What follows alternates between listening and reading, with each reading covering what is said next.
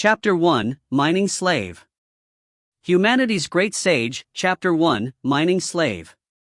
Translator, Asaka. Editor, Dale Lidgerkeys.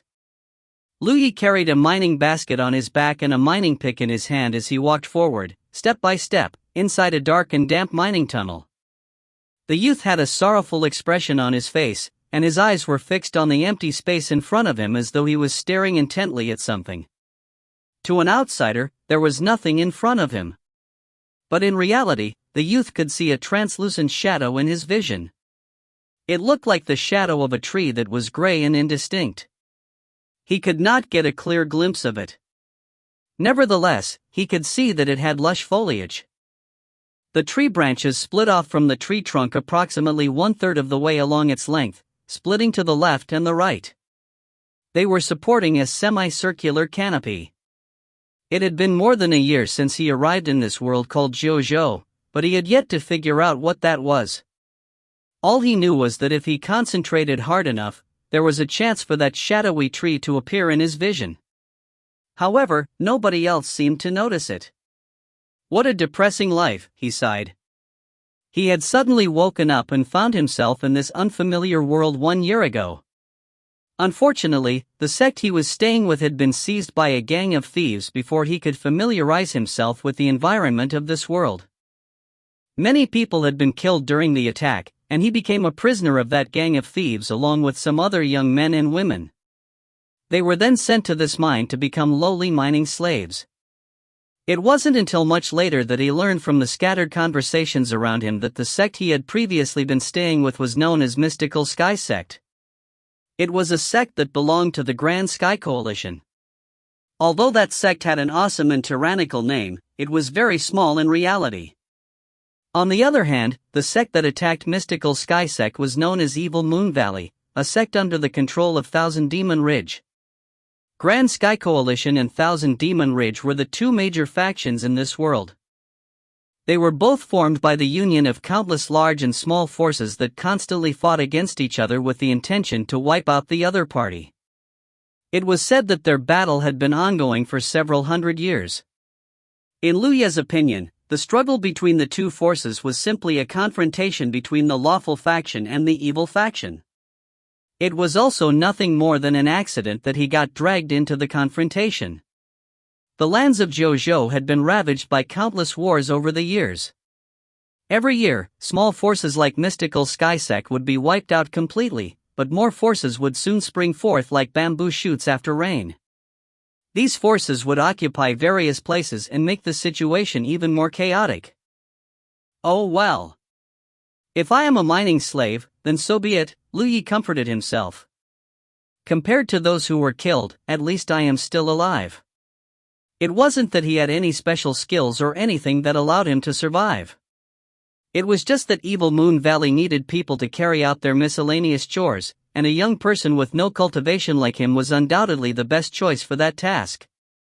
In fact, the mining slaves at this mine did not just consist of the members of Mystical Sky Sect but also the disciples of various small clans and sects. Evil Moon Valley was not weak. It had captured many territories over the years, and the original forces in those territories had been wiped out completely. Among those who were defeated, those that were deemed useful had been sent to various places as slaves. None of these people had anything special about them. None of them had been enlightened nor started cultivating, so they were very easy to control. There was a saying in Jojo that when demons who were not enlightened had difficulty taking human form, and humans who were not enlightened had difficulty cultivating. To begin cultivating, one needed to unlock their spiritual points. In other words, only those who managed to unlock their spiritual points had the qualifications to begin cultivating. Enlightenment was not an easy thing to achieve. Only 1 out of 100 people could unlock their spiritual points after undergoing systematic training. That probability might increase somewhat if they came from a cultivation clan or sect and received guidance from their elders. Since Luyi could not unlock his spiritual points, he could only earn a living by mining in this dim mining tunnel. Fortunately, it wasn't as if mining slaves had no way out of their predicament. If they could successfully achieve enlightenment and report their achievement to the person in charge, they would receive the opportunity to take an assessment. If they passed the assessment, they could become a disciple of Evil Moon Valley. It was just that very few among the mining slaves could achieve enlightenment. How could they achieve enlightenment when they worked all day long in this dim environment and couldn't even get enough food to eat? That was why almost 99% of the mining slaves were resigned to their fate. They worked themselves to the bone every single day just to get a full meal to eat. Lu Yi did not have any sense of belonging towards mystical sky sect. After all, he had only just arrived in this world when mystical sky sect was destroyed. He didn't even know any of the people in the sect. Be that as it may, he did not want to become a disciple of Evil Moon Valley either. It was not part of the lawful force. Just listening to the name gave him an evil vibe. It was bound to be destroyed, sooner or later. Even so, he could not spend his entire life as a mining slave in this place. What kind of life would that be? He was one of the elites of the modern era. If he had no dreams or ambitions, how would he be any different from a piece of salted fish? That was why he had been working hard to achieve enlightenment over the past year. At first, he thought that the shadowy tree only he could see would give him some kind of magical help. Unfortunately, the shadowy tree remained nothing more than a shadow. Forget about helping him out, it even affected his vision occasionally. He strongly suspected that there was something wrong with his eyes. Turning a corner, he saw a faint light in the distance. It was one of the exits of the mining tunnel. He had a good harvest today. If he turned in the ore in his mining basket, he could probably get 3 contribution points. Combined with the contribution points he accumulated over the past few days, he had around 12 points in total. 2 points would be used to exchange for 2 steamed buns, and the remaining 10 points would be just enough for him to redeem 1 chi blood pill. The chi blood pill was a very low-grade spirit pill. It was not something that could aid in achieving enlightenment, but an abundance of chi and blood were required to achieve enlightenment. Although the chi blood pill was very low-grade, it was extremely suitable for people like him who had yet to achieve enlightenment. The reason why Evil Moon Valley was willing to hand out the chi blood pill was not out of kindness. It was because they were well versed in the art of manipulating a person's heart. Despite being the cheapest and lower grade spirit pill, it could make hopeful people work even harder at mining. Lu Yi was a prime example. He worked very hard every single day. Above 100 meters away from the entrance of the mining tunnel, he inadvertently glanced at a certain spot in the front left corner. There was a huge boulder in that spot. He kept walking and continued walking until he was about 35 meters away. Only then did he put down the mining basket on his back, tighten his grip on his mining pick, take out a medium-sized rock from his mining basket, and weight it in his hands. In the next moment, he suddenly ran toward the boulder, slid sideways as he approached the boulder, and kicked out at the rock wall of the mining tunnel. Then, he swooped down from above toward the back of the boulder with the help of the rebounding force from his kick. His movements were as agile as a cheetah. 2 figures were half squatting behind the boulder, concealing themselves with the help of the boulder. They did not expect anybody to notice their presence. Hence, it was too late for them to stand up by the time they heard a sound and looked up to see Lu Yi. Under the horrified gazes of those 2, Lu Yi raised his hand and threw the ore in his hand at them. It hit one of them directly on the nose. That person screamed in pain and fell on his back to the ground. Blood flowed freely from his face. Meanwhile, Lu Yi attacked again with the mining pick in his other hand. Before his attack landed on the second person, that person reacted swiftly and turned his head to avoid the attack. However, Lu Yi had already rushed over and followed up his attack with a kick to that person's lower abdomen. An expression of pain flashed across that person's face as he staggered backwards from the kick and slumped to the ground, throwing up bile. Lu Yi strode forward and grabbed the other party by the hair. When he saw the other party's face clearly, he sneered. I was wondering who it was. It turned out to be you 2 brothers. He knew these 2. They were the disciples of the Lu family clan. After the territory of the Lu family clan was seized by Evil Moon Valley, a few of the younger disciples of the Lu family had been sent here to become mining slaves. Strictly speaking, Lu Yi and the two brothers from the Lu family clan were in the same boat. "Didn't I warn you never to let me see you again? I told you I'd kill you the next time I saw you." While speaking, Lu Yi picked up a rock from the ground and viciously brought it smashing down. That blow was very heavy, and second brother Lu let out a groan before collapsing to the ground unconscious. After that, Lu Yi walked toward big brother Lu, who had been injured by him previously. Big brother Lu's forehead was badly injured and the blood from his injury blurred his vision. When he saw Lu Yi walking toward him through his blurry vision, he was so frightened that he scrambled away in a half-crawl. "Have mercy. We didn't know it was you. We thought it was someone else. Have mercy." The two brothers from the Lu family clan had been sneaking around in front of the exit of the mining tunnel. It was clear that they had been up to no good. These two had been pampered and coddled all their lives prior to their capture by Evil Moon Valley. They refused to endure the hardships even after becoming mining slaves. Unfortunately, the status of mining slaves was extremely low. The people of Evil Moon Valley didn't even consider mining slaves to be human.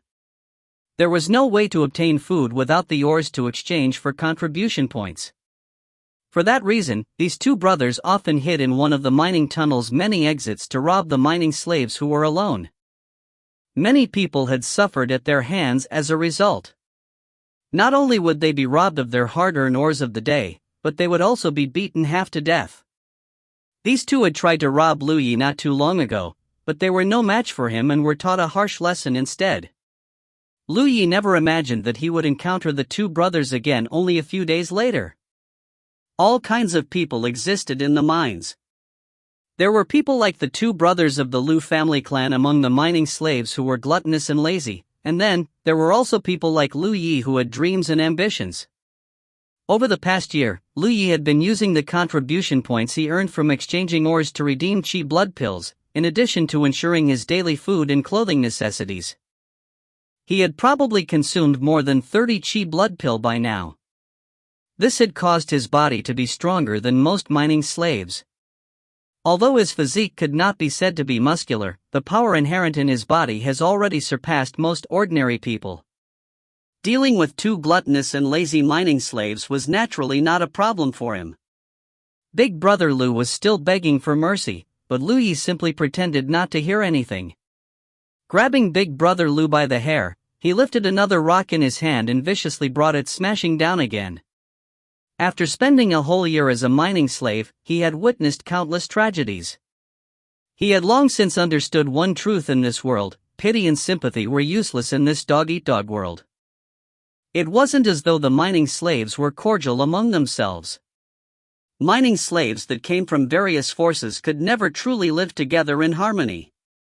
Thus, they often came to blows over a good piece of ore. People died in the mining tunnels every single day. One could see piles of bones scattered across the ground at varying intervals. That was because many mining slaves starved to death after being robbed. Big brother Lu fell to the ground. Lu Yi picked up his mining pick and his mining basket, then he strode toward the exit. He had not killed the brothers from the Lu family clan. It wasn't out of kindness. It was simply because injured mining slaves generally could not survive for long in this place. He had only taken a few steps forward when a person rushed in through the exit in a panic. "Get out of the way," that person shouted. At the same time, a palm struck toward Lu Yi. At that moment, Lu Yi felt his entire body going cold. He had caught a glimpse of a pale blue light flowing through the other party's palm. That was the light of spiritual power. In other words, the person attacking him was a cultivator. Only those who achieved enlightenment were qualified to begin cultivating and be known as a cultivator. A cultivator's spiritual power was an extremely mysterious power. Lu Yi had seen one of Evil Moon Valley's cultivators launching an attack before. Although the power behind that attack had not been much, that man had smashed a piece of ore with just a light hit of his palm. It was precisely because Lu Yi had witnessed that strange sight that he made up his mind to unlock his spiritual points and become a cultivator. He also secretly assessed that the weakest cultivator of Evil Moon Valley could easily take down 10 of him. Therefore, he understood that he was in great danger the moment he realized that the person attacking him was a cultivator. At that critical moment of life and death, he forcefully stopped in his tracks and leapt backward abruptly. A numbness spread out from his chest and the sound of bones breaking rang out. He was sent flying and collapsed to the ground with a groan. The severe pain made his head clear up significantly. When he realized he was still alive, he immediately stood back up. Ha! The cultivator who attacked seemed a little surprised. Although he had not used his full strength just now, a normal mining slave should not have been able to withstand that attack even though it was just a casual swipe. Borrowing the dim light, he saw the face of the mining slave and blurted out, "Lu Yi?" At this moment, Lu Yi had turned around and was prepared to run away. Upon hearing the voice coming from behind him, he froze in shock. Manager Yang? This cultivator surnamed Yang was a lower manager at the mine. Lu Yi would often deal with him because the redemption of the Qi blood pills was done through him. Therefore, they could be considered rather familiar with each other. Manager Yang had quite a favorable opinion of Lu Yi. Mining slaves like Lu Yi who could bear such hardships yet still work so hard were very rare after all. Nevertheless, there was no special treatment regardless of his positive impression of Lu Yi. As long as Lu Yi did not achieve enlightenment, there would always be an insurmountable gap between ordinary people like him and the cultivators. After recognizing that it was Lu Yi, Manager Yang immediately understood why the other party had not died from his attack. Lu Yi had redeemed many Qi blood pills from him over a year. Therefore, Lu Yi's physique was stronger than an ordinary mining slave. Combined with the fact that his attack just now had only been a casual blow with no intention to kill, it was not surprising that the other party managed to survive. Opposite Manager Yang, Lu Yi felt his heart pounding wildly like a drum in his chest.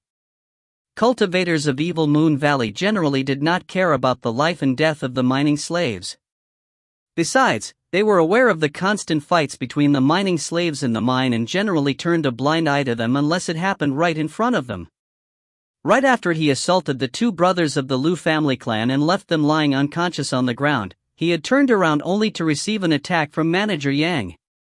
In his opinion, it seemed as though Manager Yang was disciplining him.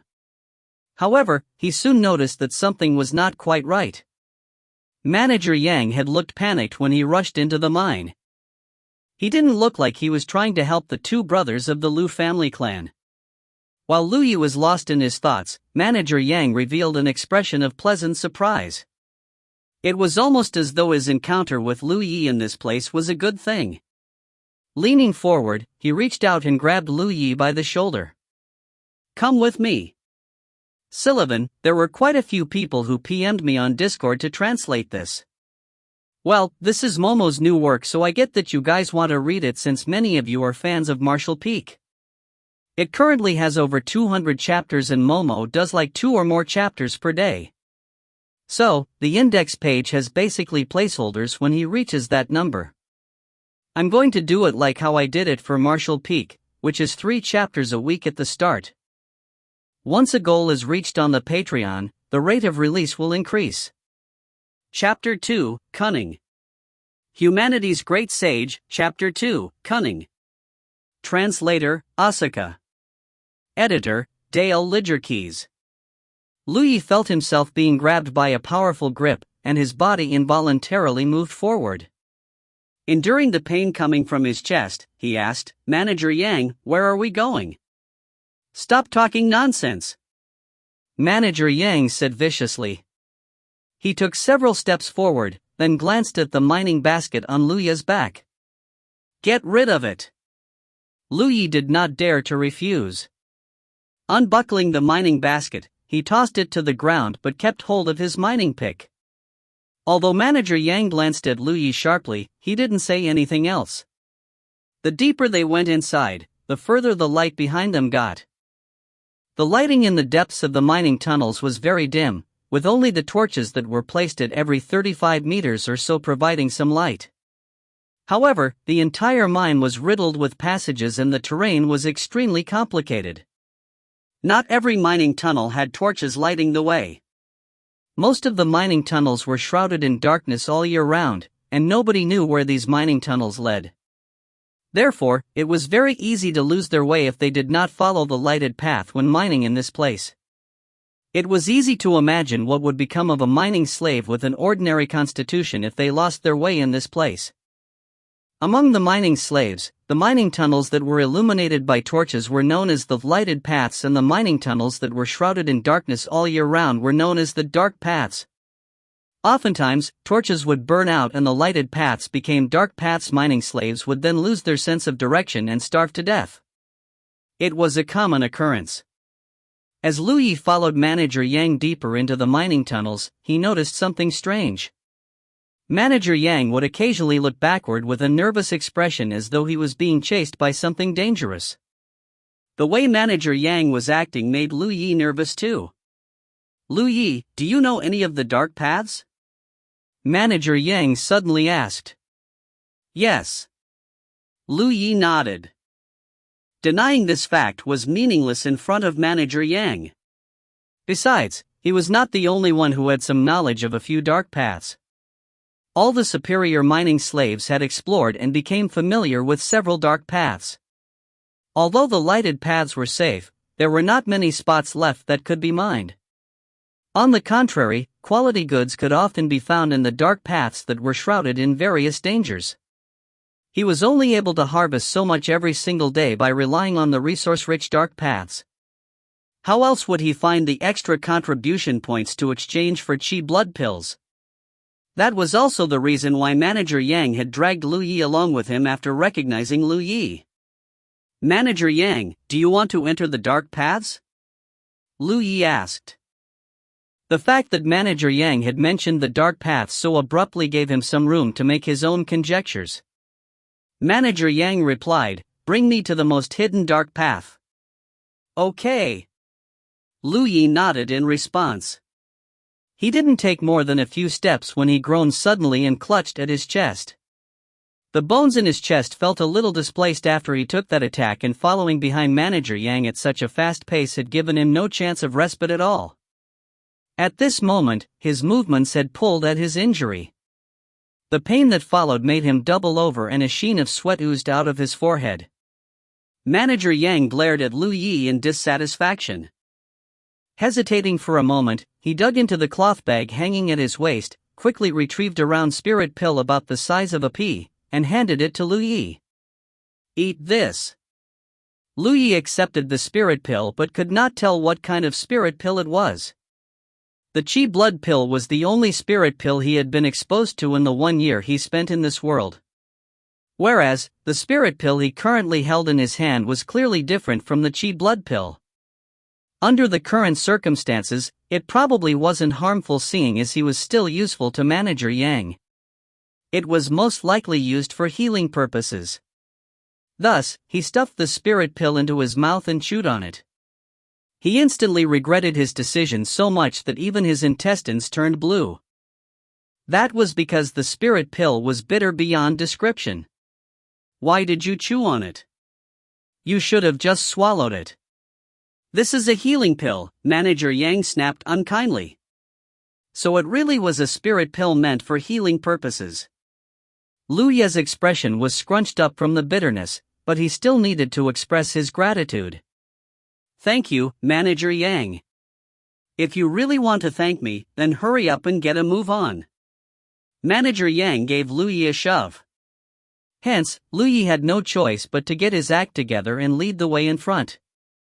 That spirit pill might have been incredibly bitter, but the effects were surprisingly good. He felt a rush of heat spreading in his lower abdomen not long after consuming it. Following that, the pain coming from his chest injury didn't seem as intense as before. Rather, it became sore and itchy. He couldn't help feeling amazed. Wow! So, it's true that bitter medicine works well after all. Under Lu Ye's lead, the two of them continued to move forward in the crisscrossing paths of the mining tunnels. They occasionally came across some mining slaves that were heading back to the surface, but Manager Yang killed them all without hesitation. Lu Ye's eyelids twitched at the sight. Nevertheless, the suspicion in his heart became clearer. About an hour later, the two of them stopped in front of the entrance to a dark path. Lu Ye was holding a torch in his hands at this point. It was a torch he took from nearby. He said, "Manager Yang, this is the most hidden dark path. Once you go inside, take a left at the first intersection. At the second intersection." Before he could finish speaking, Manager Yang kicked him inside. "Lead the way." He felt his heart sinking to the bottom of the abyss. He did not wish to continue leading the way. Judging by Manager Yang's actions along the way here, he knew that he would suffer the same tragic ending once he brought Manager Yang to their destination. Unfortunately, his last attempt to escape had failed. Manager Yang clearly had no intention of entering the dark paths alone. It was better to have Lu Ye, who was familiar with the terrain, leading the way than to blindly explore the place on his own. Therefore, Lu Ye had no other option but to continue forward reluctantly. The paths twisted and turned so much that even Manager Yang, who was a cultivator, could barely remember the way back. Another hour or so went by. Then, the mining tunnel ended ahead with no other way forward. Lu Ye inserted the torch on a hidden pillar on the rock wall. Manager Yang let out a deep breath of relief and sat on the ground to rest. Turning his head to glance at Lu Ye, he couldn't help laughing. "You truly are capable. I can't believe you even managed to find a place like this." Lu Ye smiled. "It was a stroke of luck." Manager Yang nodded and said nothing more. Lu Ye said, "I'll be taking my leave now, Manager Yang." Manager Yang lifted his gaze slightly and lightly said, "Lu Ye, you are a smart man. Smart men should do smart things." While speaking, he got to his feet again and slowly approached Lu Ye. The flickering light from the torch made his shadow dance like a ghostly figure. Lu Ye panicked. "What do you mean?" Manager Yang sighed. "I guess I might as well explain things to you clearly. The people of Grand Sky Coalition are here. I'm afraid we won't be able to defend the mines for long. I came here to escape from the dangers outside. Although I am very grateful to you for bringing me here, I can't let you go back." Lu Ye backed away slowly. "It's just as I thought." A vague guess had formed in his heart when he saw Manager Yang killing off those mining slaves indiscriminately. Manager Yang was worried that news of him entering the mines would be leaked, so he had to kill anybody and everybody who saw him. On the other hand, the reason he had been so happy to see Lu Ye at the entrance of the mines was that he knew Lu Ye could bring him to a secret place to hide. Even if the people of Grand Sky Coalition took over the mines, it would not be easy to find him if he was hiding in a place like this. There was a high possibility that he could escape this catastrophe alive. It was precisely because Lu Ye was aware of his own situation that he had been trying to get away. But, how could he get away if Manager Yang refused to let him leave? "Then, I'll stay with you and keep you company." "I won't leave." He pressed his back against the rock wall. There was nowhere for him to retreat. Manager Yang paused for a moment and seemed to consider the idea seriously. Unfortunately, he soon shook his head. "I didn't bring a lot of food with me. I don't know how long I will have to hide in this place either. Although Grand Sky Coalition won't be able to remain here for long, it will take at least a month or two for them to leave. That's such a long time. You will starve to death by then. How can you even keep me company? So, I'll give you a quick death as thanks." There was only a distance of 10 meters between them. As soon as the conversation ended, he struck out at Lu Ye with his palm. His cultivation might not be that powerful, but it was still a piece of cake for him to kill an ordinary person like Lu Ye. To his surprise, Lu Yi rushed toward him with the mining pick raised up high and viciously brought it smashing down at his head at the exact moment he launched his attack. Although Lu Yi's ruthlessness and decisiveness surprised him slightly, that was all it was. On the contrary, what happened next shocked him so much that he nearly lost his soul. He suddenly realized that it was difficult to control the spiritual power coming from his spiritual points. It felt as though there was an inexplicable force restricting his spiritual power and he could only mobilize a small amount of it. In the meantime, the mining pick came smashing down at his head. It was too late for him to avoid the attack, so he could only use the hand he had attacked Lu Yi with to block against the attack. Asterisk crack. Asterisk a crisp sound rang out in the air. The mining pick had landed squarely against his arm and broke his bone. He couldn't help screaming out in pain and shuffling backwards. Having landed a successful blow, Lu Yi felt slightly relieved. It looks like the rumors I heard in the past were true. I still have a chance of surviving this. Even though he had the upper hand, he did not let up on his attacks. He slowly pressed forward, the mining pick in his hand constantly rising and falling in front of him. He actually managed to push Manager Yang so hard that Manager Yang was unable to fight back. Manager Yang might be a cultivator of Evil Moon Valley, but his cultivation was not powerful. That was why he had been assigned to this position of managing the mines, which practically had no obligations to carry out.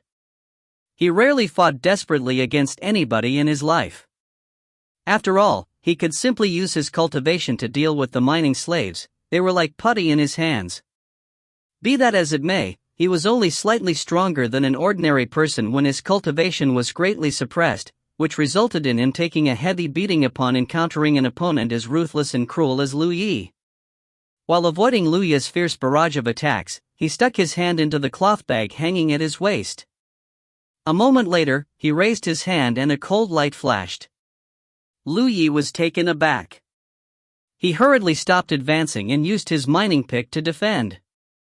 That cold light slashed down the front of the mining pick, and the mining pick made of fine iron was cut in half. Looking up, he glanced at Manager Yang's hand only to discover that a long sword had appeared in Manager Yang's hand at some unknown point in time. It was something Manager Yang had retrieved from the cloth bag. Manager Yang swung the sword in his hands threateningly, creating a deterrent that prevented Lu Yi from stepping forward at will. The situation instantly fell into a stalemate. An ordinary person and a cultivator faced each other in the deepest parts of the mining tunnels. The former had a cold and determined expression. On the other hand, the latter was an utter mess and an intense pain was causing his expression to contort in a grimace. A Yuan metal force field. Manager Yang shouted through gritted teeth. Only a short while had passed, but he had already figured out why his spiritual power was being suppressed. This place contained large quantities of Yuan metal ore. Yuan metal was an extremely rare mineral. When it came to its value, the value of Yuan metal was second to none in this entire mine. That was because it was a mineral that was very useful to cultivators. The only downside was that Yuan metal had a special characteristic. It would emit an invisible and intangible force field, and this force field would restrict the circulation of all spiritual power within its range. A cultivator's strength would be greatly reduced if he was caught in this force field. Since Manager Yang had limited cultivation, being enveloped by this Yuan metal force field caused almost all of his spiritual power to be suppressed. He was reduced from a superior cultivator to an ordinary person in an instant. All of a sudden, he recalled that Lu Yi would occasionally mine some Yuan metal over the past year. It was just that other people had mined some too and it had not been a large amount either, so he did not pay much attention to it. There were all kinds of ores in this mine after all. It would now seem that Lu Yi had always known about this location where a lot of Yuan metal was located. Even so, he did not mine it excessively in exchange for contribution points and only mined some occasionally, lest other people covet his secret. It could be seen that he was very calculating. You deceived me. Manager Yang felt like he was about to lose his mind. Now that things had come to this point, how could he not realize that Lu Yi had brought him to this location on purpose? An ordinary person he thought he could kill with ease had turned around and bared their fangs at him. The realization enraged him greatly. Nevertheless, his arm was broken and he was injured in many places. Under these circumstances where he could not bring out his cultivation, he knew he was no match for Lu Yi. Therefore, he immediately took decisive action. He turned around and ran. Upon seeing this scene, Lu Yi instantly had a bad feeling. He only had a little knowledge of the Yuan metal force field. He had heard about the special characteristics from a cultivator of Evil Moon Valley the first time he handed over the Yuan metal, so he kept that knowledge in mind. Along the way here, he witnessed the manager killing off the other mining slaves with no mercy. He knew that could only spell trouble for him, so he decided to bring Manager Yang to this place. Before he broke Manager Yang's arm, he had not been certain if the Yuan metal force field in this place could limit Manager Yang's power. Fortunately, the heavens were on his side. The Yuan metal force field really did hamper Manager Yang's power. Even so, the range of the Yuan metal force field was limited. I will die the moment Manager Yang leaves the range of the force field. I cannot let him escape. He steeled his heart, bent down, picked up a fist-sized rock from the ground, and threw it at Manager Yang with all his strength. Manager Yang, who was running away in a panic, never expected Lu Yi to have such an underhanded trick up his sleeves. Consequently, he was hit in the back of the head and stumbled to the ground. Before he could stand up, a whistling sound of something cutting through the wind rang out in his ears. He quickly flipped over and saw Lu Yi rushing forward while slashing at him with the other half of the mining pick that was still in Lu Yi's hands.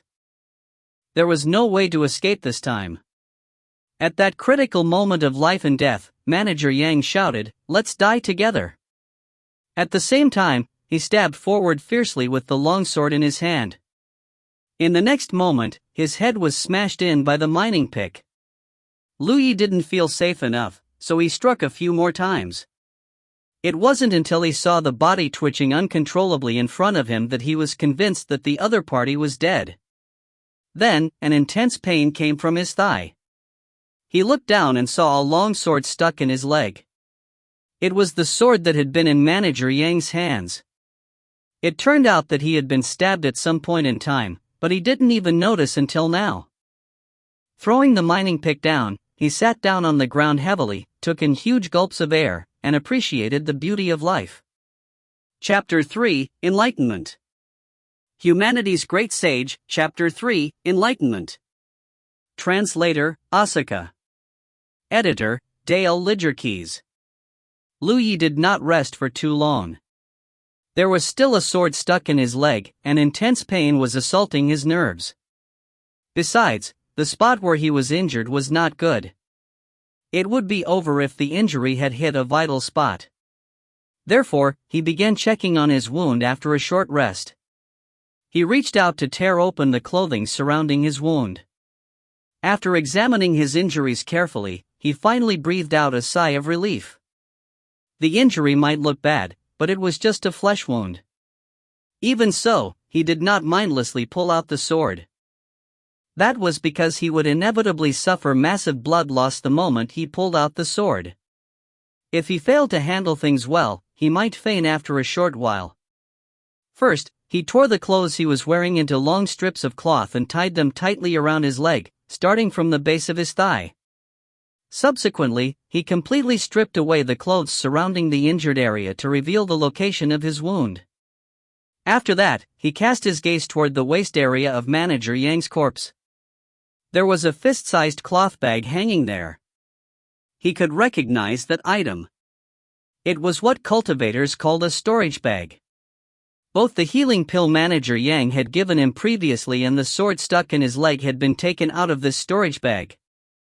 A cultivator's storage bag generally carried all of their belongings. Hence, he pulled Manager Yang's body over to him and retrieved the storage bag hanging around Manager Yang's waist. He studied the item carefully and was amazed. A large space seemed to be contained inside this small cloth bag, allowing it to store many things inside. He still didn't know much about cultivation-related matters despite being in Zhou for more than a year, but he had heard a lot about the items in the cultivation world. It was said that every cultivator's storage bag had a mysterious and invisible lock on it. This lock could only be unlocked by the cultivator themselves. Even if other people got their hands on the storage bag, they could not open the storage bag easily unless they had special means to break the lock. That kind of lock was known among the cultivators as a restraining lock. Although the storage bag in Lu Ye's hands looked like a cloth bag, it was actually made from the skin of an unknown animal. He secretly prayed in his heart, "Please don't let this storage bag be locked." Opening the bag, he reached his hand inside nervously. Soon, a look of joy spread over his face. This storage bag had not been locked. He could already feel some of the contents inside the storage bag. Thinking about it, it made sense. When Manager Yang was faced with danger, he had hurriedly taken out a long sword from within the storage bag to confront his enemy. At the time, his cultivation had been obstructed by the Yuan metal force field. Where would he find the time or energy to lock his storage bag? "I'm saved." Lu Yi calmed down considerably and kept taking out the contents of the storage bag. He was looking for the Qi blood pill, as well as the healing pill Manager Yang had given to him before. After pulling out the sword later, he would surely suffer from blood loss. He could lessen the dangers if he could use the Qi blood pill to replenish his Qi and blood. In addition, the healing pill was undoubtedly an excellent item that would also be suitable for the current circumstances. Soon, a messy pile of stuff formed next to him. There were bottles and jars, tons of food, a few large water sacks, some books, and even some toilet paper. He couldn't help feeling rather speechless. However, there was nothing wrong with bringing some extra items considering Manager Yang had escaped to this place to seek refuge from the dangers outside. He searched through the bottles and quickly found the Qi blood pills and healing pills that he needed. There were many of the Qi blood pills. There were as many as 10 bottles, and each bottle contained 20 to 30 pills. Meanwhile, there was only one bottle of healing pills with 7 or 8 left inside. Manager Yang had been in charge of providing Qi blood pills to the mining slaves in exchange for contribution points, so it was only natural for him to carry around large quantities of Qi blood pills. This made Lu Yi extremely happy. In the past, he needed 10 contribution points just to obtain one Qi blood pill. He only managed to obtain 30 pills over the course of a year. On the other hand, he instantly received 200 to 300 of those Qi blood pills all at once just by killing Manager Yang. "I'm rich." He took out a Qi blood pill and prepared to consume it. Pondering for a moment, he added 2 more pills and stuffed them into his mouth. It wasn't that he didn't want to eat more of them but that it was pointless to eat so many of them in one go. Then, he took out the healing pills and swallowed one. Immediately after that, he grabbed one of the large water sacks, untied the mouth of the bag, gulped down a few mouthfuls, and used the clean water to wash his wound. A slightly chilly feeling spread across his wound. Although the water agitated his injury, it also brought about a bit of coolness at the same time. His forehead oozed with sweat. When he finished cleaning his wound, he took out another healing pill and set it aside for later use. He had done what he needed to do. Taking a deep breath, he wrapped his hands around the hilt of the sword and yanked it out abruptly. At that moment, his entire body shuddered in response. Nevertheless, he gritted his teeth and did not make a single sound. He had no time for delays. He swiftly picked up the healing pill he had set aside earlier, crushed it into powder in his hands, and scattered the powder on his wound. Healing pills could be consumed directly, but he did not know whether it had any effect if used externally. Thus, he could only give it a try. Untying the clothes tied around the base of his thigh, he bandaged his wound properly. After all his efforts, he was practically soaked in sweat. He lay down directly on the ground and didn't feel like moving in the slightest as he gradually lost consciousness. He did not know how long had passed by the time he woke up again. He struggled to sit up and leaned against the rock wall. Then, he lifted a hand and pressed the area around the injury on his leg. Although it hurt, there was no inflammation. That was a good thing. It would seem that both consuming the healing pill and applying it externally had worked. The most dangerous period was over, and he finally relaxed slightly. A rumbling sound came from his stomach. Before encountering Manager Yang, he had not eaten anything for more than half a day. He planned to exchange his contribution points for some food after turning in the ores he had harvested. Who could have known that Manager Yang would force him to enter the depths of the mining tunnels? Afterwards, he even fought a deadly battle with Manager Yang and was wounded in the end. Fortunately, he found a lot of food in Manager Yang's storage bag. Taking out a piece of dried meat, he ate it with some water to wash it down. His hunger slowly faded. Since this place was practically inaccessible and he was safe for the time being, he gradually began showing interest in the items Manager Yang left behind. While eating, he rifled through the items he had taken out of Manager Yang's storage bag. He could recognize the chi blood pills and healing pills. However, there were some spirit pills that he had never seen before. He had no idea what they were used for. Moreover, some of those spirit pills were exuding a pungent spell. It was obviously something nasty. Putting those spirit pills aside, Lu Yi casually picked up a book and flipped through it under the flickering torchlight. The contents of the book instantly enraptured him.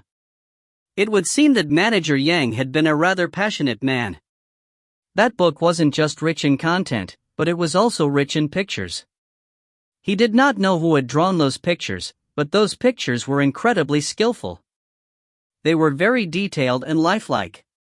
His physical condition was very weak at the moment. It was not a suitable time to read this kind of erotic content. Thus, he tossed it to the side and picked up another book. This book contained words on the cover. Reading the title, it turned out to be a biography of a sword saint. That aroused his interest, so he read a few pages of it only to discover that it was a storybook. Tossing that book to the side, he picked up the third book. When he read the title on the cover, his heart skipped a beat. The Golden Liberation Technique. He hurriedly flipped through it, and his expression became increasingly excited. It was a book on cultivation techniques. It was similar to the first book. It was filled with pictures and texts, which were very easy to understand. From the looks of it, it seemed to be the cultivation technique that Manager Yang had been cultivating. Following his excitement, he suddenly realized a very real problem. He had yet to unlock his spiritual points. Even with the cultivation technique placed right in front of him, it was completely useless to him. He sighed softly and placed the Golden Liberation Technique down.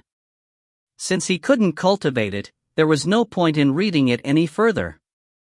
He had tried unlocking his spiritual points over the course of the year, but his efforts had proven fruitless so far. After a moment of depression, he picked up Manager Yang's storage bag again. There were still some items inside that he had not taken out yet. Reaching his hand into the bag, he took out the items, one by one. He did not find anything else that seemed valuable, but there were many rare ores. Among those rare ores were several fist-sized pieces of yuan metal.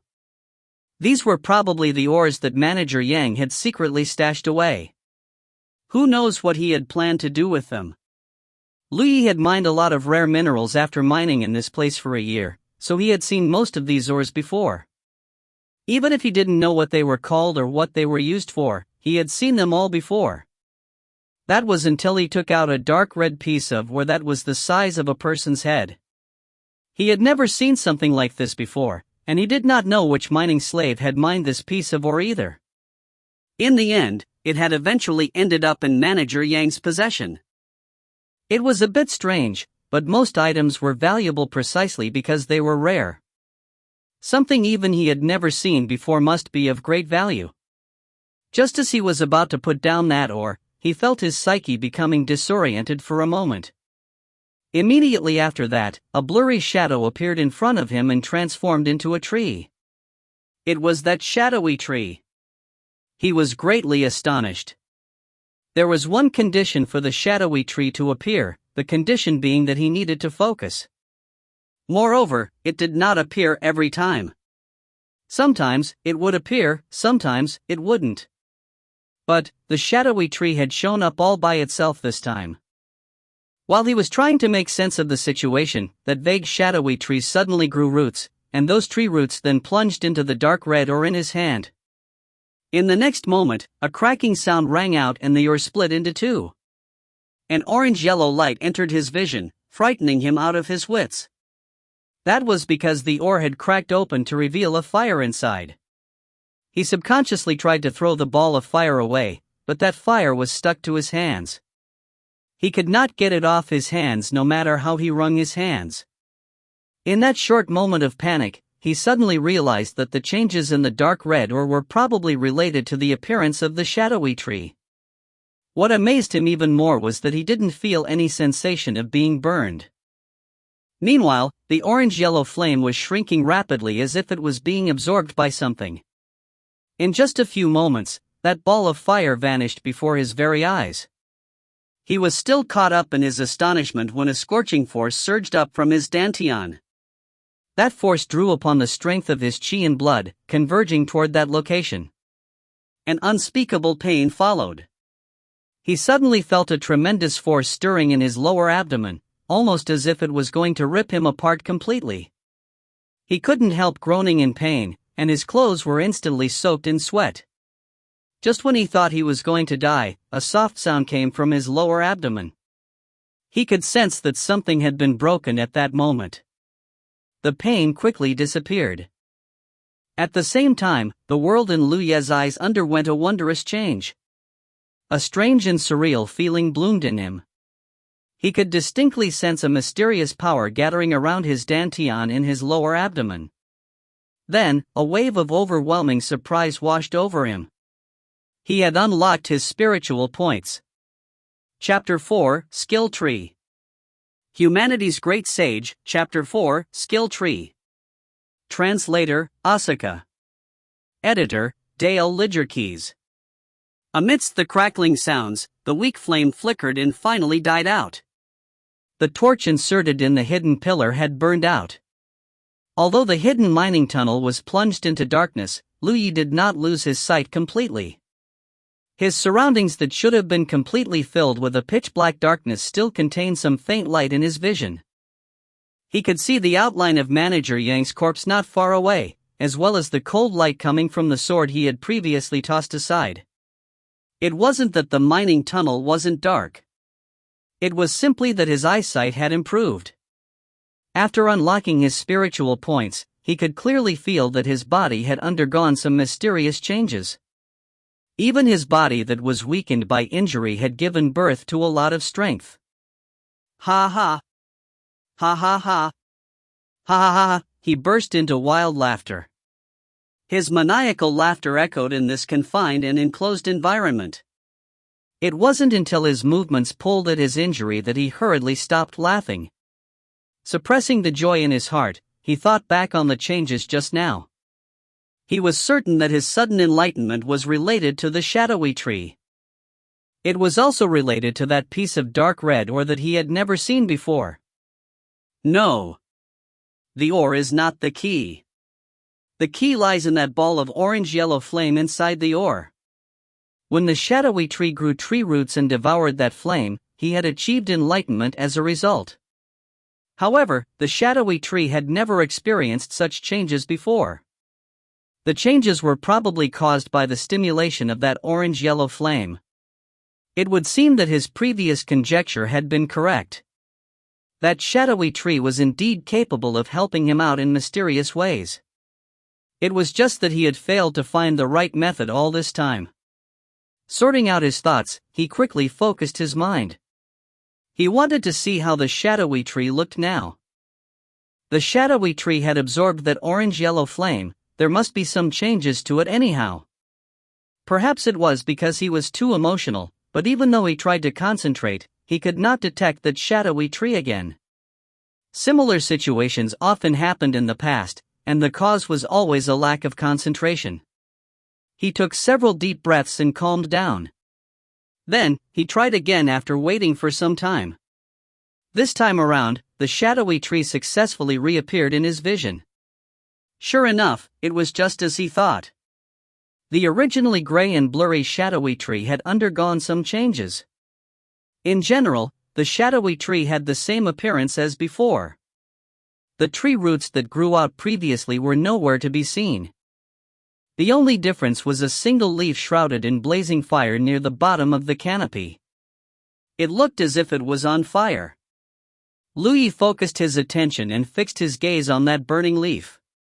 He could vaguely make out a very complicated and intricate pattern imprinted on the leaf. Concentrating hard, he tried to see the pattern clearly. All of a sudden, an unexpected change occurred. That small leaf was repeatedly magnified in front of his eyes until it obstructed his vision in an instant. At the same time, a large amount of inexplicable information flooded into his mind unchecked. He suddenly felt as though somebody had smashed his head in with a large sledgehammer. He didn't even manage to make a single sound before passing out. When he regained consciousness again, he felt extremely dizzy. Moreover, his head was about to split open from the pain. He shook his head slightly, gritted his teeth, and sat up with his back leaning against the rock wall. He thought back on what happened before he lost consciousness and was surprised to discover that his head was filled with all sorts of information that he had never seen before. Furthermore, this information was ingrained so deeply that it felt like they were his own memories. Gathering his composure, he carefully went over these memories that should never have existed and quickly understood the whole story. The cause was still the shadowy tree. After devouring that orange-yellow flame, a burning leaf appeared on the shadowy tree as a result. That leaf had a mysterious pattern on it, which contained large quantities of magical knowledge. Thus, that knowledge was forcibly downloaded into his mind when he studied the leaf carefully. Sharp edge. That was the information contained in the leaf. It was a spiritual pattern called sharp edge. He had heard of spiritual patterns before. It was something that contained mysterious power.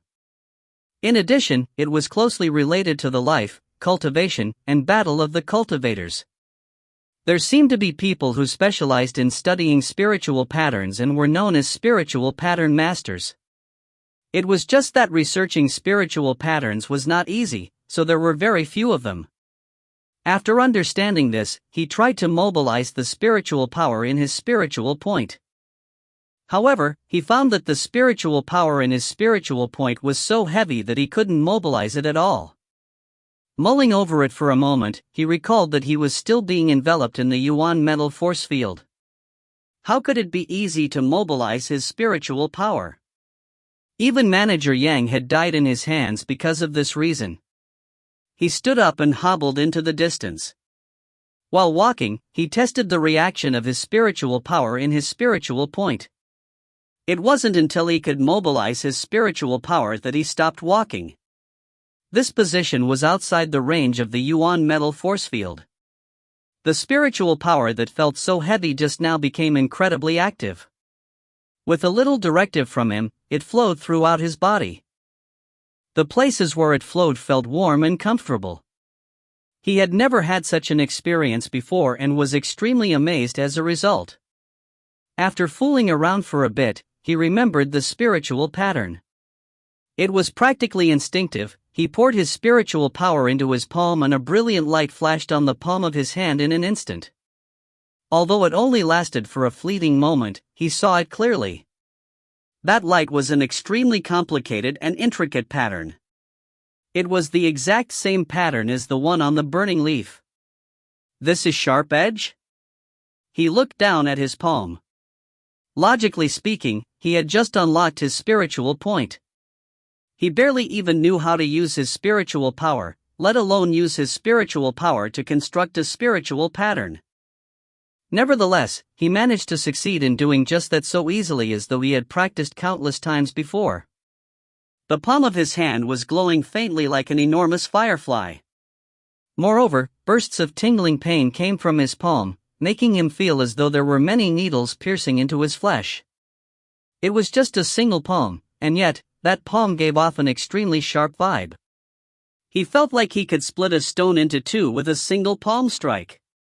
When that thought crossed his mind, he immediately dragged a rock the size of a small basin over to him. This kind of rock could be found anywhere in the mine. It had no value whatsoever.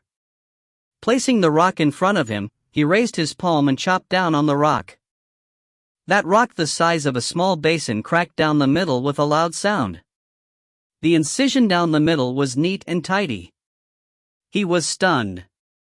The thought that he could split a stone with his bare hands had crossed his mind just now, but he never thought that it would have such an effect. This isn't splitting, this is slicing. And the thing that sliced this rock in half was my hand. All of this could only be done with the enchantment from Sharp Edge. This spiritual pattern seemed to work by making the enchanted object incredibly sharp. I once watched a cultivator from Evil Moon Valley smash a rock with his hand and was greatly shocked at the time. From the looks of things, I seem to have gained the ability to do that too. What's more, I can do it better. This is just slicing rocks. What if I sliced a human? The light shining from his palm slowly began to fade after he sliced through the rock. It was caused by exhaustion of spiritual power. At the same time, he felt as though his body was completely empty and an infinite sense of weakness washed over him. His mind had been broken. Despite having just attained enlightenment, he formed a spiritual pattern in a moment of insatiable curiosity and went way beyond his limits. Thus, he was experiencing a serious overuse of power. A wave of fatigue struck him.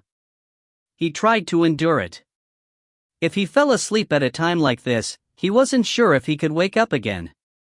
Hurrying back to the place from before, he picked up a bottle of chi blood pills, took out a few, and stuffed them into his mouth.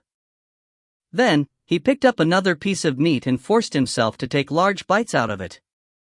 As the chi blood pills came into effect, it gradually filled his entire body with energy and the feeling of weakness slowly subsided. Leaning back against the rock wall, he sorted out his thoughts.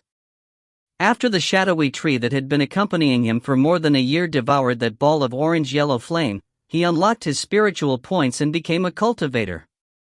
Subsequently, he discovered a burning leaf when he was checking the shadowy tree for changes and obtained the spiritual pattern, Sharp Edge, from that burning leaf. At this moment, Lu Yi couldn't help feeling a strong sense of déjà vu when he looked at the shadowy tree again. He pondered in silence for a moment and the realization suddenly dawned on him. Isn't this a skill tree? Chapter 5, Plan. Humanity's Great Sage, Chapter 5, Plan. Translator, Asuka. Editor, Dale Lidgerkeys. If a single leaf on the skill tree contains a spiritual pattern like Sharp Edge, then what about the other leaves? Will they also contain other spiritual patterns? If I can light up more leaves, then won't I be able to obtain even more knowledge on spiritual patterns? Thinking about the huge canopy and the countless leaves hanging from the skill tree, Lee couldn't help feeling fired up. How can I light up the other leaves? He had a few vague guesses in his heart, but there was no way to confirm those conjectures right now. He could only wait until an opportunity arose in the future to confirm those ideas. All he could do right now was to unlock even more spiritual points as soon as possible to increase his cultivation. The first spiritual point all cultivators would unlock was the spiritual point located at their dantian.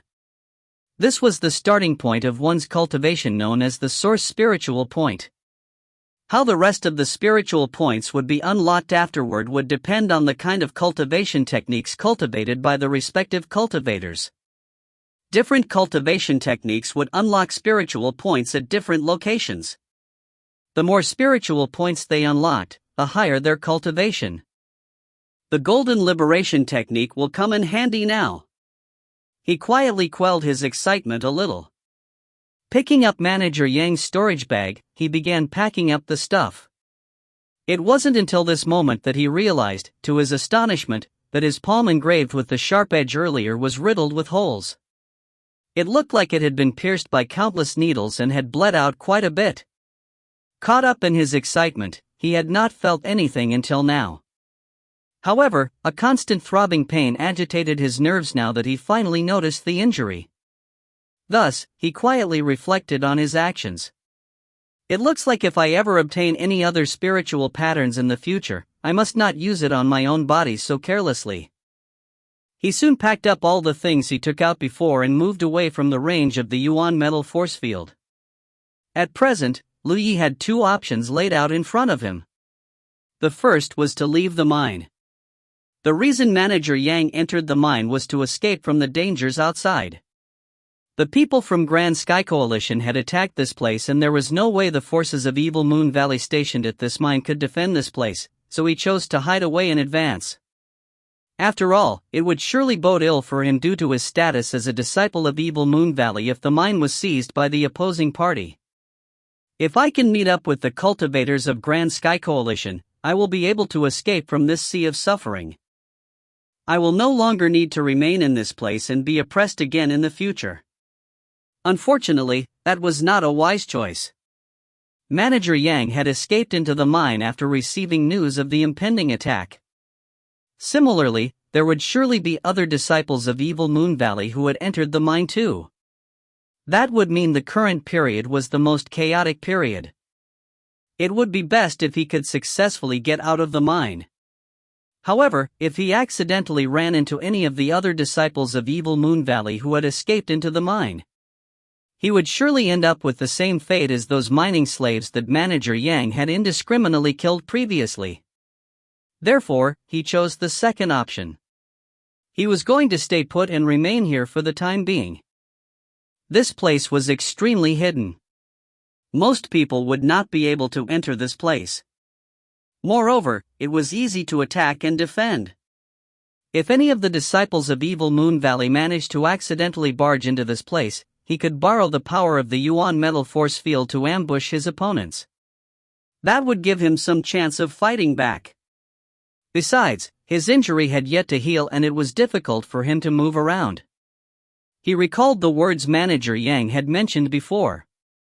If he remembered correctly, Manager Yang had said something along these lines: the people of Grand Sky Coalition are here. We won't be able to defend the mines for long. Grand Sky Coalition won't be able to remain here for long, but it will still take them at least a month or two to leave. The meaning behind these words was very obvious. Manager Yang had been certain that even if Grand Sky Coalition managed to capture this place, they could not keep this mine in their possession for long. For that reason, they would leave this place in a month or two. Control over the mine would then fall back into Evil Moon Valley's hands. Putting together all the information he had at the moment, Lu Yi concocted a plan in his heart. He planned to stay here to recuperate and cultivate. Then, he would leave the mine within a month to look for the people of Grand Sky Coalition to remove himself from this sea of suffering. He felt a lot more at ease after making up his mind. The most difficult time of his life was over. Now that he had successfully unlocked his spiritual point and there was a skill tree growing by his side, his future was bright and vast. There was no need to rush right now. Once he found a suitable location, he brought out some bedding from Manager Yang's storage bag, spread it out on the ground, sat on it quietly, and took out the book titled Golden Liberation Technique to study it carefully. The mining tunnel was filled with pitch-black darkness. Fortunately, he had successfully achieved enlightenment. Otherwise, he would not have been able to see anything. He soon discovered something interesting. If he gathered his spiritual power around his eyes, the things he saw would become a little clearer. It was a pity that he had only unlocked his source spiritual point, so his spiritual power was very limited and could not be maintained for a long time. He ate when he was hungry and slept when he was sleepy. Aside from the slightly lacking environment, there was nothing else he had to complain about. In any case, he was currently immersed in the excitement of unlocking his first spiritual point. He did not have many requirements for the environment he was living in. There was no way to calculate how much time had passed, so he didn't know how much time had passed. He could only guess that several days had passed. The injuries on his leg and his hand had almost healed completely. Since unlocking his spiritual point and becoming a cultivator, it would seem that his physical fitness had improved significantly.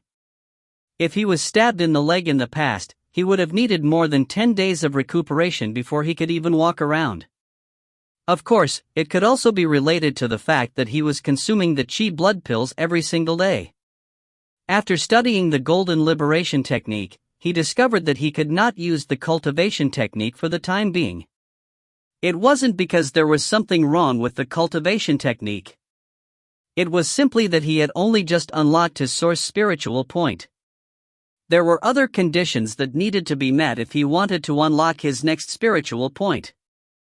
If the spiritual points were compared to a lake in a cultivator's body, then the water in the lake was the cultivator's spiritual power. Therefore, the more spiritual points a cultivator unlocked, the greater the spiritual power contained in their body. Unfortunately, the prerequisite to unlocking the next spiritual point was that the previous spiritual point had reached its full potential. To put it simply, it required his spiritual power to fill his spiritual point to the brim. In his case, what he needed to do right now was to continue cultivating. He had to strengthen and accumulate his spiritual power in his source spiritual point. When his spiritual power filled his source spiritual point to the brim, he would finally be able to unlock his next spiritual point. Only then would he need to use the Golden Liberation technique. There were several ways to strengthen one's spiritual power. The most common method was to consume spirit pills for cultivation purposes. Spirit pills could transform into spiritual power and charge up a cultivator's spiritual points. The second method was to absorb spiritual qi. Spiritual qi existed in any environment. It was only a matter of how much could be found in any environment. Once a cultivator unlocked their spiritual points, they could sense the existence of the spiritual qi. They could take the spiritual qi into their body and refine it to strengthen their cultivation. The third method was to use spirit stones. That was something he had only heard of before but never saw for himself. The last method was to refine one's vitality into qi. A cultivator could also achieve the purpose of cultivation by first strengthening their own vitality, and then refining that vitality into spiritual power. These methods had their own advantages and disadvantages. It could not be generalized. Lu Yi had never joined the ranks of the cultivators before. Nevertheless, he often heard the other mind slaves talking about cultivation matters.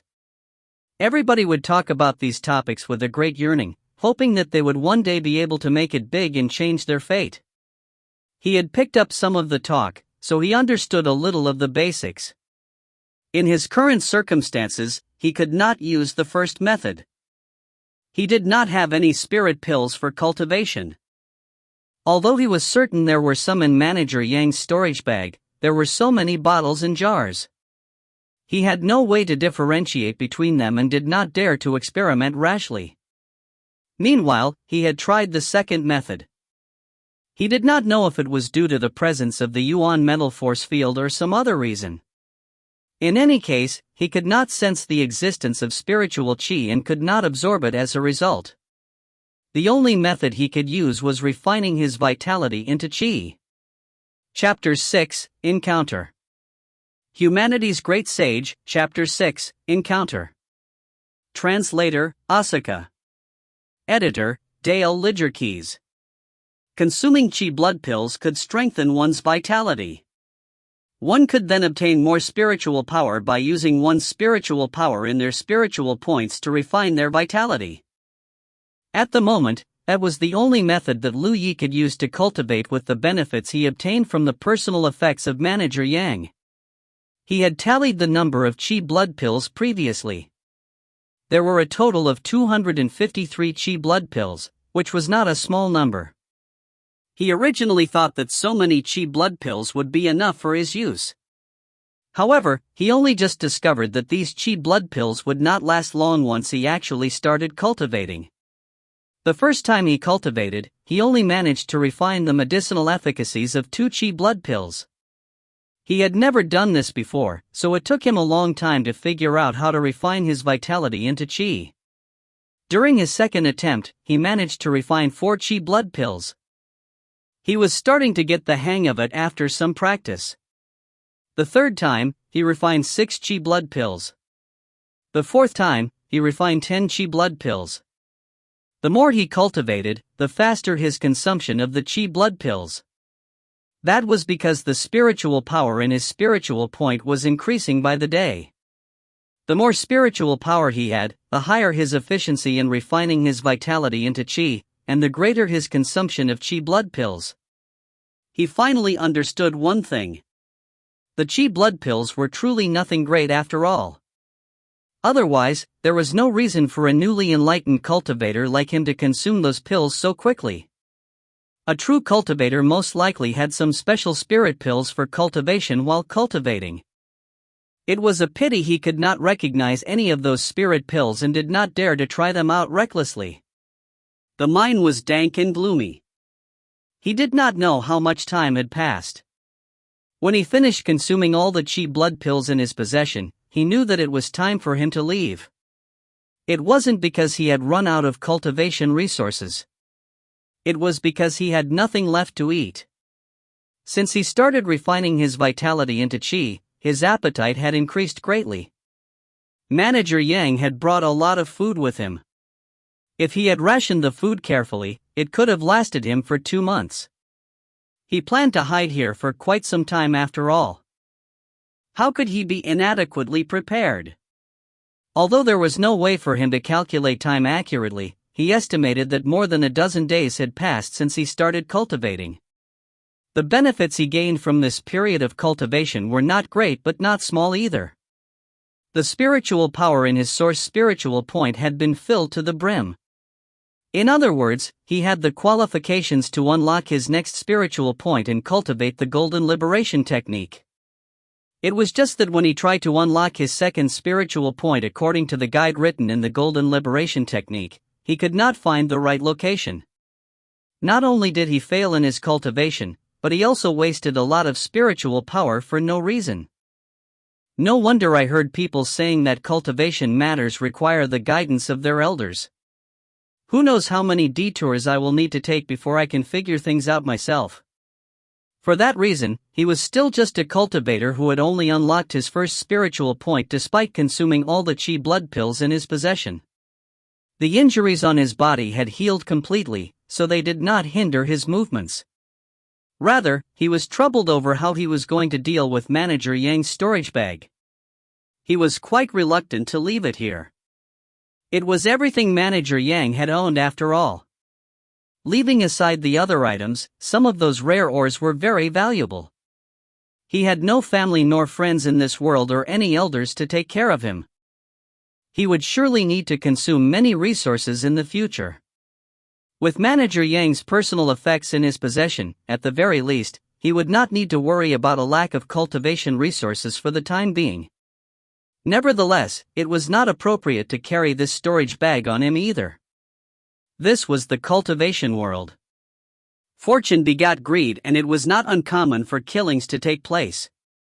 If a cultivator who had only unlocked a single spiritual point like himself carried such a precious storage bag around, it was hard to guarantee that others would not mean him harm when they saw the storage bag. After considering it for some time, he decided to bring the storage bag along with him. Wealth always came with danger. If he missed this opportunity, he might never come across another chance to obtain such windfall again. Once he made up his mind, he returned to the place where he killed Manager Yang before and picked up his mining pick that had been cut in half. Since he had decided to bring the storage bag along with him, he could not leave the yuan metal in this place behind. These ores were very valuable after all. Raising his mining pick again, he began sweating profusely like rain. He had been mining for more than a year now, so he had long gotten familiar with the work. Moreover, he was much more efficient than before now that he had a foundation of spiritual power. He mined the yuan metal, piece after piece, and stored them into the storage bag. It wasn't until he finished mining all of the yuan metal in this place that he finally tossed the mining pick aside. If everything goes smoothly, I will never need to use this ever again. Afterward, he took off his clothes, placed the storage bag close to his body, and tied it to his body with strips of cloth. By doing it this way, the storage bag would not be exposed unless he was stripped and searched. However, he took out the longsword that belonged to Manager Yang in advance. His journey might not be safe, and having a weapon at hand would allow him to respond to an emergency. When everything was prepared, Li took a deep breath and followed the route in his memory toward the outside. He was very cautious along the way. Scared that a cultivator from Evil Moon Valley would pop out of the shadows, he did not dare to go too far lest he revealed his whereabouts. Unfortunately, the more afraid one was, the more likely that fear would come true. When he rounded a corner in the dark and entered a mining tunnel, his figure suddenly froze in place. Not far ahead, a figure was leaning with his back against the rock wall of the mining tunnel and panting lightly. Moreover, there was a faint smell of blood in the air. Lu Yi was just about to retreat, but it was too late. That person turned to look in Lu Yi's direction and immediately exclaimed in surprise, "Lu Yi!" Lu Yi instantly felt his heart clenching in fear. The fact that his face could be seen in this darkness indicated that that person was a cultivator. Furthermore, a person that could recognize him could only be one of the cultivators of Evil Moon Valley. Sure enough, if Manager Yang would think of taking refuge in the mine, then so would the other cultivators of Evil Moon Valley. Who knew how many people from Evil Moon Valley were currently hidden inside the mine? The gears in his head spun quickly. He gathered his spiritual power in his eyes and finally saw the other party's face clearly. It was one of the cultivators in the mine named Zhou Chang. Zhou Chang worked under Manager Yang and had a lower status than Manager Yang. His cultivation was probably weaker than Manager Yang's too. In addition, he seemed to be injured. The smell of blood was coming from his body. "Come here." Zhou Chang lowered his voice and called out to Lu Yi. "Okay." Lu Yi immediately responded. He strode forward toward Zhou Chang, his speed increasing as he walked. Zhou Chang immediately sensed that something was amiss. The main reason was that Lu Yi was holding a sword in his hands. Thus, he frowned. "Where did you get that sword?" That sword looked like the sword given to all the cultivators of Evil Moon Valley. It was very problematic for Lu Yi to be having it in his possession. Lu Yi did not respond. He was only 10 meters away from Zhou Chang at this point. Zhou Chang finally noticed the killing intent coming from Lu Yi. Hence, he hurriedly got to his feet and shouted through gritted teeth. "I'm going to kill you, you little motherfastrous cur." With that said, he raised his sword and stabbed toward Lu Yi. That long sword was imbued with spiritual power. In the dark, it glowed with a bright light. That sword wasn't anything special. It was just that pouring spiritual power into the long sword increased the damage it inflicted. With an ordinary person like Lu Yi as his opponent, it was only natural that he believed it to be more than enough to get rid of Lu Yi. The last person who thought that way was Manager Yang, and his corpse had already begun to rot. Meanwhile, the sword light rapidly expanded in Lu Yi's vision. He directed all his spiritual power to gather around his eyes, and the entire world seemed to slow down significantly. It was different from the time he borrowed the power of the Yuan metal force field to ambush Manager Yang. This was the first time he was fighting against another cultivator in a direct confrontation. Therefore, he could not afford to hesitate or falter in the slightest. Fortunately, this cultivator's cultivation was not that powerful. He was also heavily injured, which was why Lu Yi dared to go in for the kill. When that long sword was about to hit him, he slid sideways and dodged the attack by a hair. Then, he raised the long sword in his hand and countered. At the same time, a mysterious and complicated pattern flashed across the long sword. It was the blessing of sharp edge. Chapter 7, Escaping the Sea of Suffering. Humanity's Great Sage, Chapter 7, Escaping the Sea of Suffering. Translator, Asuka. Editor, Dale Lidgerkeys. Lu Yi did not know how powerful Zhou Chang's cultivation was, but it was ultimately much stronger than his. Even if Zhou Chang was injured, it was still impossible for a newly enlightened cultivator like Lu Yi to haphazardly fight him. Besides, the intent to kill could only be executed when accompanied by the corresponding methods.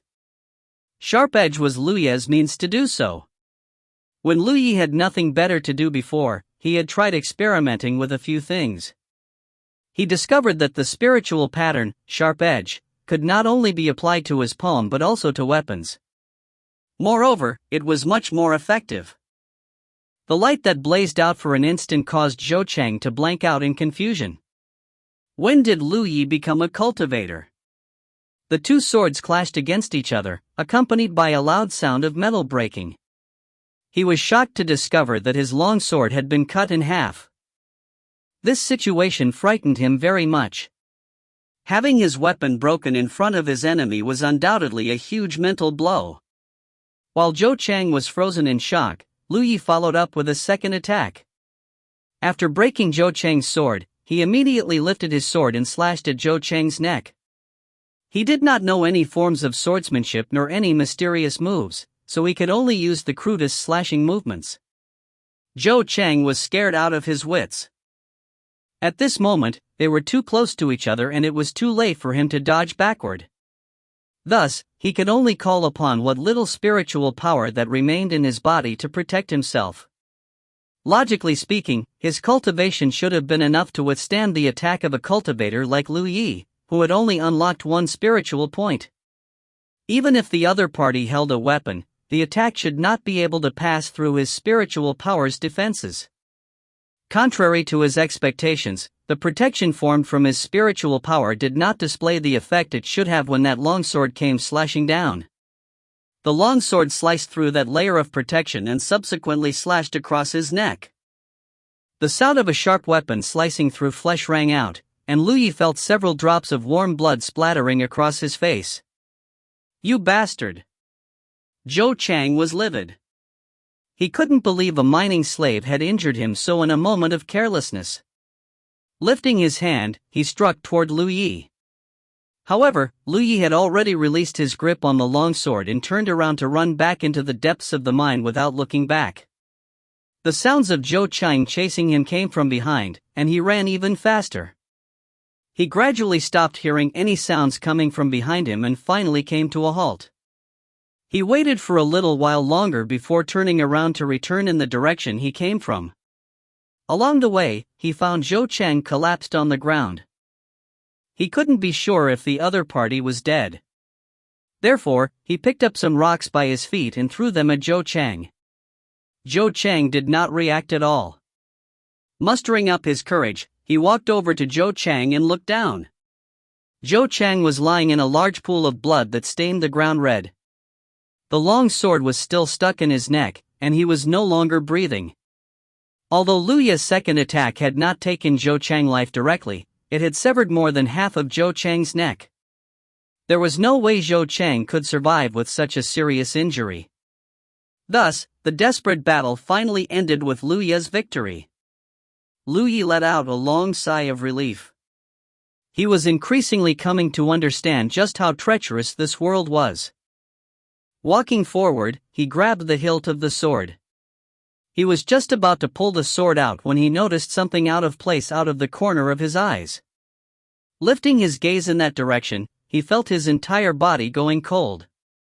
Another person had arrived to stand in front of him at some point in time, and he didn't even notice anything at all. There is a huge gap in our cultivation. For some reason, this thought popped up in his mind. If this person wanted to kill him, it would only require the slightest effort, equivalent to lifting a single finger. It didn't make a difference even if he was enchanted with sharp edge. Gritting his teeth, he suppressed the panic in his heart and pulled out the long sword. He held the sword horizontally in front of him and took on a defensive posture, his body trembling slightly in fear. That person sensed Lu Yi's hostility toward him and couldn't help chuckling in response. "I sensed the fluctuations of spiritual power in this place, so I came to check out the situation. You don't need to be so scared." While he was speaking, he slowly approached in this direction. He stopped in front of Zhou Chang, looked down, and nodded slightly. The remnants of Evil Moon Valley. Then, he raised his head again to look at Lu Yi. Which sect's disciple are you? They were standing no more than 3 meters apart, and Lu Yi finally got a clear glimpse of the other party's appearance. It was a tall and large old man with a ruddy complexion. The old man had a slightly hoarse voice, but it gave off an inexplicable sense of congeniality. Putting 2 and 2 together from the old man's question, Lu Yi immediately formed a conjecture in his heart. He replied, "Mystical Sky Sect." Mystical Sky Sect? The old man was a little surprised. The Mystical Sky Sect that was destroyed a year ago? Yes. Lu Yi gave an affirmative answer. The old man couldn't help looking Lu Yi up and down. So, you are a mining slave that was taken into captivity? Yes. Lu Yi nodded. The old man was incredibly astonished. A mining slave killed a cultivator from Evil Moon Valley? If I didn't witness it for myself, I wouldn't have believed it. He asked, "What is your cultivation?" "I unlocked one spiritual point," Lu Yi replied. Realizing the meaning behind the old man's question, he proactively offered up an explanation. "He was injured, and I sneaked up on him." The old man looked at Lu Yi with a smile. "That's very courageous of you." "Old man, are you from Grand Sky Coalition?" Although Lu Yi had a guess in his heart, it was still better to confirm something like that. The old man stretched out his hand and stroked his beard. "That's right. I am from Grand Sky Coalition." Lu Yi was overjoyed to hear those words. It would seem that what Manager Yang had been worrying about had come true. Grand Sky Coalition had attacked this place, and Evil Moon Valley was unable to defend this mine. It could be seen just from the fact that the old man had killed his way into the mine. Grand Sky Coalition had already taken control over this mine. As for whether the old man was lying to him, that was completely unnecessary. The gap between their strength was too large. If the other party had malicious intentions, it would only take one hit to kill him. "Old man, please help me out of this predicament," Lu Yi quickly said. He wanted to leave this mine, but he did not know whether he would encounter more danger along the way. After finally meeting such a powerful senior, it was only natural that he wanted to rely on this senior to get out of this place safely. The old man nodded in response. "Follow me then. I was just about to head out myself." "Thank you, old man." Lu Yi was incredibly grateful. After the old man finished speaking, he turned to lead the way. However, Lu Yi did not follow immediately. Instead, he crouched down and began searching Zhou Cheng's corpse. He soon found a storage bag. A storage bag was something almost every cultivator had. It didn't seem to be something incredibly valuable. Feeling as though he was floating on cloud 9, he jogged to catch up with the old man. Then, the old man turned to look at Lu Yi. He smiled and reached out his hand. "Hand it over." Lu Yi made a face as though he had swallowed a fly. Even so, he obediently handed the storage bag over to the old man after considering his current situation. The old man took the storage bag and placed his hand on the mouth of the bag. Then, a ray of light flashed out. Just as Lu Yi was scolding the old man in his heart, the old man tossed the storage bag back to him. "I'll be taking this bottle of Dragon Tiger pills. This is too strong for you, you won't be able to take them. Think of it as honoring this old man." Lu Yi held the storage bag that was thrown back at him with both hands. Only then did he realize that the old man wasn't trying to snatch his spoils. The old man was simply lending him a helping hand, knowing that his cultivation was too weak to break the restraining lock on the storage bag.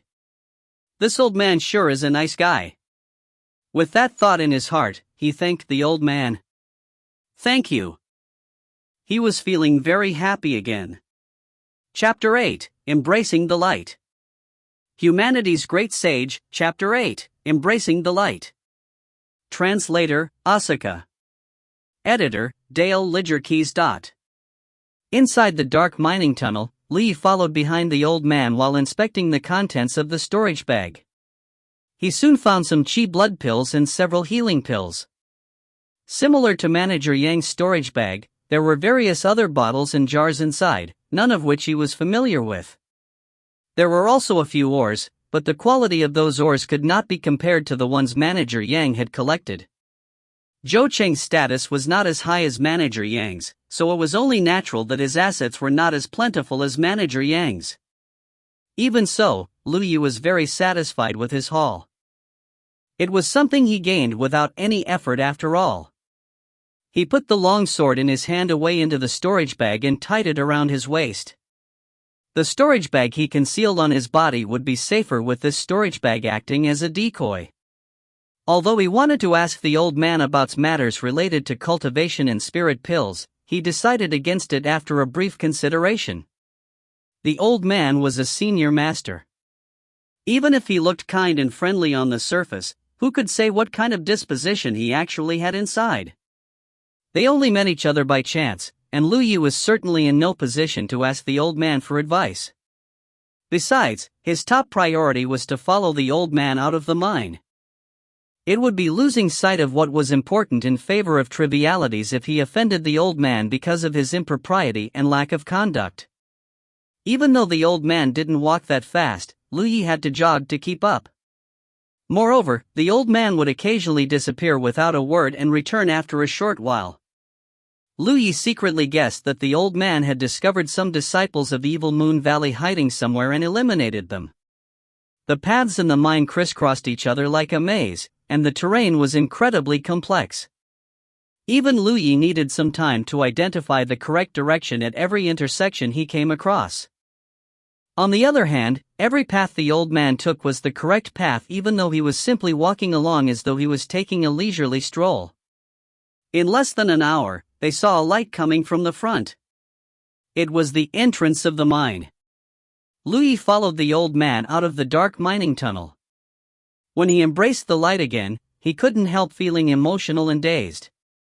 He even experienced the wonderful feeling of being alive and whole in this world. Elder Tang. Several figures were standing guard at the entrance of the mine.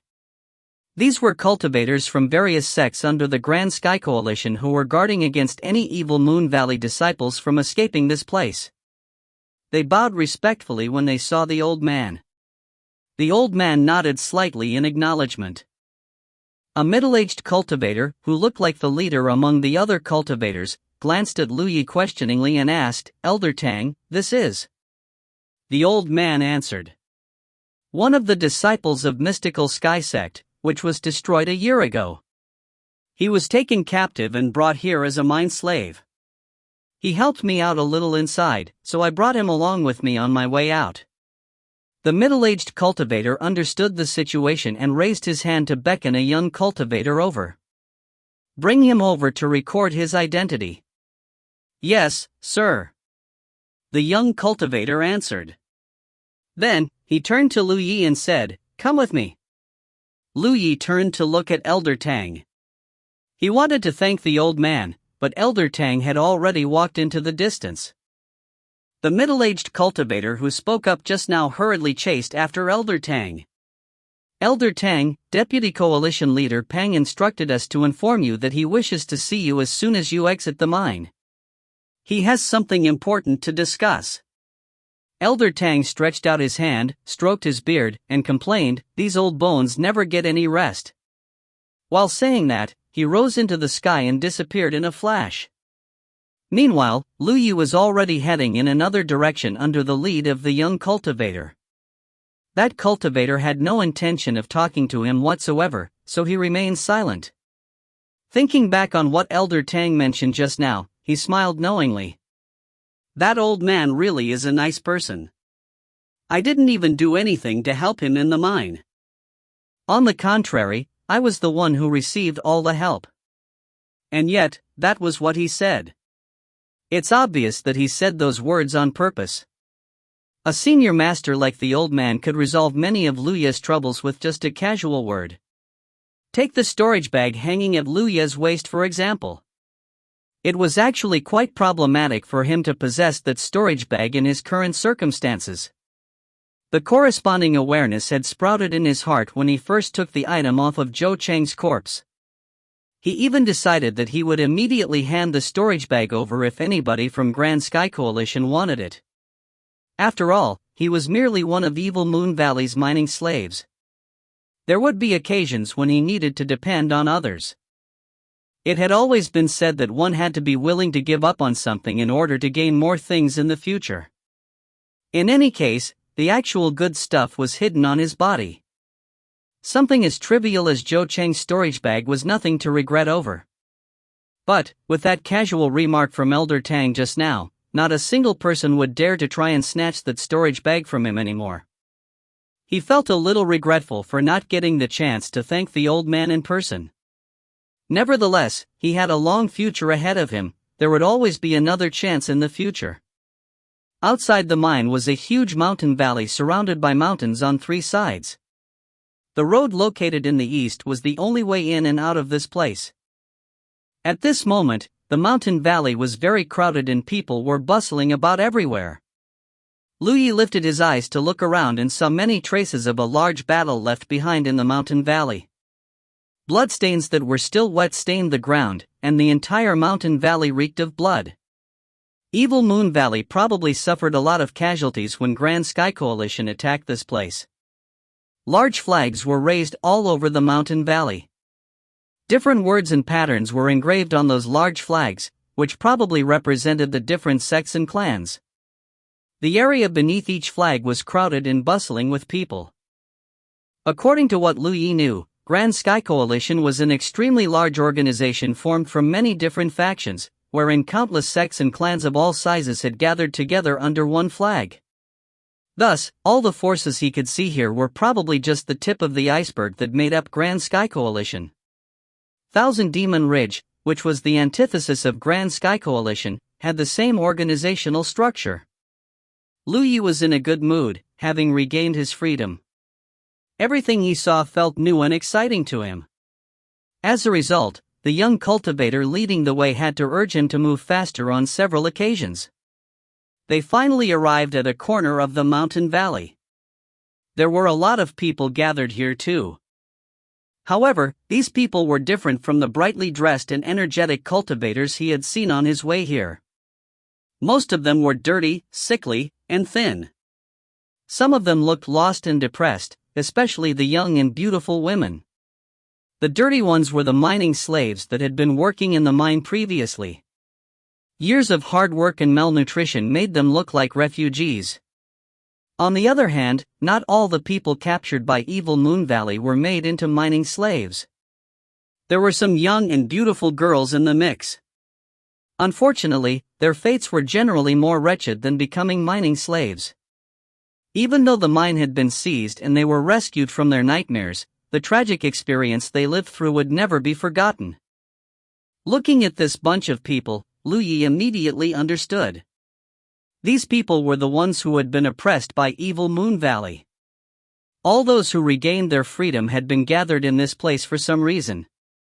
A table had been placed in front of these people and an extremely fat cultivator sat behind the table. This person looked to be quite young. He was currently leaning back against the chair and taking a nap with his arms folded across his chest. The young cultivator, who had led Lu Yi to this place, strode forward and lightly rapped his knuckles against the table. That fat cultivator jumped violently and nearly fell off the chair. When he finally got a clear look at the person standing in front of him, he patted his chest in relief. "You little bastard, you nearly scared me to death." The young cultivator looked speechless. Lowering his voice, he said, "Brother Pang, record-keeping might be an easy job, but you shouldn't slack off so openly. If the elders in the coalition see you..." Without waiting for the other party to finish his sentence, the fat cultivator waved his hand impatiently. "I got it. I got it. You only know how to nag all day long like a woman." Pausing for a moment, he asked, "What is it?" The young cultivator stepped aside and revealed Lu Yi, who was standing behind him. "Register this person and verify his identity." Due to how obese the fat cultivator was, his eyes were almost invisible under all that fat on his face. Nevertheless, those small eyes widened suddenly when he saw Lu Yi.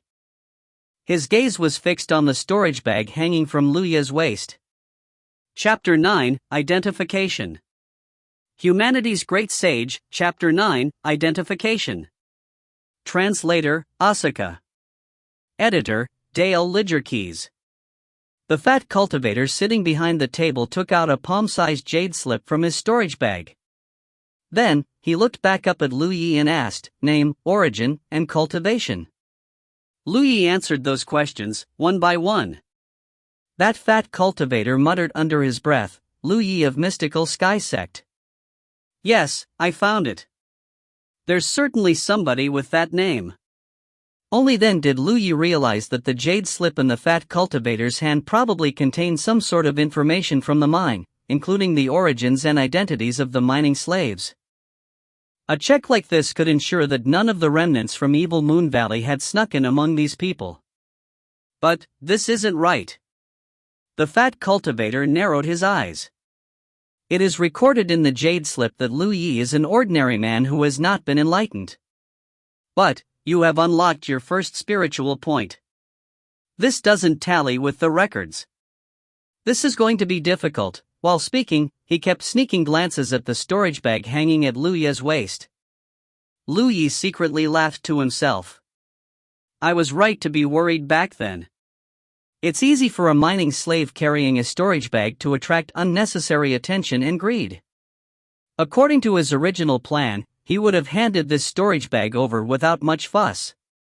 He would simply be buying his way out of trouble. Besides, he was free now. His future prospects were as vast as the sea. Why would he fear not being able to find anything better? But, there was nothing to fear after that casual remark Elder Tang made before. More importantly, he could not waste the old man's kindness. Confronting the fat cultivator's doubts directly, he explained, I encountered an injured Evil Moon Valley cultivator in the mine and killed him. I unlocked my spiritual point in that moment of life and death. The fat cultivator frowned at those words. If what Lu Yi said was true, then it was quite an amazing feat. A tiger was still a tiger, injured or not. It wasn't something a mountain goat could provoke, let alone kill. Nevertheless, he was starting to understand where that storage bag hanging from Lu Yi's waist had come from. At this moment, the young cultivator who led Lu Yi to this place leaned over and whispered something in the fat cultivator's ear. The fat cultivator was surprised. Which Elder Tang? The young cultivator said nothing and simply stared at the fat cultivator in silence. The fat cultivator came back to his senses and coughed lightly. When he glanced at Lu Yi again, his expression had become much kinder than before. I see. You sure are a brave man. Yes, well. Your identity has more or less been confirmed, but procedures still have to be followed. Come with me. While saying that, he stood up. Senior Brother Pang, I'll be heading back now. The young cultivator cupped his fists. Go on. Go on. The fat cultivator waved his hand dismissively. Following behind the fat cultivator, Lu Yi walked toward the place where many of the mining slaves were gathered. When they got closer, the fat cultivator placed his hand on his waists and panted lightly before speaking up. Is there anybody from Mystical Sky Sect here? Step forward for me. Nobody answered. Lu Yi swept his gaze over the crowd and did not see any faces belonging to the disciples of Mystical Sky Sect. Mystical Sky Sect was a small sect that didn't have that many disciples in the first place. Many people died during Evil Moon Valley's attack 1 year ago. Only 20 or so young people had survived at the time. Many more had died over the course of the year, but he distinctly recalled that there should have been 3 or 5 more who were still alive. Seeing as none of those 3 or 5 people were in this place, it was easy to imagine what had become of them. He couldn't help feeling a little sad. Although he did not feel a sense of belonging in Mystical Sky Sect, he couldn't help realizing more and more acutely about how cruel this world was now that he was the last surviving member of his sect. The fat cultivator continued, "Then, does anybody know this person?" Again, nobody answered. Lu Yi was not very popular among the mining slaves. Everybody else was thin and sickly, struggling to survive every single day. On the other hand, he was living a good life. He even had enough contribution points to redeem cheap blood pills. Therefore, the other mining slaves did not look kindly upon him. The same unfortunate experience did not make people unify against a common enemy. Instead, it was easier to breed resentment and hatred among themselves. Lu Yi noticed the brothers from the Lu family clan among the crowd. Those two were incredibly lucky to have survived until now. Needless to say, they had no intention of coming forward to verify his identity. They were simply watching him and enjoying his misery. The fat cultivator involuntarily glanced at Lu Yi. He was starting to doubt whether Lu Yi was a cultivator from mystical sky sect. As a mining slave, there should be somebody who could prove his identity. Many people had been checked in this same manner previously. They had identified each other and verified each other's identities. "I know him. He is Lu Yi of mystical sky sect." Just as the fat cultivator was getting increasingly suspicious, a weak voice rang out. "Who is speaking?" The fat cultivator shifted his gaze to look in the direction of the voice. The crowd parted to reveal the speaker. When Lu Yi saw the person's face, he couldn't help feeling a little surprised. That was because he had only met this person once before. Moreover, it had been a long time since they last saw each other. The person who spoke up was a woman. Compared to the other unkempt mining slaves around her, her clothes were not the most beautiful. Nevertheless, they were neat and clean. The fat cultivator looked at the woman and asked in a low voice, "Are you certain he is Lu Yi of mystical sky sect?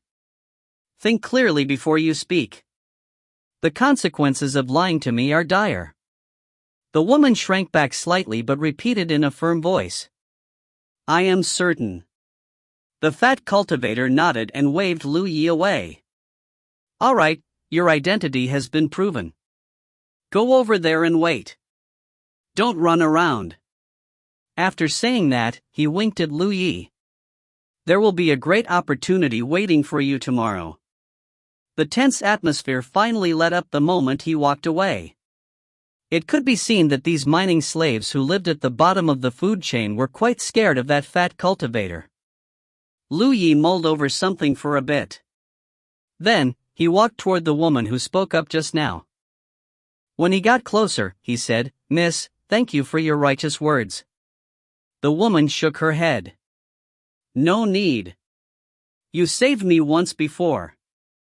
I didn't even have the time to thank you at the time." She was talking about something that happened nearly half a year ago. Back then, he had encountered this woman by chance. She was being chased by another mining slave. Unable to continue watching, he had thought that mining slave who assaulted her a hard lesson. It was just that he had not seen this woman again ever since that incident. He smiled. "Then, are we even?" The woman smiled too. Her lethargic expression regained some of its vitality. "We're even. Let's get to know each other again. I am Lu Yi of mystical sky sect." The woman bowed politely, clearly displaying the demeanor of a proper lady. "I am Yu Taya of the Yu family clan." He asked out of curiosity, "Miss Yu, do you know why we have been gathered here? What was that opportunity the fatty was talking about just now?" Yu Taya reached out her hand to push her hair behind her ear and explained, "All the people here come from known backgrounds, and their identities have been proven. Most have not achieved enlightenment, and even those who have achieved enlightenment are of low cultivation. Evil Moon Valley did not treat us as humans, so they didn't bother training us. But there must be some among us who are suitable for cultivation. Since Grand Sky Coalition seized this place, it is only natural that they want to accommodate some of us. Those among us who are suitable for cultivation and have the aptitude for cultivation will be taken in by the sects under the Grand Sky Coalition. Is that the opportunity the fatty was talking about? The realization suddenly dawned on Lu Yi. Chapter 10, Opportunity. Humanity's Great Sage, Chapter 10, Opportunity. Translator, Asaka. Editor, Dale Lidgerkeys. Brother Lu, have you achieved enlightenment? Yu Shao Taya asked. Why do you ask that? Lu Yi countered with another question without answering her question. She pointed at the storage bag hanging at his waist. He had a moment of realization and nodded in response. That's right.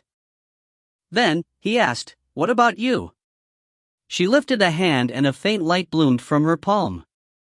It was clear that she had also achieved enlightenment. It was just that he did not know how many spiritual points she had unlocked. Unfortunately, it wasn't something he could ask since they were not that familiar with each other. They were both cultivators who had unlocked their spiritual points, so there were many common topics between them to talk about. Even though there were close to 1,000 people gathered in this place, not many among them had achieved enlightenment. Moreover, those who had achieved enlightenment had very low cultivation. Those with real aptitude for cultivation had been taken in by Evil Moon Valley and subsequently became Evil Moon Valley's disciples. One could only imagine what had become of them now. She lowered her voice and said, "The opportunity tomorrow is extremely important. You must not let it slip by. Brother Lu, you should showcase your talents as much as possible if you have any special talents. This will affect your entire future." She seemed to know something. He replied, "I got it." Having said that, he didn't have any special talents. All he had was a skill tree that nobody could see. Unfortunately, it was impossible for him to reveal the skill tree to anybody. NV. It wasn't good for him to remain among a group of women for long, so he only said a few more words to her before taking his leave. There were a lot of enslaved people gathered in this place, but the range they could move in was limited. He looked around briefly and headed directly in the direction of a corner. Somewhere in that direction, the brothers of the Lu family clan were hiding behind a group of people and shivering in fear. Their complexions turned deathly pale when they saw Lu Yi heading in their direction. By the time he arrived in front of them, both of them looked even more panicked than before. "WW, what do you want?" Big Brother Lu shouted in a threatening manner even though he was shaking inside. While speaking, he kept glancing in the direction of the fat cultivator as if trying to reach out for help. The only answer he received was a fist that zoomed at him and endlessly magnified in his eyes. One punch was all it took to break his nose and he instantly collapsed to the ground. Then, Lu Yi kicked second Brother Lu in the stomach. Before second Brother Lu could fall to the ground, Lu Yi grabbed him by the hair. "Strange. You don't seem to recognize me anymore." Second Brother Lu's expression was filled with pain. He even had stars spinning around in front of his eyes. How could he answer? Lu Yi snorted coldly. Exerting some strength in his hand, he threw second Brother Lu behind him. Second Brother Lu fell headfirst to the ground and ate a mouthful of dirt. Two of his teeth were knocked out as a result. After occupying their spot, Lu Yi sat down cross-legged and closed his eyes to meditate. His first spiritual point was brimming with power, but he couldn't locate the spot to unlock his second spiritual point. He didn't continue cultivating, lest he waste his vitality. When evening rolled around, the people from Grand Sky Coalition came over to distribute some food and bedding. Everybody received some, but Lu Yi didn't have enough to fill his belly. Fortunately, there was some food in Zhou Cheng's spiritual bag. Taking some out, he began eating with gusto. The people beside him practically drooled as they watched him, but nobody dared to step forward to ask him for some. Ever since he taught the brothers of the Lu family clan a lesson, he occupied a large area all to himself. It saved him a lot of trouble. After he began refining his vitality into qi, his appetite grew larger and larger by the day. Thus, he even managed to eat the dried meat with great relish. Nothing happened that night. When the next day arrived, Lu Yi was full of energy. He was looking forward to that so-called opportunity. It wasn't until after breakfast that more than 10 cultivators dressed in different styles came to stand in front of the crowd. The person leading them was a middle-aged man. That person stood with his hands behind his back and swept his gaze over the crowd with a small smile. You youngsters come from different sects and clans. Having been taken into captivity and enslaved in this place, you have gone through a lot of hardships. However, that kind of life has come to an end. All the sects in Grand Sky Coalition are recruiting talented people. Those among you who achieved enlightenment or have the aptitude for cultivation will all have the opportunity to join one of those sects. Make good use of this opportunity, and we might be able to fight side by side in the future. After saying that, he beckoned lightly with his hand. More than 10 cultivators dressed in different styles standing behind that person stepped forward. The first person swept his hand out in a circle. All of you, come with me. That sweeping gesture was accompanied by a burst of spiritual power that enveloped approximately 100 people. When those people walked forward, that cultivator led them to one side. The same went for the second person. There were around 1,000 slaves. It was just enough to split between these 10 cultivators. Lu Yi was in the innermost location, so he fell into the hands of the last cultivator. The last group followed that cultivator a short distance away and came to a certain area where there were other cultivators dressed in the same style as the cultivator who led them here. Those cultivators came forward to maintain order and got everybody to stand in a line. Lu Yi stood in the middle of the line. Glancing around, he saw that all the other slaves who were taken away earlier were in the same situation as him. Thus, he realized that they were about to undergo some sort of test to see who among these slaves had achieved enlightenment or were suitable for cultivation. Judging by the words of that middle-aged cultivator from before, those who had achieved enlightenment would have a greater advantage. As for those who had neither achieved enlightenment nor have the aptitude for cultivation, they would not be valued highly. Once everybody was lined up in an orderly fashion, the cultivator who led them here took out a table from within his storage bag and sat down behind the table. Afterward, he lifted his head to say, "Let's begin." The first slave walked over to him at his signal. Another cultivator asked, "Have you achieved enlightenment?" The slave shook his head. "No." "Okay." The cultivator who asked the question took out a crystal ball and pushed it over to the slave. He instructed, "Put both hands on it." The slave did as he was told, but the crystal ball did not react. The cultivator sitting behind the table shook his head.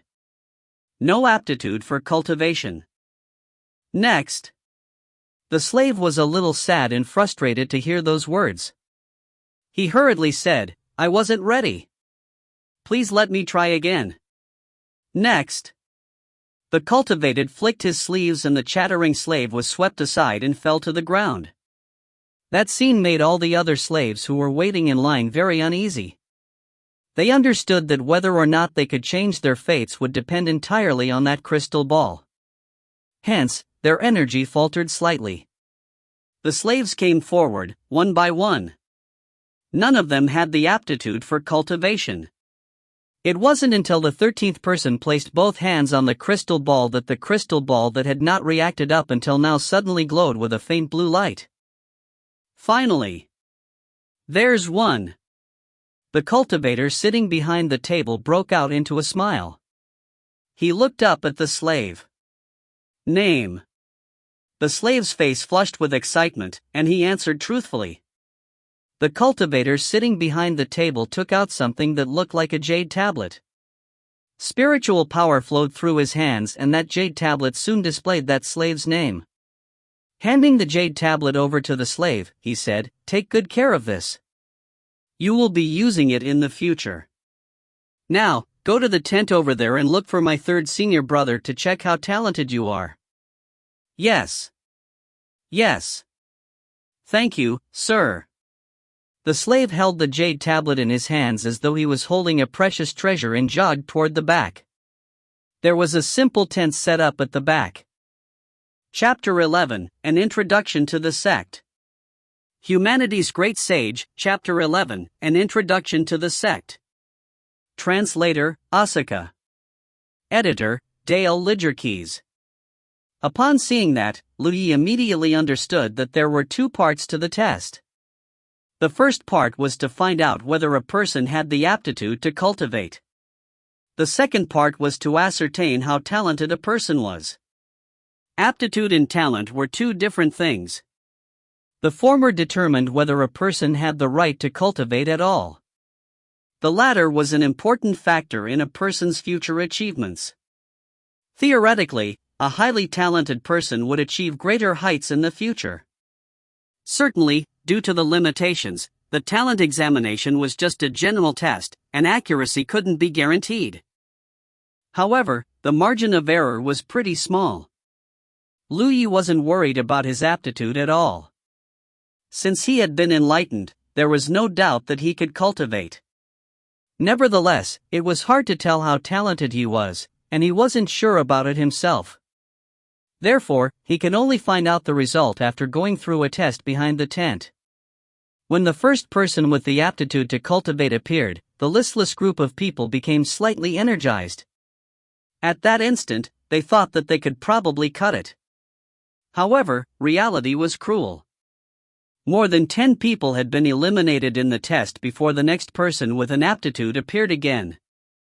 Then, the same scene went on and on. The long line slowly shortened as the slaves' hope turned into despair. Generally, there would be one person with the aptitude to cultivate for every dozen people. The ratio was pretty close to what Lu Yi had speculated. He was at the latter half of the line. However, since the test could be carried out quickly, he reached the desk in just 1 hour. Have you been enlightened? The cultivator behind the desk asked a question that he had asked countless times before. I've unlocked one spiritual point, Lu Yi replied honestly. Upon hearing that, the cultivator quickly lifted his head and examined him before he put on a smile. That's great. Finally, there's a person who has been enlightened. Although 7 to 8 people had passed the aptitude test, they hadn't been enlightened. Among this group of people, Lu Yi was the first one who had been enlightened. Come on. Place your hands on it. The cultivator pointed at the crystal ball on the desk. Lu Yi was puzzled as he thought that this thing was to test a person's aptitude. Since he had been enlightened, why was there still a need to go through the test? Seeing through the doubt in Lu Yi's heart, the cultivator explained, I'm not only responsible for testing the aptitude of all of you, but I'll also have to ascertain your attributes. Our attributes? Lu Yi was perplexed as he had never heard of it before. Perhaps it was because Lu Yi had been enlightened, the cultivator decided to patiently explain it to him. Gold, wood, water, fire, and earth are the 5 elements. Everyone's spiritual power is skewed towards one of them, and this is what we call an attribute. Every attribute has a different emphasis. I see. Lu Yi finally understood what the crystal ball was for. Then, he asked doubtfully, what about those people?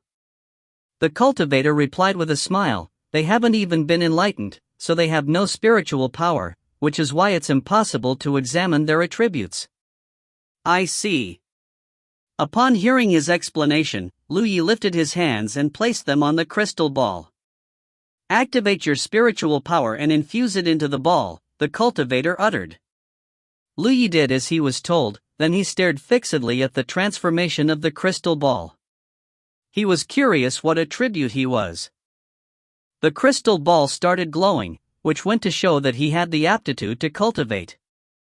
However, since he had been enlightened, the outcome was meaningless to him.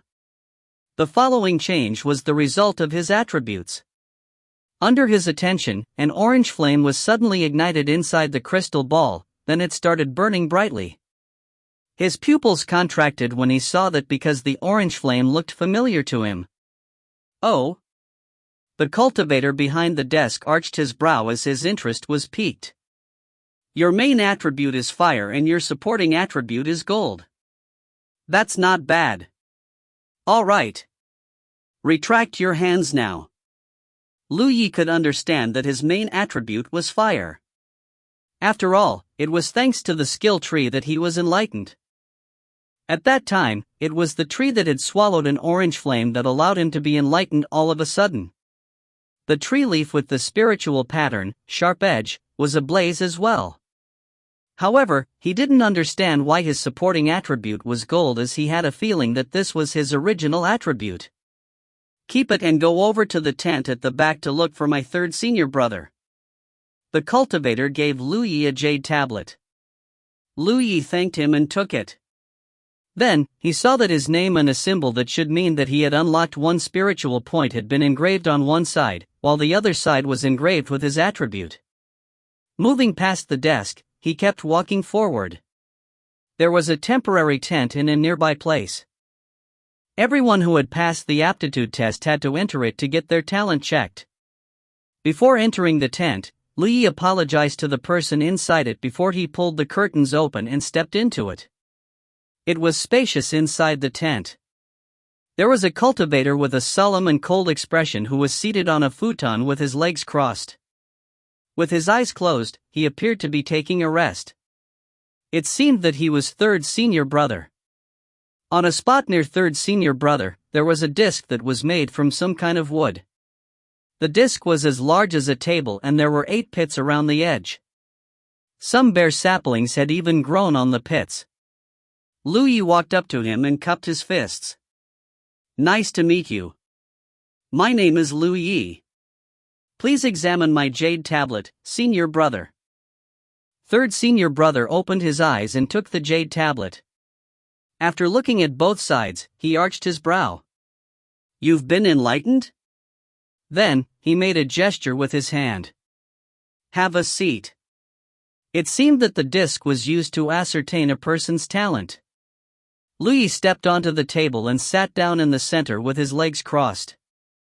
Inadvertently, he saw that many complicated patterns had been engraved on it. Are they spiritual patterns? Lu Yi's interest was piqued as he studied the patterns. However, he did not have enough knowledge to find out what these patterns were for. The only spiritual pattern he knew was sharp edge. The patterns engraved on the disc were complicated and dense. They were so well connected that they looked like a unibody. They're not just spiritual patterns. Lu Yi finally understood what it was as he recalled something that he had heard of before. It's called an array. Is an array made up of spiritual patterns? Ahem. Third senior brother's cough made Lu Yi snap back to reality as he quickly straightened up. As they stared at each other, the place fell into silence. Suddenly, third senior brother uttered, Green Jade Sect is located on Mount Heavenly Tree, which is a strategic location in Bingzhou. We have 300 spirit peaks of different heights. We're one of the top 5 sects in Bingzhou in terms of comprehensive power. Our sect master and deputy sect masters are all in the Divine Ocean realm. Under the sect master, there are about 100 real Lake Realm masters. Initially, Lu Yi thought that third senior brother was a taciturn man, but at this moment, he realized that he was mistaken. Third senior brother was incessant as he kept talking about Green Jade Sect, which made Lu Yi to feel lost. For some reason, as he listened to third senior brother's narration, he had a strong sense of déjà vu.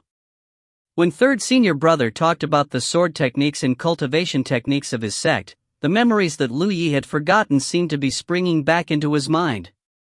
The corners of Lu Yi's mouth twitched as he wondered if this was the introduction to the sect before a disciple was recruited in the cultivation world.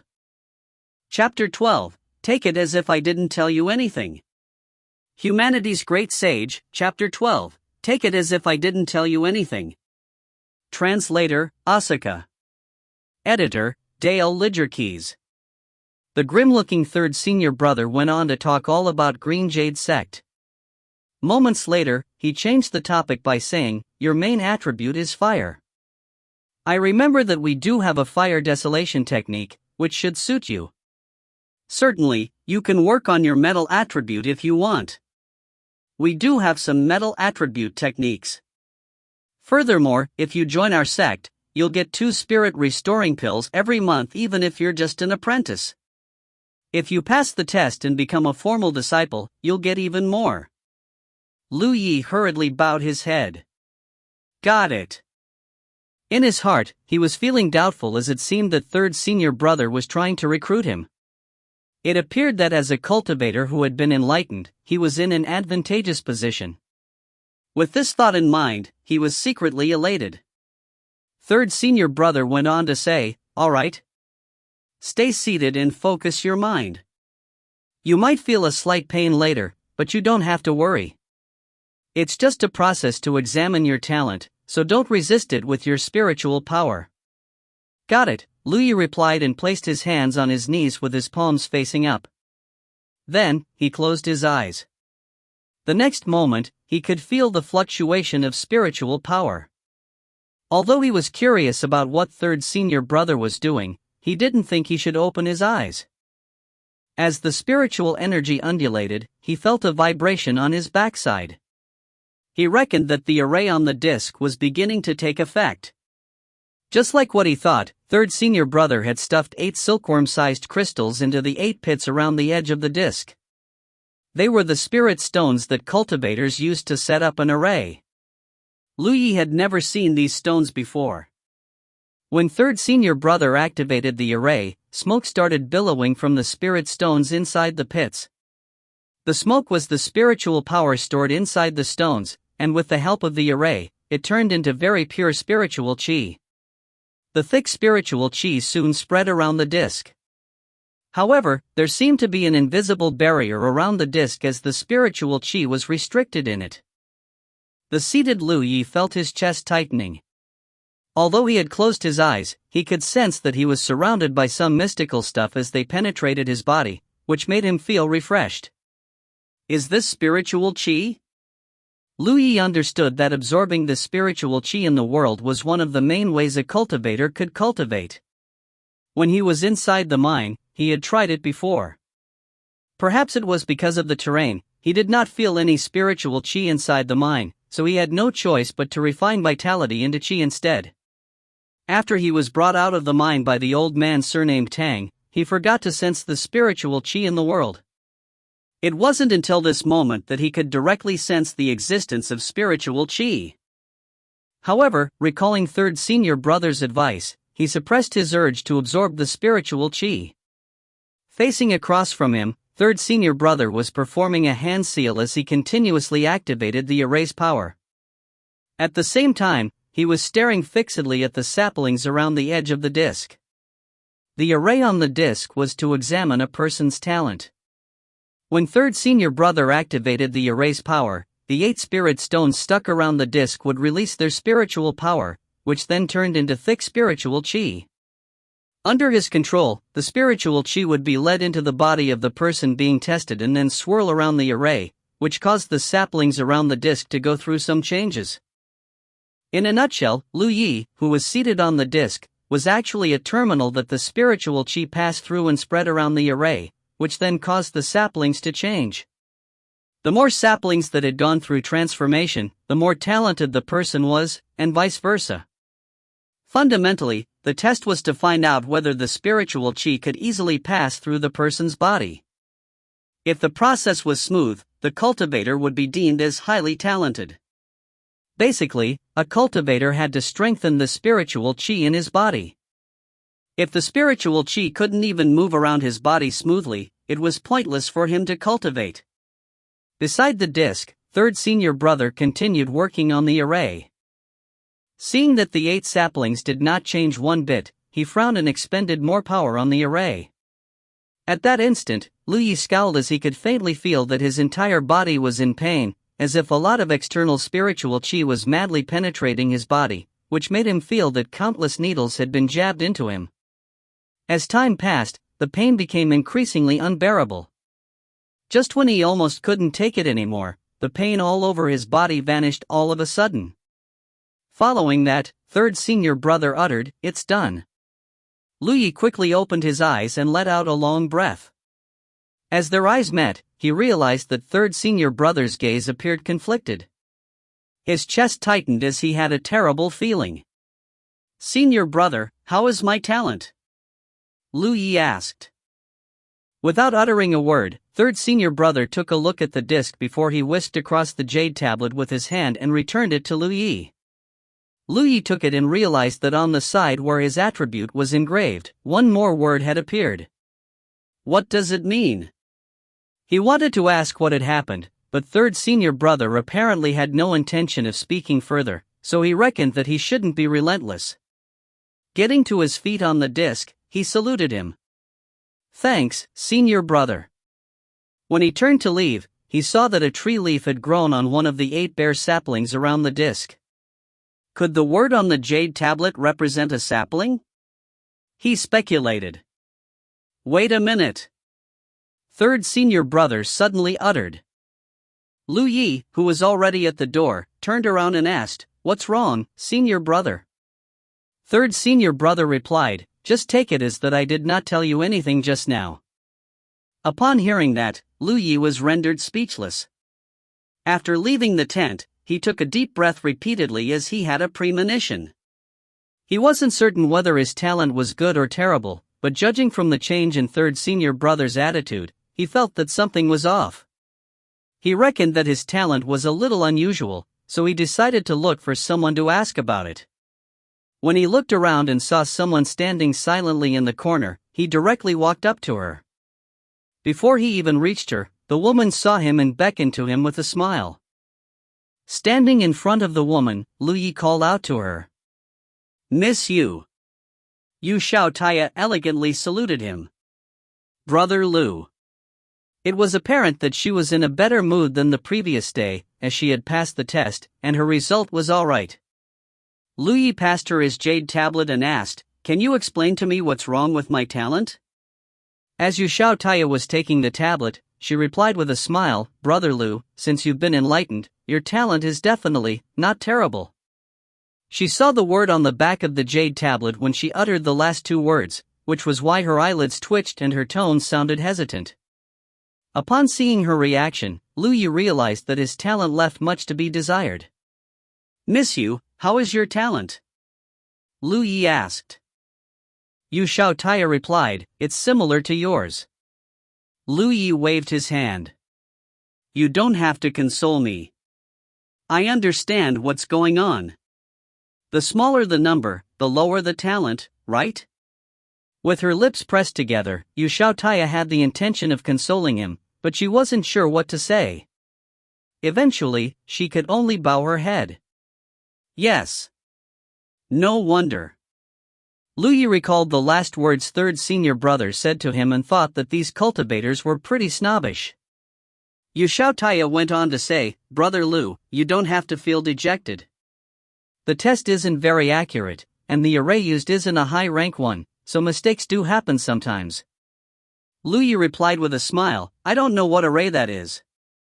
However, since the result is there, I can only accept it." Yu Xiaotaya looked curiously at him. "Do you really think it's alright?" Lu Yi didn't seem to be pretending to be nonchalant. Most people would be utterly disappointed if they got this kind of result. Lu Yi looked away and replied with a smile, "Compared to those people, I'm considered lucky since I've been enlightened." Following his gaze, Yu Xiaotaya could see a lot of crestfallen people over there. Those people had all been eliminated as they were unable to pass the aptitude test. The Lu brothers were among them. Chapter 13, What is going on? Humanity's Great Sage, Chapter 13, What is going on? Translator, Asuka. Editor, Dale Lidgerkeys. By the way, how is your talent? Lu Yi turned his head and asked. Judging from Yu Xiaotaya's expression, he knew that her talent must be good, but he still wanted to make a comparison. He wanted to find out how terrible his talent was that made third senior brother change his attitude in such a drastic way. Yu Xiaotaya was already holding her jade tablet, but upon hearing his question, she subconsciously concealed it. It wasn't that she wanted to hide anything from him, but that she didn't want to hurt his feelings. Lu Yi teased her by saying, "Are you looking down on me?" Don't you know that men bounce back stronger after we're hurt? A helpless Yu Xiaotaya asked, Brother Lu, do you really want to see it? Lu Yi replied with a smile, since my result has been revealed, it can't get any worse. After giving it some thought, Yu Xiaotaya uttered, You're right. You're such a big-hearted person. Admiration was written all over her face. Since Lu Yi had said so, there was no reason for her to reject his request. The information on the jade tablet wasn't confidential anyway. Then, she extended her hand and passed the jade tablet to him. Lu Yi took it and saw that the side facing him was carved with her name. Then, he turned it around and saw that the word wood was engraved on it. It seemed that her main attribute was wood. Below her attribute, there was a number. 38? Lu Yi was dumbfounded as this was different from what he had imagined. Then, he asked, Miss Yu, why is it 38? Isn't the highest number supposed to be 8? He remembered clearly that there were only 8 saplings around the disc, so why would there be 38, which was beyond the reasonable limits? The highest number is 64. Yu Xiaotaya was puzzled by what he said. Then, she made a calculation with her hand and murmured, 8 saplings times 8 leaves. That's 64. Theoretically, the most talented person would get 64 leaves. Lu Yi stared at her as the light in his eyes went out. A flabbergasted Yu Xiaotaya called out to him. Brother Lu, are you all right? He had just said that men would bounce back stronger after they were hurt, so why was he hurt so terribly after she showed him her jade tablet? Yu Xiaotaya blamed herself and thought that she shouldn't have let him see her tablet. Be strong, Brother Lu. Just give me some time to calm myself down. Lu Yi waved his hand and looked up at the sky with a listless gaze. Finally, he realized that the number 1 on the back of his jade tablet did not represent a sapling but a leaf. During the talent test, every sapling could grow 8 leaves. Since there were 8 saplings, the maximum one could get were 64 leaves. The number 38 was engraved on Yu Xiaotaya's jade tablet, which meant that during the talent test, she had managed to make the saplings grow 38 leaves. On the other hand, his result was 1 leaf instead of a sapling. At that instant, Lu Yi felt terribly hurt. He had tried his best to lower his expectation, but in the end, he realized that his lowest expectation wasn't even the bottom. 1 out of 8 and 1 out of 64 were completely different stories. Brother Lu, Yu Xiaotaya looked worriedly at him as she could feel that he was engulfed in a gloomy atmosphere. He no longer looked as energetic as he was earlier. Although talent is important, it isn't everything. Brother Lu, I once heard that the heavenly way rewards those who are hardworking. I guess you haven't heard of the saying that the heavenly way does not favor anything in the world as it lets nature take its course. What? Yu Xiaotaya felt that something was off. Lu Yi took a deep breath and pulled himself together. He was still frustrated, but just like what he had said, since the result was there, all he could do was face it. Moreover, he still had the skill tree. Even if he wasn't highly talented, the amazing tree might still make up for his deficiency. Tell me what the talent test is based on, Lu Yi asked.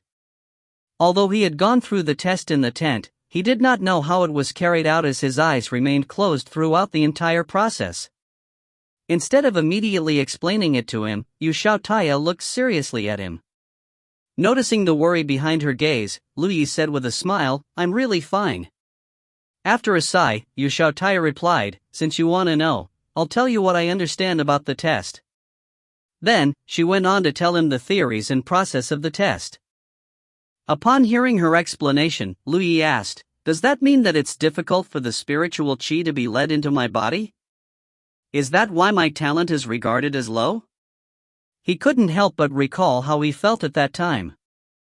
The external spiritual qi penetrated his body but couldn't get out, which caused him to be in pain. Yu Xiaotaya nodded. That's right. I see. Lu Yi finally understood what had happened, but soon something started bothering him. But what could it really tell? How can they determine whether a person's talent is high or low based on this kind of superficial factor? Don't get me wrong. I'm not doubting that my talent is low. I just want to know the reason behind it. Seeing how he attempted to reassure her that he was fine, Yu Xiaotaya was torn between tears and laughter. Then, she explained patiently, "Brother Lu, do you know how a cultivator can get stronger?" Lu Yi replied, "Consume spirit pills, absorb spiritual qi, refine vitality into qi, and make use of spirit stones?" "That's right." Yu Xiaotaya nodded. "However, the main ways are still absorbing spiritual qi and making use of spirit stones. The other two methods are just auxiliary. If it's difficult to lead the external spiritual qi into your body, it'll be less efficient for you to cultivate, and your talent will be deemed low. Given the same time and resources, a highly talented cultivator will unlock more spiritual points and achieve greater heights in the future. Since you've been enlightened, I'm sure you're aware of how difficult it is to cultivate." Lu Yi recalled his days in the dark mine. He would consume qi blood pills every day and refine vitality into qi. As he felt himself growing stronger by the day, he didn't think that it was difficult. Instead, he was joyful. Yu Xiaotaya said that a cultivator mainly relied on absorbing spiritual qi and making use of spirit stones, while consuming pills and refining vitality into qi were just auxiliary methods. It seemed that he had been doing it in the wrong way. Feeling that something was amiss, he asked, "Miss Yu, how long did it take you to fill your first spiritual point after you unlocked it?" If there was a direct comparison, he could judge how efficient it was for him to cultivate. He still didn't believe that his talent was so terrible.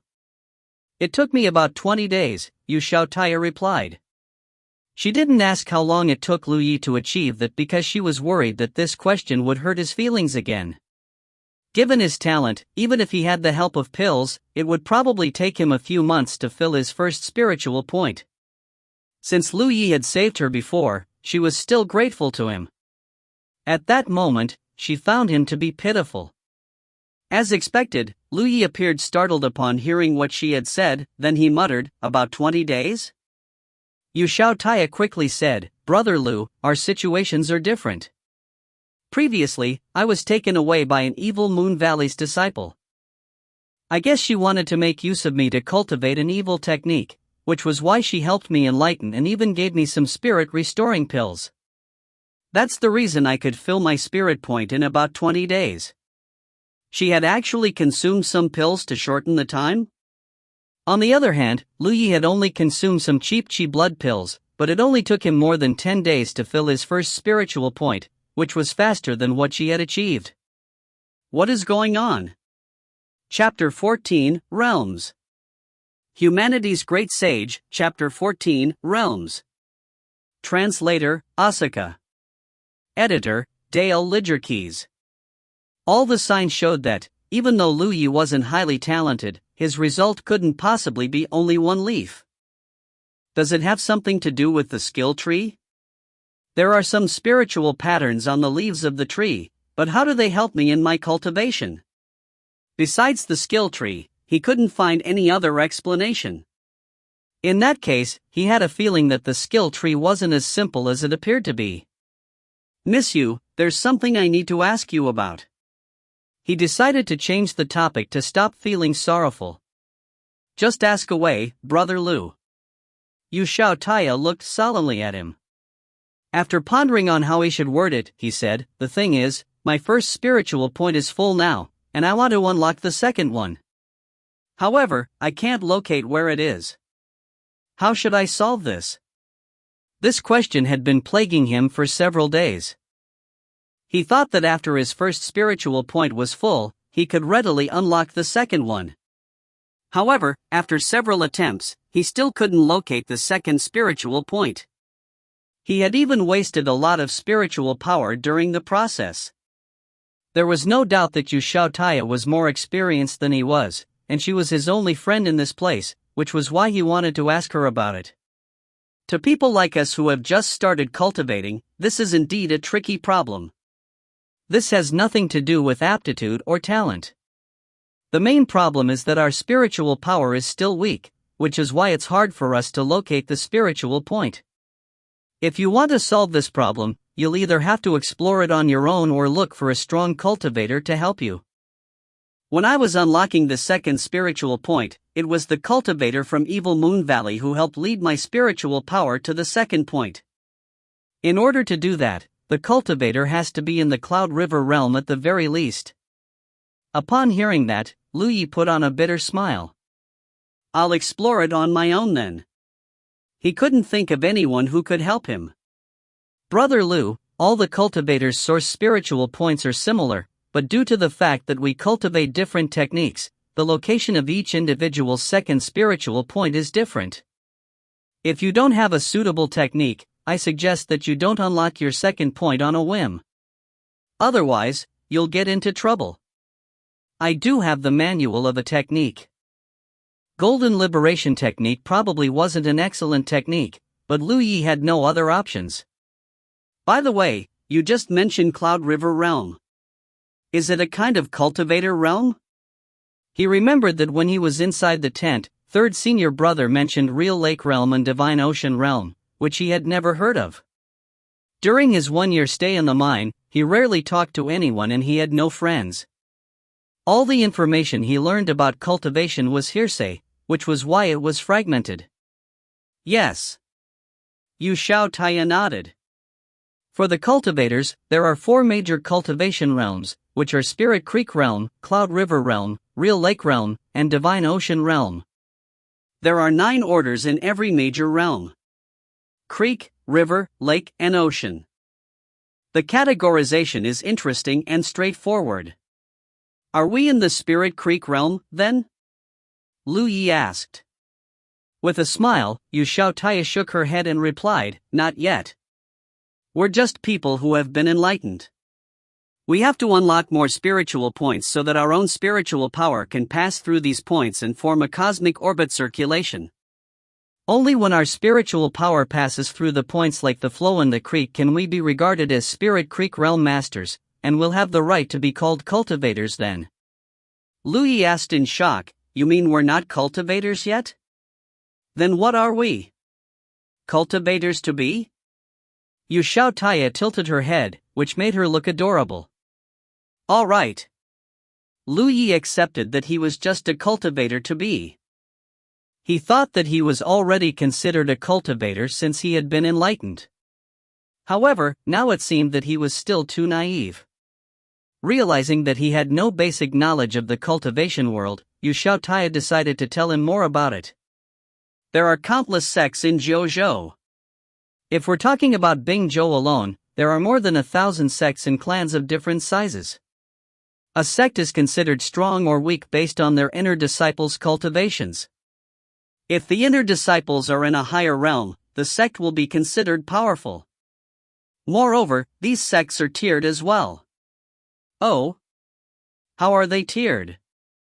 Lu Ye's interest was piqued. He had figured out that she was trying to tell him the basic knowledge of the cultivation world, so he wouldn't let this chance slip through his fingers. Every major realm of a cultivator is divided into 9 orders. Sects are divided into 9 tiers as well. The 9th tier is the lowest, and the 1st tier is the best. I'm not sure how they're actually categorized, but there are definitely top cultivators in the Divine Ocean realm in the 1st to 3rd tier sects. I remember that the number of such cultivators is taken into consideration as well.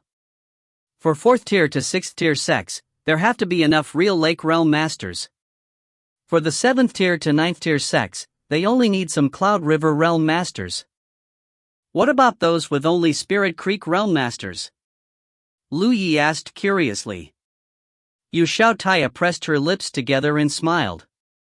Spirit Creek Realm masters have no right to found a sect.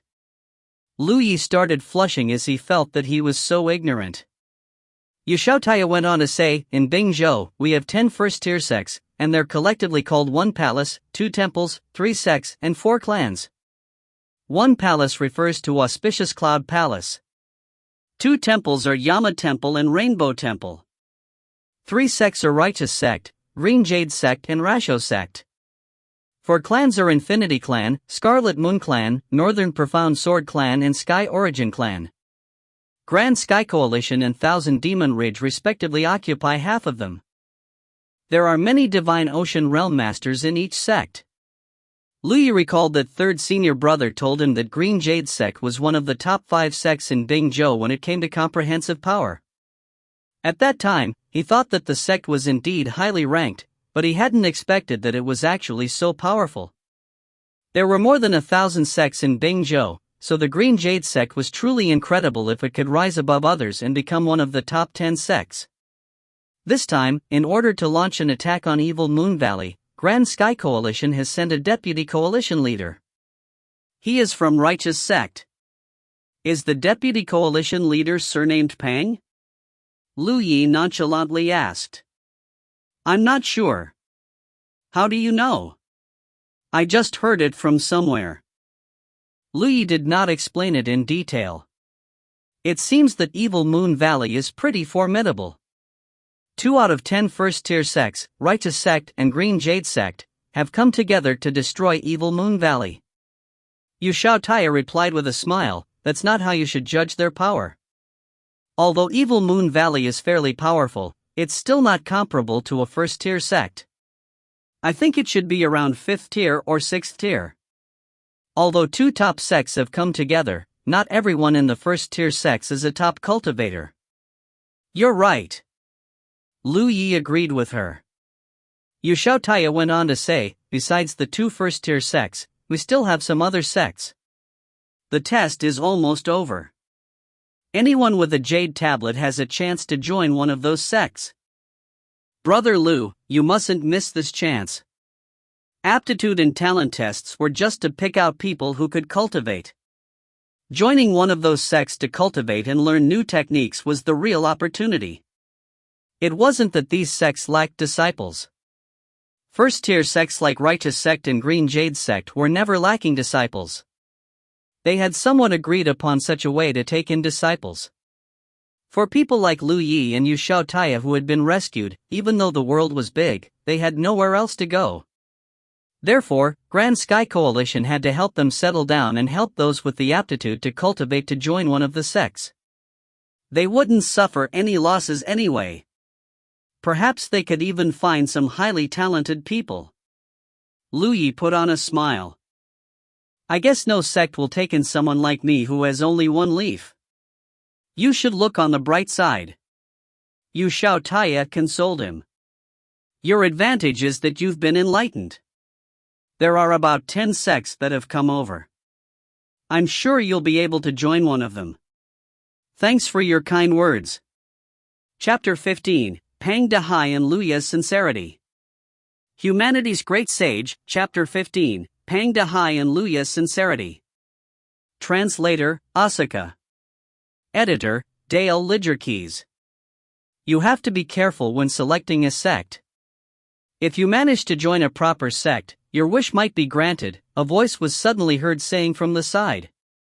Lu Yi and Yu Xiaotaya turned around in shock, only to see that a fatty had appeared beside them when they were not paying attention. Currently, he was looking at them with a smile, and his eyes were small because of his chubby face. He was the one who had registered the slaves and examined their identities previously. Lu Yi was stunned because he didn't even realize when the fatty had come over. Senior brother. Yu Xiaotaya hurriedly saluted him with a solemn expression. Although she had unlocked some spiritual points, a cultivator like the fatty was still a powerful figure to her, which was why she was anxious. Lu Yi saluted him as well. I heard you chatting happily, which was why I came over to have a look. Do you mind? With an amiable expression, the fat cultivator clapped his own bulging stomach with one hand. We wouldn't dare to. Yu Xiaotaya quickly waved her hands. Although she was nervous, she remained clear-headed as she realized that this was a chance to get some information from him. Senior brother, what did you mean when you said that? Although she knew more about the cultivation world than Lu Yi, her knowledge was limited. Certainly, she wasn't comparable to a formal cultivator from Grand Sky Coalition like the fat cultivator in this regard. Of course I mean it literally. Do you want to know more? The grin on the fat cultivator's face widened. Even though he was replying to her, his gaze was actually fixed on Lu Yi. Lu Yi didn't understand why the fatty was staring at him, but he could feel that the latter was ill-intentioned. However, since it had something to do with his future, he still decided to reply in a respectful manner, "Senior brother, please enlighten us." "If you want to know," the fat cultivator hospitably clapped Lu Yi's shoulder. "That'll depend on how sincere you are." "How sincere I am." Lu Yi arched his brow as he recalled that the first time he met this fat cultivator, the latter was staring at the storage bag on his waist. No way. It can't be. He's a cultivator with profound cultivation, so it's unlikely that he has his eye on a nobody like me. However, the meaning behind his words is obvious. Anyone who isn't a fool would understand it. After a moment of silence, he decided to lift his hand and snuck it under the storage bag on his waist, only to see that the fat cultivator slightly opened his eyes and widened his grin. After that, he lowered his hand, and the cultivator's expression became normal. Then, he lifted his hand again, and the cultivator also widened his eyes. After doing it for a few times, he could finally confirm that the truth was exactly what he had imagined. The fat cultivator couldn't take it anymore, as he had never seen someone like Lu Yi who so brazenly tried to mess with him. Displeased, he swung his sleeve and uttered, "It seems that you don't want to know." Right after he turned around, he felt a weight in his hand. Lowering his head, he realized that there was a bottle of chi blood pills in his hand, and Lu Yi's expression was that of a man who had some of his flesh cut off.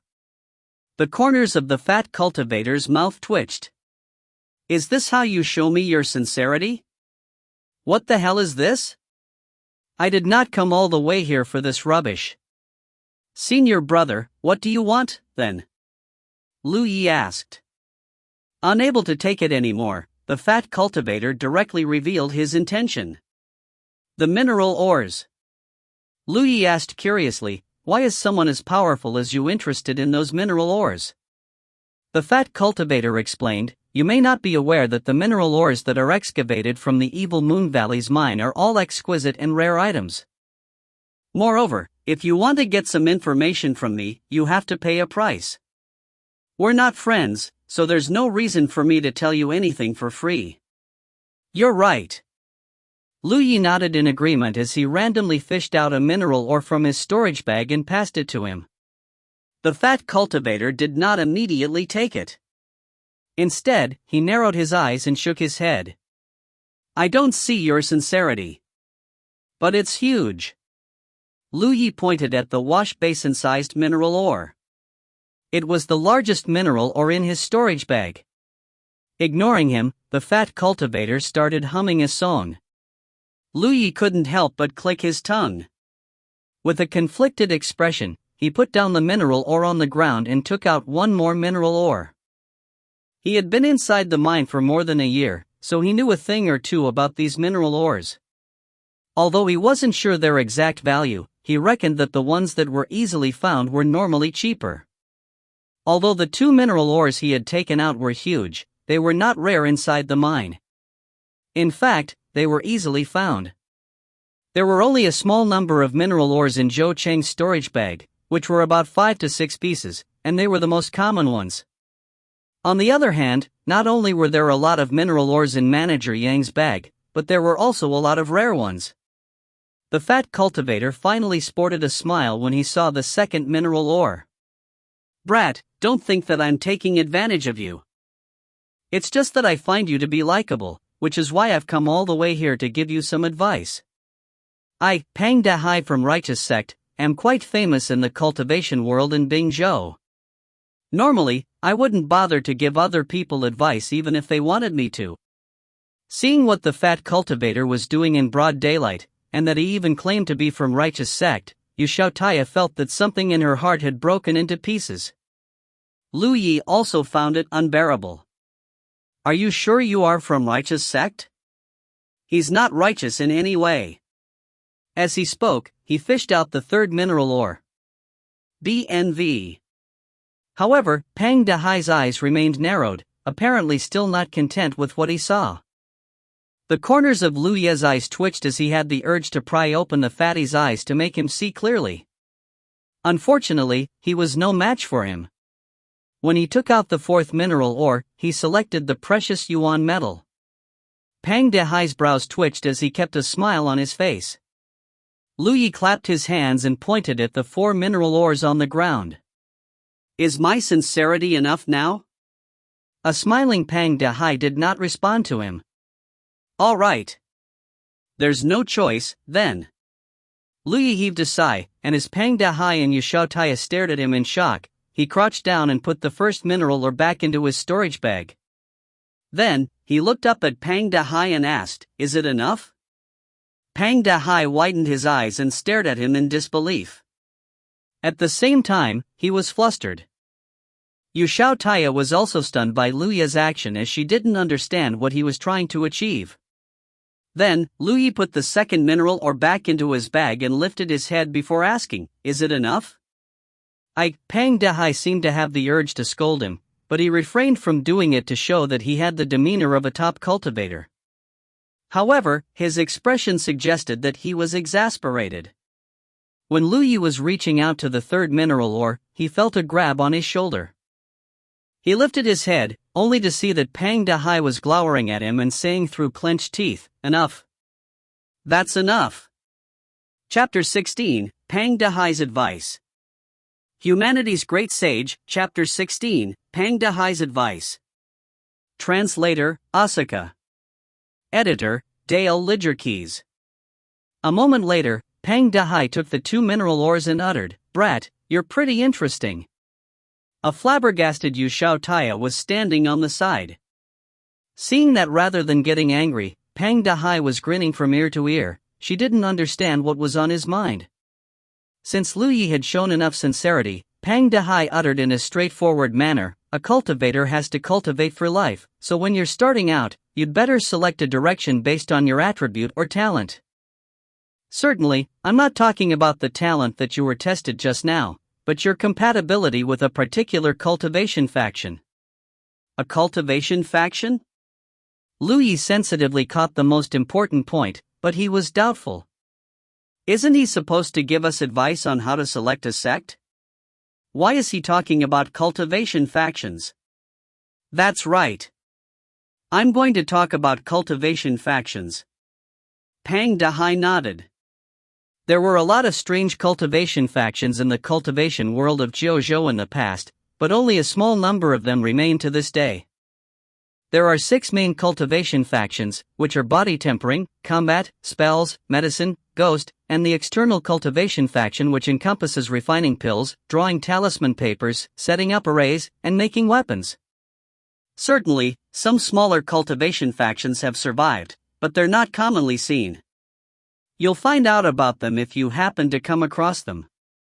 It can be said that 99% of the cultivators belong to one of the 6 cultivation factions, and it has determined the area they have to work on.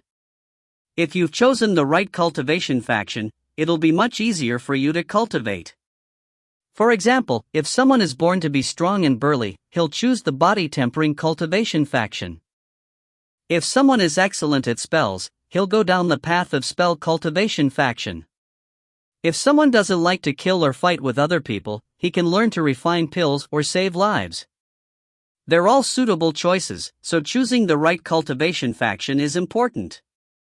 If someone wants to learn how to wield a sword but he's joined 100 Flower Valley, no one can teach him anything. Lu Yi and Yu Shaotaya nodded repeatedly as they listened to Pang Dehai's introduction. Even Yu Shaotaya had never heard of such information. Based on what you've said, different sects place emphasis on different cultivation factions, right? Lu Yi could somewhat grasp what Pang Dehai was saying. Have I ever said that? Pang Dehai was shocked.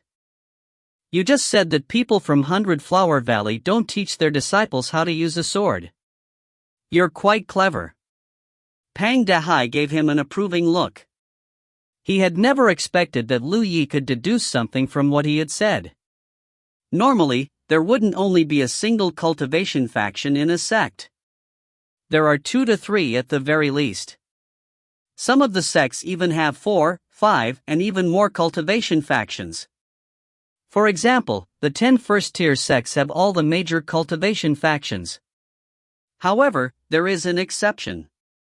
Northern Profound Sword sect only has one cultivation faction, which is Combat Cultivation faction, and they can be pretty extreme. At the mention of the sect, his chubby face twitched as though he had recalled some unpleasant memories. He paused for a moment before continuing to say, although a sect is made up of a few cultivation factions, they'll still emphasize a particular one. This situation is prevalent in the lower-tier sects. That's because they don't have enough energy and resources to focus on so many cultivation factions at the same time. For example, we have some people from Burning Moon Mountain with us this time, and they're focused on Pill Cultivation faction, which is a part of external cultivation. The pills they've produced are famous in Bingzhou. People whose main attribute is fire are in an advantageous position if they want to join Burning Moon Mountain because fire attribute spiritual power is needed to refine pills. He took a look at Lu Yi when he said the last sentence, so it was apparent what he was trying to say. Upon hearing his explanation, Lu Yi asked, "Is this what you mean that we should choose a cultivation faction based on our own attribute?" "That's right." Pang Dahai nodded. People whose main attribute is gold are generally more aggressive, so they can go with combat, spell and body tempering cultivation factions. Wood is all about vitality, so people with this attribute can go with body tempering, medicine, spells, pills and even arrays. People whose main attribute is water are soft and tolerant of all things in the world, so they can go with all sorts of cultivation factions. People with a fire attribute are violent, so besides medicine and ghost cultivation factions, they're compatible with the rest. People with an earth attribute are generally strong, so they can go with body tempering. The path you want to take not only depends on your interest but also your attributes. The mortals have a saying that the biggest mistake a man can make is going down the wrong path, and it's true for cultivators as well. Now that everyone has gone through the test, someone will distribute some stuff to all of you. It has got something to do with whether you will stay or go, so you have to choose carefully. Before you join any sect, you'd better find out which cultivation faction the sect is focused on and whether it will clash with your own attribute. Got it. Lu Yi nodded with a serious expression and cupped his fists. Thanks, senior brother.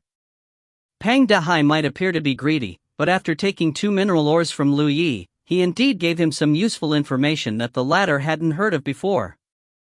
Hence, his information was worth the 2 mineral ores. Then, Pang Dahai waved his hand. It's just common knowledge. You've rarely come into contact with other people, which is why you don't know. Senior brother, since my main attribute is fire and my supporting attribute is gold, which sect should I go to? Ha! You? Pang Dahai sized him up and grinned. I think you'll not be accepted by any sect. Lu Ye's expression darkened in an instant. Then why did you tell me so much just now? An elated Pang Dahai replied, I've heard that there's one guy whose talent is only 1 leaf, which is why I've come over to see a rare creature like you. Do you know that you're the first one with a single leaf that I've seen over the years? Ha ha ha. All his flesh was convulsing when he laughed. Lu Yi had the urge to pounce on him and beat him to a pulp. Who is the bastard that exposed my talent to everyone? Bad news does spread around quickly. Just when Lu Yi was about to explode, Pang Dahai suddenly stopped laughing and uttered to him in a lowered voice, If I were you, I'd lower my expectation and not be irresolute. By doing so, you may stand a chance to have your wish granted. Upon finishing his words, he turned to look at Yu Xiaotaya and said, smiling, Young girl, do you need my advice? Certainly, Yu Xiaotaya badly needed that, so she quickly asked, Senior brother, which sect do you think I should join? Do you love to fight and kill? Pang Dahai questioned. Yu Xiaotaya shook her head like a pellet drum as no girls like to fight and kill. Go to 100 Flower Valley, then, Pang Dahai uttered. Most of them focus on medicine, so they don't need to go to any battles. Furthermore, even if they're captured, they'll not be treated harshly. 100 Flower Valley. Yu Xiaotaya fell into her thoughts for a moment before she saluted him. Thanks, senior brother. Her main attribute was wood, so 100 Flower Valley did suit her. Pang Dehai must be aware of that, which was why he gave her this advice. After Pang Dehai left, Lu Yi remained in the same spot with a terrible mood. Yu Xiaotaya wanted to console him, but she did not know what to say, so she decided to change the topic by uttering, "Brother Lu, there's something I don't understand." "What is it?" "Senior brother Pang did not take your mineral ores when there were 4, but why did he accept them after you took away 2 ores?" Lu Yi nonchalantly explained, to him, all 4 ores belonged to him, which was why he didn't treasure them. Only after losing them would he understand that they were valuable. Upon hearing that, Yu Xiaotaya fell into her thoughts as she felt that he was right. Certainly, it had something to do with the fact that 2 mineral ores that Lu Yi had taken back were worthless. The valuable mineral ores were the ones that were left behind. Chapter 17, Applying for a Sect. Humanity's Great Sage, Chapter 17, Applying for a Sect. Translator, Asuka. Editor, Dale Lidgerkeys. Pang Dehai had said that someone would give them something and tell them to make a choice. As a cultivator from Righteous Sect, there was no doubt that he knew what would come next. As expected, not long after he was gone, all those who had passed the test and possessed the jade tablets were gathered together. More than 1,000 slaves had been saved, but at this moment, only more than 100 people were left, which was 10% of the original number. All of them were standing there in silence. A cultivator walked over and passed a piece of paper to every one of them. Lu Yi took it and had a look, only to see that the names of 10 sects had been written on the paper. Righteous Sect was at the top while Green Jade Sect came next. There were also other sects that Lu Yi had never heard of. Nevertheless, he saw Burning Moon Mountain and 100 Flower Valley, which Pang Dehai had mentioned. These were supposed to be the sects that had come over to launch an attack on Evil Moon Valley. The tier of each sect was marked behind the name. There was no doubt that Righteous Sect and Green Jade Sect were first-tier sects. The tiers of other sects were wildly different, which were mostly 4th to 7th tier. Behind the tier of each sect, there was also a note that stated the cultivation factions that the sect focused on, which was the information Pang Dehai had talked about. At that instant, Lu Yi was somewhat grateful to Pang Dehai. Without his introduction, he wouldn't have been able to understand what was written on the paper. Just when he was poring over the information, a cultivator in the front of the crowd suddenly said, "If you want to join any sect, just take a pen from here and draw a circle around the name of the sect. You can choose 3 sects at most. However, which sect you'll eventually join will depend on your luck and the people in charge of taking in disciples for the respective sects. If you're lucky, you might be able to join one of the 2 first-tier sects." After he finished speaking, the place fell into silence for a moment. Soon, someone asked, "Senior, do you mean that while we're selecting a sect, the sect will also choose us?" "That's right," the cultivator replied dispassionately. "So, don't expect instant success. If your aptitude and talent are not good enough, it'll be pointless for you to choose first-tier sects." Another person asked, "What if all 3 sects don't take me in?" "Then you're not meant to cultivate, and you'll be handled together with those without the aptitude to cultivate." Upon hearing that, the people who had intended to try their luck became alerted. Many of them had the intention of choosing both first-tier sects. However, if they really did that, the outcome would be disappointing. Be it Righteous Sect or Green Jade Sect, they were strict when it came to taking in disciples. If these people were rejected by those 2 sects, they would only have 1 chance left. If the last chance also slipped through their fingers, they would miss this opportunity to become a cultivator. To people like Lu Yi and the others, joining one of the sects would be the best outcome, so no one wanted to miss this chance. At that instant, all of them became serious. On the other hand, as Lu Yi was holding the paper and listening to the cultivator, his expression turned awkward. "Why does it look like we're applying for a university? After we were tested for our talent, the 3rd senior brother from Green Jade Sect gave us an introduction to the sect. Then, the jade tablets we obtained were like test results. These sects are just like universities, and cultivation factions are like courses. Now, we're all applying for our desired universities. We also have to choose our top 3 universities. As for the sects written on the paper, the top 2 are undoubtedly the best universities. 4th to 5th tier sects are like average universities, while 6th to 7th tier sects are like below average universities. When Lu Yi saw the last name, he was stunned. Why is there also a diploma mill here? The last sect on the list was Crimson Blood Sect, which was a 9th tier sect. He did not notice it at first. The situation was pretty clear by now. The more than 100 people here who had passed the test had to pick 3 sects out of the 10. Although it wasn't so difficult, there was some competition in secret. If too many people chose a particular sect, a large number of candidates would be knocked out. Clenching the jade tablet in his hand, Lu Yi secretly heaved a sigh. His one-leaf talent had put him in a disadvantageous position, but he still had to give it a try.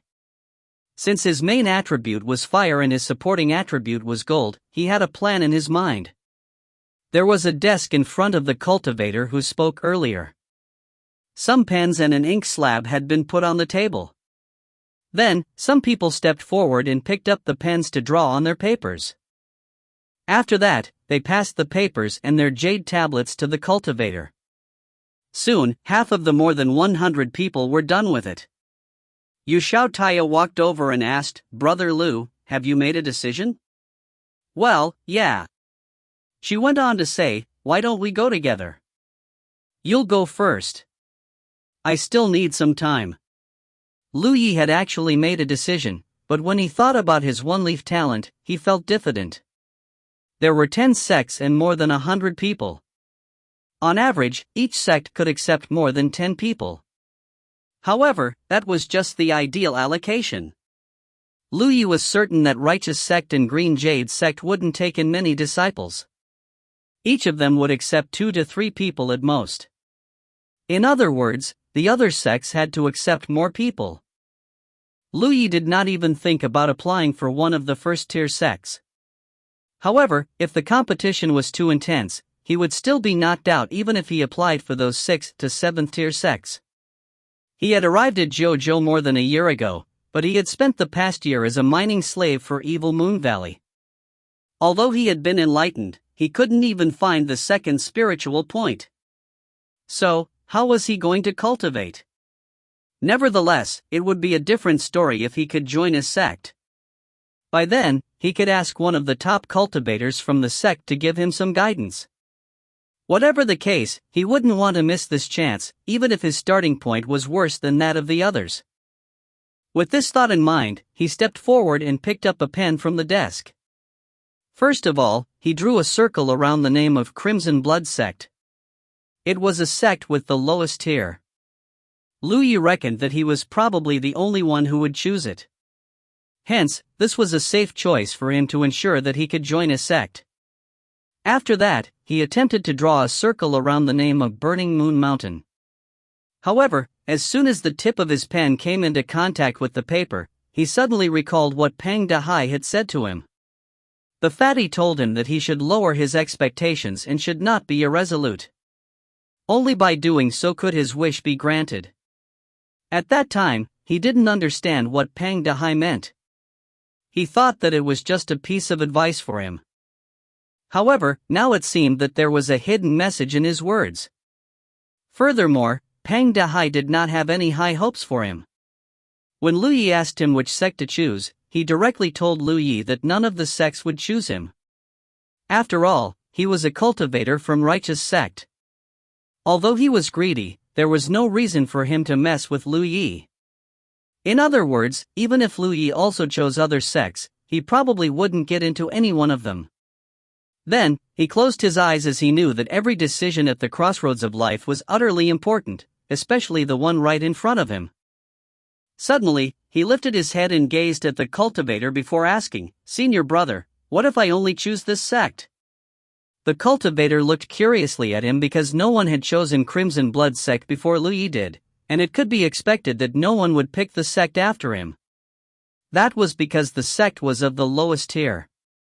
What the cultivator hadn't expected was that not only did Lu Yi choose Crimson Blood sect, but he had also asked such a question. The cultivator stroked his mustache and grinned. You'll find out about it after you do it. Chapter 18, Elder Tang's Dilemma. Humanity's Great Sage, Chapter 18, Elder Tang's Dilemma. Translator, Asuka. Editor, Dale Lidgerkeys. To lower his expectation, Lu Yi should probably choose the lowest tier sect. To show that he wasn't irresolute, he should only make one choice.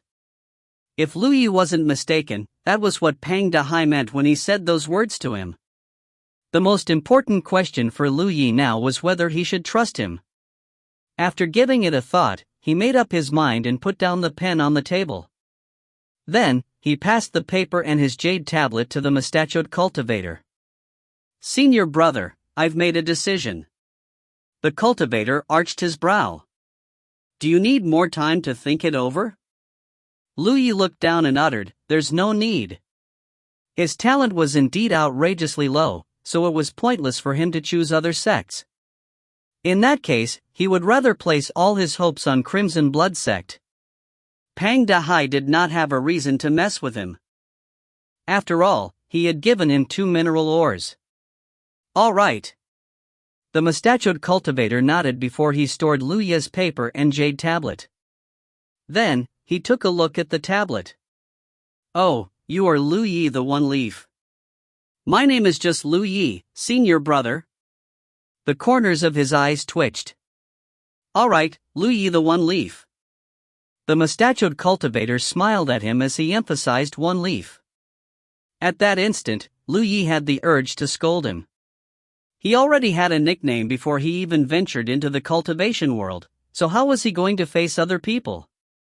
Also, who had spread the news that his talent was only one leaf? A moment later, the mustachioed cultivator stored all their papers and shot into the sky. Then, he turned into a beam of light and flew towards the middle of a mountain in the east. There were many palaces in that location. The palaces were the residences of those cultivators from Evil Moon Valley, but they had become a temporary base for those from Grand Sky Coalition now. Many cultivators kept entering and leaving the base. There were also a lot of items that had been collected in pending allocation. The mustachioed cultivator directly flew towards the innermost palace. There was already a female cultivator waiting outside the palace. Seeing him, the woman asked, "Is everything ready?" The mustachioed cultivator replied, "All the papers are here. Just give them to me. The representatives are talking about retreating from this place. After they're done with the discussion, I'll pass them the papers." Are we going to retreat so soon? The mustachioed cultivator was shocked. The female cultivator replied, "Those from Thousand Demon Ridge have reacted quicker than we expected. Some of their sects are gathering together, so we have to leave this place quickly." Upon hearing her explanation, the mustachioed cultivator nodded. Although many people from Grand Sky Coalition had come over, they were in the territory of Thousand Demon Ridge after all.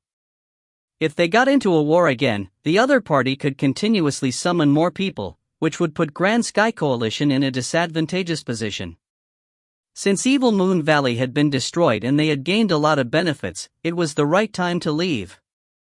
After passing the pile of papers to the woman, the mustachioed cultivator quickly left the place. The female cultivator waited outside the hall for a moment before a loud voice could be heard coming from inside. "Come in." Upon hearing that, she quickly pushed the door open. There were only 10 people in the hall who were the representatives of the 10 sects that had come over to destroy Evil Moon Valley. The person at the front was an upright-looking and authoritative person, who was Pangjin from Righteous Sect. He was also the deputy coalition leader of Grand Sky Coalition. He was the most powerful cultivator among these people as he was in the Divine Ocean realm. The woman walked up to Pangjin and respectfully put down the pile of papers before saying, "I'll take my leave now." After she was gone, Pangjin flipped through the pile of papers and picked out only one. Then, he passed the rest to the representative of Green Jade sect. For Lu Yi and other people, every piece of paper carried their future in dreams. However, to people like Pangjin, these papers were not worth their attention. Every time they attacked the territories occupied by Thousand Demon Ridge, they would save some people, and taking in the ones with the aptitude and talent to cultivate was just something they had agreed upon. Each of these sects had thousands of disciples. If a person's aptitude and talent were not particularly outstanding, no one would bother to spare them a glance. Apparently, among the people that had been saved this time, no one was worth their attention. As the more than 100 papers passed through the hands of these representatives, the number of the papers decreased. When the papers were in the hands of 100 Flower Valley's representative, he picked out more than 10 people. Just when he was about to pass the papers to the next one, he seemed to have discovered something interesting as he looked at an old man at the back of the row. Elder Tang, someone has chosen Crimson Blood sect. Upon hearing that, Pangjin, who was speaking to the representative of Green Jade sect, couldn't help but lift his head. Are you serious? He had just randomly picked one person out of more than 100 people, so he did not pay attention to the other candidates. Other people appeared surprised as well. Someone even said with a smile, "It seems that this person is pretty astute compared to the others." Judging from his words, it was as if choosing Crimson Blood sect was an incredible decision. The person at the back of the row who was called Elder Tang was the old man who had brought Lu Yi out of the mine. Upon hearing that, Elder Tang was surprised as well. Their sect had joined many such operations before, but no one had selected their sect even though those who had been saved were given 3 choices. That was because Crimson Blood sect was of the lowest tier. Any ambitious and aggressive people wouldn't choose this sect. Although he was surprised, Elder Tang still waved his hand. You're aware that we don't take in any disciples. If it weren't because of the coalition's rules, the name of Crimson Blood sect wouldn't even have appeared on the paper. Upon hearing that, the representative from 100 Flower Valley uttered, "I'm afraid you can't reject him, Elder Tang. He has only chosen Crimson Blood sect, and no one else has picked your sect." A shocked Elder Tang extended his hand. "Let me see it." After taking the remaining papers from the representative of 100 Flower Valley, Elder Tang pored over the papers and realized that, just like what the representative had said, the person had only chosen his sect. Lu Yi, gazing at the name on the jade tablet, Elder Tang immediately recalled the young man that he had come across in the mine, so he was surprised that the young man had chosen his sect. The representative from 100 Flower Valley uttered, "According to the rules, in such a situation, it's mandatory for you to accept this person." There was indeed such a rule in the coalition. Grand Sky Coalition would give 3 chances to those who had been saved. However, if a person only chose one sect, the selected sect had to take the person in. The prerequisite was that no one else had made the same choice. This rule was to give those who were determined to cultivate a chance. Only a small number of representatives from the sects were aware of this rule, so there was no way that those former slaves could find out about it. This guy, Elder Tang, appeared helpless. The fact that Lu Yi had chosen his sect seemed to have put him in a tight spot. "Elder Tang, it's time you took in a disciple." The representative from 100 Flower Valley persuaded him, then he changed the topic. Although this guy has been enlightened, his talent leaves much to be desired. So what if his talent is low? It doesn't mean anything. You all have cultivated for years, so haven't you come to this realization? Have you ever seen someone with one-leaf talent? That's terrible. How was he even enlightened? Since he's made such a decision, there's no reason for Crimson Blood sect to turn him down. I'm worried that those from Cinnabar Heart sect will. At the mention of Cinnabar Heart sect, all of them fell silent as if there was something that had stopped them from talking about it. Rules are rules. If those from Cinnabar Heart Valley are not happy with it, they can come at me. Pangjin, who had remained silent for a long time, suddenly landed a slap on the table. "Elder Tang, just take him in." Although a person with one-leaf talent isn't worth nurturing, this might be a chance to save your sect.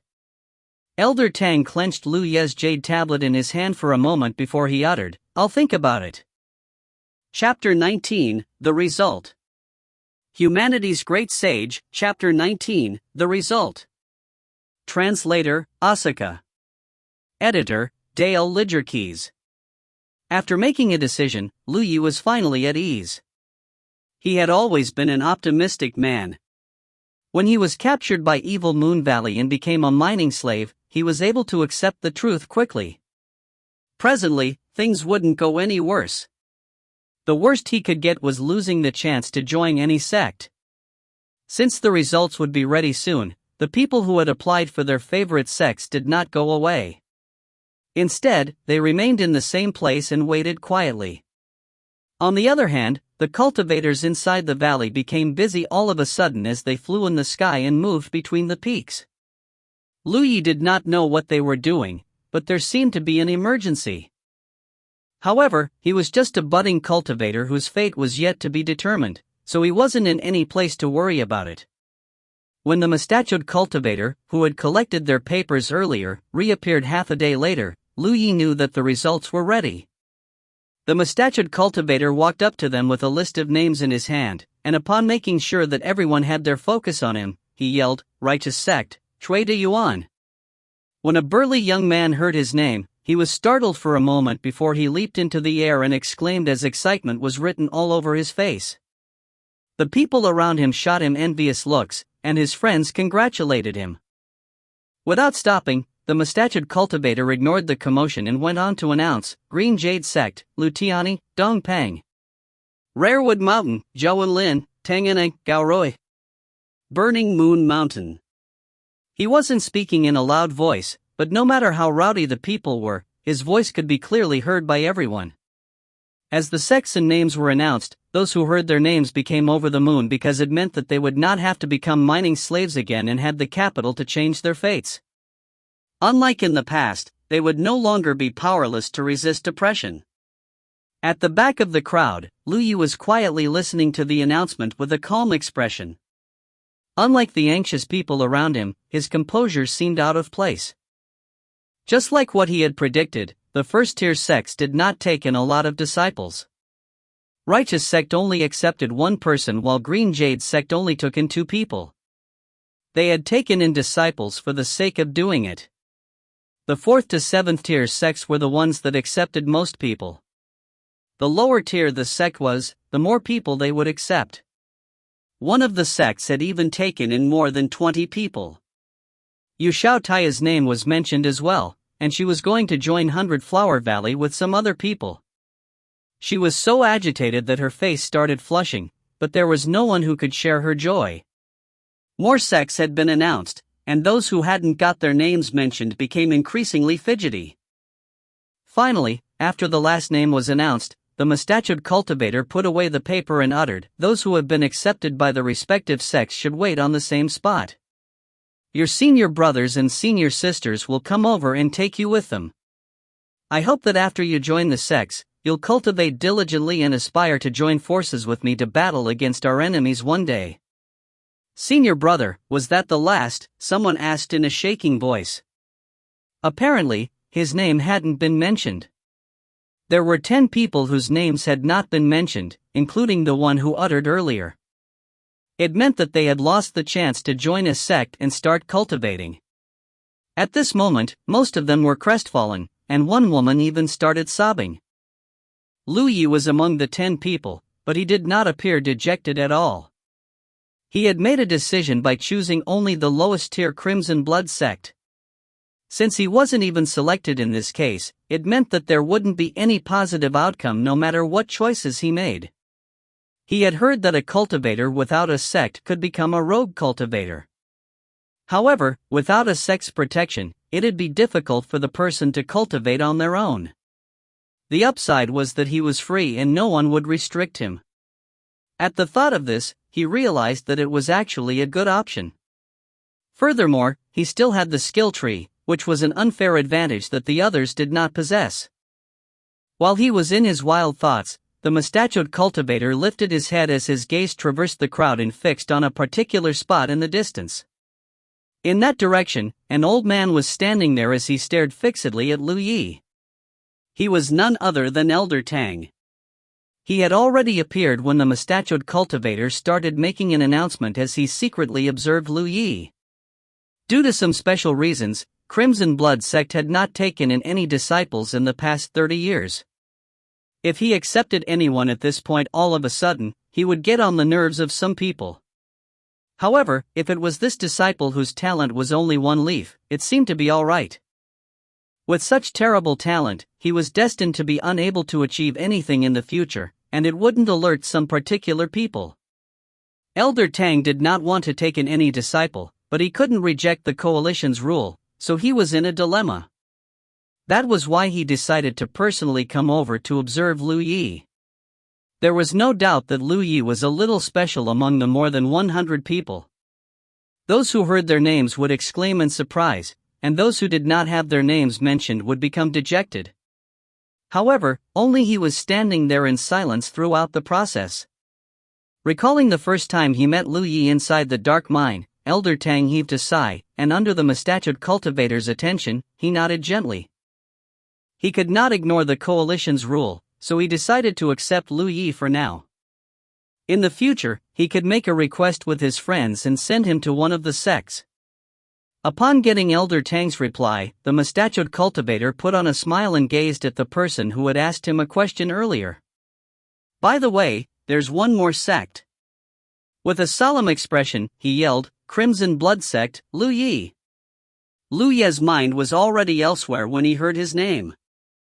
After he was startled for a moment, he lifted his head and gazed at the mustachioed cultivator. As their eyes met, the mustachioed cultivator uttered with a smile, Congratulations, Lu Yi the One Leaf. Is he not done with it yet? The corners of Lu Yi's eyes twitched. The mustachioed cultivator went on to say, All right, it's over. Those whose names have not been mentioned, follow me. Senior brother. Lu Yi raised his hand and shouted. The mustachioed cultivator turned around. What? Staring at him, Lu Yi asked, Senior brother, what's your name? What's your realm? The mustachioed cultivator touched his mustache and looked curiously at him. What's wrong? Do you want to beat me up? An emotionless Lu Yi replied, I wouldn't dare to. I'm just grateful to you for what you've done for me. You're quite ambitious. The mustachioed cultivator giggled. Listen up, then.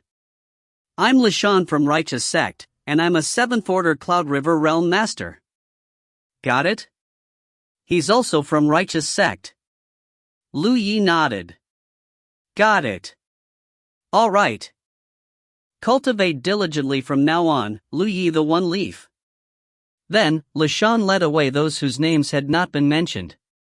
At that instant, they were all regretful. If they had known this would be the outcome, they would have chosen Crimson Blood Sect. At the very least, they would stand a chance to join the sect, which was much better than the helpless state they were in now. However, they were not aware that if they had also chosen Crimson Blood Sect, Lu Yi would not have been accepted. Crimson Blood Sect had not taken in any disciple for the past 30 years. If it weren't because of the coalition's rule, Elder Tang wouldn't have agreed to it. Chapter 20, Boarding a Ship. Humanity's Great Sage, Chapter 20, Boarding a Ship. Translator, Asuka. Editor, Dale Lidgerkeys. The cultivators from the respective sects came over and took the new disciples away, so the number of people present slowly decreased. Yu Xiaotaya left with a female cultivator from 100 Flower Valley. Before that, she had bid Lu Yi farewell. In just 1 hour, all 100 people were gone, leaving only Lu Yi behind. 2 hours later, the people from Crimson Blood Sect were still nowhere to be seen. Lu Yi wondered what was holding them up. Since he had nothing to do, he decided to look for a clean place and took a seat with his legs crossed before he attempted to unlock the second spiritual point. His first spiritual point had been filled and he had mastered the Golden Liberation Technique, which he had obtained from Manager Yang. However, since he couldn't find the second spiritual point, his progress was held up. Yu Xiaotaya had told him that this was a common problem facing cultivators who had just started out. That was because cultivators like them did not have enough spiritual power to locate their own spiritual points. There were two ways to solve this problem. One of them was to try their luck and slowly explore it. The other way was to ask a cultivator who was at least in the Cloud River realm to give them some guidance. This was the main reason Lu Yi wanted to join a sect. During his time in the mine, he had made several attempts to locate his second spiritual point but to no avail. If he could join a sect and ask a senior to lend him a hand, it would save him lots of trouble. However, no one from Crimson Blood sect had yet to appear. Since Lu Yi had nothing to do, he decided to try his luck. It would only take him some spiritual power, but if he was lucky enough to locate the second spiritual point, his power would increase significantly.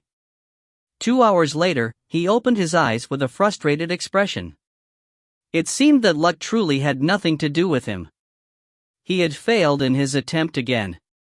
Fortunately, he had been given enough food recently and he still had some qi blood pills, so he had ample vitality in his body.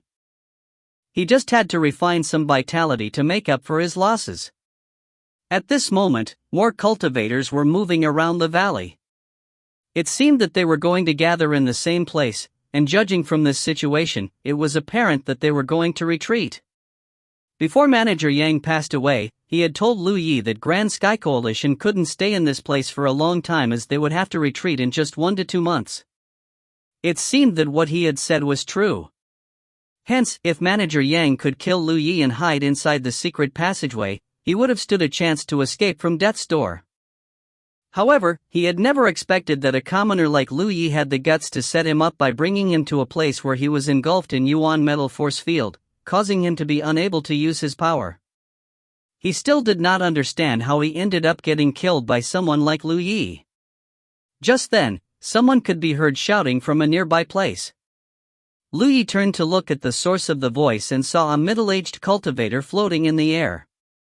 Spiritual power could be seen undulating around him as a thing appeared from his palm. There was still some distance between Lu Yi and the cultivator. Before he could make out what it was, he would soon see a sight that he would never forget. The thing that flew out of the middle-aged cultivator's palm expanded along with the wind as it turned into a gigantic object in a short time and hovered in midair. It was a huge ship that was floating in the air. The ship had 3 floors and was 300 meters long. Its entire body was dark, so it was difficult to tell what material it was made of. The outline of the ship was smooth, and the things that were embedded around the ship gave off an eerie feeling. Lu Yi had never seen anything as bizarre as this before, so he was rooted to the spot. In fact, it wasn't the only ship. Not long after the middle-aged cultivator made a ship appear out of thin air, more ships continued to appear. Following that, someone shouted, "Everyone from the various sects, board the ships now." Then, the cultivators from different sects who had gathered in the same place turned into colorful beams of lights and shot towards the ships. Looking from afar, the sight was truly magnificent. After recovering from his shock, Lu Yi could feel the emotions in his heart undulate. He had been in this place for more than a year. Although he was aware that this was a cultivation world, he had spent most of his time with mineral ores.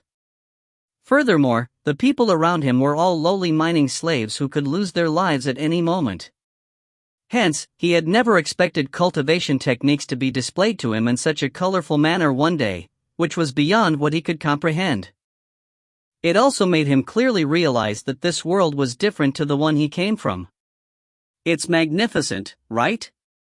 Just when he was dazzled by the splendid sight, someone was heard speaking next to him. Lu Yi subconsciously grunted in response, but he soon realized something and turned his head, only to see an old man standing beside him when he wasn't paying attention. With a faint smile, the old man ran his fingers through his beard. As he gazed at the ships that were floating in the air, he said slowly, "These are Grand Sky Coalition's flying dragon boats, which are useful in occupying cities and destroying fortresses. So, they would only use these ships when it's absolutely necessary." Looking at the old man's profile, Lu Yi recognized that the old man was the one who brought him out of the mine. Recalling how others called him, he immediately saluted him. Elder Tang. In response, Elder Tang put on a smile and beckoned to him. Let's go. Where are we going? Lu Yi was puzzled. Elder Tang pointed at one of the ships. We should board a ship now.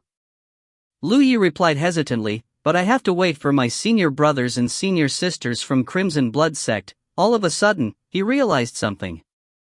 Are you from Crimson Blood Sect? There was no reason for Elder Tang to look for him and even ask him to board a ship, unless he was from Crimson Blood Sect. I was held up by some urgent matters. Did you become anxious from all the waiting? Elder Tang asked amiably. He's really from Crimson Blood Sect. No, I didn't. Lu Yi was slightly excited. Earlier, it was handsome senior brothers and soft-spoken senior sisters who came over to fetch the other people. However, when it was Lu Yi's turn, it was an old man from Crimson Blood Sect that had come over. With that said, the old man was a kind-hearted person. That was because he had helped Lu Yi unlock the restraining lock on Zhou Cheng's storage bag. Although Lu Yi wasn't sure about how powerful Elder Tang was, he didn't have the right to reject him if the latter wanted Zhou Cheng's storage bag.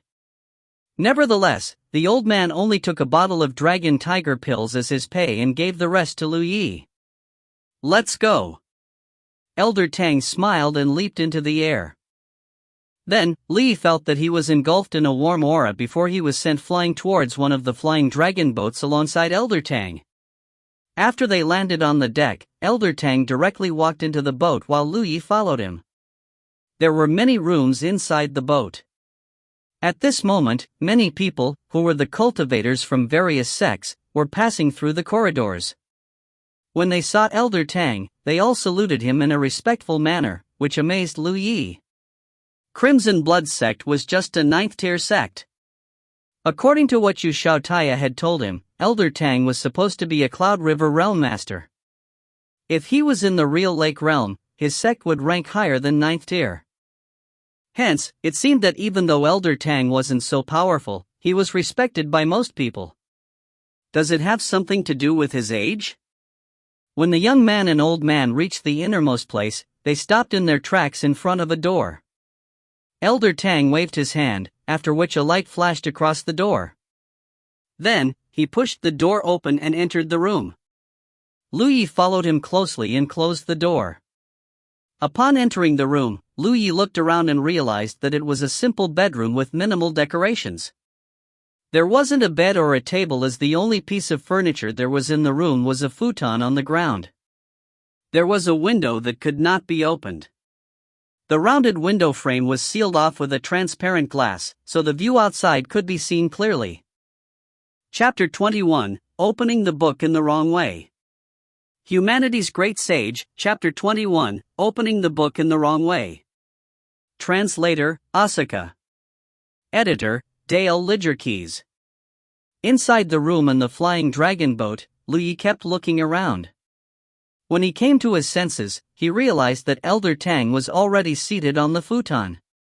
Hence, he quickly walked over and took a seat in front of him. Sometimes, fate was truly intriguing.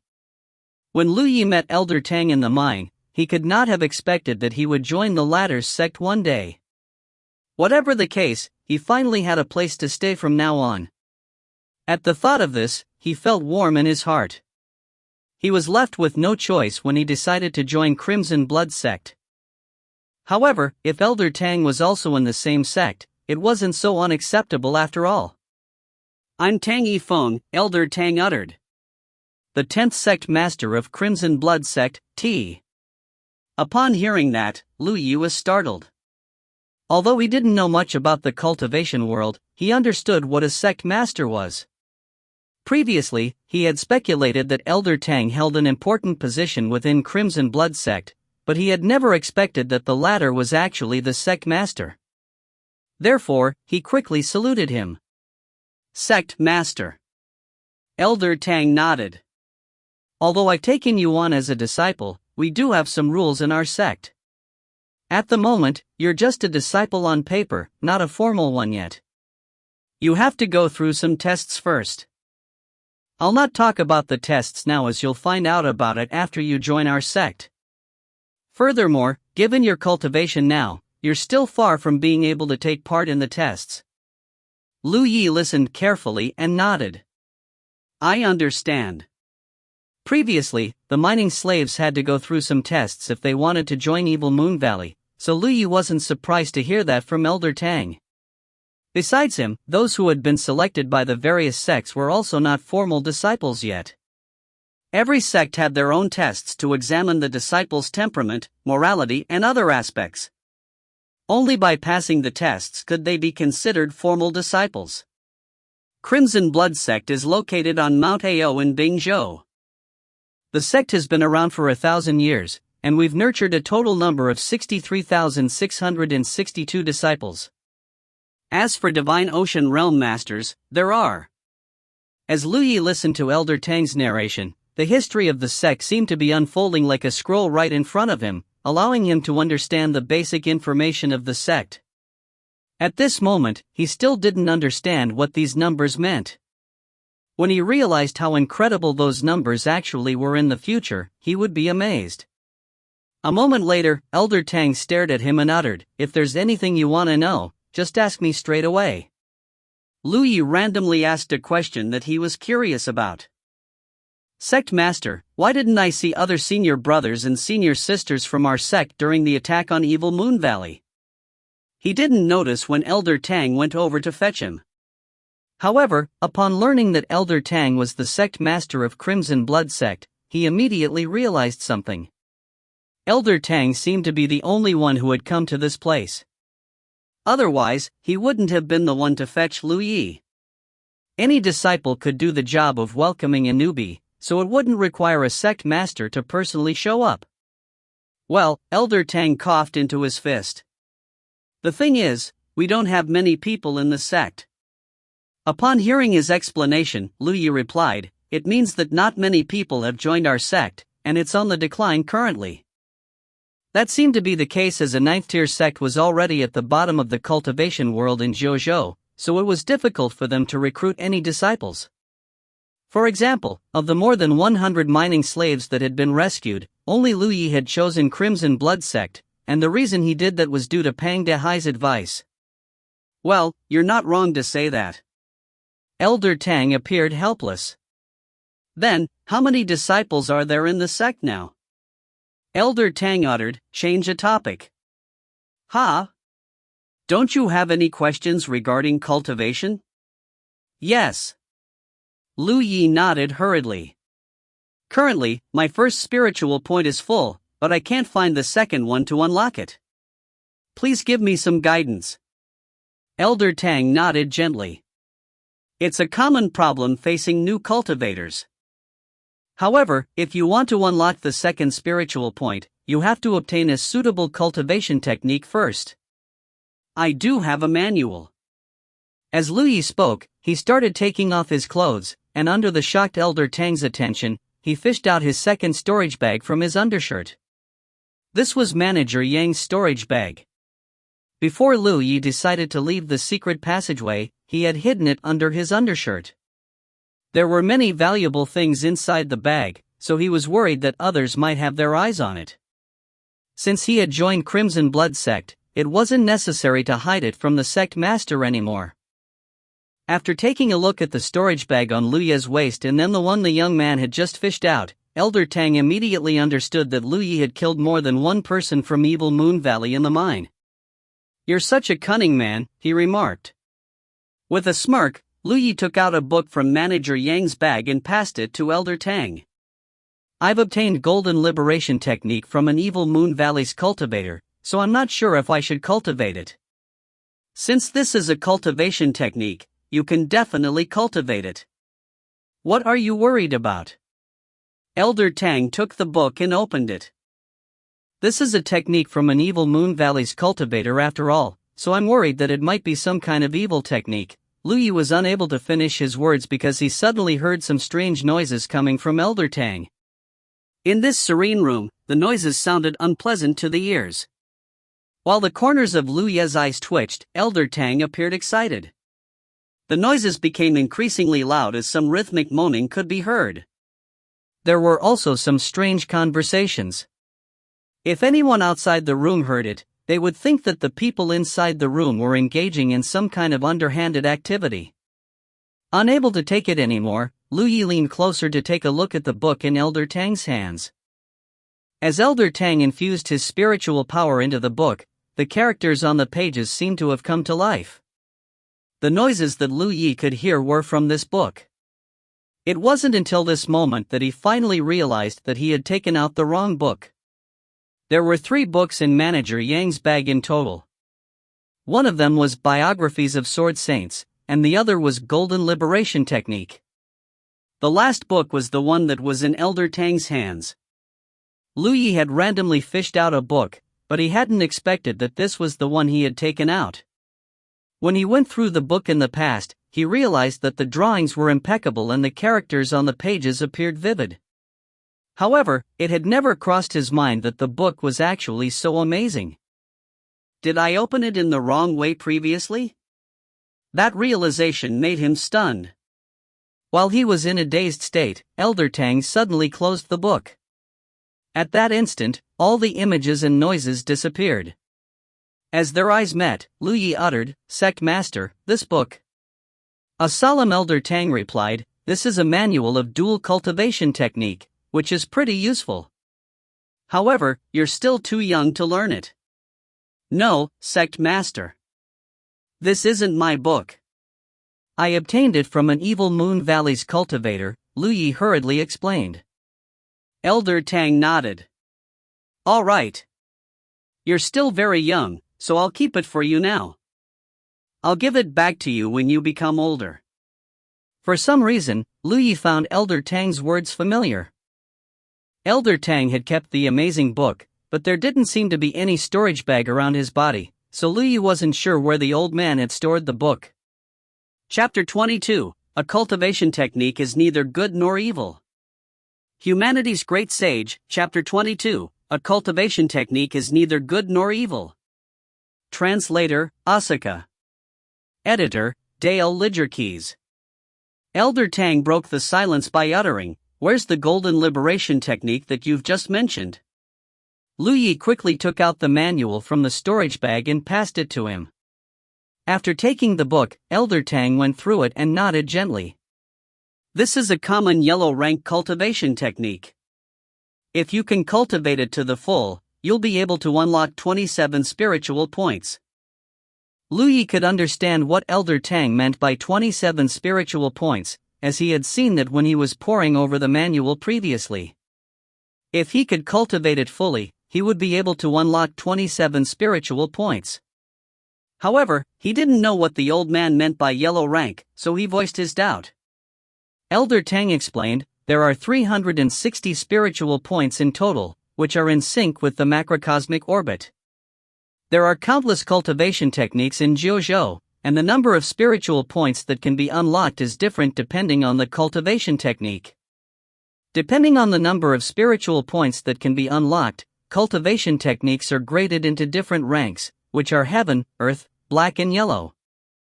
Only Heaven rank cultivation technique can allow the cultivator to unlock 360 spiritual points. For Earth rank cultivation techniques, it's 180 spiritual points and 81 spiritual points for Black rank cultivation techniques." Then, he pointed at the Golden Liberation Technique in his hand. The lowest rank is this kind of yellow rank cultivation technique, and they're the most commonly seen. Upon hearing Elder Tang's explanation, Lu Yi finally had a better understanding of the different ranks.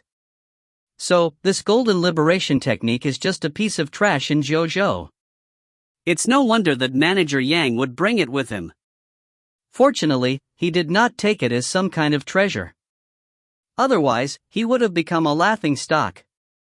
The different ranks of cultivation techniques not only determine the number of spiritual points a cultivator will eventually be able to unlock, but they'll also create a huge difference between the cultivator's powers when they're in the same realm. Also, it'll have a huge impact on a cultivator's future. Are you saying that a cultivator who has cultivated a higher rank cultivation technique will be more powerful and have a brighter future? Lu Yi asked. That's right. Elder Tang nodded. Do you understand the reason behind it? Please enlighten me, Lu Yi uttered humbly. Elder Tang gave it a thought as though he was trying to come up with a clearer explanation, for he hadn't told anyone about it for a long time. A moment later, he asked, do you know the different realms? Spirit Creek, Cloud River, Real Lake and Divine Ocean realms, Lu Yi replied. He had heard it from Yu Xiaotaya. What does Spirit Creek mean? Recalling what Yu Xiaotaya had told him, Lu Yi went on to say, to unlock enough spiritual points so that our own spiritual power will be able to flow through the points and form into a cosmic orbit. It's called Spirit Creek Realm because we aim to make our spiritual power flow as smoothly as a creek. That's right. Elder Tang ran his fingers through his beard. How many spiritual points are considered enough, then? Lu Yi was unable to answer the question.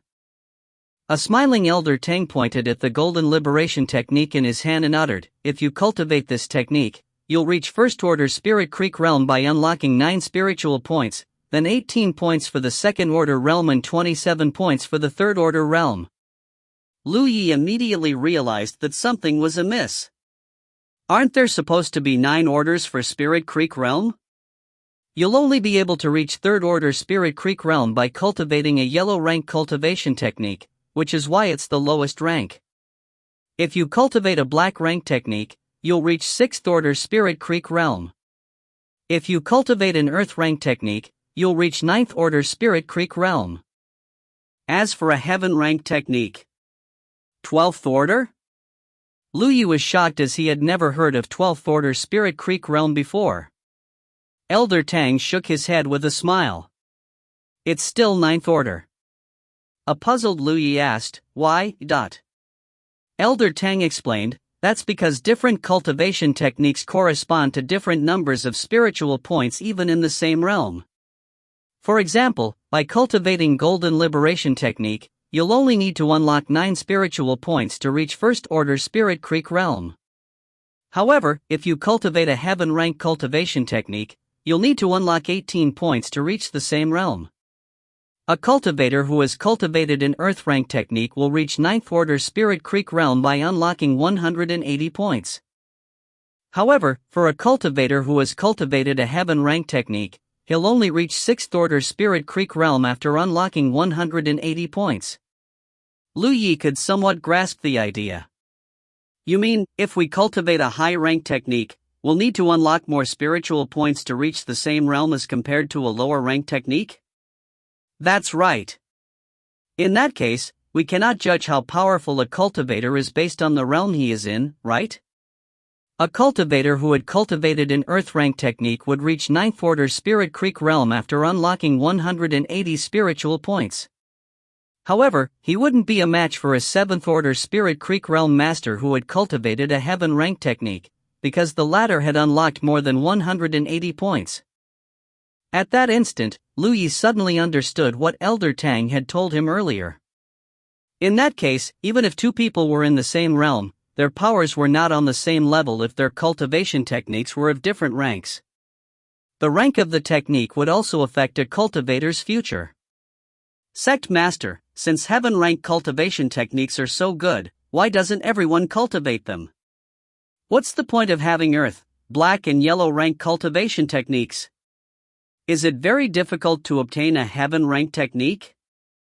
A smiling Elder Tang replied, although it's difficult to find a Heaven Rank technique, even a rogue cultivator will be able to obtain one if he's determined enough.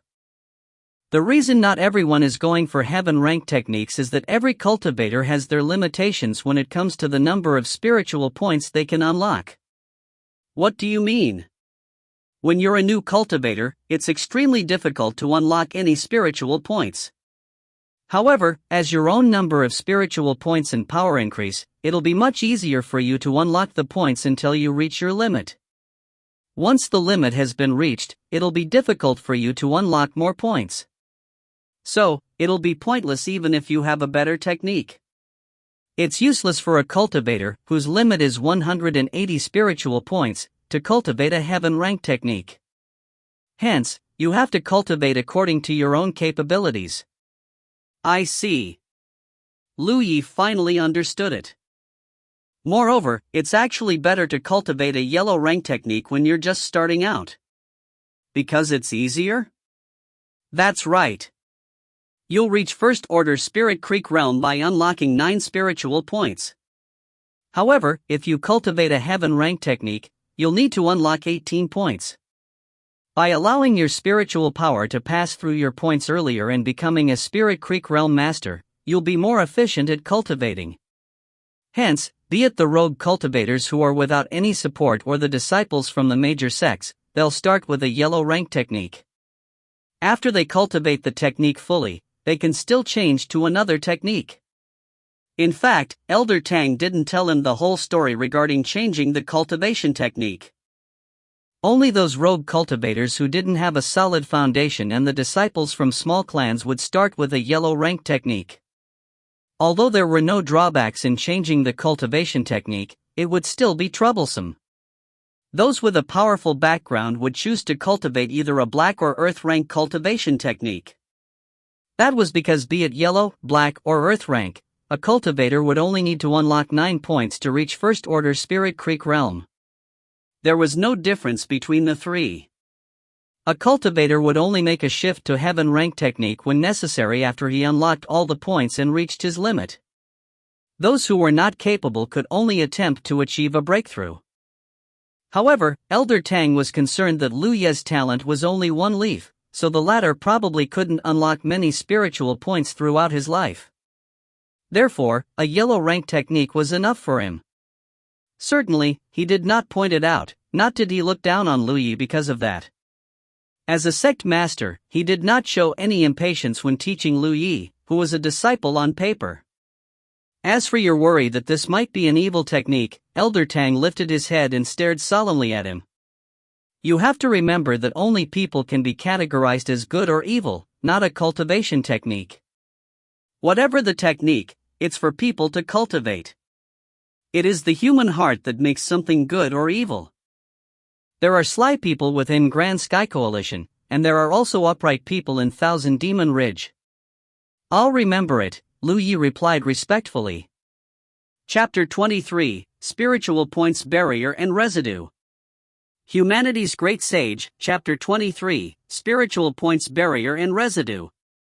Translator, Asuka. Editor, Dale Lidgerkeys. Didn't you learn such things from Mystical Sky Sect? During the conversation, Elder Tang realized that Lu Yi knew little about cultivation, which was why he was curious. It was difficult for Lu Yi to tell him the truth, so he replied, I was young and naughty in the past, so I didn't pay attention to the seniors' teachings.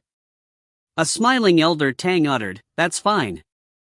You're still young, so you can start working hard from now on. Yes. Elder Tang lifted his hand and pointed one finger at Lu Ye's abdomen. Your first spiritual point is full now. If you want to unlock the second one, feel it carefully. Upon hearing that, Lu Yi quickly straightened up.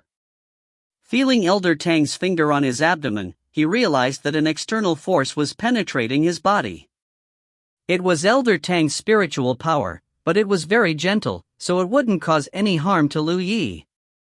The force passed through Lu Ye's source spiritual point and clustered in a nearby spot. Lu Yi was familiar with the spot as it was the second spiritual point for Golden Liberation Technique. He had failed in his previous attempts to locate it, but Elder Tang was able to find it with ease.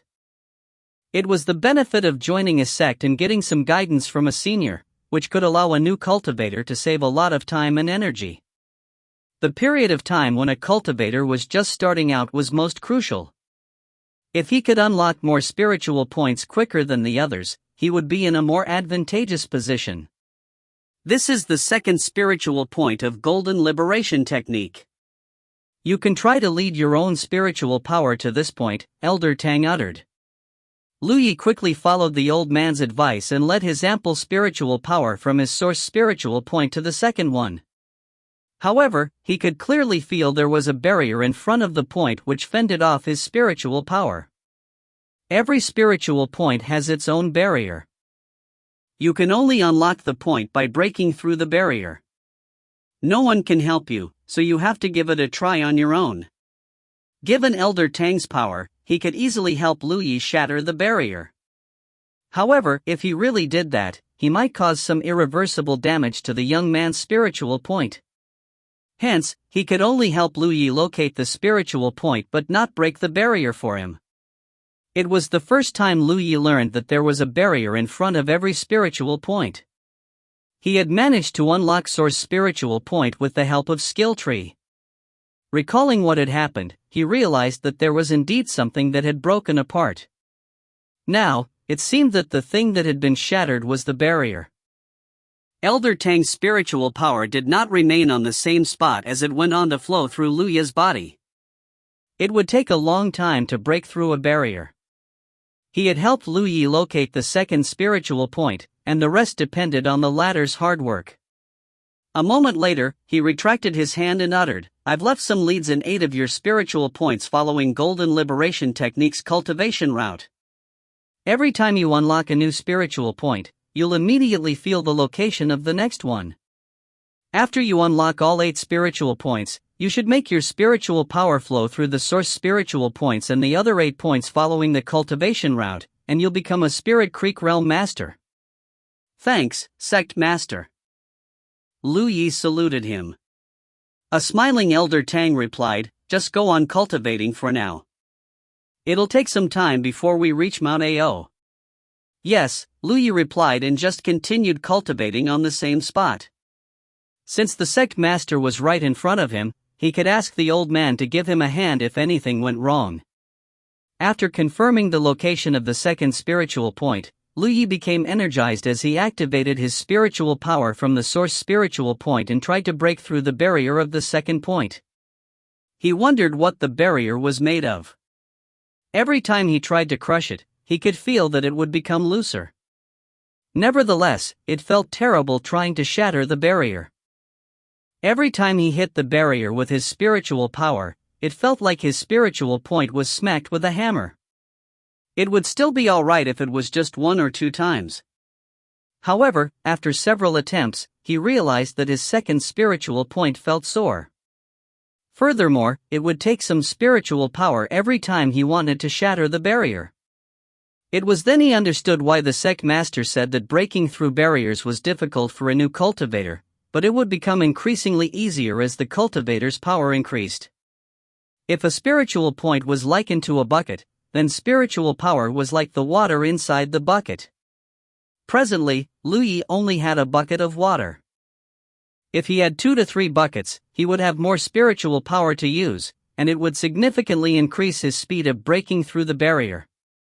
He might even be able to achieve it in one go. 1 hour later, he realized that he couldn't mobilize his spiritual power anymore as the water in his bucket had almost dried up.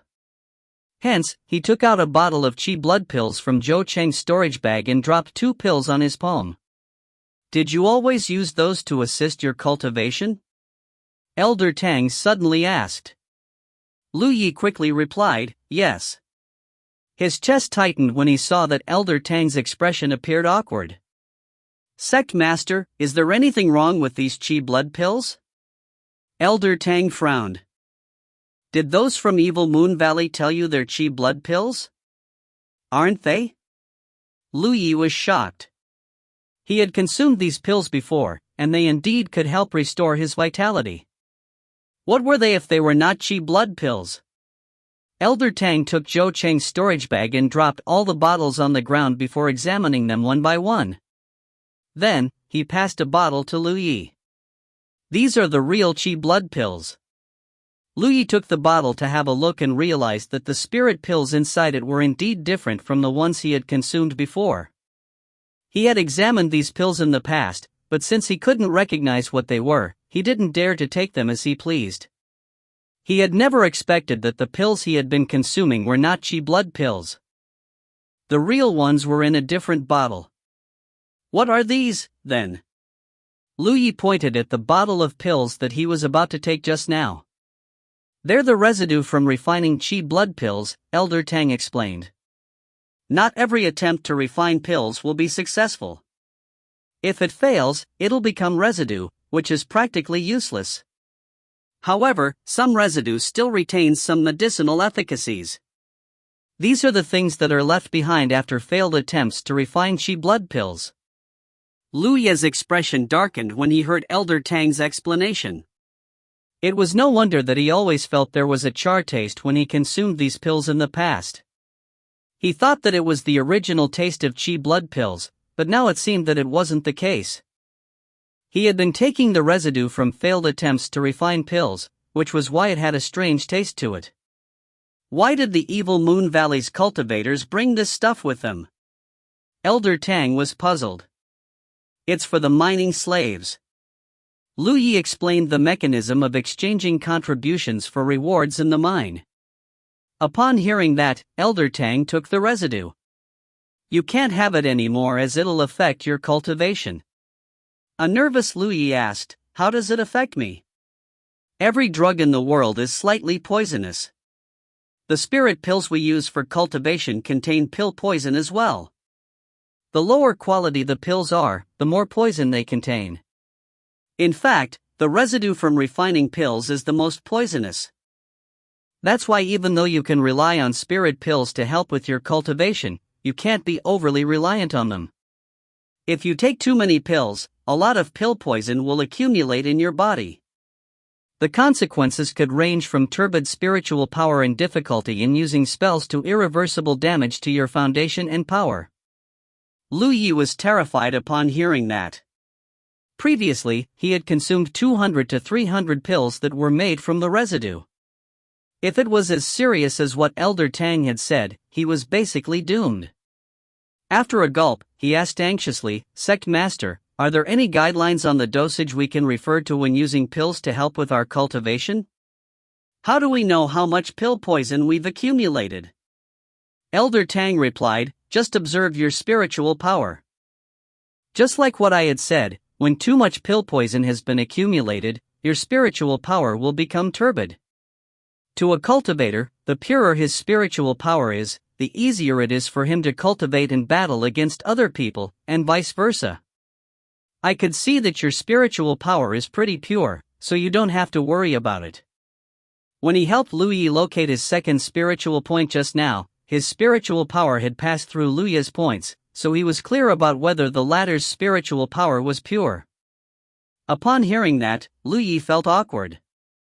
Chapter 24, The Joy of Cultivating Through the Use of Spirit Pills. Humanity's Great Sage, Chapter 24, The Joy of Cultivating Through the Use of Spirit Pills. Translator, Asuka. Editor, Dale Lidgerkeys. The sect master might be unaware of Lu Yi's situation, but Lu Yi himself was well aware of his own situation. Putting aside the fact that he had successively redeemed more than 30 of those qi blood pills residue from Manager Yang and consumed them over the past year, he had also consumed about 200 to 300 of those pills in the span of 10 or so days during the period he had spent inside the cave. Under normal circumstances, taking so much residue into his body would surely have caused great hidden dangers to himself. So, why did the sect master claim that his spiritual power was still fairly pure? On the other hand, the sect master couldn't have been mistaken about something like this. Lu Yi might not know how high his cultivation was, but he was a 9th rank sect master. He should be in the Cloud River realm at the very least. In other words, there really was nothing wrong with Lu Yi's spiritual power. But, how was that possible? The first thing that came to mind was the skill tree. Even when Lu Yi had been in the mines, he had the vague feeling that the skill tree wasn't something as simple as the host for the spiritual patterns. It would now seem that the purity of his spiritual power was also related to the skill tree. There was simply no other explanation for the current situation otherwise. Unfortunately, this wasn't something he could tell the sect master so easily. After considering it for a bit, he asked, Sect Master, how do you cure a person who has accumulated too much pill poison in their bodies and caused their spiritual power to become clouded as a result? Naturally, they have to stop cultivating and slowly remove the pill poison from their bodies. This process will take a very long time to complete. Therefore, an excessive reliance on spirit pills during cultivation will not increase your cultivation speed. On the contrary, it will have the opposite effect. But you don't have to worry. Appropriate use of the spirit pills as a supplement is not a problem. The key is moderation and knowing your limits. I understand. Your cultivation is still fairly shallow at this moment, so it is understandable for you to borrow the help of spirit pills to aid your cultivation. But why aren't you using the spirit restoring pills when you already have them? Why do you choose to use the Qi blood pills to refine your vitality into Qi instead? You must know that even though both spirit pills can assist you in your cultivation, the latter's main function is to replenish one's Qi and blood, as well as consolidate one's energy. He was surprised. I can't tell which are the spirit restoring pills. He had taken out the Qi blood pills to consume them out of habit. All he wanted was to recover his spirit energy as soon as possible to break through the barrier of his spiritual point. He had not thought much about what he was doing. Elder Tang burst into a peal of laughter before pushing a bottle over to Lu Yi. This bottle contains the spirit restoring pills. Although these are the lowest rank spirit restoring pills and their quality is poor, it's just right for your use. Lu Yi tipped a single pill from the bottle and studied the appearance of the spirit restoring pill carefully. As I expected, Manager Yang had some spirit restoring pills in his possession. I've seen something similar in his storage bag. It's just that I didn't dare to consume them lightly. Now that he had the sect master's guidance, he confidently swallowed the spirit restoring pill in his hand and calmly refined it. After consuming the spirit pill, you need to guide the pill power so that it doesn't remain stagnant and cause complications down the road. The sect master's voice rang in his ears. This was the reason why the sect master had said that the lowest rank spirit restoring pill was just right for his use. With his cultivation of only one spiritual point, he would not be able to guide the dense power of the pill power in time if he had consumed a better quality spirit pill. Once too much pill power had been accumulated in his body, it would have a huge negative impact on his cultivation. After listening to the sect master's teachings, he did as he was told.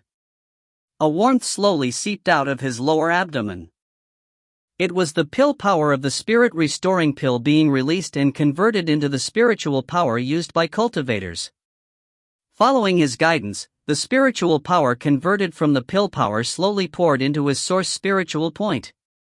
His source spiritual point, which had almost dried up completely, gradually filled up again.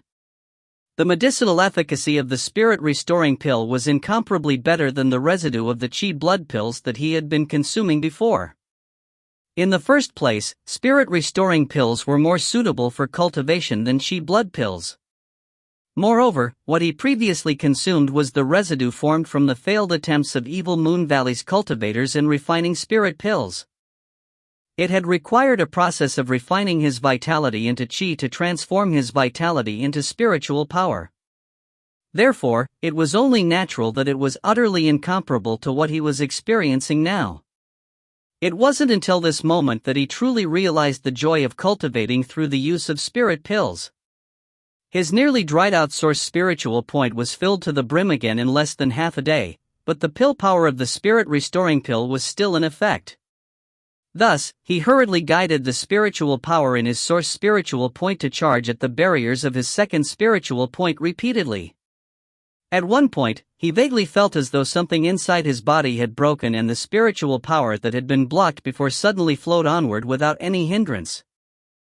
His second spiritual point had been unlocked. The spiritual power brimming in his source spiritual point gently flowed into his second spiritual point, which gave him a very comfortable feeling. Be that as it may, some of the spirit restoring pill's medicinal efficacy still remained. A very long time passed before he sensed that the medicinal efficacy of the spirit restoring pill was completely consumed. Only then did he open his eyes again. He was about to report his achievement to the sect master when he realized that the sect master was nowhere to be seen. The sect master had left at some unknown point in time. Nevertheless, Lu Yi wasn't too bothered by the sect master's departure.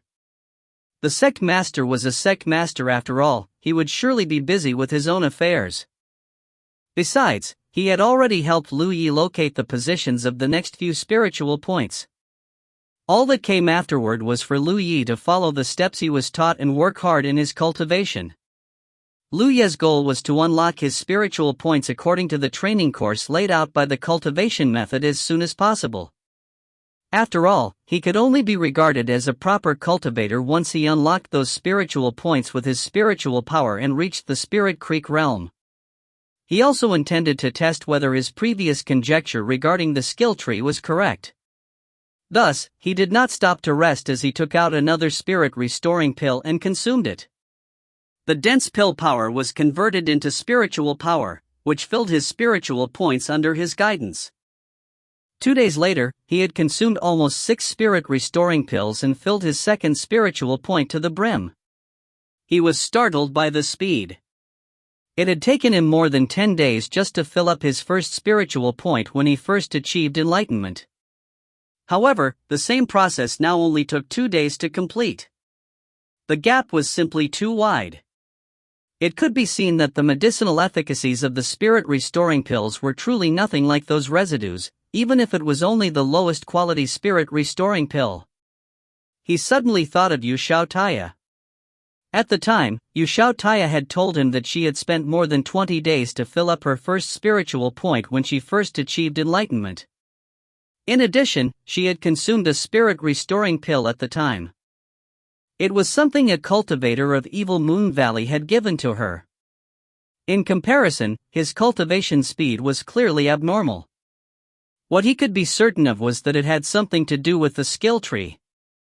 Unfortunately, he had no means of figuring out what the exact connection between the two was at the moment.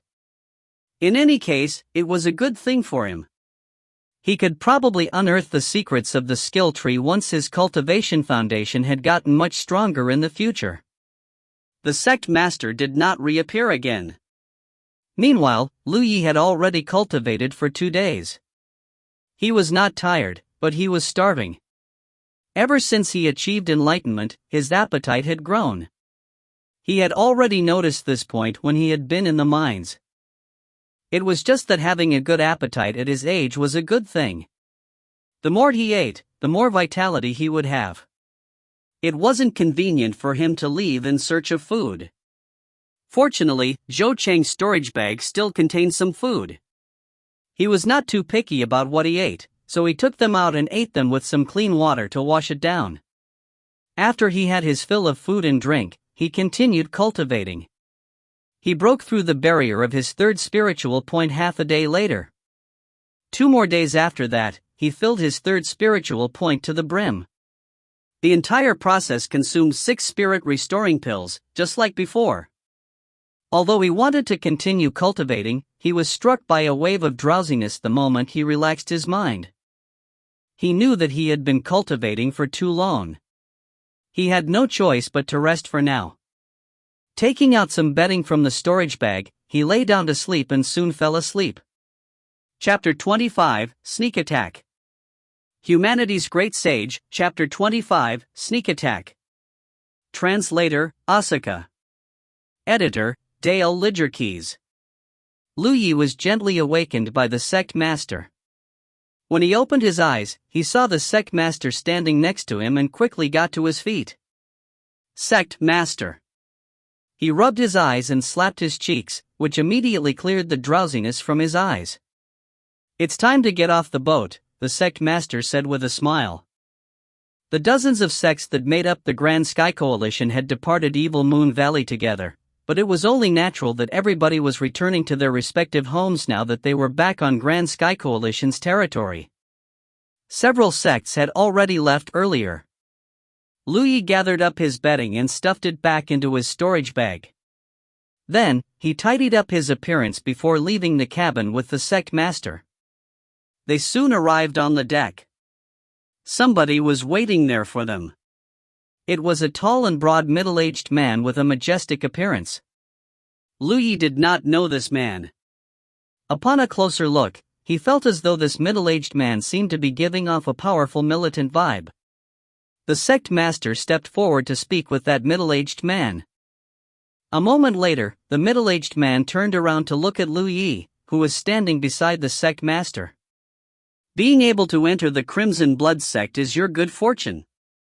You have to do your best to cultivate well. Don't ruin the Crimson Blood sect's reputation. Lu Yi quickly responded. Yes. The sect master cupped his fists. Then, this old man will be taking his leave. Please. The middle-aged man stretched out his hand. The sect master turned his palm over and took out something from somewhere. He casually tossed it into the air, and a two-wheeled horse-drawn carriage appeared on the deck with a flash of light. The two horses pulling the carriage were completely snow-white and very handsome. Snorting lightly, they shifted their hooves restlessly.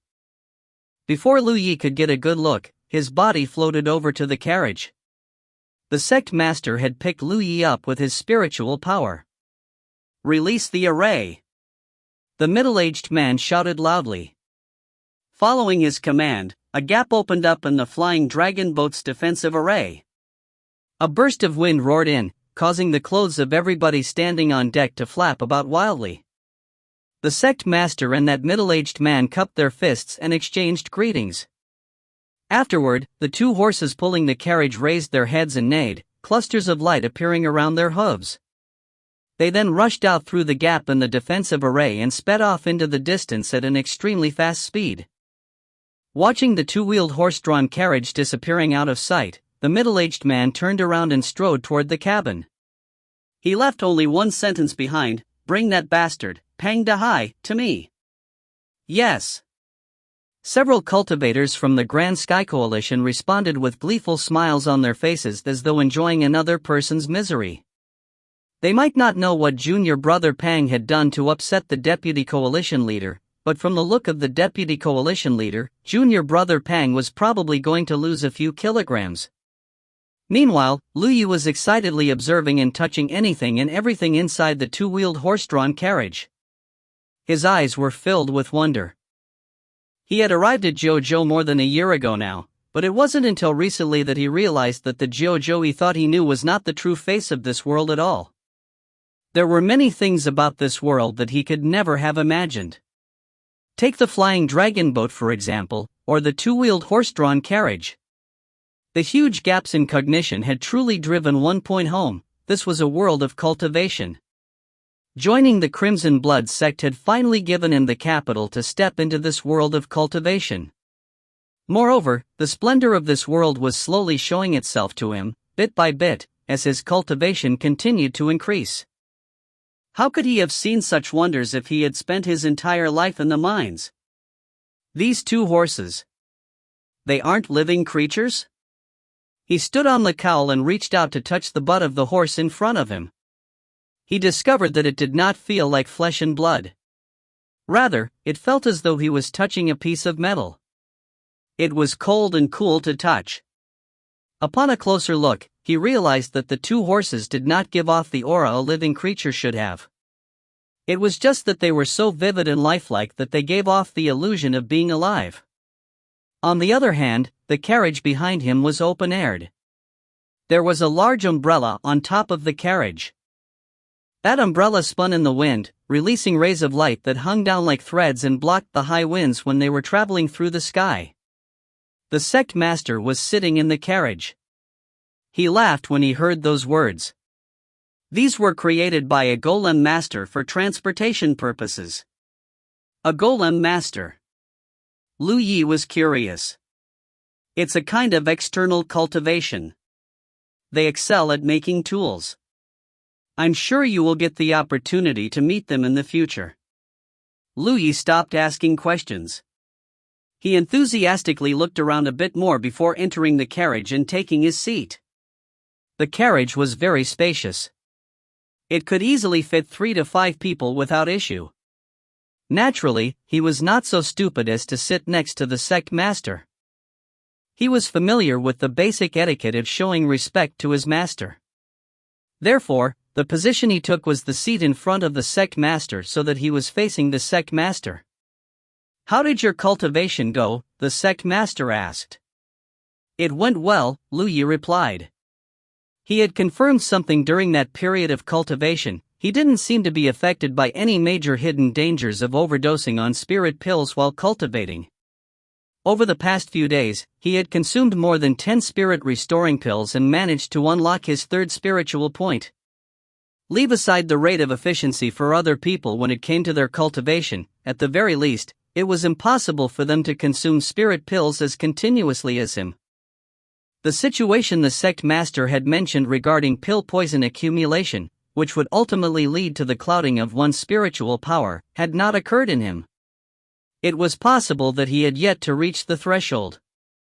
He had only consumed more than 10 spirit restoring pills after all.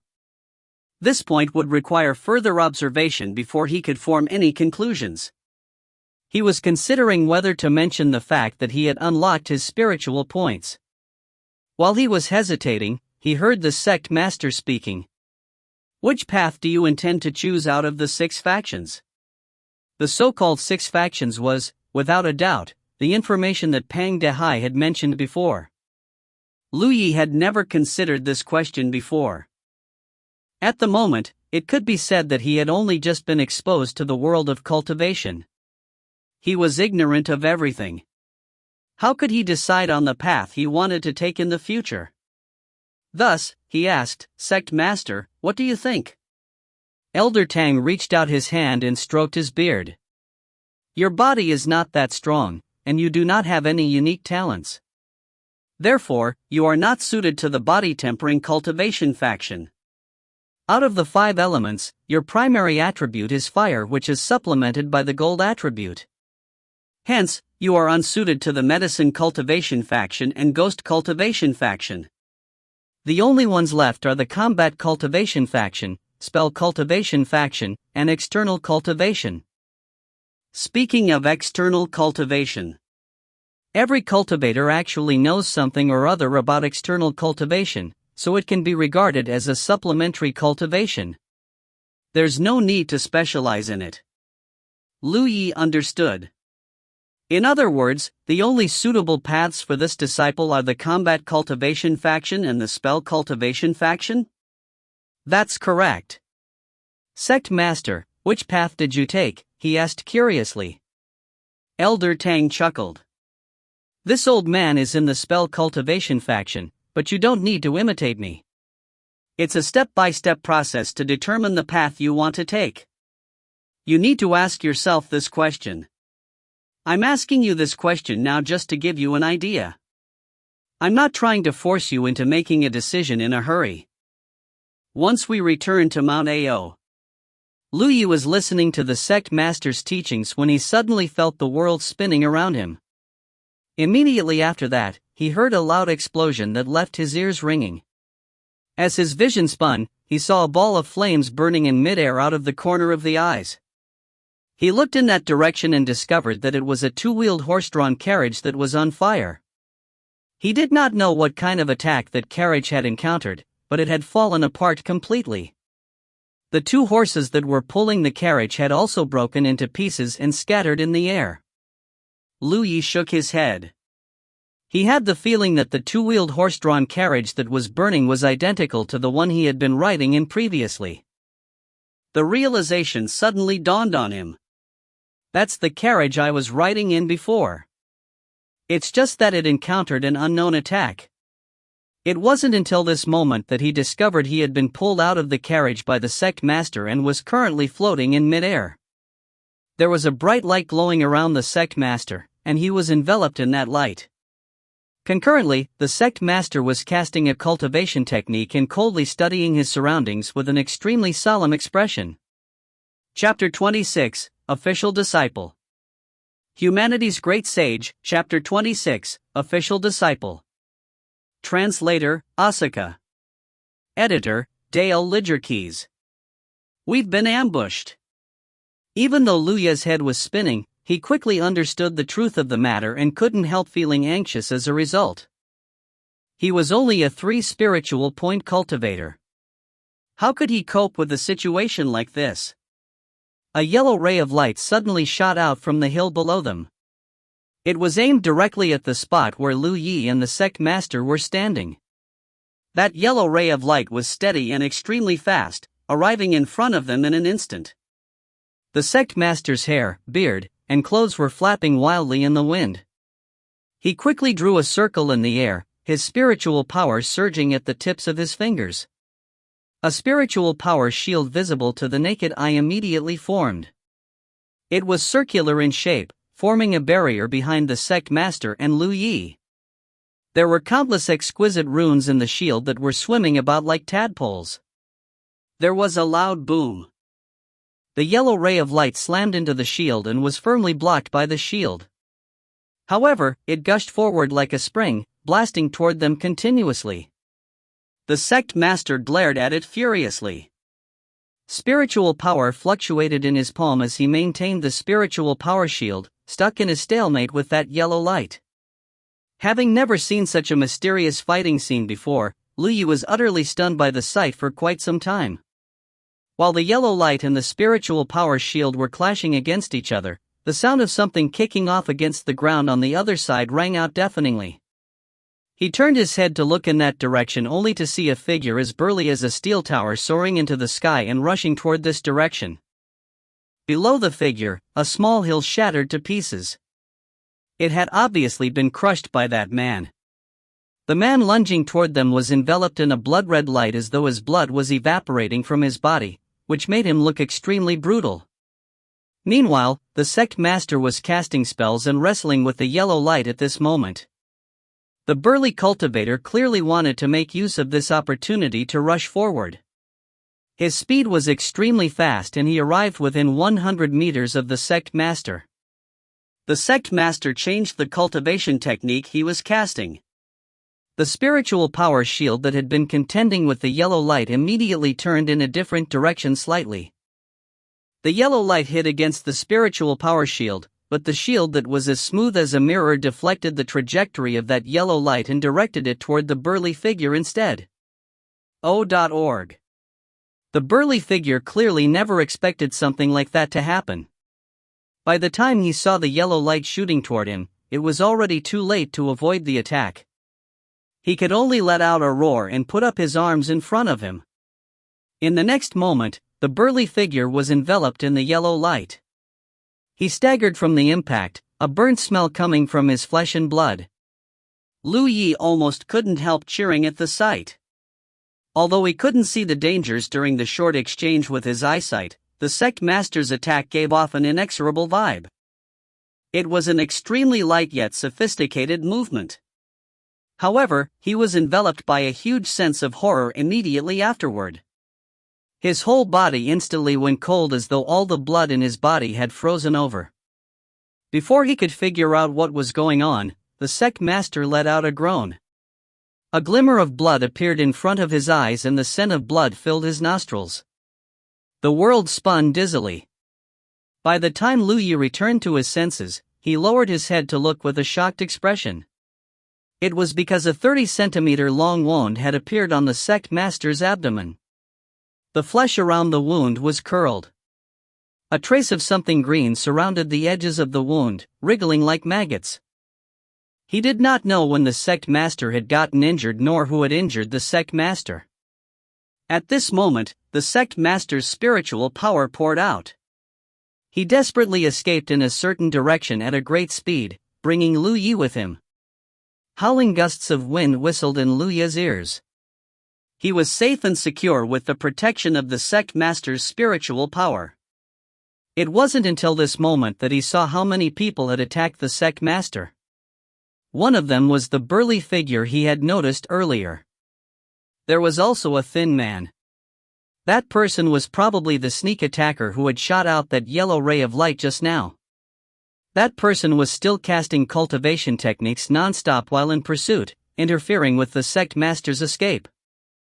Fortunately, the sect master was able to resolve those attacks. No! There's a third person. There was a flickering figure in the air behind the sect master, chasing after him relentlessly. That figure looked like a ghost and was hard to see properly. Judging by the slim figure, it was probably a female. Every time her body appeared, the distance between her and the sect master closed a little more. They would not be able to escape successfully if this situation continued. The cultivation technique cast by the thin man had greatly interfered with the sect master's speed. Not to mention, the sect master was injured. At this point, how could Lu Yi not understand that the sect master had been injured by the woman with the flickering figure?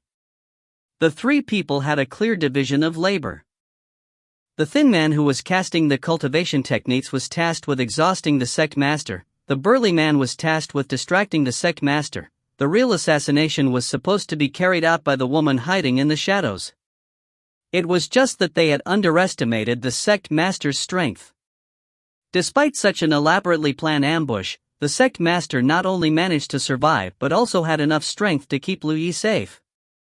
The situation at the moment was obviously very bad for the sect master. If he had been alone, he would have been able to escape even if he couldn't have won against those three.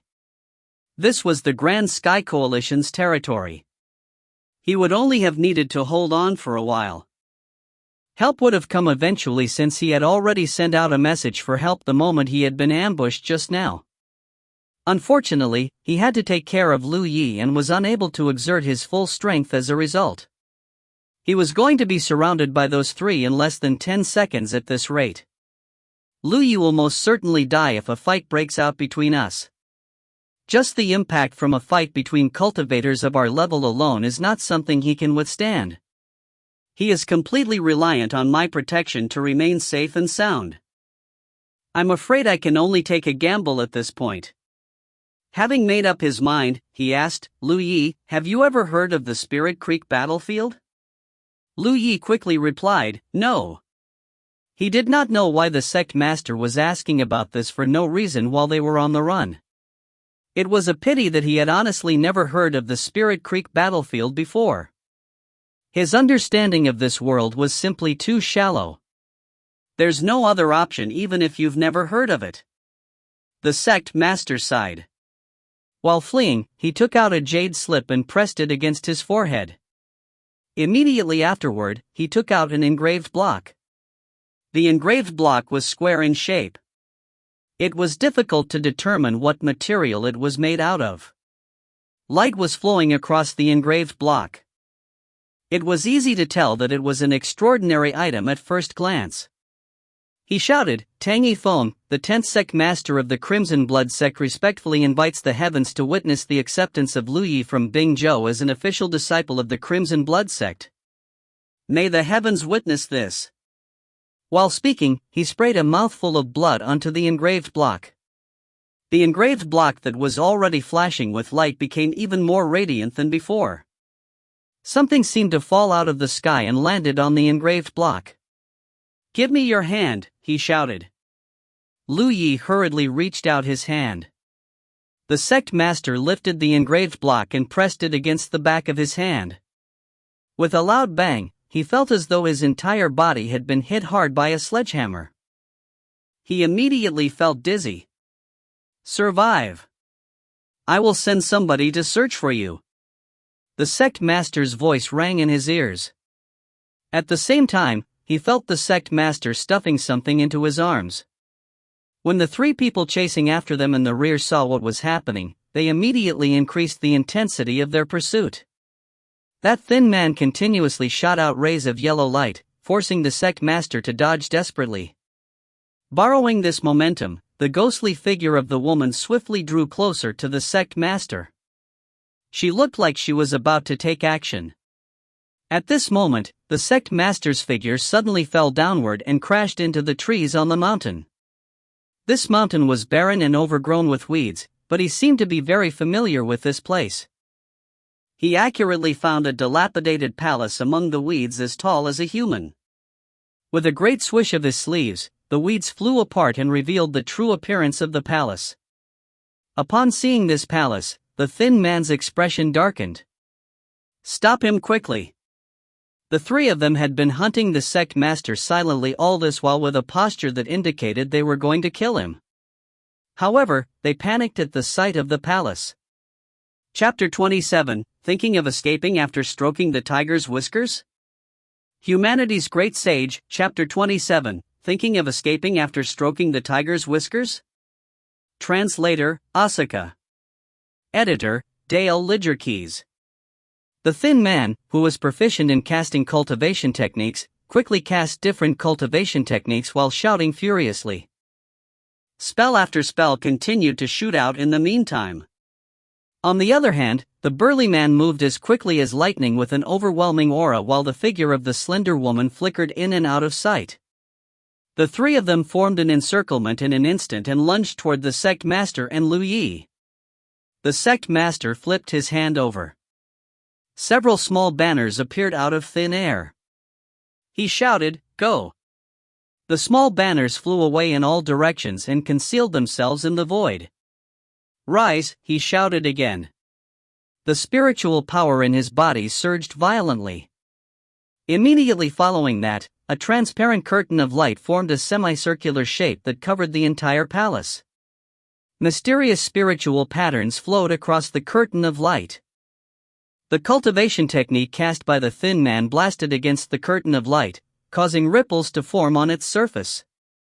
The burly man's figure slammed against the curtain of light, and several spiritual patterns on that curtain of light immediately shattered. The woman with the flickering figure showed herself too. Her face and hands were painted with strange patterns, which masked her original appearance. It made her look rather ghostly. She was holding a dagger in her hands that resembled a spirit snake. She slashed at the curtain of light aggressively, and more spiritual patterns shattered. An array! That thin man's eyes contracted at the sight. The information had not mentioned that Tang Yifeng was proficient in arrays. However, the speed at which Tang Yifeng had set up the array undoubtedly showed that he was very skilled in array cultivation. 3 seconds, the burly man shouted. The meaning behind his words meant that he could break the array in 3 seconds. This was an array that the sect master had set up in a hurry after all. Being able to withstand the attacks of 3 cultivators on the same cultivation level for 3 seconds was already an extremely remarkable achievement. As soon as those words rang out, the burly man poured his chi into his dantian. Then, he slowly threw a punch. It might have looked extremely slow, but his arm steadily swelled and thickened. Inside the array, the sect master ignored all 3 people standing outside. He dragged Lu Yi over to the center of the dilapidated palace. There was something similar to a crystal pillar that was as tall as a human and as thick as a bucket standing there.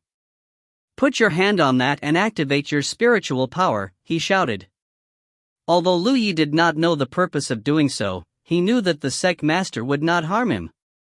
Hence, he quickly did as he was told. The moment his hand covered the top of the crystal pillar and he activated his spiritual power, the figure of the sect master, who was standing in front of him, began to blur without warning. He couldn't help feeling as though he was getting further and further away from this world. Once you enter, find a place to hide immediately. You must survive. Also, never tell anybody that you are the disciple of the Crimson Blood sect. The sect master looked at Lu Yi with a look of guilt in his eyes. Lu Yi opened his mouth to speak but could not hear his own voice. The figure of the sect master in front of him was becoming more and more blurred. Even the world became blurred. When he came back to his senses, the sect master was no longer in front of him again. Even his position had changed. Crack, the array shattered. The moment the array broke, the burly man rushed at the sect master with great vigor. He blasted out with a punch and secretly thought to himself, "I did it!" In the next instant, a violent wave of chi swept out. The already dilapidated palace fell into further ruin.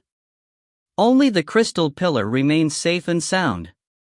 The burly man's eyes contracted abruptly. He was staring at the sect master. The sect master's shirt was in tatters, which in turn revealed a well-defined and muscular chest.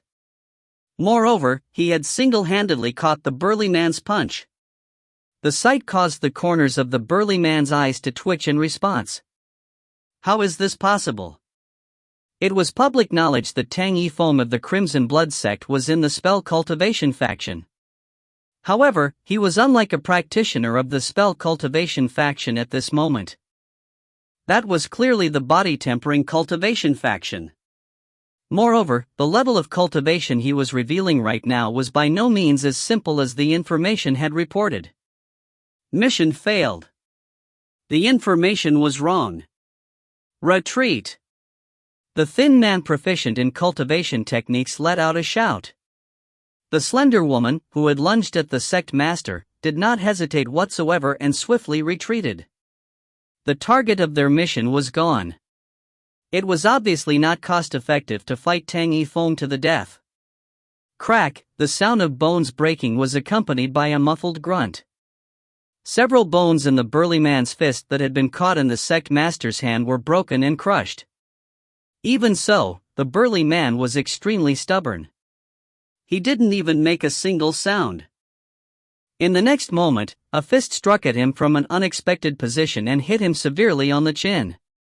He was thrown into the air, and golden stars spun in front of his eyes. Are you thinking of escaping after stroking the tiger's whiskers? The sect master's gaze was lowered.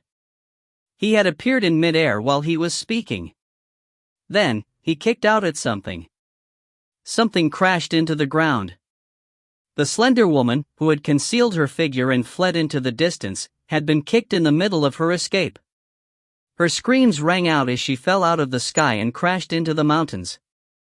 Afterward, the sect master raised his hand again. A rope-like treasure flew out and curled toward the thin man. A short while ago, Pang Jin sat in the cabin of the flying dragon boat. There was an obese figure kneeling in front of him. It was none other than Pang Dahai.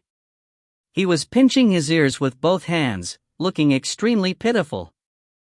Pang Jin slammed his hand on the desk and roared furiously. You stupid idiot! Do you know what you have done? Pang Dahai looked very aggrieved. I was only giving some pointers to Lu Yi and directed him to choose Elder Tang's Crimson Blood sect. Isn't that all? Don't you know that violates the rules of the coalition? Pang Jin was even more livid than before. When Pang Dahai had been giving advice to Lu Yi and Yu Taya, he had done it in front of many people. Other people might not know what they had been talking about, but many people had witnessed it. An investigation would easily reveal that the blame lay on Pang Dahai's head. Over the years, Elder Tang had accompanied the Grand Sky Coalition on many missions and rescued many enslaved people. However, those who had the aptitude and talent for cultivation seldom chose the Crimson Blood sect when the time came for them to choose their sects, much less choose only the Crimson Blood sect. An exception had occurred this time around. Therefore, Pang Jin had found this matter to be rather suspicious and wondered if somebody had secretly taught them something. In the end, his investigation revealed the culprit to be his own family member. Well, what now? Why don't you deal with me according to the rules of the coalition, uncle? Pang Dahai glanced at Pang Jin, blinking his small eyes. You bastard! If not for your mother, I would have slapped you. Pang Jin raised his hand to slap Pang Dahai as he spoke. Pang Dahai couldn't help shrinking back slightly. Seeing that Pang Jin wasn't planning to hit him, he smirked again. Pang Jin became more and more irritated at the sight of his smug, smiling face. Fuming for a while, he said, "Thank goodness you knew where to draw the line. That brat only has one talent, so he won't become too accomplished in the future." According to Elder Tang, he planned to send the boy to another sect the moment he got the chance. I hope it won't cause too much trouble. Pang Dahai frowned. Uncle, the Crimson Blood sect has not taken in any disciples for more than 30 years now. The sect will be deposed off according to the rules of the coalition if they don't take in any disciples soon. Elder Tang and senior sister Shui Yuan are good people. I only gave Lu Yi some advice because I couldn't bear watching without doing anything. But, uncle, what on earth happened back then? Why does everybody want to suppress the Crimson Blood sect to this point? Don't ask what you shouldn't know.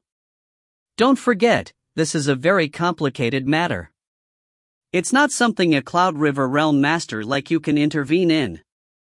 Don't act according to your own assumptions on your own in the future. Yes. He quickly responded, knowing that the catastrophe had passed him by. Then, he slowly stood up from the ground. Who allowed you to stand? Pang Jin raised his gaze. Thud, Pang Dehai knelt smartly. Pang Jin gave Pang Dehai an angry look. He was just about to reprimand Pang Dehai some more when he scowled suddenly. Lowering his head, he looked at the thumb ring on his thumb. His expression changed drastically in the next moment. Afterward, he stood up abruptly and rushed out anxiously. 10 seconds later, a beam of light landed on the mountain to reveal a figure. It was Pang Jin, who had rushed over as quickly as he could. He had not hesitated in the slightest, rushing here as soon as he received the message from Elder Tang. Lifting his gaze to look around, he saw that the mountain was a mess. There were traces of battle everywhere. The corpse of a burly man lay by the side with a huge gaping hole in his chest. It looked as though somebody had killed him with a punch. On the other side, a woman's body who was covered in strange patterns appeared to be twisted and distorted in a strange direction. She was also embedded on a mountain wall. There was another person under Elder Tang's foot. His head had been smashed to pieces and his brains were splattered all over the ground. Meanwhile, Elder Tang was topless. The chi in his body was churning and his spiritual power was boiling. The corners of Pang Jin's eyes twitched involuntarily. Chapter 28, Spirit Creek Battlefield. Humanity's Great Sage, Chapter 28, Spirit Creek Battlefield. Translator, Asuka. Editor, Dale Lidgerkeys. 1 body tempering cultivator, 1 spell cultivator, and 1 ghost cultivator. These 3 had concealed themselves and launched a sneak attack to kill Elder Tang only to be killed by Elder Tang instead. Pang Jin quickly organized his thoughts in a short time. Judging from the aftermath of the fight nearby, the 3 people who were killed had been cultivators in the Divine Ocean Realm. As for what level they stood in the Divine Ocean Realm, that remained unknown. Fighting 3 against 1 and still successfully killing all 3 in such a short period of time. It would seem that the conjecture that I've held for all these years is true. The cultivation of this old man in front of me is not as simple as it seems on the surface. He used to be one of the 3 most outstanding people in JoJo after all. Were they targeting you? Pang Jin broke the silence. Elder Tang slowly shook his head in response. They were targeting the boy. He originally thought that those 3 were after him. Only during their confrontation did he realize that their target was actually Lu Yi. The main target of that female ghost cultivator, who was the most hidden among the 3, had been Lu Yi. She also very nearly succeeded in killing him. The sect master had received the wound on his abdomen in order to protect Lu Yi from the attack.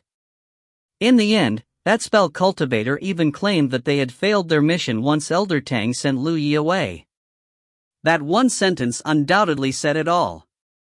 That can't be. Pang Jin furrowed his eyebrows. Where is the boy? He did not see the young man named Lu Yi anywhere. I sent him into the Spirit Creek battlefield. Only then did Pang Jin notice the crystal pillar in the middle of the ruins. He exclaimed in surprise, a divine opportunity column? This is the ruins of White Dragon Courtyard, which was destroyed 100 years ago. Entry into the Spirit Creek battlefield required the use of a divine opportunity column. However, the divine opportunity column was a gift from the heavens that was usually erected in various sects of all shapes and sizes. Not surprisingly, there were also many divine opportunity columns scattered across the wilderness. If one were to look back in time, they would see that these forsaken divine opportunity columns each represented the annihilation of a sect. The divine opportunity column was made from an extremely durable material. It was also protected by the heavens. Hence, it was very difficult to destroy and would be preserved for many years, even long after the sect it originally belonged to had been wiped out. If anybody wanted to re-establish a sect in this location, they would only need to respectfully request the heavens to obtain the ownership of the divine opportunity column for their own use. It was just that no sect had been established in this place during the 100 years that had passed since the destruction of the White Dragon Courtyard. Therefore, this place had been deserted all this while. Pangjin was a native of Bingzhou. Not to mention, he was also the deputy sect master of the Righteous Sect and the deputy coalition leader of Grand Sky Coalition. He only needed to ponder a little to know which sect had left this divine opportunity column behind. This is going to be troublesome. He furrowed his eyebrows together.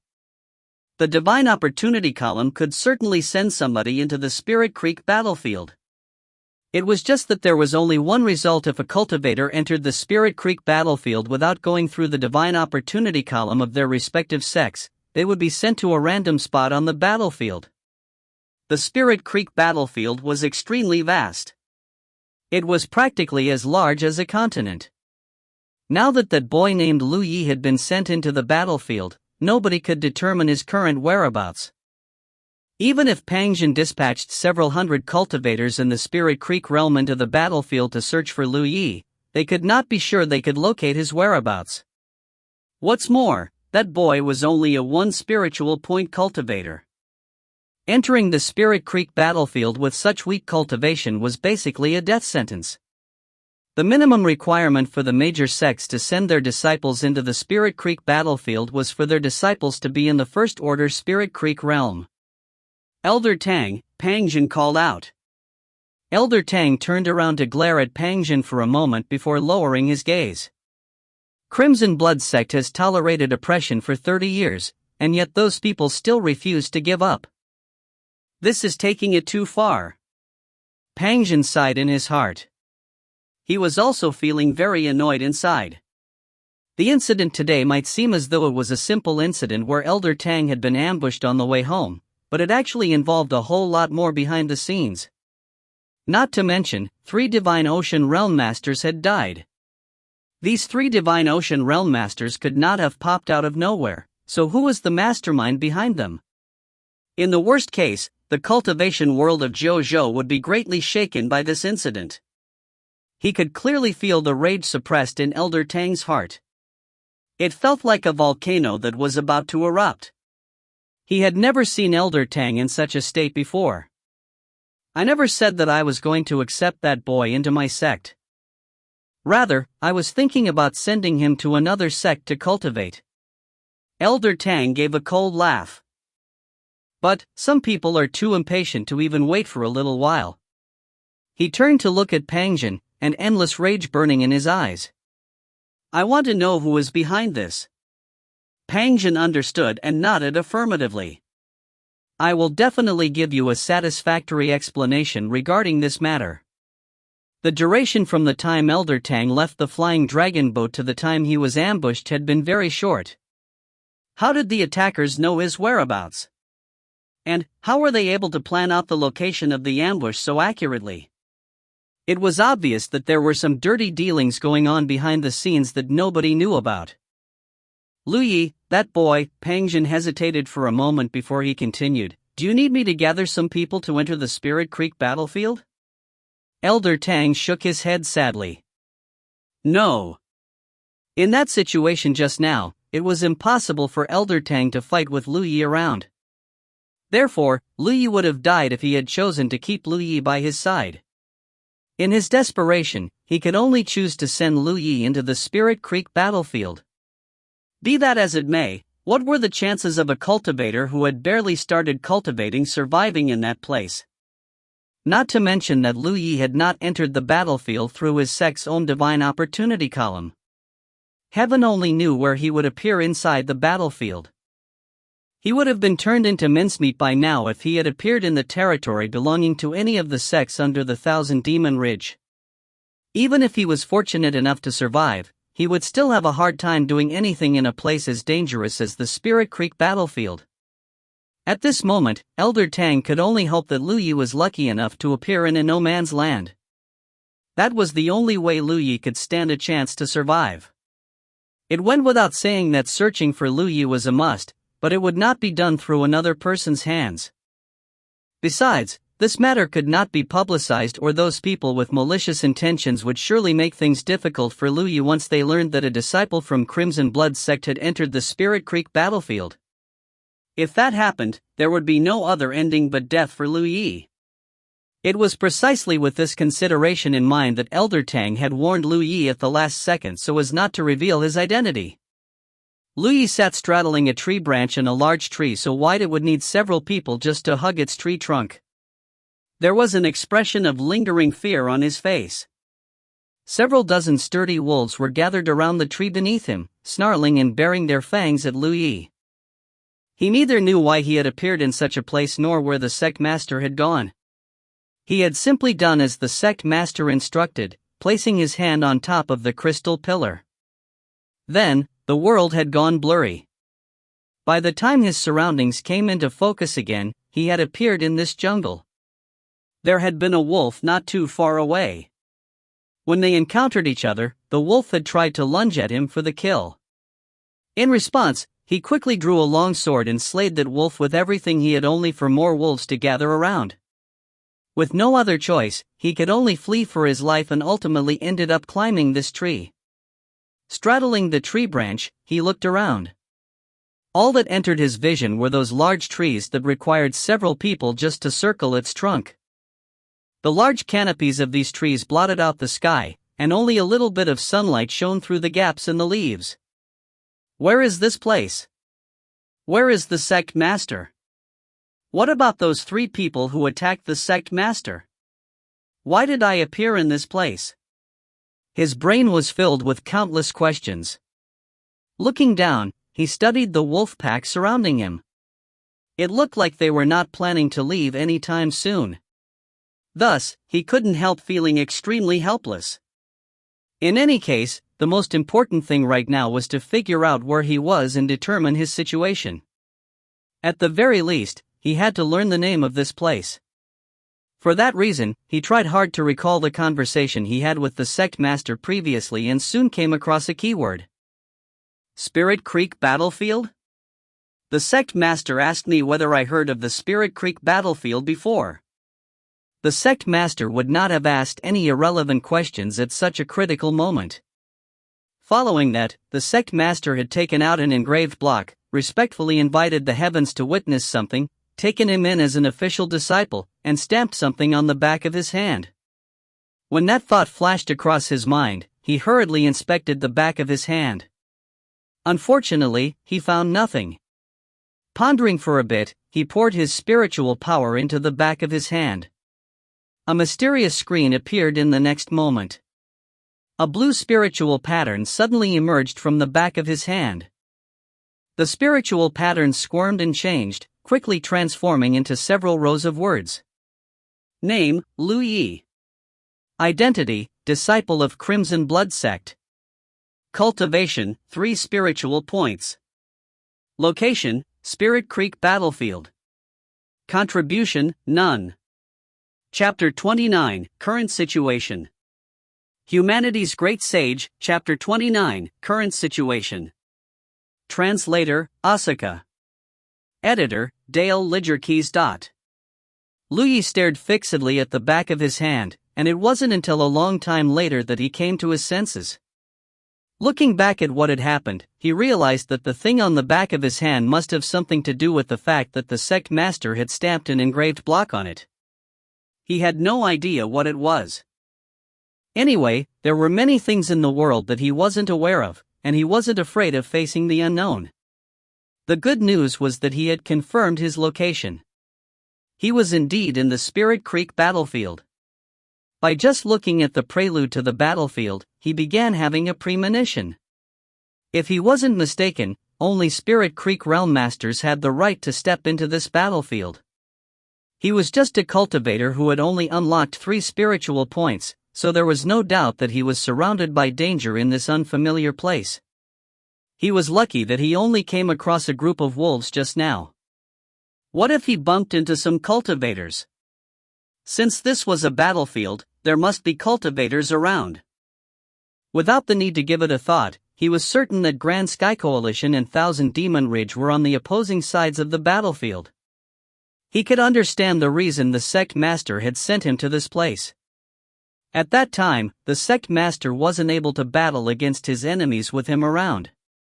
If he insisted on fighting with them, a weak cultivator like Lu Yi would end up in a miserable state. The sect master was left with no choice when he sent Lu Yi to this place so that the latter could escape from a perilous situation. The sect master had also stuffed something into his clothes. At the thought of this, Lu Yi quickly snuck his hand under his clothes and found a storage bag. After opening it, he fished out a few bottles and a few piles of talisman papers. There were also some clothes and a jade slip. He meticulously examined every one of them. The bottles contained two types of spirit pills, which were chi blood pills and spirit restoring pills. The number of spirit restoring pills was greater than that of chi blood pills. There were about 20 spirit restoring pills in 2 bottles and fewer than 10 chi blood pills in a bottle. On the other hand, he had never seen these kinds of talisman papers before, but he had figured out what they were. As expected, they were spirit talisman papers. Some of the external cultivators were experts in drawing talisman papers. Spirit talisman papers could help a cultivator to cultivate or battle against their enemies. However, Lu Yi didn't have a chance to learn about it, so he had never seen it before. There were many kinds of spirit talisman papers in the storage bag. For example, there were Thunderbolt talisman papers that could protect the user, Fiery Snake talisman papers that could be used to attack the enemies, Breathing Curbing talisman papers that were of auxiliary use, and Shadow Reflecting talisman papers that could conceal the user. The uses of each type of talisman papers had been clearly written as if the sect master was worried that Lu Yi wouldn't know how to use them. There were more than 30 of them. Looking at all the stuff, Lu Yi felt warm in his heart. There was no doubt that the sect master had specifically prepared these items for him because the spirit pills and the spirit talisman papers were only suitable for a cultivator at Lu Yi's level. They were useless to the sect master. Furthermore, the clothes were meant for a young man. Looking back at their journey on Flying Dragon Boat, during the several days when the sect master had gone missing, Lu Yi realized that the sect master must have collected these items, which were useful for Lu Yi, from the disciples from other sects. Perhaps the sect master had intended to pass them to him after they returned to Mount Ao. However, since they had come across such an incident on their way back, he had no choice but to give these items to him earlier. There was no doubt that these items were extremely valuable for a person who had just started cultivating. Besides the spirit pills, the spirit talisman papers also looked very expensive. He had never seen any talisman papers in the storage bags of Manager Yang and Zhou Chang, which went to show that talisman papers were valuable. Nevertheless, the sect master had collected more than 30 of them with different uses and passed them to him. After gently taking a breath, Lu Yi stored everything and picked up the jade slip. If he wasn't mistaken, this jade slip was the one that the sect master had fished out when they were running away from their enemies. At that time, the sect master asked Lu Yi whether the latter had heard of Spirit Creek Battlefield before. Lu Yi replied that he hadn't heard of it, after which the sect master took out a jade slip and pressed it against his own forehead. Perhaps the jade slip contained some information that the sect master wanted him to know. He wasn't able to explain it to him in that kind of perilous situation, which was why he decided to leave the message to him in such a way. Lu Yi activated his spiritual power and infused it into the jade slip. However, the jade slip did not react to his power, which puzzled him. After giving it a thought, he decided to press the jade slip against his forehead just like how the sect master had done it before he activated his spiritual power again. At that instant, a lot of information penetrated his mind, which caused him to fall into a dazed state. Moments later, he lowered the jade slip with a conflicted expression. The information the sect master had left behind for him in the jade slip was about Spirit Creek Battlefield. Zhou was made up of 9 continents, but they were not the only known areas in the world. Besides the 9 continents, there were also some other spaces. Spirit Creek Battlefield was one of them. No one was certain where exactly Spirit Creek Battlefield was located in JoJo. In the past, some Divine Ocean Realm masters attempted to explore the secret behind the battlefield, but over the years, no one had managed to obtain any useful clues. In the end, the battlefield remained a mystery. The conflicts between Grand Sky Coalition and Thousand Demon Ridge did not only happen in JoJo. Their clashes in such spaces were most intense. In order to enter Spirit Creek Battlefield, one had to make use of a Divine Opportunity column, which was the crystal column Lu Yi had seen previously. Basically, every sect had a column like this. Even if the sects were destroyed, the columns would be kept. Over the years, countless sects in JoJo had been devastated, so there were also an innumerable number of Divine Opportunity columns. After the cultivators entered Spirit Creek Battlefield through their sect's own Divine Opportunity column, they would arrive at a particular area. This area was normally built to be the base for the sect in the battlefield. Some strong cultivators would be stationed here all year round to fend off any intruders. However, if a cultivator did not enter the battlefield through their sect's own Divine Opportunity column, they would randomly appear on a spot in the battlefield. Hence, cultivators would normally go through their sect's column to go into the battlefield. They wouldn't choose to use other sects' columns unless they got the approval from the respective sect masters. They would be marked with a particular engraved block before they could appear in the bases of other sects. The sect master did not have a better option when he and Lu Yi were in that kind of situation. Although he was aware that there was only a slim chance for Lu Yi to survive if the latter was sent to Spirit Creek Battlefield, he still had to give it a try. After checking out the message in the Jade Slip, Lu Yi finally understood the current situation he was in. Presently, he was somewhere in the battlefield, but he wasn't certain about his exact location. That was because the battlefield was as large as a continent. The invisible thing on the back of his hand was a battlefield imprint. Basically, every cultivator that had entered the battlefield had it. The cultivator's background, cultivation and achievements were recorded in the imprint. This thing was also crucial for him to find his way out. His battlefield imprint was marked by the sect master using the Crimson Blood sect's engraved block, so this imprint was connected to the Divine Opportunity column in the Crimson Blood sect's base. By just following the connection, Lu Yi could reach his sect's base in Spirit Creek Battlefield and go back to Crimson Blood sect. Chapter 30, The Power of a Talisman Paper. Humanity's Great Sage, Chapter 30, The Power of a Talisman Paper. Translator, Asuka. Editor, Dale Lidgerkeys. After going through all the clues, Lu Yi had a better understanding of the situation he was in now. There was no doubt that he was in a perilous situation. The biggest problem was that his cultivation was too weak, as even a group of wolves were able to get him trapped on a tree. If he came across any ill-intentioned cultivator, he would be powerless to counterattack. The good news was that with the battlefield imprint, he was certain which direction he should be heading.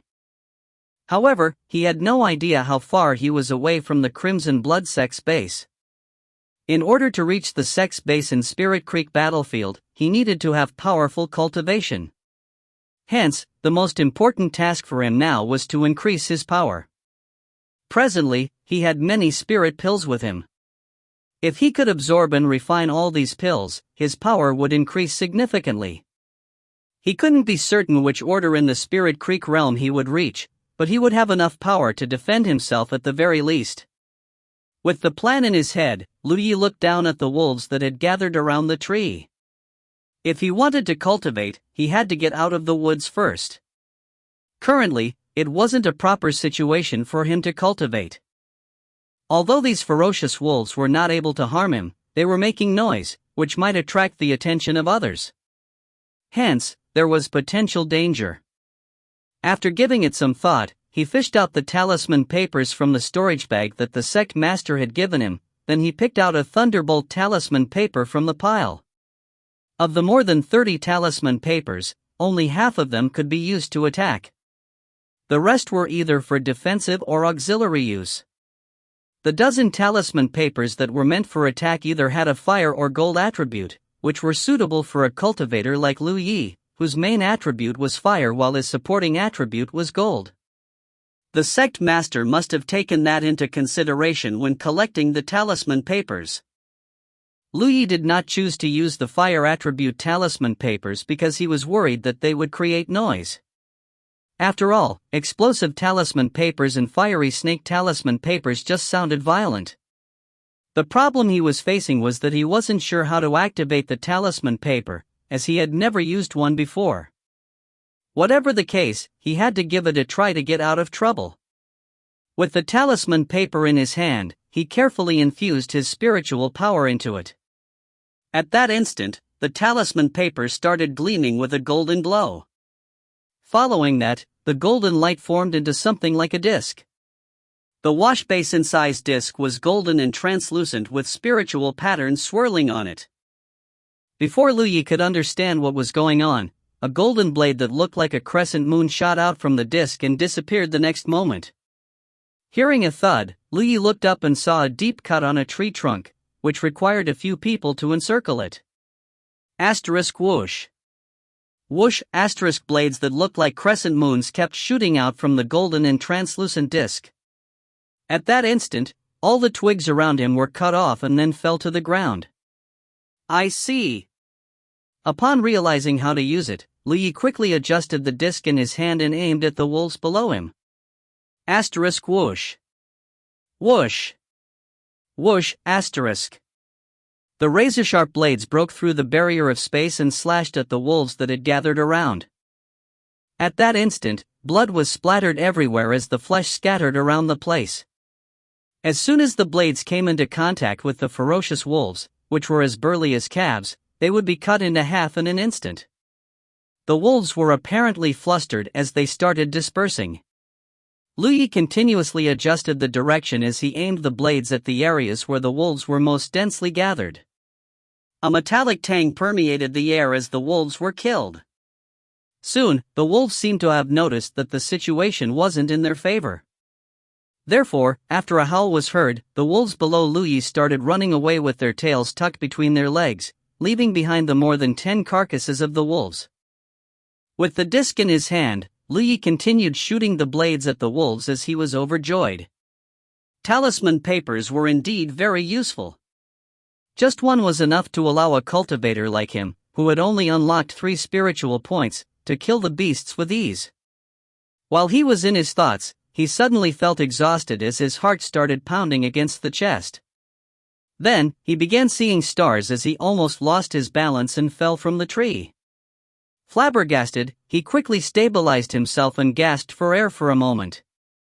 After he recovered a little, he looked down and saw that the golden and translucent disc had disappeared.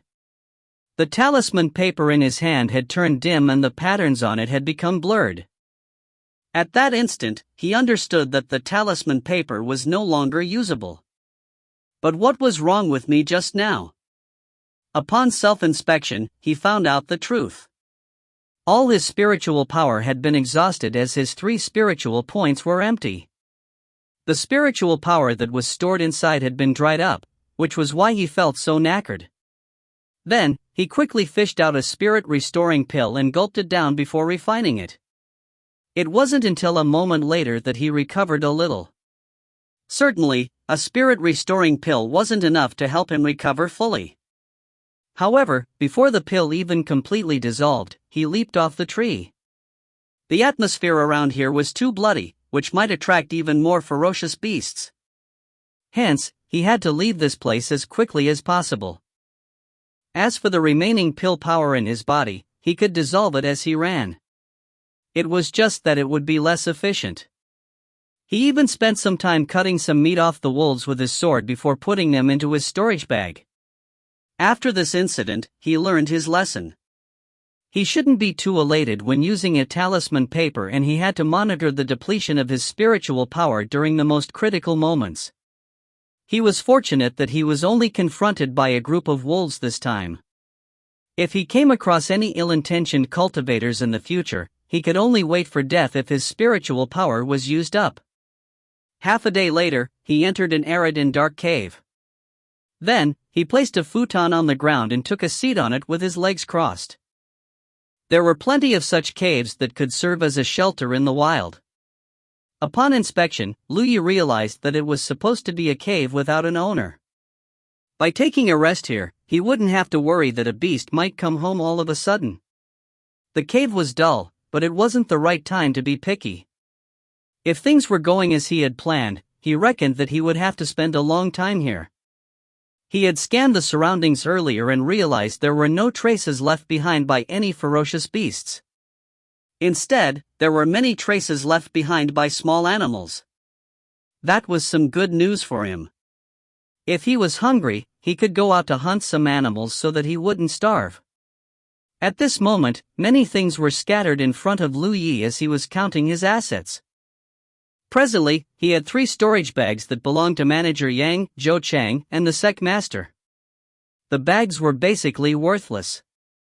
Every single cultivator Lu Yi had come across before was seen holding one bag. Perhaps some of the cultivators even had more than one. However, he had never seen the sect master using one. Anyway, the sect master must have other means of storing items that he wasn't aware of. There were 25 spirit restoring pills, 20 of which were given to him by the sect master while the remaining 5 were obtained from the storage bags of Manager Yang and Zhou Chang. There were 26 pills previously, but he had consumed one after killing the wolves. There were 16 chi blood pills in total, half of which were given to him by the sect master while the remaining pills were taken from the bags of Manager Yang and Zhou Chang. There were also 8 healing pills. There were about 30 yuan metals of different sizes and some other mineral ores that he had no idea what they were called. Besides that, there were a novella, a copy of Golden Liberation Technique, about 30 talisman papers of different uses and 5 sets of clothes of various styles. The pills that had been stored in the storage bags of Manager Yang and Zhou Chang were missing. He reckoned that the sect master must have taken them away when he was cultivating on Flying Dragon Boat. Those pills were probably useless anyway. Chapter 31, 8th Spiritual Point. Humanity's Great Sage, Chapter 31, 8th Spiritual Point. Translator, Asuka. Editor, Dale Lidgerkeys. For a lowly 3 spiritual point cultivator, these items were undoubtedly a huge asset. I can't use the mineral ores and spirit talisman paper yet. For now, I can only rely on the spirit restoring pills and the chi blood pills to further increase my cultivation. Lu Yi stored the mineral ores along with most of the spirit pills and spirit talisman paper in the storage bag the sect master had given him, then tied the storage bag to his body for safekeeping. Afterward, he divided the remaining items into 2 parts before placing each part in Manager Yang and Zhou Chang's storage bags respectively. One was tied around his waist for easy access at any time while the other was hidden in his chest area for emergency use. When that was done and over with, he changed into a set of clean clothes. The clothes he had been wearing before were in tatters and there were also bloodstains on them from his fight with Manager Yang. If not for the fact that he had nothing else to wear, he would have tossed them out a long time ago. He suddenly felt incredibly refreshed with new clothes and a new look. All his preparations were in order.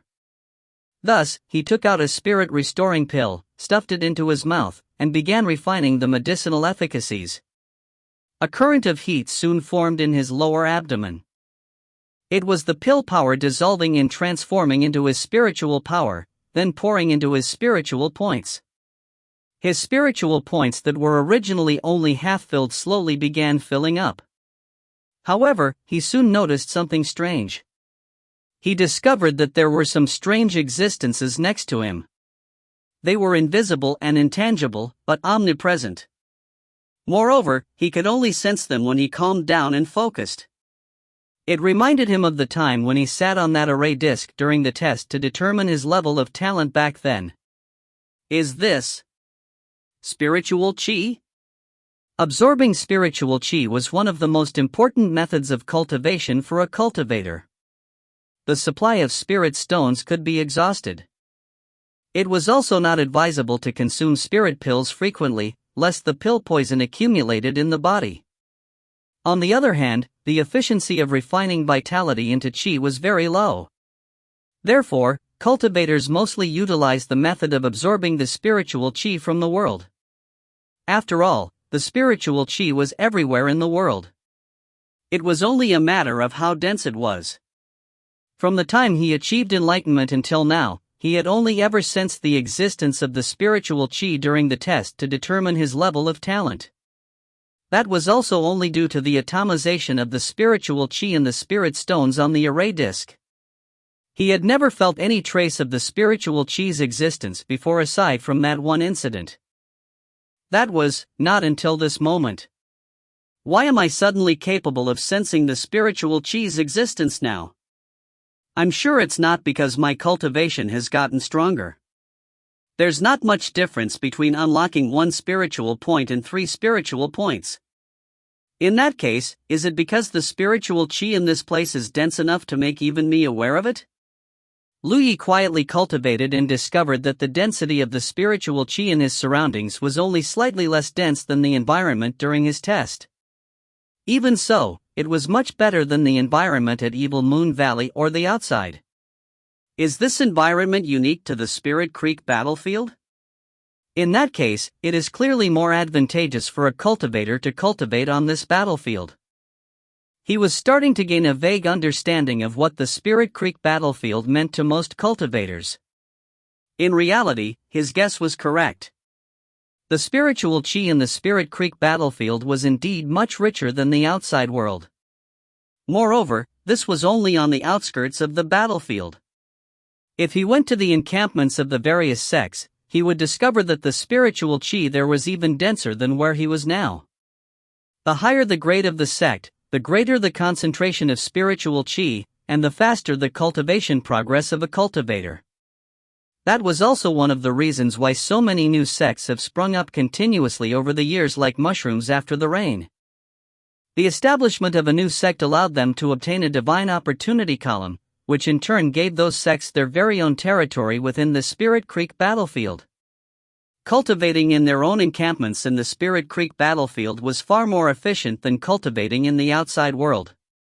In addition, the encampments of the major sects in the Spirit Creek battlefield were not only used for the sole purpose of cultivating but also to grow and produce spirit plants and spirit herbs. It could also be used for other things. It could be said that each sect's encampment in the Spirit Creek battlefield was the most important foundation of the sects. At present, Li Yi did not know much about the situation on the battlefield. He had simply felt a slight sense of curiosity upon discovering the spiritual qi in his surroundings. Nevertheless, he did not bother cultivating by absorbing the spiritual qi. It was not an efficient method. There was no denying that the most effective method out of all the other methods for cultivation was by consuming spirit pills. One day later, his third spiritual point was filled to the brim again. He took a short break, took out the wolf meat he butchered from before, grilled it, and ate it wholeheartedly. Wolf meat was not delicious. Even if he grilled it, there was still a gamey smell to the meat. However, he knew that it was more important for him to focus on cultivating right now and did not want to waste time hunting. He practically cultivated without pause as he continuously consumed the spirit pills one after the other. Just half a day later, he broke through the barriers of his fourth spiritual point. 3 days later, his fourth spiritual point was brimming with energy. Another 3 days passed, and his fifth spiritual point was brimming with energy. Yet another 3 days passed, and his sixth spiritual point was brimming with energy. Consuming a large amount of spirit-restoring pills and chi blood pills allowed him to unlock his spiritual points, one by one. By the time he finished all the spirit-restoring pills and the chi blood pills in his possession, he had already reached the 8th spiritual point. Furthermore, only half a month had passed since he began. Unlocking 5 spiritual points in half a month basically meant that he progressed at a rate of unlocking 1 spiritual point every 3 days. If he counted the 3 spiritual points that he had unlocked previously, he was now an 8 spiritual points cultivator. He was only 1 step away from breaking through to the First Order Spirit Creek realm. This cultivation speed was extremely shocking. He was not sure how fast other people progressed in their cultivation, but he was certain they did not progress as quickly as he did. That was because he had consumed too many spirit pills in this half a month's time. At this point, he could finally confirm something. He did not experience any major hidden dangers from cultivating by consuming spirit pills. His spiritual power remained as pure as ever. There were no signs of his spiritual power becoming cloudy due to the accumulation of pill poison like what the sect master had mentioned before. He had exhausted his supply of chi blood pills and spirit-restoring pills but had yet to break through to his ninth spiritual point. This made him feel a little uncomfortable. Thus, he tried cultivating by absorbing spiritual chi and was frustrated to learn that the efficiency of cultivating in this manner was very low. It was very difficult for him to incorporate the spiritual chi from his external surroundings into his body. Still, it wasn't to say that there were no effects. He estimated that he might have a chance of breaking through the barrier of his ninth spiritual point after cultivating for 3 to 5 months. Unfortunately, there were too many variables in a period of 3 to 5 months. He had to reach Spirit Creek realm as soon as possible. Only then would he have the qualifications to barely scrape by on the battlefield. Lu Yi secretly lamented that the sect master had not prepared more spirit pills for him. However, this was his misunderstanding. In general, the correct cultivation method for those who were just starting out like himself was to consume one spirit restoring pill every 3 to 5 days. As his cultivation increased, he could then consider increasing the frequency of consuming the spirit pills. The sect master had prepared 20 spirit pills for him in one go. Combined with what he had from before, it would have been enough for him to cultivate for a very long time. Not to mention that he also had some chi blood pills in his possession. Who could have known that he would consume those spirit pills as though he was eating peanuts? He had finished the entire supply in just half a month's time. There was nobody else in this world who could cultivate in this manner. Absorbing spiritual chi or borrowing the power of spirit stones were the most orthodox and safe ways to cultivate for most cultivators. Chapter 32, Tiger. Humanity's Great Sage, Chapter 32, Tiger. Translator, Asuka. Editor, Dale Lidgerkeys.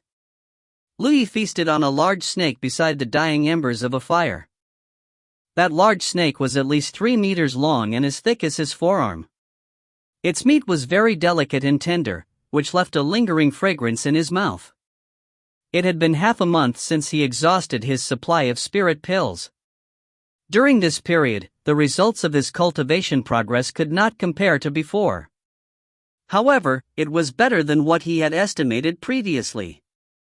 Judging from his current progress, he would be able to break through the barrier of his ninth spiritual point in another month.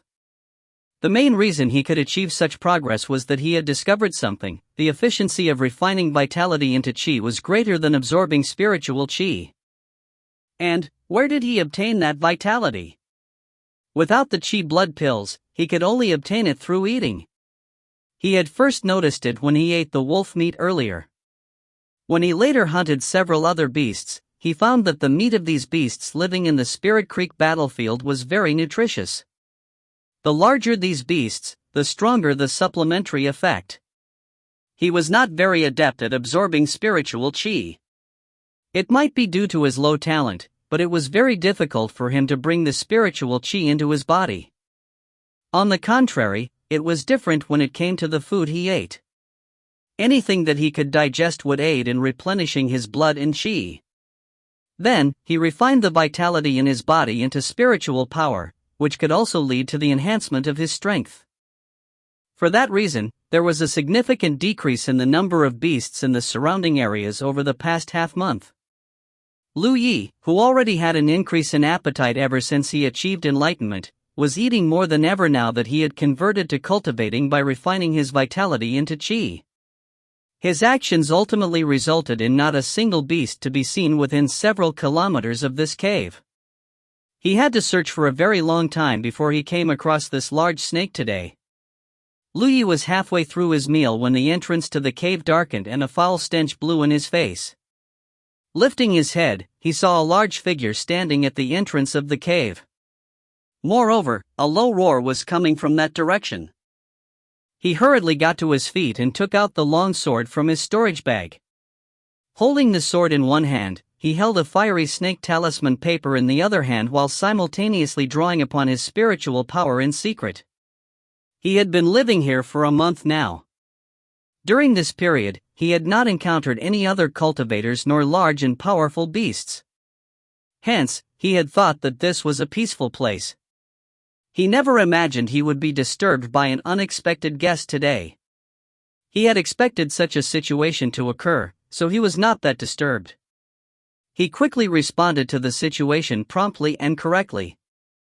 This cave was small and narrow. If his opponent dared to rush at him, he could use the fiery snake talisman paper in his hand to teach his opponent a lesson.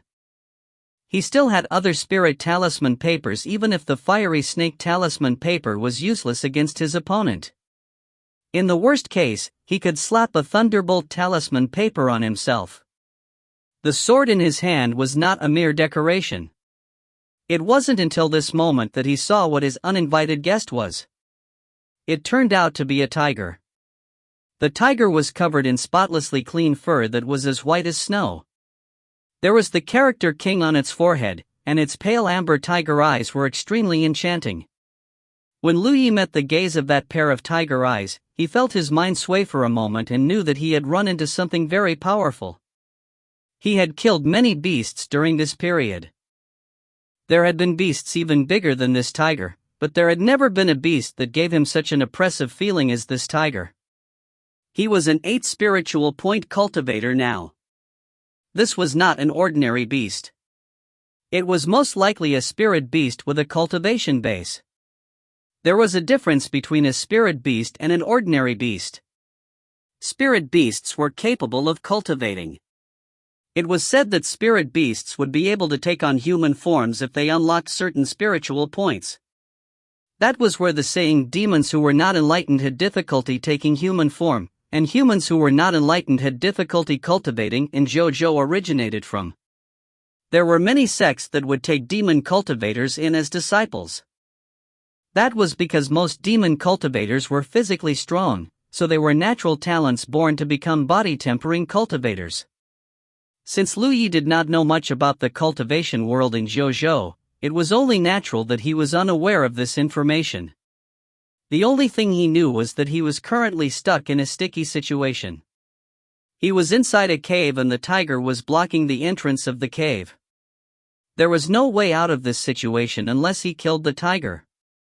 Unfortunately, he did not know how powerful this tiger was. During their confrontation, the tiger roared at him. It made him even more nervous than before, and he nearly activated the fiery snake talisman paper in his hand. "Boy, are you the one who was going around on a killing spree?" A thunderous voice resounded inside the cave, causing the rocks and the surroundings to come tumbling down from the tremors. Lu Yi couldn't help jumping in shock. He stared at the tiger with an expression of inexplicable astonishment. "Yes, I am the one who is speaking.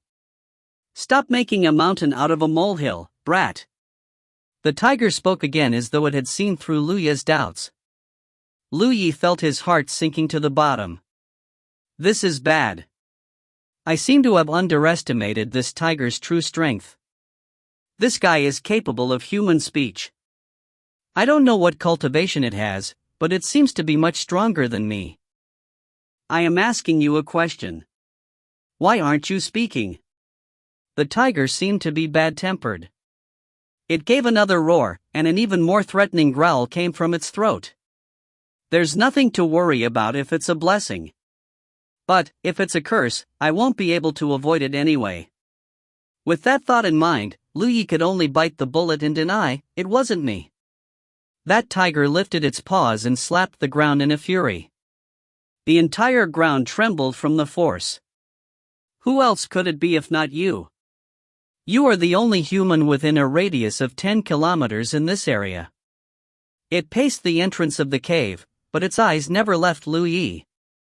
This is my territory. How dare you willfully slaughter my food without my expressed permission? It seems you don't want to live anymore. Lu Yi felt his scalp go numb, suddenly feeling as though he was towing the line between life and death. Nevertheless, he finally understood the reason the tiger had come looking for him. This area was its territory, so all the beasts he had killed so far were the food in its territory. He had killed so many during the past half-month that it had caught the tiger's attention and it came looking for clues as a result. Speak. How do you plan to resolve this matter? The tiger asked. At this point, Lu Yi was not in as much of a panic as he had been before. Although it was strange that a spirit beast was here to negotiate terms with him, it was still better than the other party coming to kill him without any warning. Frowning, he asked, I've already eaten everything. How do you want me to resolve this matter? The tiger stared at Lu Yi steadily and said, hand over all your spirit pills, and I'll consider this matter over. If you dare to refuse, this place will become your grave today. I ran out of spirit pills. Lu Yi shook his head. Why would I kill beasts for their meat if I still had spirit pills? The tiger said, spirit stones will work too. I don't have spirit stones either. The sect master didn't prepare any spirit stones for me. Maybe he thinks that I won't be able to use them? You don't have this and you don't have that. It looks to me that you are begging to die. It was obvious that the tiger was rather irritated. Lu Yi sighed. I really don't have any. Then, what do you have in your storage bag? The tiger roared. Some spirit talisman papers and a bottle of healing pills, Lu Yi replied honestly. What a poor bastard. The tiger couldn't help sneering. Hand me the healing pills, and I'll let this matter go. Why do you need the healing pills? Lu Yi's expression was a little strange. Why do you care? Give them to me quickly. Fine, Lu Yi reluctantly replied. He took out a bottle of healing pills, pondered for a moment, and slowly placed it on the ground. Toss it here, the tiger instructed. Lu Yi glanced at the tiger. Why don't you come and get it yourself? I told you to toss it here. Lu Yi's attitude had angered the tiger. It let out a fierce roar in response. Fine. Lu Yi lifted his foot and kicked the bottle on the ground over to the tiger. At the same time, he activated the fiery snake talisman paper in his hand. As the spiritual chi in his body surged, the spirit talisman paper transformed into a red light and shot toward the tiger like a fire snake. That wasn't all. He stomped down and lunged forward for the kill with the sword in hand, his figure resembling thunder and lightning itself. Chapter 33, Not Enough Power? Compensate with a spirit talisman paper. Humanity's Great Sage, Chapter 33, Not Enough Power? Compensate with a spirit talisman paper. Translator, Asuka. Editor, Dale Lidgerkeys. In the beginning, Lu Yi believed that he had encountered an amazing and ferocious creature. However, he discovered that the tiger might not be as powerful as he originally assumed after actually interacting with it. The tiger stood at the entrance to the cave, seemingly not daring to go too deep into the cave. If it was very much stronger than him, then it would not have wasted so much time on words. That was the first reason. The second reason was that it had asked him for spirit pills. When that request fell through, it backed down and asked for spirit stones in place of the spirit pills. When that didn't work out either, it decided to ask for the healing pills instead. It gave him a vibe that it did not want to leave this place empty-handed. From this, Lu Yi came to a conclusion: the tiger was imposing indeed, but it was most likely all show and no substance. Taking out the healing pills and placing them by his feet was his final test to confirm his suspicions. Sure enough, the tiger was unwilling to approach him and simply asked him to throw the healing pills over. Having determined that the tiger was not as powerful as he had imagined, he felt a great sense of relief. What he had to do now was very simple: I'm going to kill the tiger and eat its meat. There was no denying that this was a spirit beast with a cultivation base. Killing and eating it would surely bring more benefits compared to eating many ordinary beasts. Perhaps it would fall on this tiger to help him unlock his ninth spiritual point. Lu Yi had never been one to play on the safe side of things. Otherwise, he would not have led Manager Yang to the mine filled with the Yuan metal force field back then. Although he would take precautions against potential dangers, he would also try his best to grasp all the potential opportunities that might exist. The fiery snake talisman paper activated in flames writhed about, striking toward the tiger. At the same time, he lunged forward with his sword in hand. However, he felt his shoulders sinking down the moment he made his move. It felt like something was pressing down on him, causing his body to dip downward. He almost fell to his knees as a result. The attack was accompanied by a sharp shriek in his ears. In the next instant, he felt somebody smashing viciously at his head with a hammer. He felt dizzy and stars danced in front of his eyes. Holding his sword in one hand, he forcibly propped up his body to prevent himself from falling while simultaneously calling upon the spiritual power in his 8 spiritual points to protect himself. The surface of his body instantly burned with a layer of flames. There was a trace of gold mixed in with the flames. According to his 5 elements, he was primarily fire attribute supplemented by gold attribute. Therefore, the spiritual power in his body would reflect the properties of these 2 elements. A blood-curdling scream rang out. The weight pressing down against his shoulder vanished immediately. He was still feeling rather dizzy, but he had recovered considerably. Rather, what surprised him was that he had been ambushed. Moreover, the one who launched a sneak attack on him was not the tiger but somebody else. He had been lurking in the deepest part of the cave while the tiger blocked the entrance to the cave. From the start until the end, he had been communicating with the tiger. There were no signs of anybody else around them. Hence, he had not expected a sneak attack coming from behind him. It was fortunate that the sneak attacker was not very strong.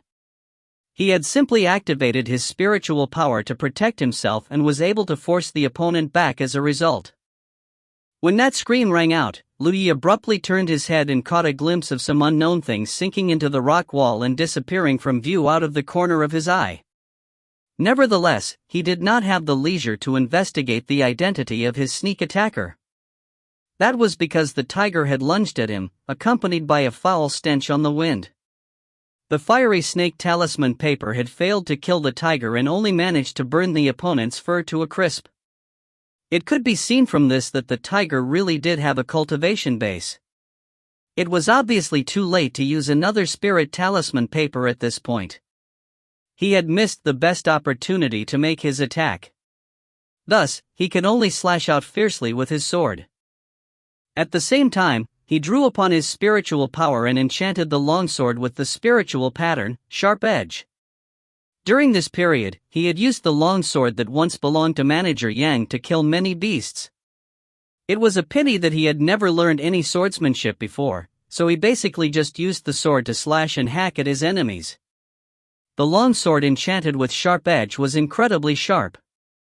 During Lu Yi's fight against Zhou Chang before, he had sliced his opponent's sword of the same quality in half in one swing. Unfortunately, this tiger's bones seemed to be tougher than Zhou Chang's sword. Lu Yi slashed his opponent across the shoulder blades but couldn't cleanly slice through his opponent's body. Instead, he lost his balance due to the strong kickback. He staggered backward and pulled out his long sword, causing tiger blood to splash everywhere. Before he could do anything else, he felt a numbness spreading out in his chest. The tiger's claws had swiped at him, taking a layer of flesh with it. The pain did not negatively affect him, but sharpened his mind and cleared his head instead. Fighting against a tiger in this narrow cave was extremely perilous. He could lose his life at any time. Even so, he felt calm and confident after their exchange of blows. That was because his conjecture was correct. This tiger's cultivation was not as advanced as he had assumed. It wasn't an opponent he couldn't win against. As long as he performed well, killing the tiger and feasting on its meat was just a matter of time. The tiger roared and rushed at Lu Yi again. An unearthly screech suddenly rang out in the cave at the same time, disrupting his concentration. That was the tactic employed by the enemy hiding in the shadows. Be that as it may, he ignored the enemy hidden in the shadows and focused solely on the tiger's movements. When his opponent lunged through the air at him, he lowered his body, kicked at the ground, and slid his body out from under the tiger's body. As the two figures passed each other by, Lu Yi stabbed his sword upward with all his might. That attack landed on the tiger's tender abdomen. He initially assumed that this attack would pierce through the tiger's stomach and intestines. Who could have known that the other party's abdomen would suddenly glow with a faint golden light? Even enchanted with sharp edge, the sword only managed to slice through the protective layer of light. He failed to seriously injure his opponent. When he got to his feet again, the positions of both parties involved in this fight had been reversed. He was originally standing in the depths of the cave while the tiger blocked the entrance of the cave. The situation was the other way around now. Furthermore, he realized something through this exchange of blows: even though the tiger was not that powerful, it was not that weak either. The tiger was probably slightly stronger than him. It was just that he had a weapon in his possession. In addition, the fact that he could bless his weapon with a spiritual pattern gave him a slight advantage. Be that as it may, the situation would inevitably end with a loss for both sides if this fight dragged on for much longer. The moment that thought struck him, he reached his hand into his storage bag and took out a spirit talisman paper. Since I don't have enough strength, I can just compensate for my lack of strength with a spirit talisman paper. The 30 spirit talisman papers that the sect master prepared for me is not just for display. I have no plans on saving them for later. Besides, when else should I use them if not now? Before he could activate the spirit talisman paper, a crisp voice rang out urgently. "We surrender. Have mercy." Lu Yi scowled deeply. Hearing such words at such a critical moment would undoubtedly dampen his fighting spirit. His spiritual power surged in the hand that was holding the spirit talisman paper as he shouted, "Show yourself." In the depths of the cave, a figure slowly walked out of the rock wall next to the tiger. That figure was not a physical entity. It was more like a congregation of spiritual power instead. After walking out, that figure slowly solidified and gradually became no different from ordinary people. It turned out to be a slender and beautiful girl dressed in a white dress with black hair hanging down to her waist. A mole at the corner of her eye added a hint of seductive charm to her appearance. She looked around 16 or 17 years old. The girl stood next to the tiger after revealing herself, staring at Lu Yi timidly with an expression as though she was feeling guilty over making a mistake. Lu Yi frowned. "What are you?" Chapter 34, Lu Yi, Who Has No Common Sense. Humanity's Great Sage, Chapter 34, Lu Yi, Who Has No Common Sense. Translator, Asuka. Editor, Dale Lidgerkeys. With Lu Yi's insight, he could not tell whether this strange girl was a human or a ghost. Nevertheless, judging from her performance just now, the possibility that she was human was very low. She was capable of appearing behind him and launching a sneak attack on him undetected. Moreover, her body seemed neither tangible nor intangible. Being able to move about freely within the rock walls of the cave was clearly not something a human could achieve. It was his first time encountering something as strange as this girl. Consequently, he couldn't help feeling extremely wary toward her, especially since she seemed to be in cahoots with the tiger. Although he currently held a geographically advantageous position, any carelessness on his part could lead to a disastrous ending. In his opinion, he was holding the initiative right now. The best outcome was for him to activate the spirit talisman paper and kill the tiger quickly. However, he did not know how to deal with that mysterious girl and was stuck in a dilemma as a result. His question seemed to trouble the girl. She hesitated for some time before she replied, "My name is Yi. I didn't ask for your name." Lu Yi waved the spirit talisman paper in his hand. The threat behind his words was self-evident. His actions made the tiger lower its body and let out a low growl. The girl called Yi hurriedly comforted the tiger. In this situation where they were at his mercy, it was in their best interests to cooperate obediently in order to survive.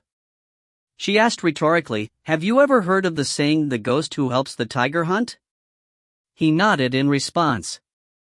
She continued, "Some tiger spirit beasts will awaken to a divine power as they grow up, which allows them to transform the souls of the recently departed into a ghost that will help the tiger hunt other prey." "So, are you a ghost?"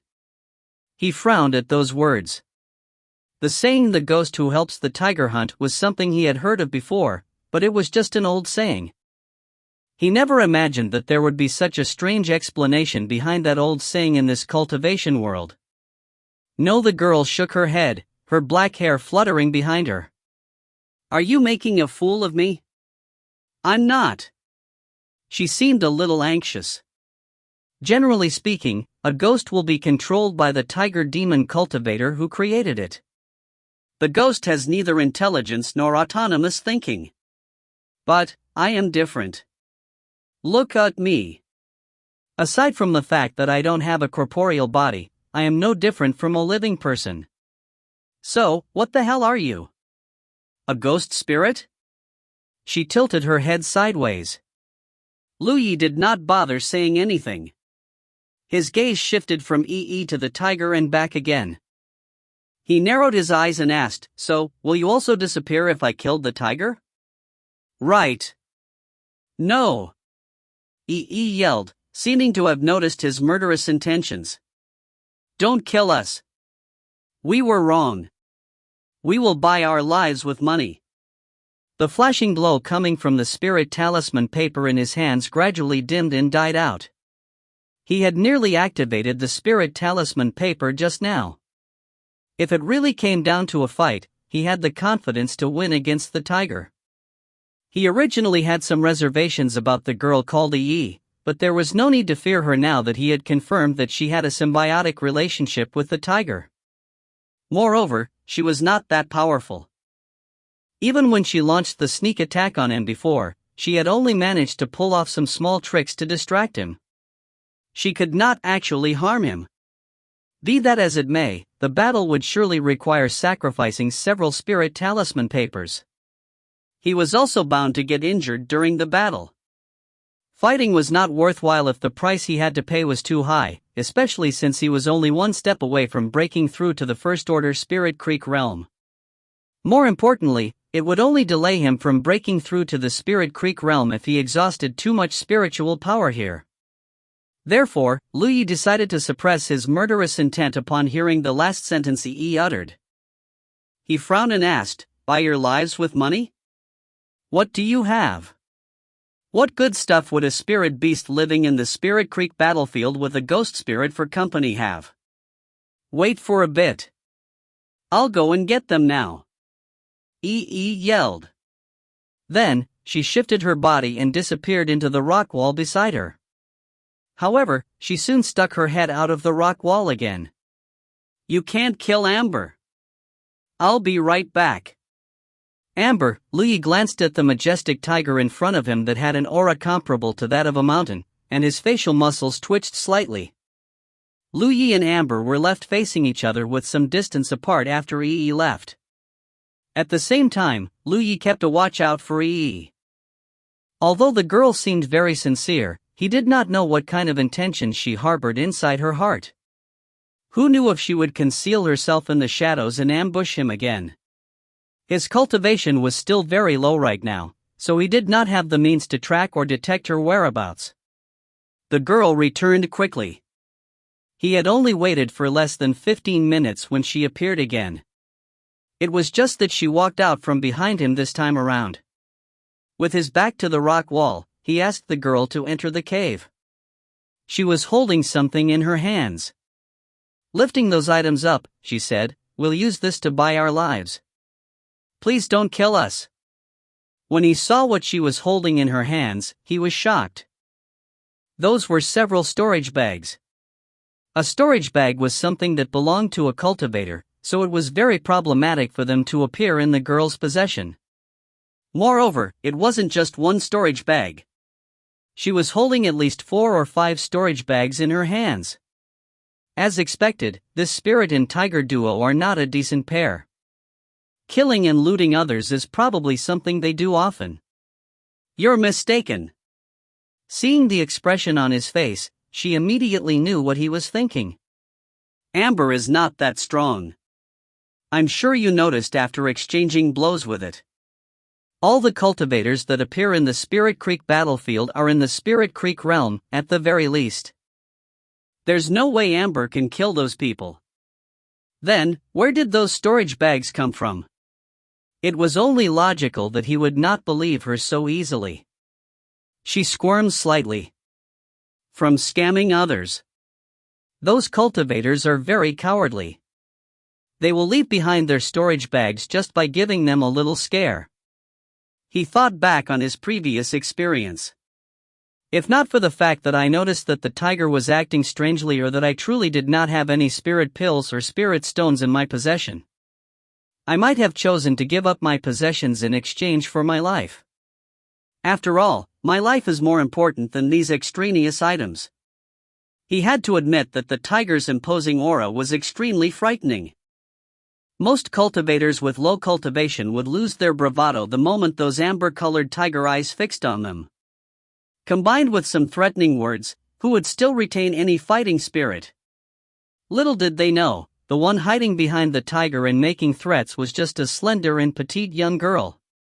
Toss them over, he instructed. Yi gave a small grunt of effort as she tossed the storage bags in her hands over to Lu Yi. Lu Yi lifted his foot to pick one up. A quick inspection made his expression darken. The storage bag was locked. The same went for the second, and the third. After inspecting all the storage bags, he lifted his head. Are you trying to deceive me? It wasn't as if there was no way to unlock a locked storage bag. It was just that he did not have the means to do so. She looked a little aggrieved. Some guys ran away so quickly that they didn't even undo the restraining lock when they left their storage bags behind.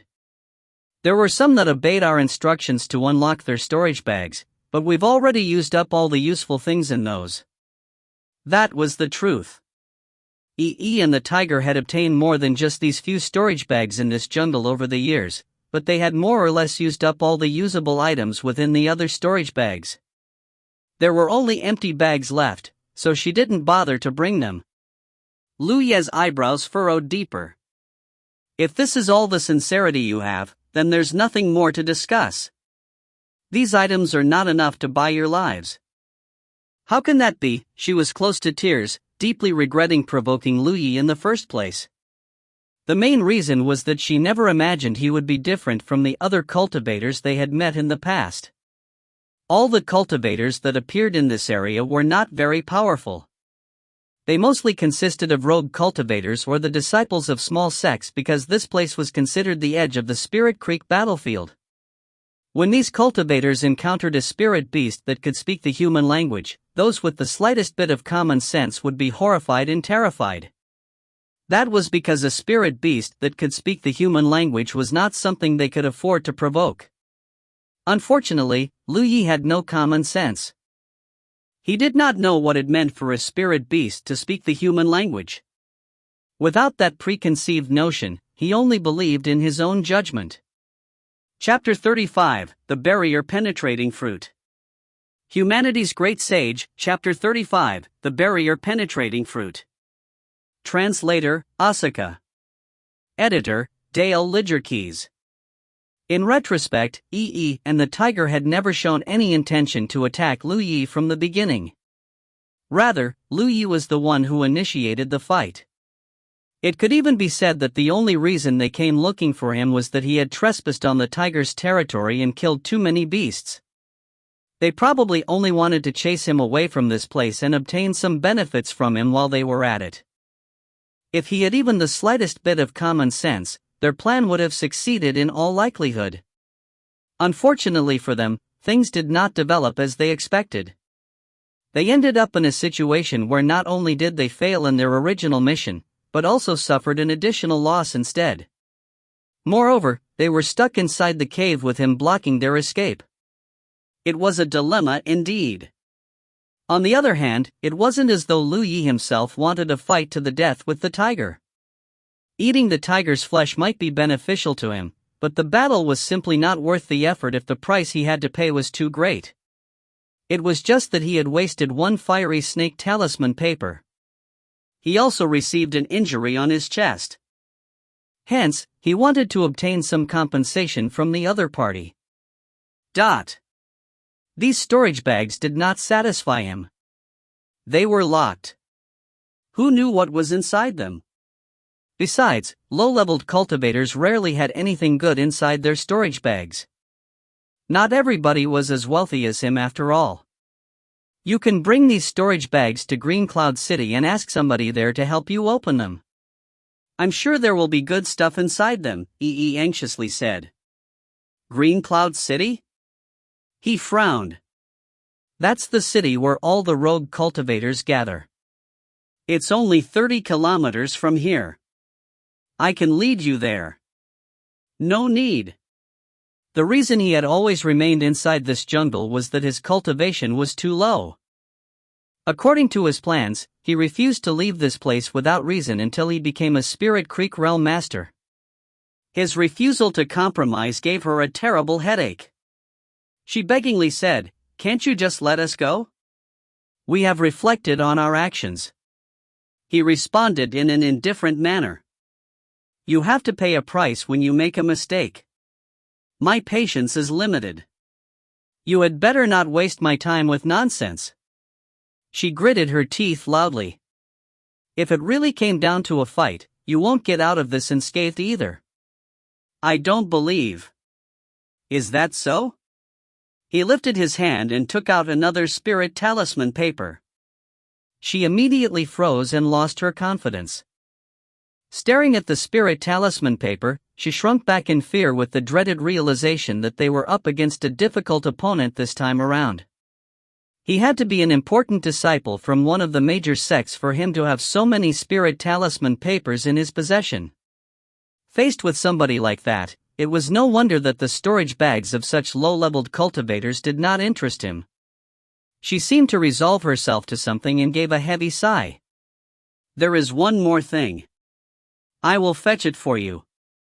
The tiger seemed to understand what she was planning to do and immediately turned toward her with a soft whimper. She forced a smile on her face and lifted a hand to pet its head. "Wait here for me. I'll come back as soon as possible. Don't pick a fight with him while I'm gone." The tiger roared loudly once more, to which she responded with a stern expression. "Behave." The tiger involuntarily lowered its head. She petted it once more. Then, she turned around, sank into the rock wall, and disappeared out of sight. After her departure, Lu Yi and the tiger continued with their staring contest. From the exchanges between Yi and the tiger, Lu Yi understood that the spirit beast could understand humans. It made sense when he thought about it. How else could Yi work with the tiger to frighten those low-leveled cultivators if it did not understand humans? Time ticked by. In the meantime, his expression gradually became more and more grim. That was because the tiger he trapped inside the cave was becoming increasingly restless and uneasy. It paced the depths of the cave, glancing at him from time to time. As such, he could sense a waft of danger which made him even more vigilant than before. Unfortunately, Yi took a long time to return. About an hour or so went by before she suddenly appeared again. However, there was clearly something wrong with her condition. Her body was slightly translucent and she gave off a very weak feeling. Lu Yi frowned at the sight, wondering whether this girl was simply pretending or if she had really gotten injured. Whatever the case, his attention was quickly drawn to the item in her hand. It was a bright red fruit about the size of a baby's fist. When she brought this fruit into the cave, it filled the entire cave with a strange fragrance. "What is that?" he asked. He might not know what that fruit was, but he instinctively knew that it was something good. She weakly replied, "A barrier-penetrating fruit." "What is it used for?" he asked again. She felt a little puzzled. Logically speaking, it was impossible for an important disciple from a major sect like him to have never heard of something as well known as a barrier-penetrating fruit. This was a precious treasure to any cultivator in the Spirit Creek realm. It was just that she was in poor condition and couldn't be bothered to talk nonsense. Thus, she explained, it's used to penetrate the spiritual points barrier. His eyes lit up at those words. He did not know where she found this fruit, but if it was as she said, then, this item was extremely useful for him. He lifted his head and indicated to the girl. Toss. Bring it over. She shook her head. I can give this fruit to you. But, you must swear a heavenly oath. With the heavens as witness, swear that you won't hurt us again after receiving the fruit. Despite being so weak that she was almost unconscious, she did not forget the situation they were currently in. If Lu Yi decided to harm them after obtaining the fruit, it would be difficult for her and the tiger to leave this place alive. Lu Yi did not understand what a heavenly oath was. However, he had heard about respectfully requesting the heavens to bear witness once before. He more or less understood what Yi meant, so he nodded in response. Okay. He paused for a short moment to consider his wording before continuing. Lu Yi, cultivator of Bingzhou, respectfully requests the heavens to bear witness. If Yi hands me the barrier-penetrating fruit, I will not trouble Yi or Amber again under the condition that they do not actively provoke me or harm me. He originally thought that it was just a simple oath. To his surprise, an invisible and mysterious force came roaring down from the skies the moment the words left his mouth and poured into the battlefield imprint on the back of his hand. That force did not hurt him in any way, but it gave him the strange feeling that it would not end well for him if he violated the oath he just made. This discovery made his heart go cold for a moment. He instantly understood that the oaths in this world were not mere words or casual talk, especially when it came to the heavenly oath which was witnessed by the heavens. After he made the heavenly oath, Yi let out a breath of relief. She floated over to him and handed the barrier-penetrating fruit in her hand to him. Are you injured? He took the barrier-penetrating fruit and looked at her. Yes. She nodded. Turning around, she called out to Amber. Amber, let's go. As the sturdy and muscular Amber slowly walked forward, Lu Yi gripped the spirit talisman paper tightly and retreated out of the cave. A short while later, Amber walked out of the cave. Yi plunged into Amber's body and vanished out of sight. Turning around, the tiger roared at Lu Yi. Afterward, it disappeared into the jungle and out of sight in a few strides. Looking in the direction the tiger had disappeared, Lu Yi pondered for a moment and slowly shook his head. The entire experience he went through this half a day had been very weird to him. Fortunately, the end results were not too bad. He looked at the barrier-penetrating fruit in his hands and his expression became excited. If this thing works like how Yi said, then the time for breaking through to the Spirit Creek realm is just right before my eyes. Chapter 36, What a Cute Rabbit. Humanity's Great Sage, Chapter 36, What a Cute Rabbit. Translator, Asuka. Editor, Dale Lidgerkeys. Lu Yi was in no hurry to take the barrier-penetrating fruit. He did not know whether it was real or fake, so he did not dare to rashly consume it. His battle with the tiger might have been short, but that short moment of confrontation had been extremely dangerous and he was injured in the process. He had been in a standoff against the tiger just now, so he had not had the time to check on his injuries. Finally removing his clothes at this moment, he discovered that the flesh and blood on his chest was a total mess. There were several immensely deep claw marks across his chest, and his blood had long since dyed the front of his clothes crimson. Fortunately, he was no longer just an ordinary person now. During his confrontation with the tiger, he had consciously urged his spiritual power to seal his wounds. Therefore, the blood lost was not too serious even though the wound looked extremely hideous. He moved his muscles a little and confirmed that there were no broken bones. Then, he let out a breath of relief. It would be much easier to handle if it was only a flesh wound. He still had 8 healing pills in his possession, which had very good restorative effects. Taking out the bottle with the healing pills, he poured one out and swallowed it. After that, he took out another one, crushed it with his fingers, and evenly applied the powder to the wound on his chest. The agony that followed made him grit his teeth and grin in pain. Once he was done with that, he put his clothes back on, sat down cross-legged, and refined the pill power of the healing pill.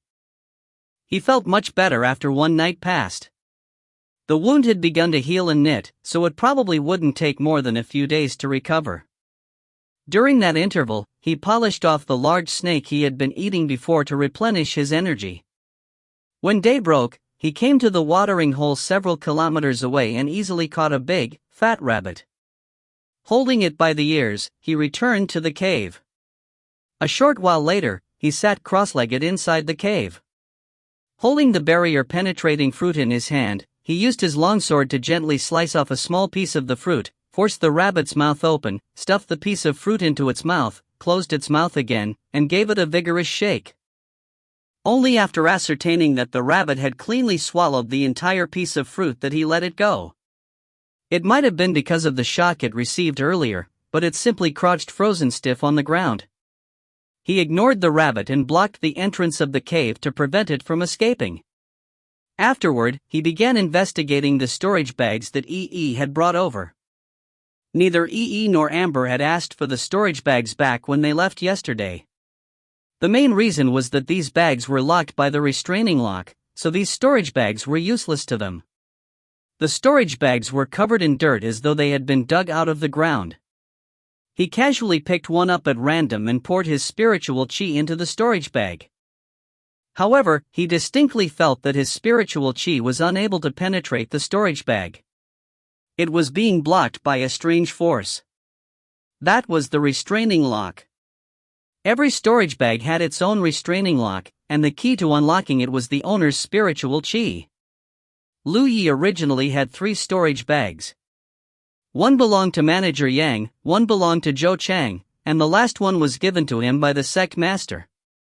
Although Manager Yang's storage bag had a restraining lock on it, he had unlocked his storage bag to take his longsword out of the bag before he died.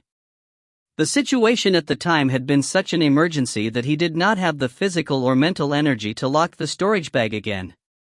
Therefore, all the items inside the storage bag had greatly benefited Lu Yi. On the other hand, the restraining lock on Zhou Cheng's storage bag had been forcefully unlocked by the sect leader. The restraining locks on these 2 bags had remained in an open state all this while. Meanwhile, the storage bag that the sect master had given to Lu Yi was brand new. When Lu Yi obtained it, he had used his spiritual chi to register himself with the restraining lock on the storage bag. Thus, he could freely open and close the restraining lock as long as he poured his spiritual power into the lock. Even if he accidentally lost his storage bag and other people got their hands on it, they would not be able to open it easily unless they had some special way to unlock the restraining lock. Needless to say, he had no special way to unlock the restraining lock. He was simply giving it a try out of boredom. His spiritual power slowly flowed into the storage bag. Feeling the existence of the restraining lock, he repeatedly stimulated his spiritual power and used it to ram against the restraining lock. Once. Twice. On his 3rd attempt, he felt the restraining lock vanished without a trace all of a sudden. While he was reeling from the surprise, the storage bag in his hand abruptly burst into flames and burned fiercely. He quickly threw the storage bag away from him and watched blankly as it turned into a pile of ash in a very short time. So, it does that too? He frowned. It wasn't until this moment that he finally understood, the restraining lock was not just for protecting the storage bag and preventing strangers from stealing the contents of the storage bag. It could even destroy the entire storage bag at critical moments. It was a bit like the principle of better to destroy everything than to let another person have it. NV. Looks like I really can't mess around without a special way of unlocking the restraining lock. Ruining a storage bag was a trivial matter, but if some of these restraining locks had any dangerous restrictions hidden in them, he might be wounded as a result. Therefore, he put the remaining storage bags away and checked on the rabbit's situation. There was nothing wrong with the rabbit. It was still alive and kicking, looking extremely adorable. He grabbed the rabbit by the head and gave a brutal twist. There was a cracking sound. Such a cute rabbit will certainly taste delicious. He had confirmed that the barrier-penetrating fruit was not poisonous even if it did not have the properties to break through his barrier. Therefore, it totally put his mind at ease. Walking over to the spot where he cultivated, he took out a floor cushion and sat down cross-legged. Then, he took out the barrier-penetrating fruit and bit into it. The juice flooded his mouth with a fragrance that lingered on his tongue. It was surprisingly sweet. Lifting his eyebrows in amazement, he polished the barrier-penetrating fruit off cleanly in several bites. The fruit did not have any seeds. It was similar to a small tomato. Reminiscing about the flavor, he closed his eyes, concentrated, and quietly perceived its effects. Nothing changed at the beginning. However, he soon felt a current of heat in his lower abdomen. The feeling was similar to when he consumed the spirit pills while cultivating. The difference was that the pill power of the spirit pill would transform into spiritual power or vitality whenever he took the spirit pills. In contrast, the heat produced by the barrier-penetrating fruit was neither spiritual power nor vitality. It was a force that he had never felt before. The current of heat accumulated in his lower abdomen. Thus, he tried to guide it into his source spiritual point. The process was very smooth. The heat then flowed from his source spiritual point into his second spiritual point, then his third spiritual point, followed by his fourth spiritual point. Very quickly, it entered his eighth spiritual point and continued to rush toward his ninth spiritual point. In the next moment, he felt the barrier of his ninth spiritual point rapidly melting away like snowflakes under the sun. The discovery shocked him. Every time he unlocked a spiritual point in the past, it had required great effort for him to guide his spiritual power and use it to ram against the barrier of the spiritual point, again and again. Moreover, every impact he made felt extremely uncomfortable. It was almost as if somebody was using a small hammer to strike at the location of his spiritual point. It would inevitably give rise to a feeling of soreness when it happened many times. But now, there was no impact and no discomfort. The barrier of his spiritual point had rapidly dissolved when touched by the medical efficacy of the barrier-breaking fruit. Comparing the two, the barrier-breaking fruit was certainly a blessing for a cultivator to achieve enlightenment. No wonder EE had given him such a strange look when he asked her about the use of the barrier-breaking fruit. It would seem that the barrier-breaking fruit was not an unknown item. Perhaps, every single cultivator was aware of this spirit fruit's existence. Chapter 37, 9 Spiritual Points Connect and Spiritual Power Turns into a Stream. Humanity's Great Sage, Chapter 37, 9 Spiritual Points Connect and Spiritual Power Turns into a Stream. Translator, Asuka. Editor, Dale Lidgerkeys. The entire process didn't take longer than several dozen seconds. When the barrier on Luya's ninth spiritual point fell apart, his spiritual power that had been blocked out all this time began gurgling into it. At this point, he only needed to penetrate his ninth spiritual point with his spiritual power and allow his spiritual power to form a microcosmic orbit inside his body to break through to the Spirit Creek realm. That was the ultimate goal of all of his hard work for the past month. However, he discovered that there was still a lot of the barrier-penetrating fruit's medical efficacies remaining even though quite a lot had been consumed. If he left that energy alone, the remaining medical efficacies would be wasted. That would be the barest minimum. Who knew what possible side effects it might have on his cultivation in the future? This fruit was definitely not something that could be obtained easily. It would be a pity to just let the effects go to waste. Therefore, he only hesitated for a moment before he began stimulating his spiritual power again to try and locate his 10th spiritual point. The sect master had only helped him locate his spiritual points up until his 9th spiritual point previously. That was because the sect master believed that it would take him at least 2 to 3 years to cultivate to the level of a first-order spirit creek realm with his talent of only one leaf, even if he had a sufficient supply of spirit pills. The sect master was not looking down on him. It was just that his level of talent was too low, so the efficiency of cultivating was very poor. The sect master simply never imagined that he would be able to unlock his spiritual points all the way to the 9th within the short span of a month. Furthermore, this situation was only due to a lack of spirit pills. If he had enough spirit-restoring pills, his speed would have been even faster. Even without outside help, he could locate the position of his spiritual points with his own spiritual power reserves at this point. It just was not as effortless as how the sect master had done it. During this period, he had been taking the time to study the golden liberation technique. Hence, he had an idea of where the next few spiritual points were located. As long as his luck was not too bad, locating the position of his spiritual points would not be a problem.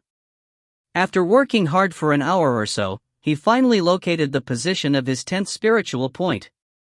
He hurriedly guided the remaining medical efficacies of the barrier-penetrating fruit toward his 10th spiritual point. The barrier around his 10th spiritual point swiftly dissolved just as the previous occasion. A few dozen seconds later, the barrier around his 10th spiritual point fell apart. Unfortunately, not much of the barrier-penetrating fruit's medical efficacies remained. He continued to locate the position of his 11th spiritual point. More than an hour later, he blew out a long breath and opened his eyes. He could no longer feel the medical efficacies of the barrier-penetrating fruit. The current of heat in his lower abdomen was gone too. In the end, he failed to break through the barrier of his 11th spiritual point. Even so, he had managed to weaken the seal by a lot. It would be very easy for him to break through the barrier when he was cultivating in the future, so it was not without gain either. A single barrier-penetrating fruit had allowed him to unlock 2 spiritual points and weaken the barrier of his 11th spiritual point. The gains he obtained from this were enormous. He suppressed the impulse to immediately break through to the Spirit Creek realm. That was because he had a faint feeling that even though he had a chance to succeed in breaking through to the Spirit Creek realm, it would be far easier to achieve if he first filled his newly unlocked spiritual point to the brim. Now that he had reached this point, he was no longer in a rush to move forward. Walking over to the side, he peeled and cleaned the dead rabbit, lit a fire, and feasted on the rabbit meat. Over the course of the next few days, he hunted the nearby beasts on a massive scale. His appetite every single day was extremely astonishing. Everything he ate was transformed into his vitality, which would in turn be refined into chi and poured into his 9th spiritual point. Approximately 6 days later, Lu Yi sat cross-legged inside the cave. Although he had eaten a lot of beast meat recently, his body was no fatter than it had been 6 days ago. On the contrary, he seemed even thinner than before. Even the clothes that used to be fitting on his body had become considerably looser. This was the result of refining his vitality into chi. Too much of his vitality had been refined into spiritual power, and those effects were reflected on his body. Be that as it may, he did not feel any discomfort even though he had gotten thinner. Instead, he felt as though he had gotten stronger. The compact muscles on his body were very distinct. Lean and muscular were the most apt descriptions for his body.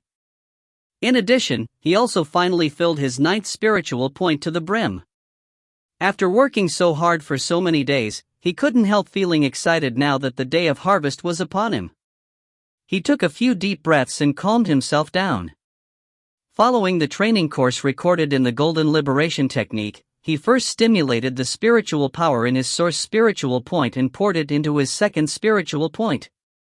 Next, he gathered the spiritual power in his 2nd spiritual point and poured it into his 3rd spiritual point. Then, he gathered the spiritual power in his 3rd spiritual point and poured it into his 4th spiritual point. He repeated this process all the way until his 9th spiritual point. The 9th spiritual point was located close to the source spiritual point. Once his spiritual chi poured into his 9th spiritual point, he guided his spiritual chi back to his source spiritual point. His spiritual chi ran through his 9 major spiritual points and formed a closed circle. That was the microcosmic orbit. If he compared the spiritual power stored in his spiritual points to a pool of stagnant water, then it now became a flowing stream. The spiritual power in his body flowed from his source spiritual point to the 8 other major spiritual points and back again to his source spiritual point in an endless cycle. A different feeling struck him all of a sudden. Even so, he didn't stop there.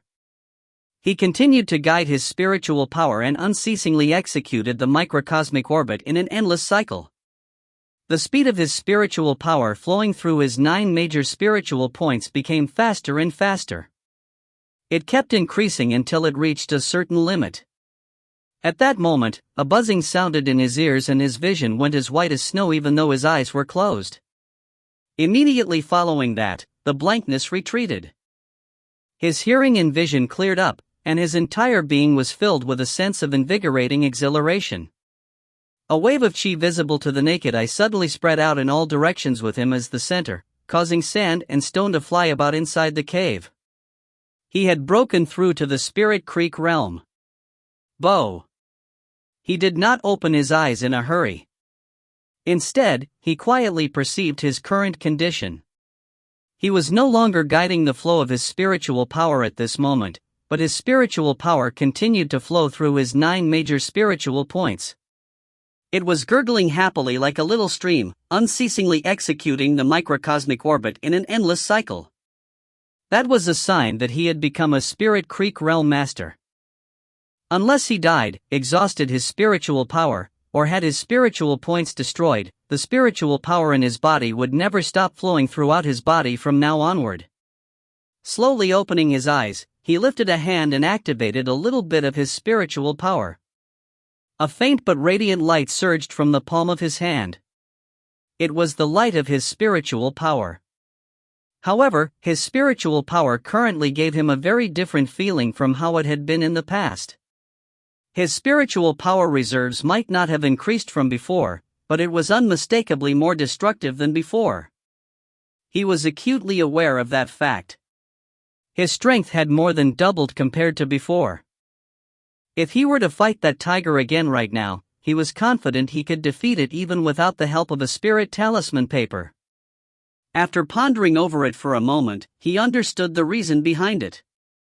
He might have unlocked many spiritual points in the past, but he could only utilize the spiritual power in one of his spiritual points at a time.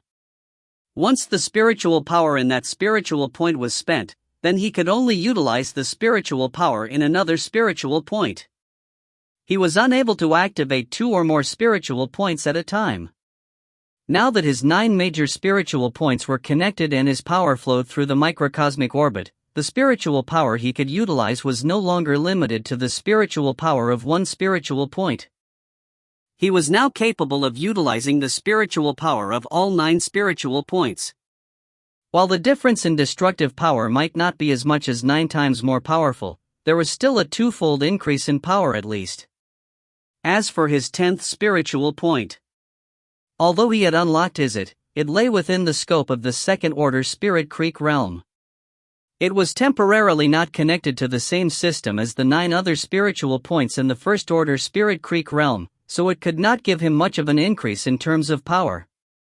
At the most, it would only increase the total reserves of his spiritual power in the future.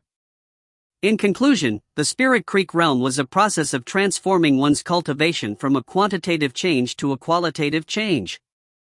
Once a person unlocked enough spiritual points and allowed their spiritual power to penetrate these spiritual points and activate the microcosmic orbit, their strength would increase in huge leaps and bounds. Prior to this change, the largest effect of achieving enlightenment was increasing their spiritual power reserves. It would not directly increase their strength. That was basic common sense in cultivation. Every cultivator would have a senior teaching them in the beginning stages of their cultivation. Unfortunately, Lu Yi had been stranded in the Spirit Creek battlefield without any support. There was nobody who could teach him all of this. Thus, he could only rely on himself to explore and gain insight into these matters. Chapter 38, Leaving. Humanity's Great Sage, Chapter 38, Leaving. Translator, Asuka. Editor, Dale Lidgerkeys. After becoming a Spirit Creek Realm Master, Lu Yi discovered something extremely interesting. His perception of the spiritual qi in his surrounding environment had gotten more acute. The spiritual qi in the Spirit Creek realm was much richer than the outside world. Even if he were in the state of cultivation, he would not have been able to sense the existence of the spiritual qi in the outside world. But, in this place, he basically only needed to calm his mind to sense the spiritual qi in his surroundings. Now that his 9 spiritual points had turned into a stream, he realized that he could distinctly perceive the spiritual qi in the world around him just by focusing slightly. He didn't even need to consciously try to perceive the spiritual qi. That was undoubtedly a huge improvement compared to before. Does that mean I can cultivate by absorbing spiritual qi now? When the thought crossed his mind, he immediately became excited. If that's true, then my cultivation will surely progress much smoother than before. Let's give it a try right now. An hour later, he stopped his current attempt at cultivating with a moody expression. The situation was no different from before.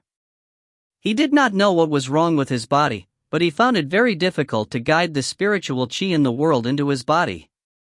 Going by this cultivation speed, it would be impossible for him to fill up his 10th spiritual point without at least half a year's time. Looks like the one-leaf result I received when testing for my level of talent was not without reason. By this point, he was starting to gain a vague sense of understanding regarding the method a cultivator absorbed spiritual qi. He was not supposed to absorb it through his mouth but through his body.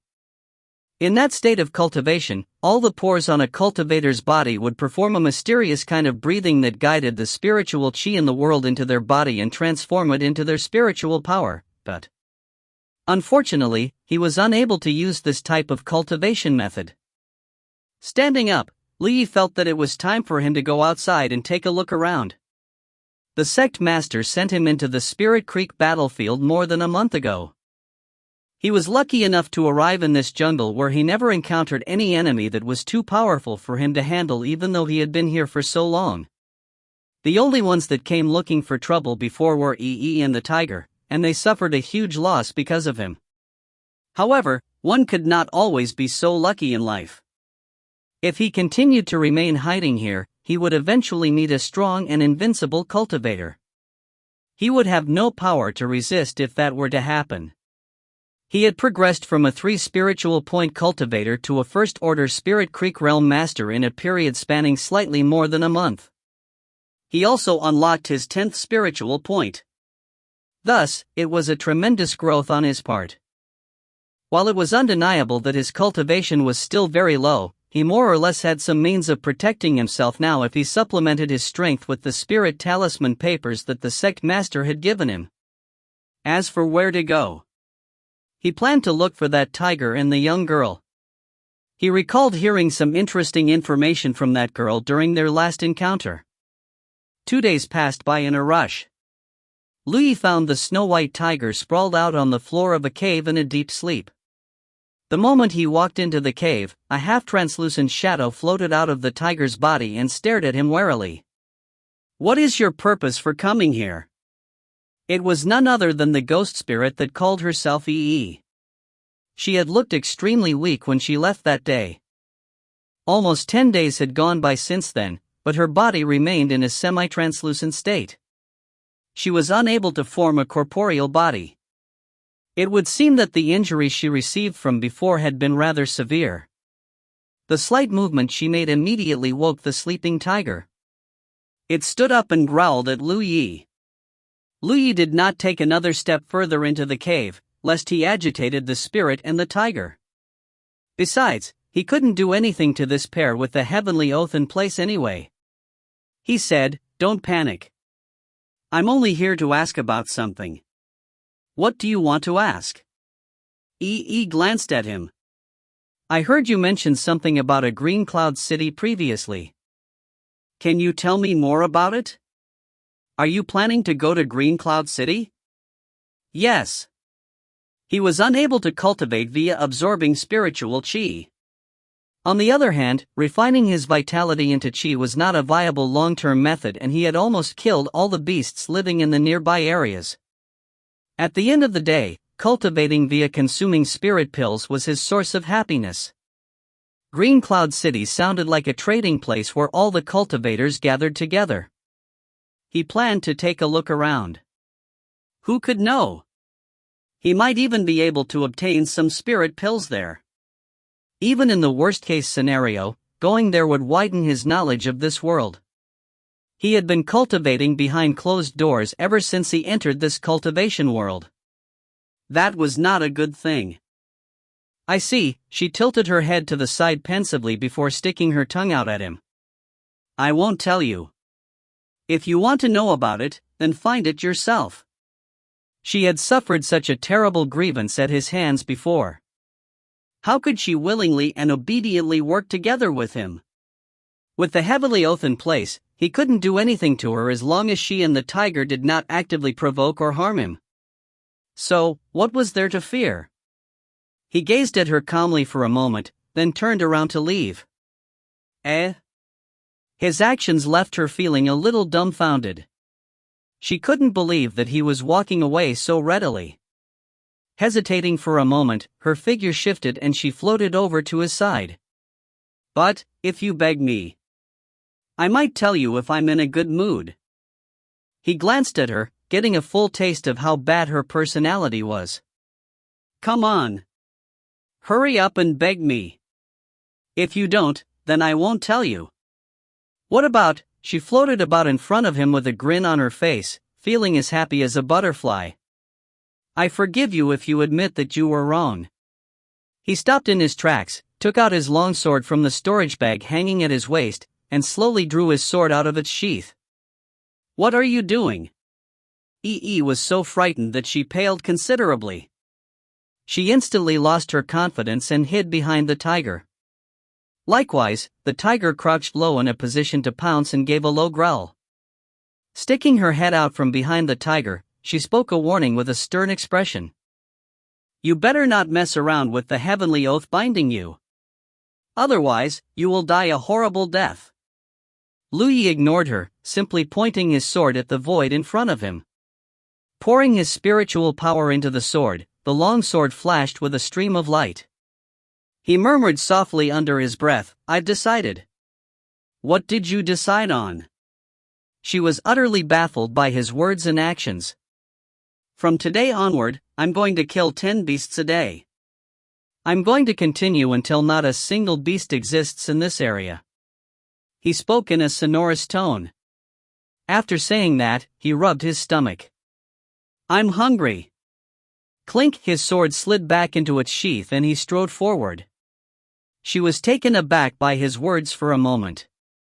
Then, her expression became bitter. Meanwhile, the tiger turned to look at her and rolled its eyes in a human-like manner. Wait, senior brother. She chased after his leaving figure while shouting at him. 15 minutes later, Yi studied the map that was drawn on the ground like a bunch of squiggly lines. Yi was pointing out the directions to him in front of him. This is Green Cloud Mountain. Green Cloud City is located right at the foot of this mountain. We are here right now. Head east from this place. You will come to a small river after 10 kilometers. Cross the river and you will arrive at a rocky forest after 5 kilometers. Proceed another 10 to 15 kilometers and you will arrive at Green Cloud City. He scowled so deeply that furrows appeared on his forehead.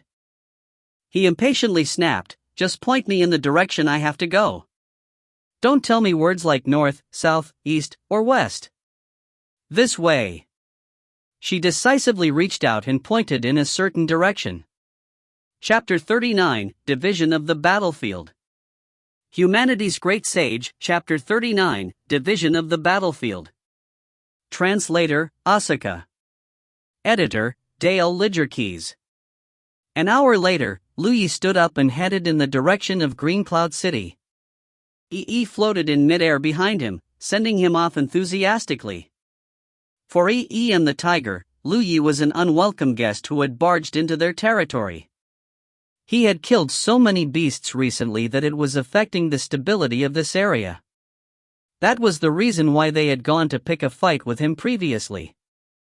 If he continued to stay in this place, it might not take long before all the food in this area was wiped out. They would have needed to find another place to live if that happened, but there were many other spirit beasts in this mountain range. Recklessly barging into another territory would mean that they would have to face unknown dangers. Therefore, she immediately cooperated obediently upon learning that sending him away was a good thing. Otherwise, she would never have been this docile. Needless to say, he had given them a warning before he left. He threatened to return again if he failed to locate Green Cloud City smoothly or they gave him false information. In this regard, she patted her flat chest and guaranteed that everything she told him was the absolute truth. BNV. As Lu Yi traveled toward his destination, he thought back on all the information that Yi had revealed to him. It wasn't just information on Green Cloud City. He later also asked her about many things regarding the Spirit Creek battlefield.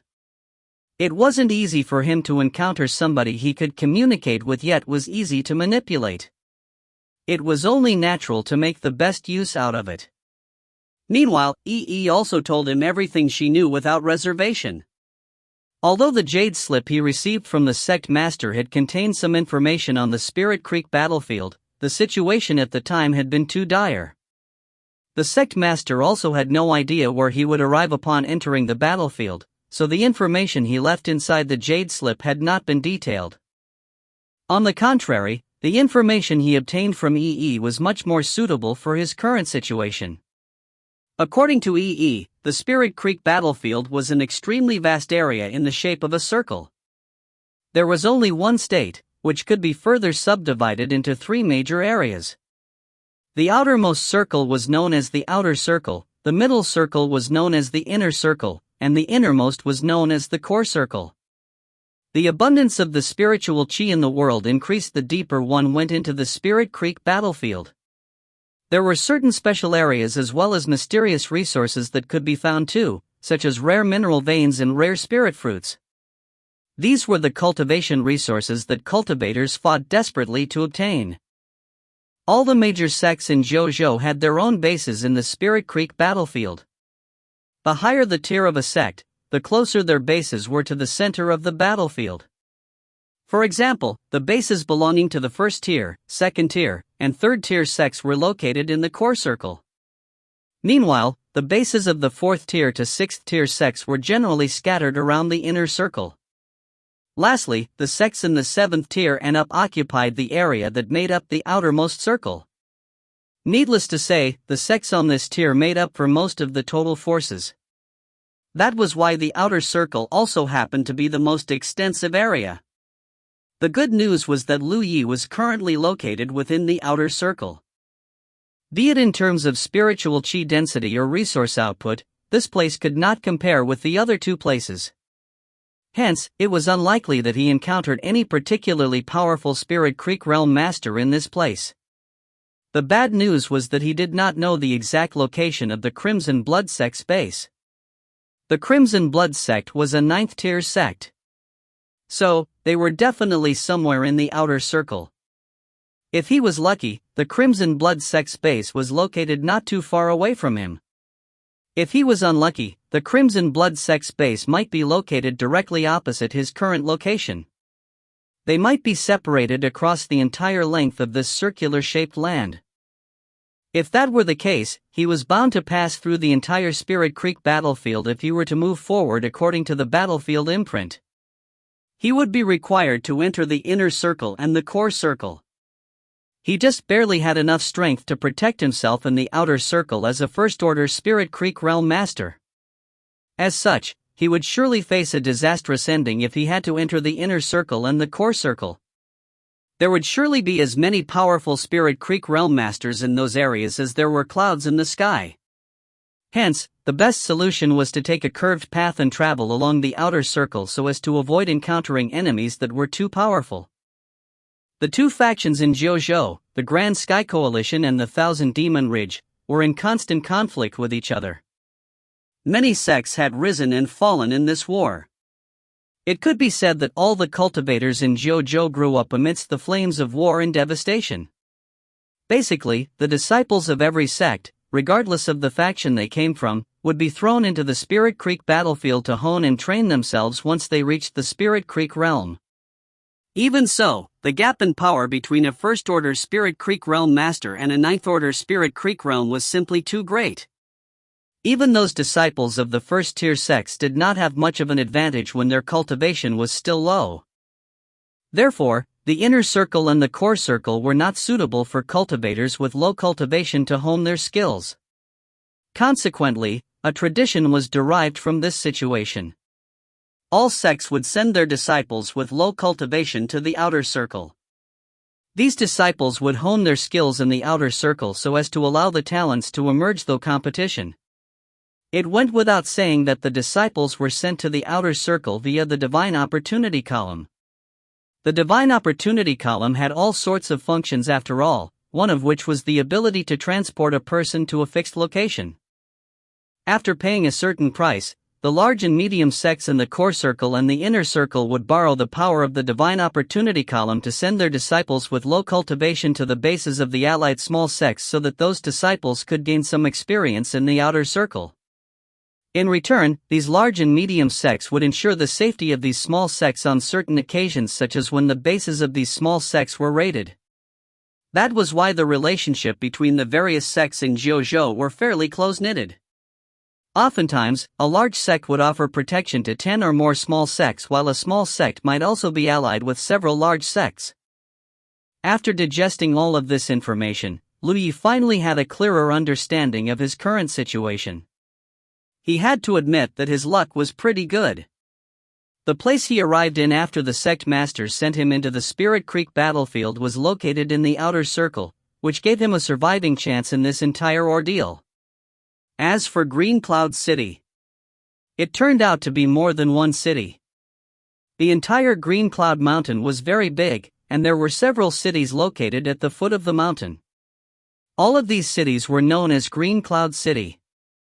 The city was a gathering of cultivators from all over Jojo, including cultivators from both the Grand Sky Coalition and the Thousand Demon Ridge.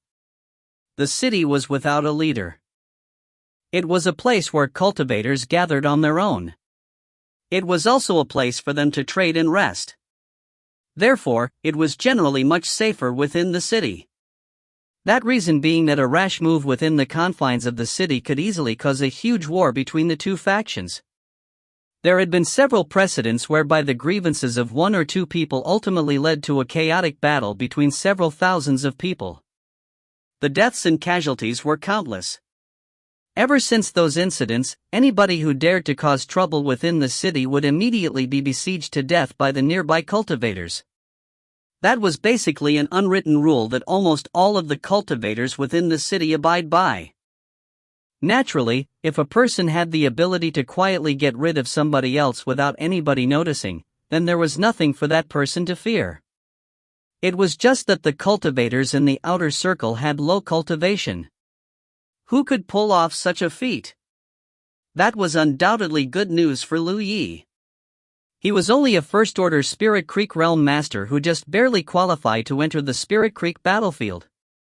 It wasn't far from the truth to say that he was among the group with the lowest cultivation in this entire battlefield. It would not benefit him in any way to pick a fight with anybody.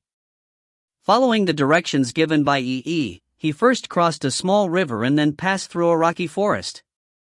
After that, he continued onward until he reached the foot of the mountain. An area covering several kilometers stretched out before him. Various buildings of all shapes and sizes dotted the area that appeared in his field of vision. He had arrived at Green Cloud City. Chapter 40, Green Cloud City and the Local Wealthy Man. Humanity's Great Sage, Chapter 40, Green Cloud City and the Local Wealthy Man. Translator, Asuka. Editor, Dale Lidgerkeys. There were no fixed entrances or exits in Green Cloud City. Lu Yi came down from Green Cloud Mountain, joined the stream of people going in and out of the city, and naturally blended into the crowd. The hustle and bustle of the city washed over him. Cultivators brushed past each other as they came and went on these intricate maze-like streets. He could not believe that so many cultivators could gather together in such a tiny city. After all, he had not even seen a single person on Green Cloud Mountain before. No, I did see a half-person. It was not that strange when he thought about it. No matter the sect, the number of cultivators at the bottom rank would always be the largest. Besides, the outermost part of the Spirit Creek battlefield happened to be where the cultivators at the lowest ranks gathered.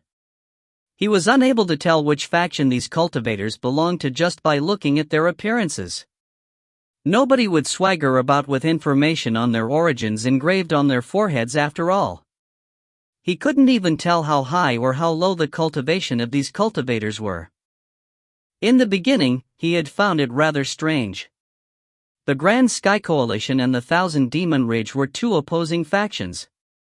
Their brains had been turned to mush from the countless wars and conflicts. Both sides regarded each other as sworn enemies, so how were the cultivators from both factions able to coexist peacefully? It wasn't until he arrived at this place that he understood the reason. Everybody had no idea which faction the other belonged to. Therefore, they could only remain alert toward strangers at best. They could not act out rashly even if they were all clustered together. The cultivators who came and went were dressed in all kinds of colorful clothes, which dazzled him. Some of the women cultivators were dressed so lightly that they exposed a lot of their fair skin. It was truly a beautiful sight to enjoy. I never knew that the atmosphere in Jiuzhou is so open-minded. This assumption was his misunderstanding. Jiuzhou was a very large world. The cultures and customs of the people across the land were very different. The customs in some of the places were simply like that. It wasn't as though their manner of dressing light was equivalent to them being open-minded. "Boy, move aside." A deep voice suddenly sounded behind Lu Yi. Lu Yi turned around to look. What entered his vision was a muscular chest covered in a large mass of black hair. Under his gaze, the two pectoralis major muscles even quivered intentionally. It gave off a feeling of explosive power.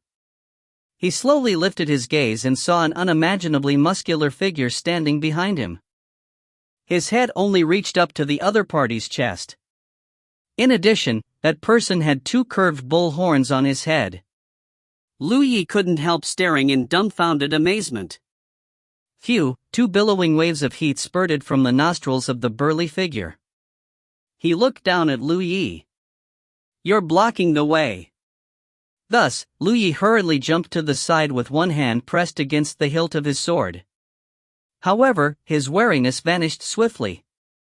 That was because a petite girl was standing next to the burly bullhorned man. The key point was that the girl had two furry ears sitting on top of her head. They looked like cat ears. She was probably the burly bull-horned man's companion. Meow, the woman gazed at Lu Yi in amusement and gave a soft cry. She winked at him in an insanely seductive manner. Wow, Lu Yi felt as though flowers were blooming in his heart. Under his reluctant gaze, that burly bull-horned man and the cat-eared woman quickly disappeared into the crowd. They are demon cultivators that have not completed their transformation. A voice suddenly sounded beside Lu Yi. Lu Yi turned to look in the direction of the voice only to see a chubby figure standing beside him. That person was looking at Lu Yi with a huge smile on his face, and his eyes were slightly squinted from his smile. His clothes were inlaid with gold and jewels. There were also several jade rings on his fingers. He did not look like a cultivator.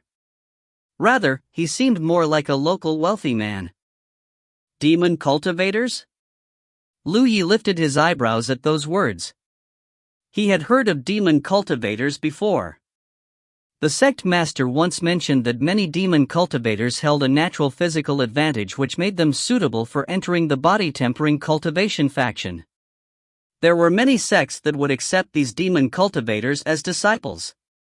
It was just that he had never seen a demon cultivator before, so he couldn't help being fascinated when he saw one for the first time. Yes. But their spirit beast characteristics will slowly disappear once their cultivation improves a little more. Buddy, you seem to have an interest in cute and furry spirit cultivators. When the local wealthy man spoke, he reached up and made a gesture above his head with 2 fingers to indicate ears. Lu Yi hesitated for a moment before he replied, "It's my first time seeing one." "I see. Buddy, you must be a rogue cultivator, right?" the local wealthy man asked with a chuckle. The reason for this inference was mainly that Lu Yi was all on his own. Generally speaking, disciples from a sect would never enter the Spirit Creek battlefield alone. They would definitely travel together with a few of their sect members so that they could take care of each other. Likewise, the 2 demon cultivators just now were part of the same sect. Lu Yi gave a casual response. "I guess." The sect master had warned him that he should never reveal his identity as a disciple of the Crimson Blood sect to anybody, so he would not mention it so carelessly. The local wealthy man let out a sigh. "It's not easy to be a rogue cultivator. I was also a rogue cultivator, so I understand your situation very well." He changed the topic and laughed. "Buddy, you should visit the Divine Trade Association if you have an interest in cute stuff. As long as you can afford it." Ha. Anything can be discussed. Lu Yi replied sternly, "You're mistaken. I'm not that kind of person." I understand. The local wealthy man nodded repeatedly. "Of course, you can also visit the Divine Trade Association if you are looking to purchase any spirit pills, spirit artifacts, spirit talisman papers, information, maps, or have anything you want to sell. I guarantee that we can meet all your needs, buddy." Lu Yi was puzzled. What does the trade association do? The trade association seemed to cover a wide range of services. Even so, what bothered him most was that the trade association carried the word divine in its name. It seemed rather unusual. The local wealthy man replied, "Well, it's a trade association. It's basically a business. We do any business that brings in money. All guests from Jiuzhou are welcomed. We are happy to receive wealth from any party after all. But, don't you worry, buddy. The Divine Trade Association might be a big business, but we have always adhered to the principle of playing fair. No matter what kind of customer comes to us to do business, we will treat them equally. We will never treat our customers differently just because of their cultivation." At this point, Lu Yi finally came to his senses. This local wealthy man was a member of the Divine Trade Association. He probably noticed Lu Yi reacting like a countryman who just arrived in a city, so he came over to establish a friendly relationship to see if there were any business opportunities. "I'm very poor." Lu Yi shook his head. The local wealthy man chuckled. "A dragon will not be satisfied to swim in shallow waters. You have a special look about you, buddy. I'm sure you'll achieve great things in the future. It doesn't matter if you are poor now, there will come a time when you will flourish." "Thank you for the auspicious words." Lu Yi nodded. He did not believe that this person had seen anything about him. If his guess was right, this person would say the same thing to any stranger on the road. Thus, he simply took it as a friendly kindness. "Buddy, if you wish to visit the trade association, you only need to head in this direction. It is the most eye-catching building there." The local wealthy man gave Lu Yi some directions and cupped his fists. "I won't take up any more of your time then." After saying that, he walked away in a carefree manner. After their conversation, Lu Yi became somewhat interested in the Divine Trade Association. It was undeniable that the local wealthy man had struck up a conversation to attract a potential customer, but he had not given Lu Yi any bad feelings from the start until the end. Even when he believed Lu Yi was a rogue cultivator, his manner of speech had been courteous. It was easy for him to leave a good impression on others. "I suppose it won't hurt to go and take a look." Lu Yi did not have the financial resources to buy anything, but he had some things on hand that he could sell. Perhaps, he could even exchange them for some spirit pills or something at the Divine Trade Association. Be that as it may, he was in no hurry right now. He had just arrived in this city. It was important for him to familiarize himself with the environment and the atmosphere of the cultivation world. Chapter 41, Setting Up a Stall. Humanity's Great Sage, Chapter 41, Setting Up a Stall. Translator, Asuka. Editor, Dale Lidgerkeys. Green Cloud City was a small city. There were countless cities like this scattered across the entire Spirit Creek battlefield. Cultivators would always need a place to trade and rest. Their spontaneous gathering in one place tended to result in cities like this coming into being. Everything in the city was very messy since nobody was in charge of managing these cities, especially when it came to the buildings. Buildings of various different styles from all over JoJo stood scattered around in a disorderly manner, making the city look like a smorgasbord. These buildings were built by the cultivators who lived here all year round. There were a lot of cultivation resources that could be found in the nearby Green Cloud Mountain. Moreover, the safety factor was also pretty high. That was why many low-leveled cultivators were drawn to this place, especially those rogue cultivators that belonged to no sect. Every building was a storefront, selling various cultivation resources. There were also restaurants and tea houses among them. Low-leveled cultivators still needed to eat after all. Moreover, they had greater daily needs compared to ordinary people. It was inevitable that there would be these kinds of livelihoods. Louis walked past the shops, looking but buying nothing. The main reason was that he had no money to buy anything. Thus, he gradually figured out how the cultivators traded among themselves.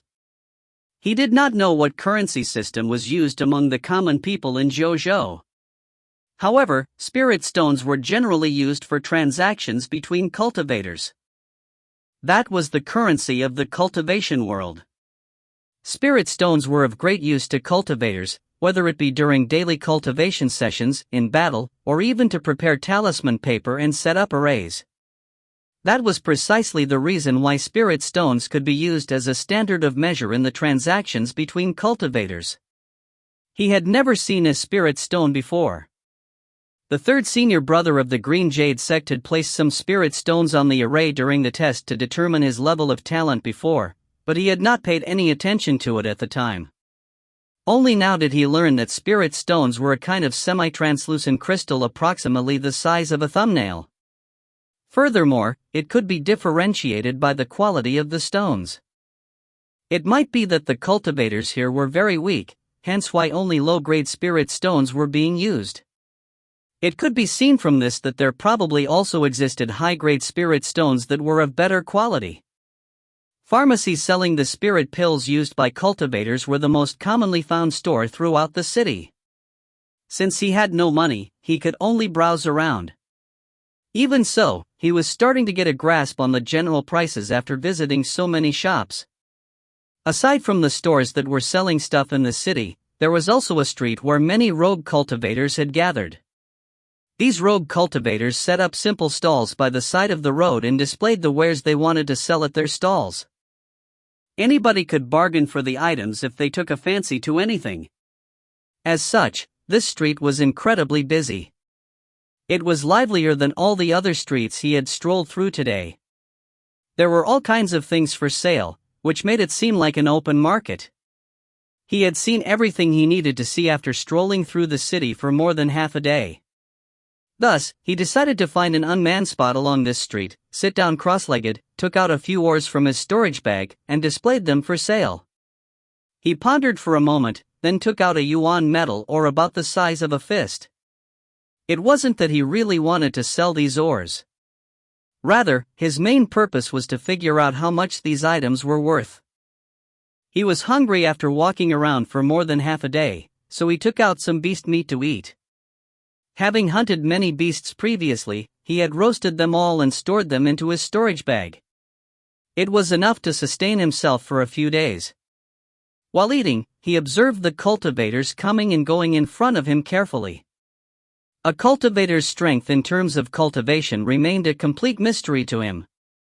He only knew that those who were qualified to enter the Spirit Creek battlefield had to be in the First Order Spirit Creek realm, at the very least. Unfortunately, he couldn't tell how high their cultivation was. That was not a good thing. He was bound to get into disputes with other people in the future. Thus, it would be dangerous for him if he had no way to determine the opponent's cultivation. If he happened to encounter a cultivator he could not win against, he might lose his life before he could even try to gauge his opponent's strength. Therefore, he wanted to try and figure out a clue from his observation so that he would have more means of protecting himself in the future. He studied every single cultivator that passed him by extremely carefully but was unable to figure out anything. "Junior brother, what are you looking at?" Lu Ye's abnormal behavior had attracted the attention of the stall owner next to him. That was a female cultivator with a plump figure. She was wearing a deep green dress. That dress had obviously been washed many times, but it was still fairly neat and clean. Her hair was pushed behind her ears, revealing her slender and fair neck. Lu Ye had not paid any attention to her prior to this. Turning to look at her, he was immediately greeted by the sight of an ample bosom. He withdrew his gaze and shook his head. "I wasn't looking at anything." He took a bite of his dried jerky and washed it down with a sip of water. The female cultivator pursed her lips. "You can't be trying to judge their cultivation, right?" He was surprised. "Was it that obvious?" She laughed. "That's because I was just as dumb and foolish as you when I first entered the Spirit Creek battlefield. Turns out everybody has the same idea." He burst into laughter. "It's not easy being a rogue cultivator. There's nobody to guide you and no elder to protect you. You don't even have a place to stay to shelter you from the elements." She was clearly recalling her precious experiences. Sighing, she stopped reminiscing and pointed out, "You won't be able to see anything just by looking with your naked eye." He asked, "What should I do?" "Now that you're in the Spirit Creek realm, you should have enough spiritual power. Why not try using your spiritual power?" He was stunned when he heard those words. Then, he secretly scolded himself for being stupid. He tried doing as the female cultivator had instructed and gathered his spiritual power in his eyes. In the next moment, it felt as though he had opened the doors to a whole new world. The cultivators passing by in front of him were enveloped in a layer of light that was invisible to the naked eye. The light flowed around them slowly. It was an indicator of the spiritual power flowing inside their bodies. At a glance, there was not much difference between the light of each individual. However, a closer inspection revealed that there were some subtle differences. The light around some people flowed faster than the others. It was also unmistakably denser. On the other hand, some people were the polar opposite. He understood immediately, the people whose light was denser and flowed faster had higher cultivation, and vice versa. "Do you see it now?" she asked. He nodded repeatedly in response. She said, "If you can enter a sect, you will learn of these things naturally. Unfortunately, rogue cultivators don't have people teaching them. We can only figure it out ourselves." At this time, he saw a few strange people. They did not have the slightest bit of light around them, which baffled him greatly. Hence, he asked the female cultivator about them once they were out of earshot. She replied, "That's normal. They have spirit artifacts that can conceal their aura, or they cultivate some kind of secret technique that slows them to conceal their aura. However, the cultivators who appear in this place are weak. They won't have the energy to practice any secret techniques. So, it's probably due to the former reason." "I see." He nodded in understanding. "Let me give you a piece of advice," she said solemnly. "If you ever run into people like them in the future, run as far as you can. The reason being that they definitely come from a powerful background. They are not people rogue cultivators like us can go up against. Also, this method might be able to give a rough estimate of a person's cultivation. It's not an accurate measure. Only when the other party has made their move can you accurately judge their cultivation from the fluctuations in their spiritual power. He gratefully said, "Thank you for your advice, senior sister." After pondering for a moment, he took out a piece of meat from his storage bag and handed it to her. She burst out in a peal of laughter but did not refuse his kind gesture. Reaching out her hand, she took it from him and slowly began to eat. In any case, it was undeniable that the way she ate was much more elegant than his. Chapter 42, The Divine Trade Association. Humanity's Great Sage, Chapter 42, The Divine Trade Association. Translator, Asuka. Editor, Dale Lidgerkeys. Lu Yi watched the light surrounding the bodies of the cultivators coming and going in front of him for a while. Then, he studied the light around himself. Using himself as a comparison, he managed to roughly estimate the cultivation of these cultivators. Generally speaking, there were more cultivators in the second-order Spirit Creek realm than the third-order Spirit Creek realm. On the contrary, there were fewer of those in the first-order Spirit Creek realm, and most of them were rogue cultivators. It was said that anybody was eligible to cultivate in the battlefield as long as they could achieve the first-order Spirit Creek realm. Even so, most sects would wait until their disciples were a little stronger before letting their disciples leave the base, under the prerequisite that they had the spare capacity to afford doing so. In that way, their disciples would have a higher chance of survival. On the other hand, rogue cultivators had nobody to rely on. The battlefield might be dangerous, but it was filled with opportunities at every corner. They had to start working as soon as possible if they wanted to live in comfort. That was similar to the disparity between a child from a poor family and a child from a rich family. There were also some in the fourth-order Spirit Creek realm, but their numbers were not large. There were usually only one or two out of dozens of cultivators. Lu Yi even saw somebody who seemed to be in the fifth-order Spirit Creek realm. That person's perception was very keen. He turned to glare at Lu Yi the moment Lu Yi laid eyes on him.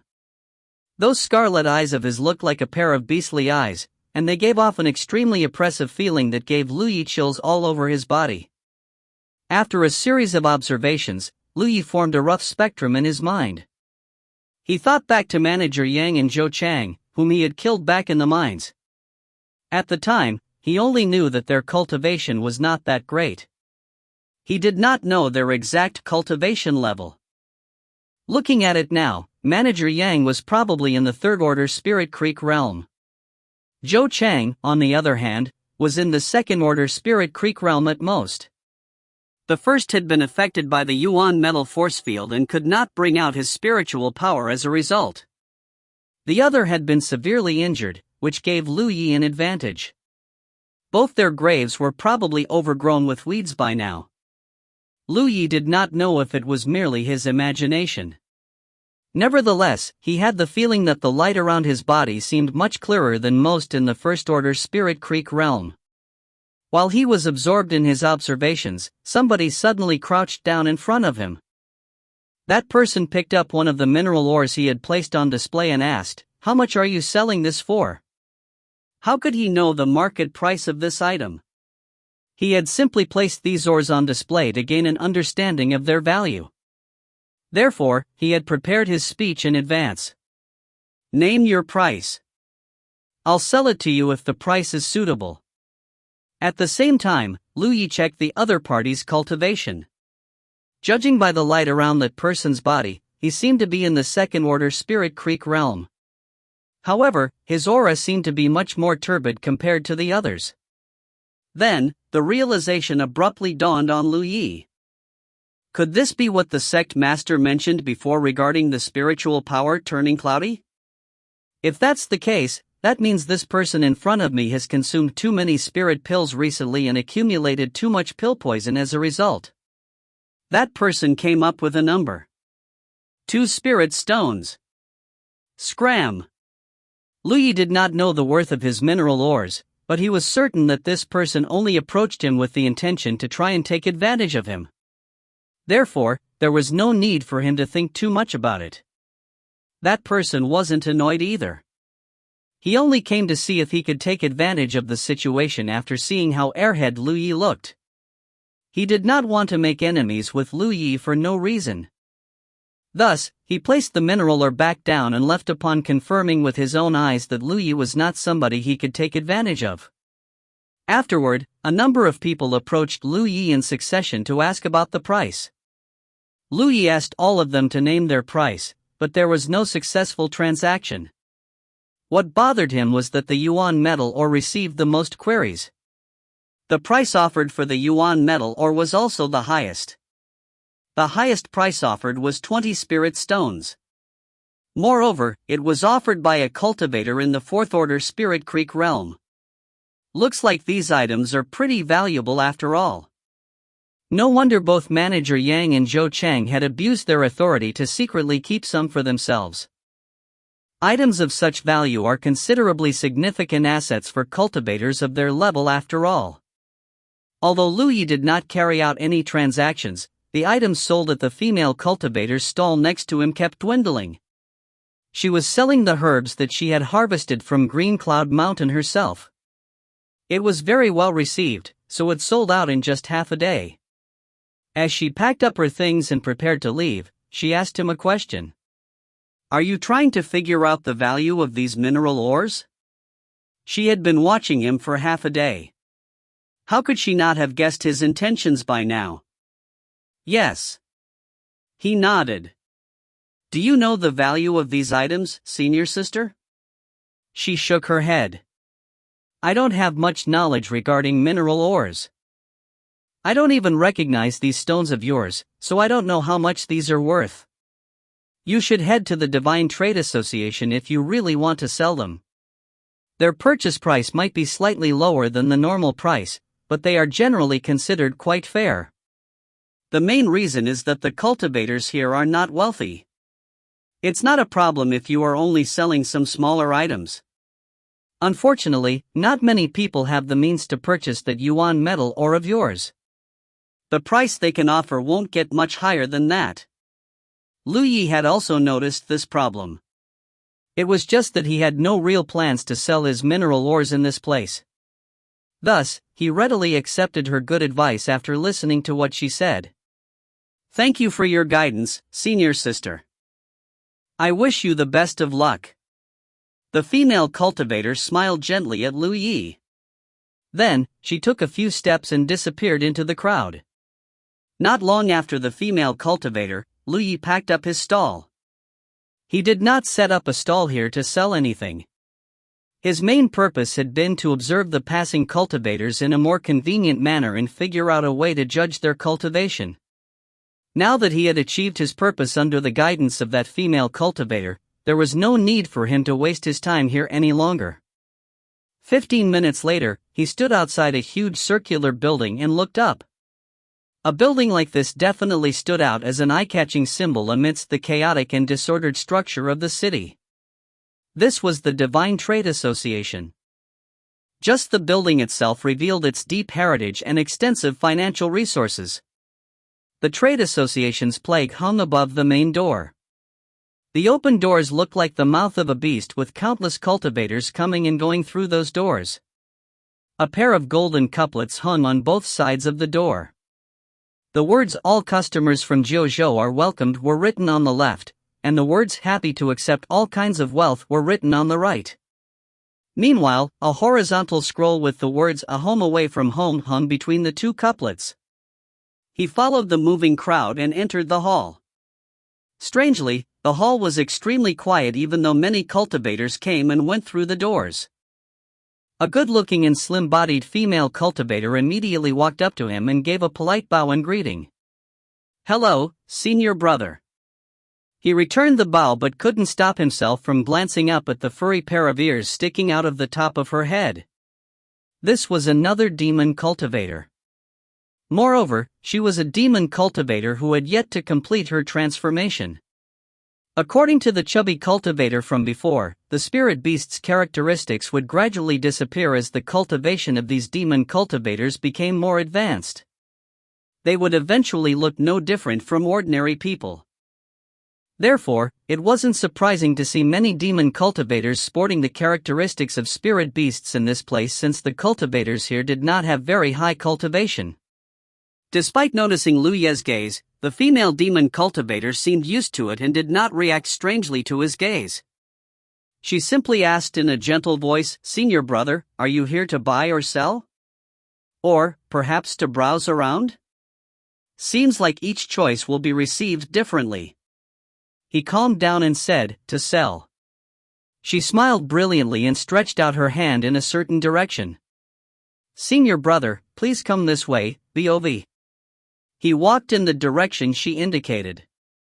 There seemed to be many separated compartments in that direction, and he could vaguely see people sitting inside of those compartments while carrying out business negotiations. Chapter 43, Making a Sale. Humanity's Great Sage, Chapter 43, Making a Sale. Translator, Asuka. Editor, Dale Lidgerkeys.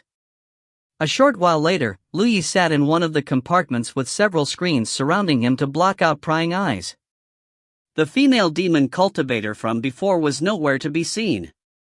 However, she had asked him to wait here before she left. She also informed him that somebody in charge would soon come to do business with him. If he had any other instructions, he could simply shake the bell placed by the side and somebody would attend to his needs immediately. There was a pot of tea on the table. Thus, he poured himself a cup. He immediately made a surprised expression after taking a sip of the tea. That was because the tea did not seem to be just any ordinary tea. The tea contained some spiritual power. It might not be much, but it was definitely there. This discovery made him even more aware of the Divine Trade Association's extensive financial resources. This was simply the tea they prepared for their guests. Heaven knows how much tea was consumed in a day. They would not be able to afford something like this without deep pockets. Hence, he began gulping the tea down greedily. Nobody came to greet him even after he finished one pot of tea. Fortunately, he was in no rush. He simply rang the bell placed next to him gently. A maid from the Divine Trade Association immediately walked into the compartment. "How may I help you?" He pointed to the empty pot on the table. "A refill, please." The maid seemed taken aback for a moment, but she came back to her senses quickly and instantly understood what he meant by a refill. Pursing her lips in a smile, she picked up the empty pot and walked out. A short while later, she returned with another pot of spirit tea and placed it down gently. "Please enjoy." It wasn't until he drank 3 pots of tea that a woman walked into the compartment. By then, he was so full that he was hiccuping. "I apologize for the long wait. It's a pleasure to meet you, fellow cultivator. My name is Lu Ruin." A faint but lingering fragrance immediately tickled his nose. Then, he looked at the woman who had just walked in. She was dressed very lightly, exposing a great deal of snow-white skin. Combined with her soft and smooth voice, the atmosphere in the tiny compartment immediately became somewhat ambiguous. "It's fine." He nodded at her. The woman named Lu Ruing pulled out a chair opposite him and sat down. After that, she picked up the teapot and personally poured a cup of tea for him. Her body leaned forward greatly, revealing the seductive arcing outline of her entire back. The snow-white bosom that peeked out from her open neckline jiggled slightly with the movement, causing him to feel dizzy from the sight. He hurriedly took a gulp of tea to suppress his shock. He had checked her aura when she walked in just now. According to his speculation, she was in the third-order Spirit Creek realm. It was just that her aura was rather cloudy. It would seem that she was the type to consume spirit pills frequently while cultivating. Putting down the teapot, she asked, "So, what do you intend to sell?" In response, he took out the mineral ores he planned to sell from his storage bag, but did not take them out all at once. It was his first time engaging with the Divine Trade Association, and he was not yet familiar with the business ethics of this trade association. What he brought out were the mineral ores he had put on display at his stall previously. Various mineral ores were placed in front of her. She randomly picked one up and studied it for a moment before nodding slightly. This piece of scarlet iron is of a good quality. It's a pity it's slightly on the smaller side. It could have been refined into a long sword if it were just a little bigger. Her eyes lit up when she picked up the second piece of ore.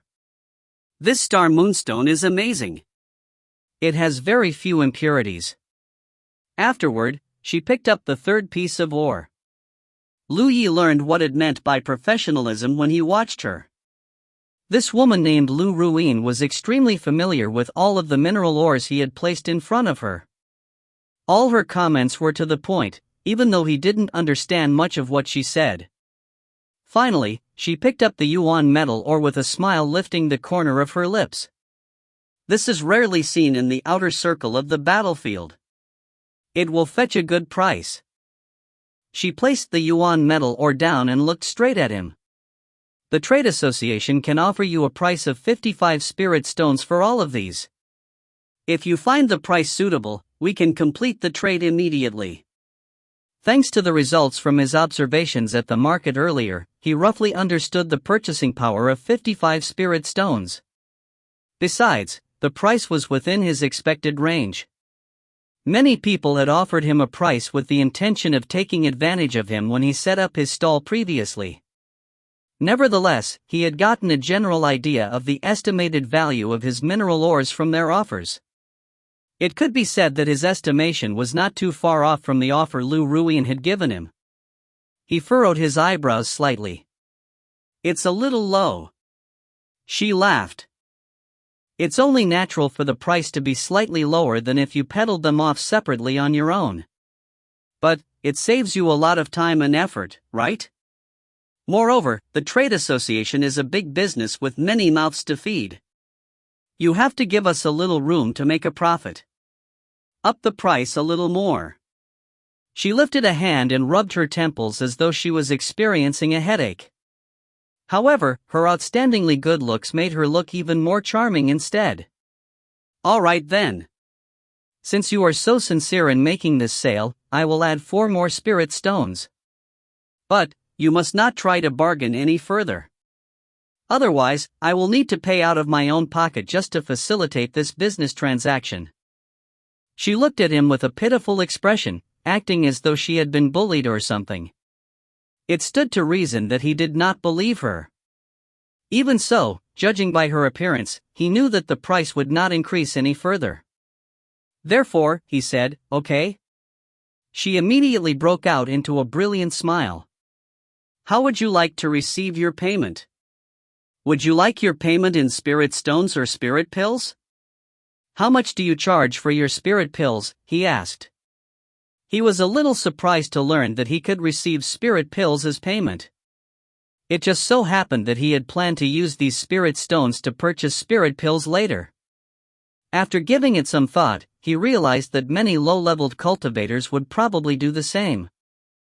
Therefore, providing this payment method would undoubtedly help the Divine Trade Association save on one extra procedure. 1 bottle of 9 spirit restoring pills is worth 10 spirit stones. He frowned at those words. Don't try to trick me. They sell 1 spirit pill for 1 spirit stone on the streets. Why are your goods more expensive? She explained, although they are all the same spirit restoring pills, the quality of the spirit pills produced by each pill cultivator is different. All the pill cultivators who refine the spirit restoring pills for the trade association are highly skilled cultivators. They are incomparable to the pill cultivators you can find on the streets. If you don't believe me, you can buy some to compare their quality for yourself. You will immediately see the difference.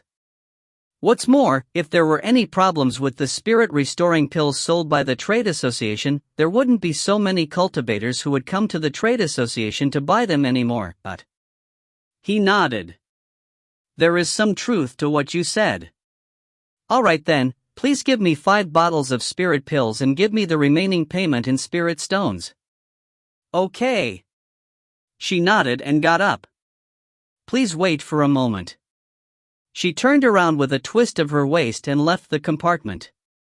Returning a short while later, she placed 5 bottles and 4 spirit stones in front of him. "These are your goods." Upon receiving both his money and his goods, he put them away into his storage bag. Before he could stand up, she spoke up suddenly. "It's getting late. Do you have a place to stay for the night?"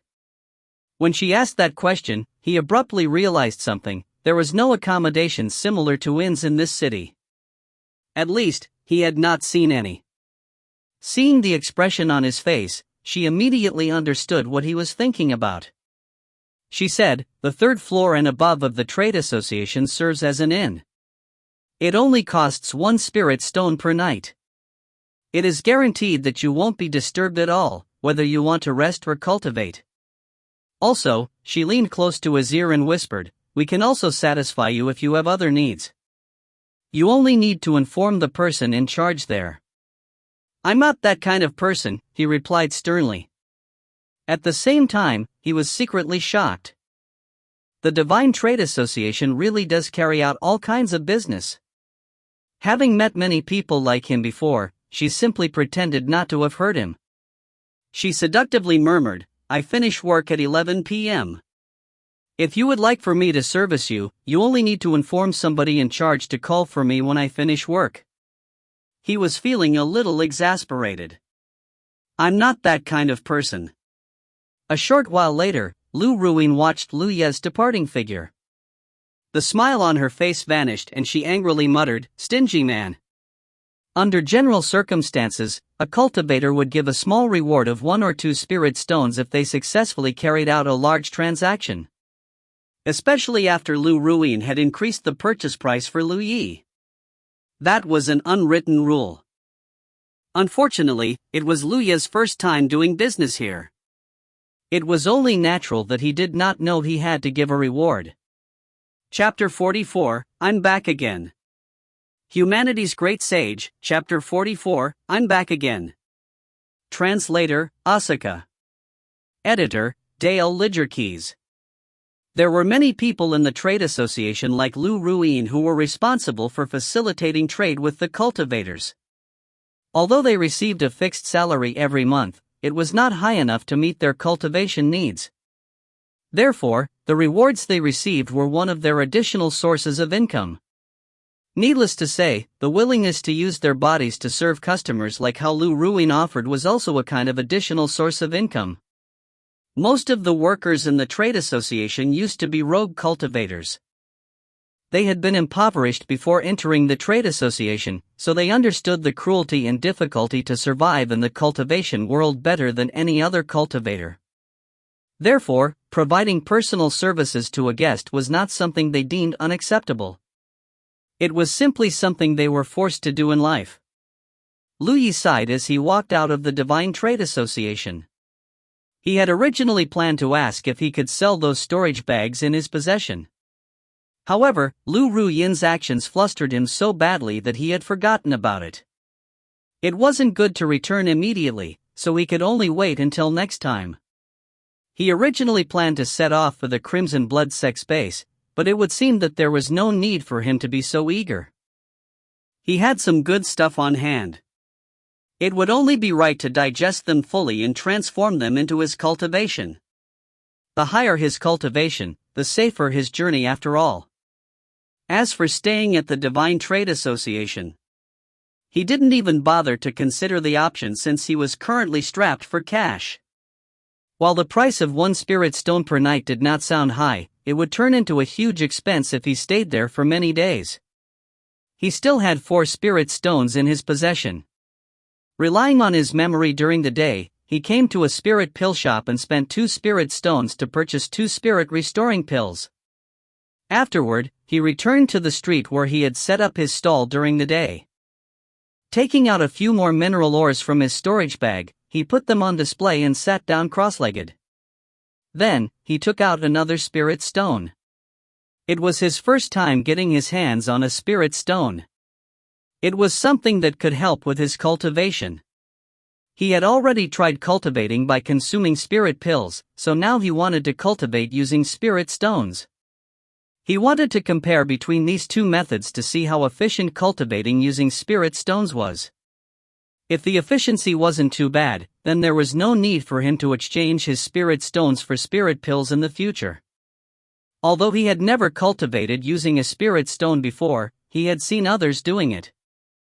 He noticed many owners of the stalls around him cultivating with a spirit stone in hand while carrying out business. They looked very leisurely doing so. Hence, he mimicked their actions and discovered one of the benefits of cultivating with a spirit stone: he could stop cultivating at any time. When consuming spirit pills, the pill power would dissolve in his abdomen. If he did not guide the pill power in time, it would cause the pill power to build up inside his body. On the contrary, it was different when he cultivated using spirit stones. There was no adverse effect if his cultivation was interrupted partway.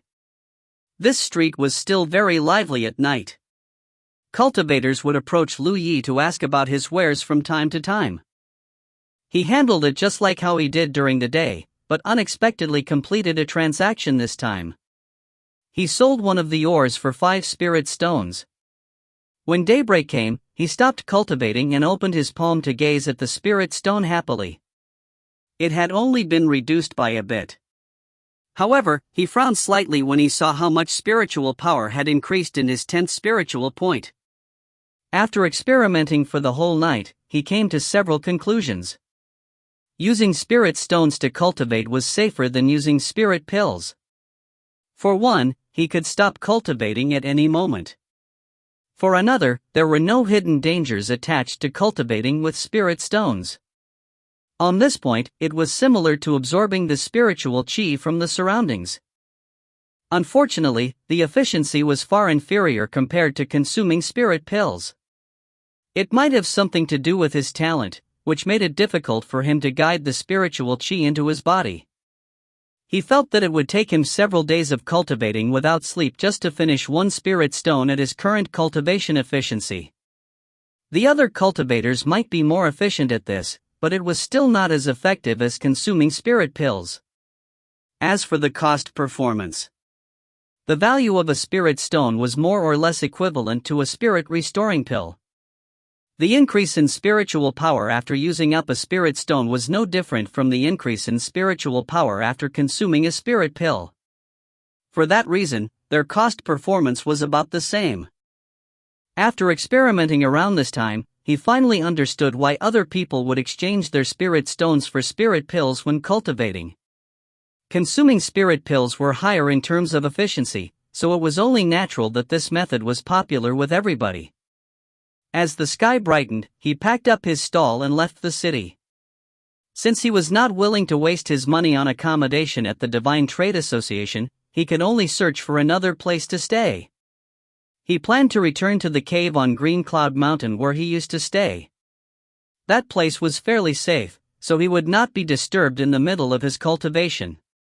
The main reason he did not leave last night was that traveling at night wasn't safe. Before he left, he spent another 2 spirit stones to purchase plenty of food supplies. It was very time-consuming to hunt in the mountains. Besides, there were not many beasts left in that area. He did an inventory of all his current assets. He currently had 47 spirit restoring pills, 5 low-grade spirit stones, nearly 30 spirit talisman papers, 6 healing pills, and approximately 30 yuan metal ores of various sizes.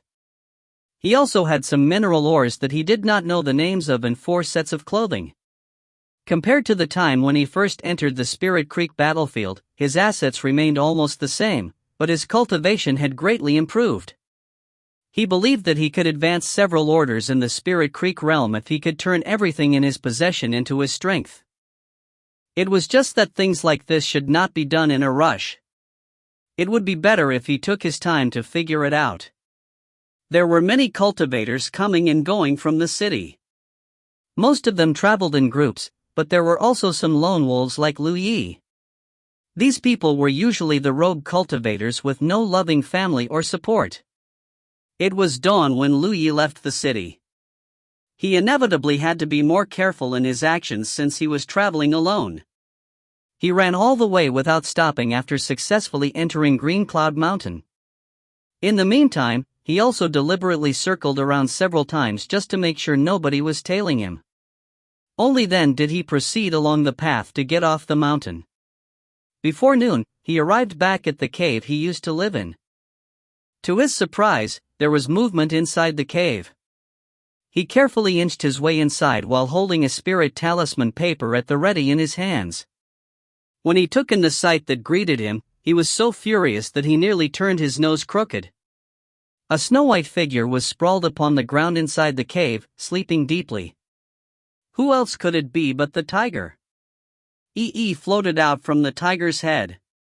The atmosphere became extremely awkward when they met each other's eyes. "Why are you in my home?" Lu Yi questioned. Ee also asked, "Didn't you leave?" "I came back again." A short while later, that sturdy figure of the tiger slinked out of the cave. Then, it turned around and let out a roar in Lu Ye's direction. Ee remained floating above the tiger's head, gnashing her teeth in absolute fury. "Big fat liar. Untrustworthy. Get out." Lu Ye's shout came from inside the cave. After driving the spirit and the tiger who had taken over his home away, Lu Yi ate something before entering the state of cultivation. He first took out the 2 spirit restoring pills that he had spent 2 spirit stones to purchase and swallowed one of them. Once the pill power dissolved in his abdomen, he guided the spiritual power into his spiritual point. His 10th spiritual point slowly began to pool with spiritual power. When the pill power of the spirit restoring pill was spent, he opened his eyes. He had discovered a problem. The medical efficacy of the spirit restoring pill he had bought in the city was not as good as the ones the sect master had given him. The difference was not huge, but the gap was there. He could infer this point just by looking at the spiritual power accumulated in his spiritual point. Nevertheless, he did not stop. He took the other spirit restoring pill and became more certain of his previous conjecture when the pill power was completely spent. Afterward, he took out the spirit restoring pills he obtained from the Divine Trade Association and consumed one. Following a series of comparisons, he finally came to a conclusion. Lu Ruyin had not lied to him. The spirit restoring pills from the Divine Trade Association were indeed better than the ones sold outside. It was similar to the ones the sect master had given him. From this point of view, he had not wasted his money on the purchase. He had to go to the Divine Trade Association if he wanted to purchase more spirit restoring pills. At the very least, the quality was guaranteed. Chapter 45, We Are So Pitiful. Humanity's Great Sage, Chapter 45, We Are So Pitiful. Translator, Asuka. Editor, Dale Lidgerkeys. Lu Yi painstakingly cultivated inside the cave without stopping. His days passed by in a loop. He consumed spirit restoring pill after spirit restoring pill and filled up his spiritual points, then broke through the barrier of his next spiritual point. In the meantime, he also slept when he was tired and ate when he was hungry. The days passed by in a calm and boring manner, but he could feel the spiritual power accumulating inside his body as the days passed. Thus, he knew that this was a process for him to become stronger.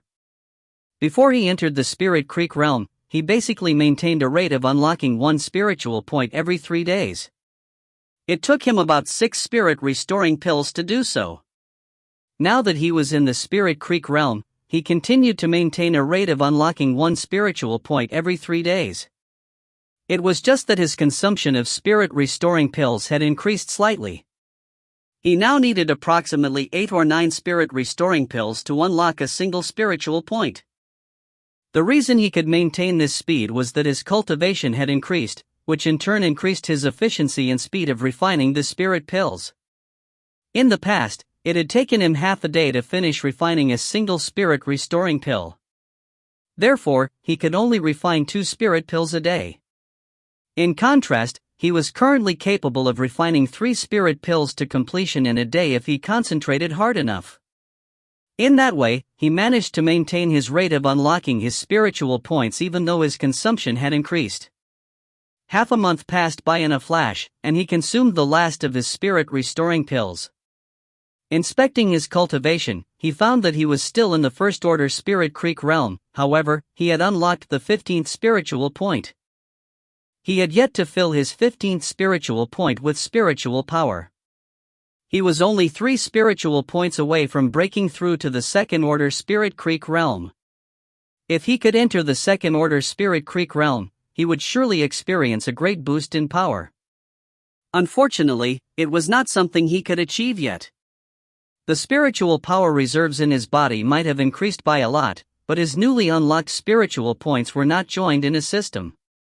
Therefore, they would not be of much help to him in a fight. There were still some mineral ores in his possession that he could exchange for spirit stones. Therefore, he prepared to leave the mountain to visit the Divine Trade Association once more with his previous experience in mind. He leisurely walked out of the cave. The sun outside was shining brightly, but the forest canopy was so dense that only sporadic rays of light filtered through the dense foliage to form pools of light on the ground. Squinting slightly in the sun, he waited a while until his eyes adjusted to the light before he finally strode forward. He didn't get very far when he suddenly heard a strange commotion coming from not far away. Frowning slightly, he quietly headed in the direction of the voices. A short while later, he hid behind a large tree and peered forward. There were 3 cultivators standing in that direction, looking as though they were facing a great enemy. Every one of them had sorrowful and anxious expressions on their faces. One of them was a female cultivator who looked like she was on the verge of tears. Not far from those 3 was a well-built and sturdy snow-white tiger that was pacing back and forth. Its amber tiger eyes glanced at the 3 cultivators from time to time, giving them an extremely oppressive feeling. Its mouth moved as it walked. Unlock your storage bags and toss them on the ground. Then, get the hell out of here. Otherwise, I don't mind eating you up. The corners of Lu Ye's eyes twitched at the sound of that voice. He had heard that majestic and ancient-sounding voice once before, but it eventually turned out to be a trick that EE played on him. Those 3 cultivators were clearly frightened. One of them tremblingly untied the storage bag around his waist, unlocked the restraining lock, and tossed it to the ground. Staring at the tiger in horror and trepidation, he beggingly said, "Please forgive us. We didn't mean to offend you. Everything is right there. Please let us go." The tiger glanced at the storage bag on the ground and roared, "Get lost." That person hurriedly turned around and fled without even looking back. With his lead, the other 2 cultivators hurriedly dropped their storage bags to the ground and ran for their lives. After making sure that the 3 cultivators were gone, the tiger slowly stepped forward. However, somebody rushed out and snagged the 3 storage bags before the tiger could get any closer. Shocked, the tiger violently jumped back in fright. On the other hand, a small figure came out of its head and stared at Lu Yi flabbergasted. "That's ours." Lu Yi held the storage bags in his hands and quickly checked through them, furrowing his eyebrows in response. The contents of these storage bags were extremely pitiful. Each of them only had a few spirit-restoring pills and some herbs, as well as some miscellaneous daily necessities. There were no spirit stones at all. He secretly cursed them for being poor bastards, then took out the spirit-restoring pills and divided them into 2 portions. He kept one portion for himself and tossed the other portion to EE. Witnesses get a share. EE was shocked by his actions. Baring her teeth at him, she leaped at him. "Return them to me." Clank, his long sword slid out of its sheath. He smiled at her without uttering a single word as she threw herself at him. Her figure froze in front of the long sword. She was so livid that she was gnashing her teeth furiously and cursing wildly. Her language was so colorful that it was like her mouth had been smeared with honey. "Should I call those 3 back?" She instantly shrank back from him and grudgingly retreated, knowing that she was not going to get the spirit pills back from him. She could sense that he was much stronger than he had been 1 month ago, and the tiger was by no means capable of being his opponent if it really came down to a fight. Even so, having her loot stolen from her made her feel extremely wronged. Thus, she muttered words such as shameless and contemptible under her breath. "I want to ask you a question," he said. "I refuse to answer any questions you may have," she snarled through gritted teeth. "If you answer me well, I will return these to you." He lifted the stolen goods in his hand and gave it a little shake. There were only a few spirit-restoring pills, so he didn't care too much for them. "Ha!" She gave a laugh of contempt, acting as though she looked down on money as though it was dung. Sitting cross-legged on top of the tiger's head, she straightened up and lifted her head. "Ask away." "I met many demon cultivators in the city at the foot of the mountain. They don't seem all that great, so why are people so afraid of you?" This was something that had been puzzling him greatly. Those demon cultivators were definitely stronger than the tiger. Logically speaking, a cultivator who was accustomed to seeing demon cultivators had no reason to fear a spirit beast that had not transformed. So, why were they scared witless with just a few words? "You don't understand." She became proud. There are differences between demon cultivators who transform and demon cultivators who don't. After listening to Yi's explanation, Lu Yi finally understood. Not every spirit beast would choose to undergo transformation. It might have been a spiritual intelligence issue, their own choice, or even their bloodline's inheritance. In short, a considerable amount of spirit beasts maintained their original appearances. This kind of spirit beast did not have the ability to speak when their cultivation was low. However, they would gain the ability of speech when their cultivation reached a certain level. In other words, a spirit beast that could speak was synonymous with a powerful person. As for how powerful they were, at the very least, they were not something the low-leveled cultivators in this area could afford to upset. The combined performance between Yi and the tiger was extremely terrifying, and many cultivators who trespassed into this area had suffered from that as a result. "I see." He felt as though he had learned a little more about the common sense of the cultivation world. Lifting his hand, he tossed the stolen goods to Yi and turned around to go down the mountain. She checked the items and confirmed that there was no problem with them. Then, she shouted at his departing back. "Are you leaving?" "It's none of your business." Lu Ye's voice came from afar. "Damn it!" Yi muttered. Turning around, she hugged the tiger's head and lamented sorrowfully, "Amber, we are so pitiful." Woo! Chapter 46, The Differences Between the Maps. Humanity's Great Sage, Chapter 46, The Differences Between the Maps. Translator, Asuka. Editor, Dale Lidgerkeys. Lu Yi was unmistakably much calmer when he left the mountain again. He came to Green Cloud City located at the foot of the mountain and arrived at the Divine Trade Association with practiced ease. Without waiting for the maid at the door to ask, he spat out the words, "To sell." He sat inside the compartment and drank the spirit tea provided by the Divine Trade Association as usual. It was a pity that he only managed to finish one pot of tea before somebody walked in. "You waited a long time, fellow cultivator."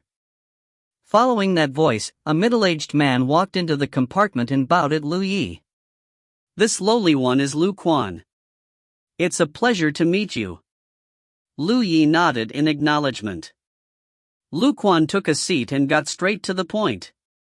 "What do you want to sell?" Lu Yi took out the few mineral ores he had prepared in advance. Needless to say, the yuan metal ore was the most expensive. Most of the spirit stones he earned from selling those mineral ores previously came from the value of the yuan metal ore. This time around, the yuan metal ore that he brought out was slightly bigger than the one before. Hence, the price might be more expensive as a result. Lu Quan checked the mineral ores one by one, then he gave a quotation for each piece of mineral ore. During this period, Lu Yi said nothing and simply drank his tea quietly. Finally, Lu Quan placed the yuan metal ore down and said, "This item is rarely found in the outer circle.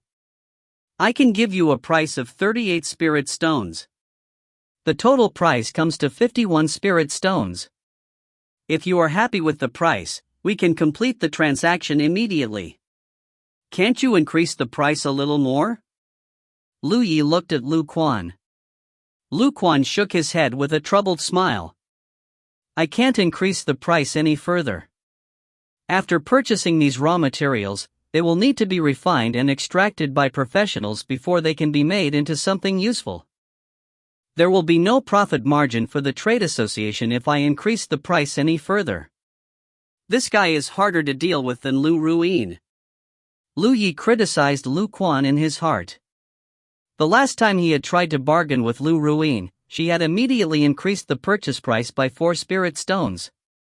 She was much more easygoing than Lu Quan even though she was a woman. Unbeknownst to him, Lu Ruyin had only been willing to raise the price for him because of an unwritten rule. Besides, she also wanted to do another business with him. That was why she had agreed so readily. Unfortunately, he was completely oblivious of the unwritten rule and had not bothered to give her a reward for her efforts. It had left her feeling quite upset as a result. On the other hand, Li Quan was a man.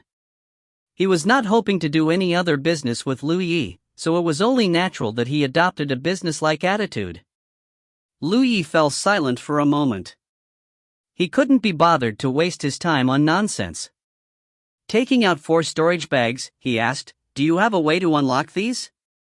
Those were the storage bags that Yi had offered to him in the past. She once told him that there were people in Green Cloud City who had the ability to unlock the restraining lock on the storage bags. Unfortunately, he had forgotten all about them during his last trip here. Lu Quan calmly took the storage bags from Lu Yi. It was clear that he was well versed with such things. He checked the storage bags briefly and said, "We do offer such service if you wish for us to help you unlock these storage bags.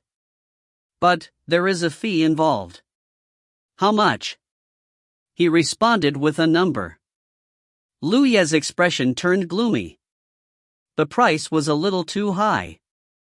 Lu Quan smiled. "Of course, you can also sell these items to the trade association.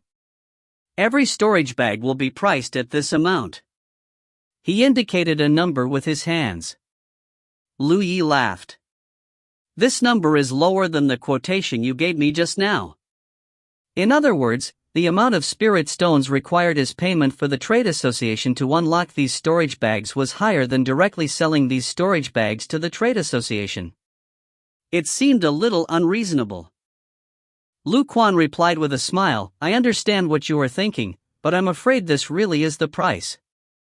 You must understand, the storage bags belonging to cultivators in the outer circle are not worth much.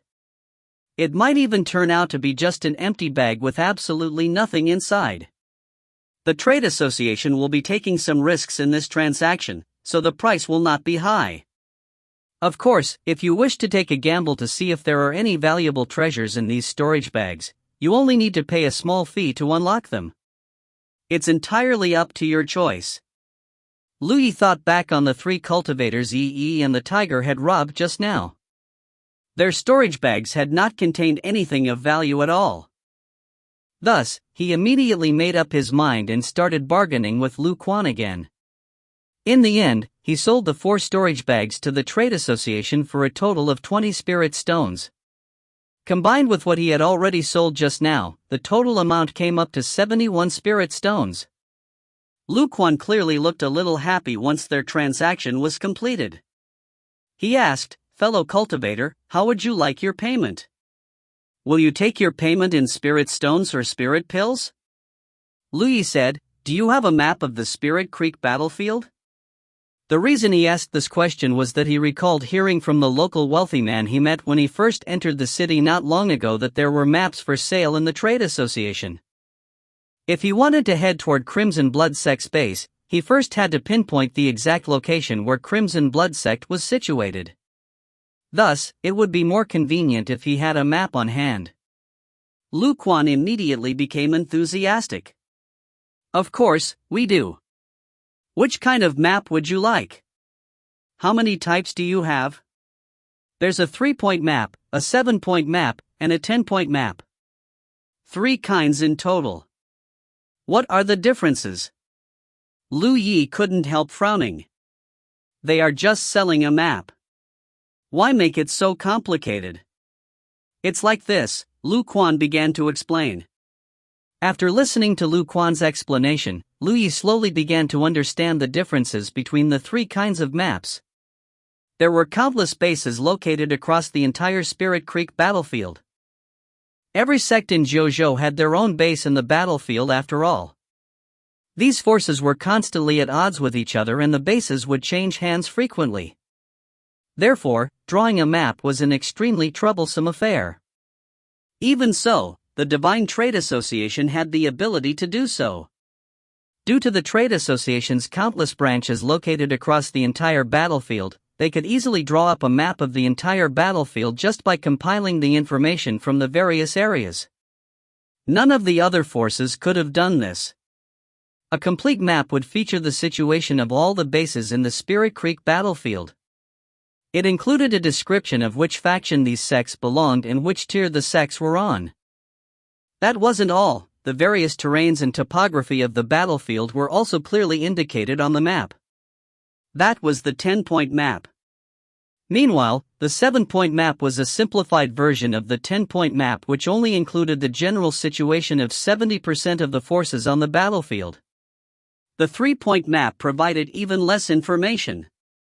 It only provided 30% of all the information regarding the bases. There was no information whatsoever on the topography and landforms found on the battlefield. In Lu Ye's case, it was clear that he had to buy a 10-point map if he decided to buy a map. The Crimson Blood sect was a 9th-tier sect, so it might not be written in the 7-point map and or the 3-point map. It would be a huge waste of money if he bought the map only to discover that the Crimson Blood sect was not indicated on the map. Furthermore, there was another advantage to buying the 10-point map. He could simply go to any Divine Trade Association branches in the future to update the map. Due to the constant wars across the Spirit Creek battlefield, the sects changed hands frequently. A base might belong to the Grand Sky Coalition today, but it might belong to the Thousand Demon Ridge the very next day. If a person failed to pay attention to these changes and plunged right into the situation, it would surely lead to a disastrous ending. Hence, having a map that could be updated in real time would inadvertently help with avoiding many unnecessary risks. Unfortunately, he immediately gave up on the idea when he heard the prices involved. A 10-point map was priced at 600 spirit stones. Moreover, this was already after a discount. On the other hand, even the 3-point map that Lu Quan had recommended was priced at several dozen spirit stones. But, what would he do with a 3-point map? In the end, he could only end the transaction there. Out of 71 spirit stones, only 1 remained. The rest of the 70 spirit stones were used to buy 7 bottles containing 63 spirit restoring pills. With so many spirit restoring pills, it was only a matter of time before he broke through to the Second Order Spirit Creek realm. Chapter 47, Second Order Spirit Creek Realm. Humanity's Great Sage, Chapter 47, Second Order Spirit Creek Realm. Translator, Asuka. Editor, Dale Lidgerkeys. Inside the Divine Trade Association, Lu Quan politely saw Lu Yi off. Apart from the disciples that came from the major sects, most cultivators in the outer circle were poor. Therefore, it wasn't easy to come across a transaction of several dozen spirit stones. Moreover, Lu Yi appeared to be a straightforward person, which was why Lu Quan was willing to befriend him so that there would be more business deals between them in the future.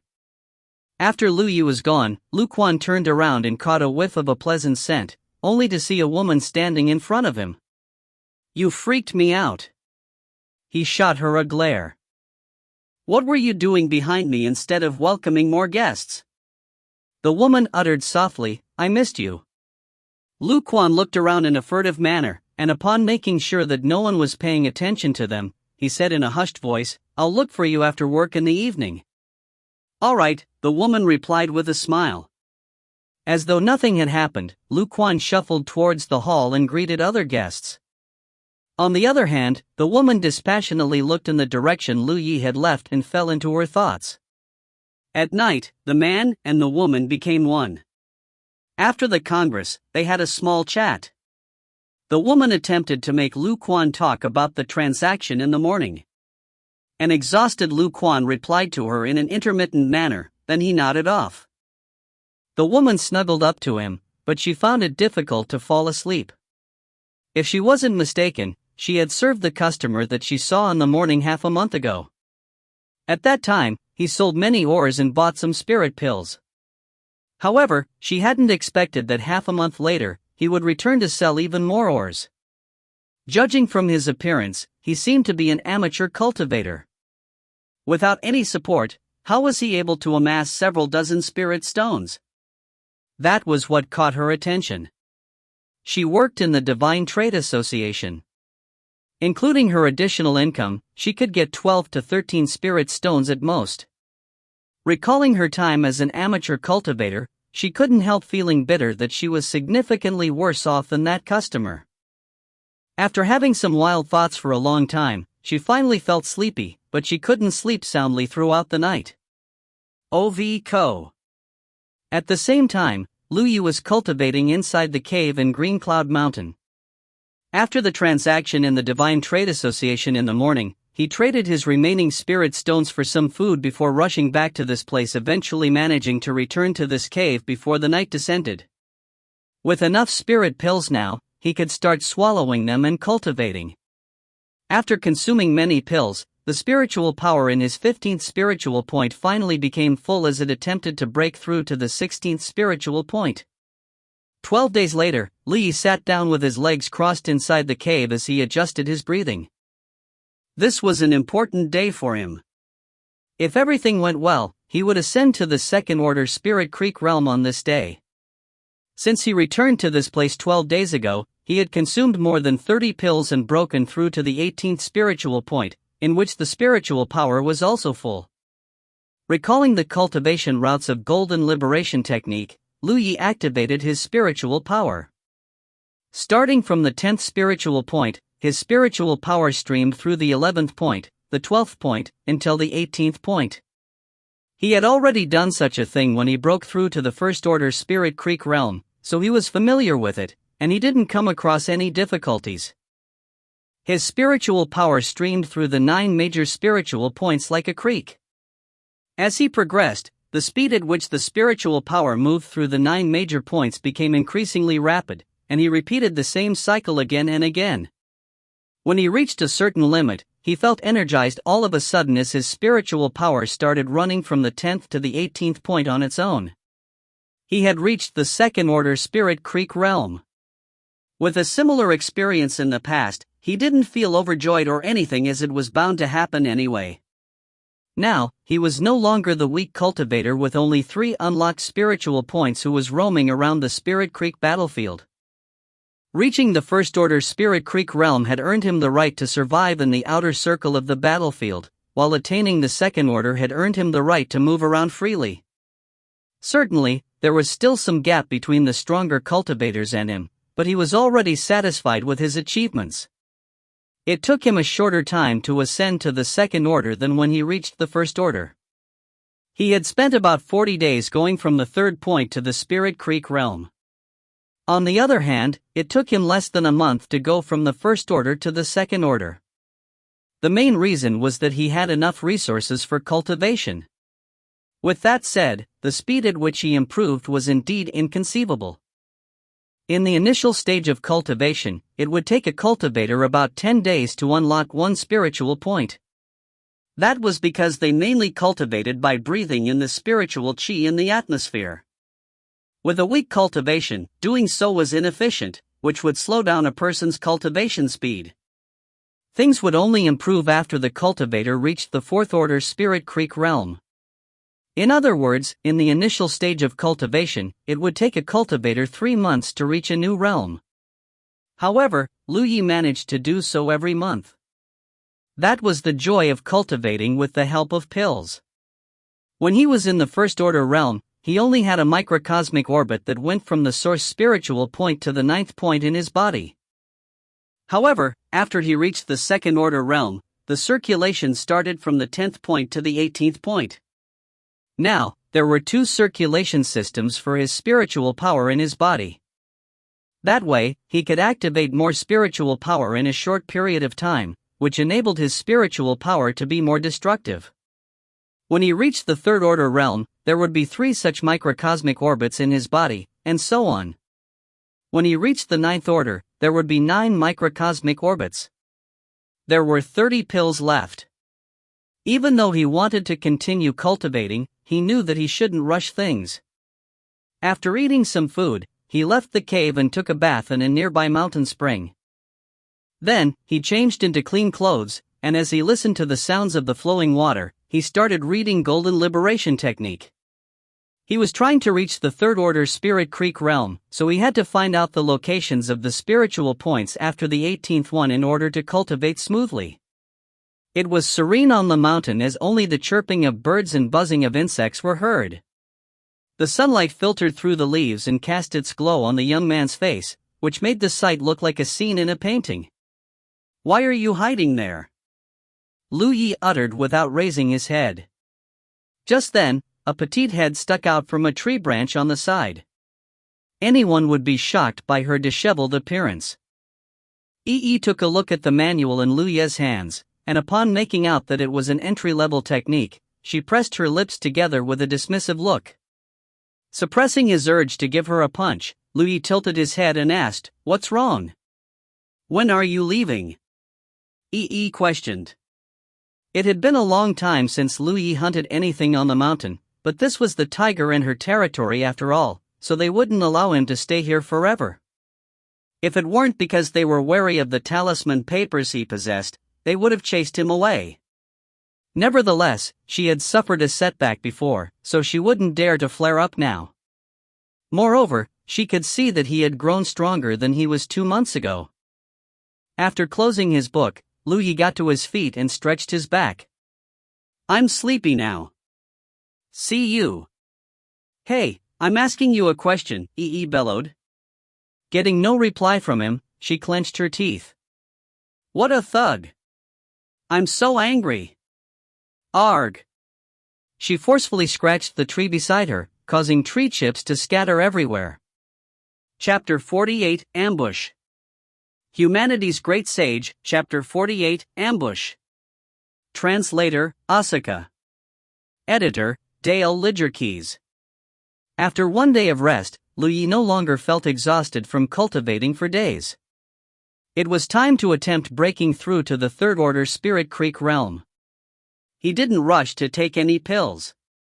Instead, he activated his spiritual power to locate the 19th spiritual point. He was in the second order Spirit Creek realm now, and his spiritual power was more ample than it was 2 months ago, so he found it easier to locate the next spiritual point.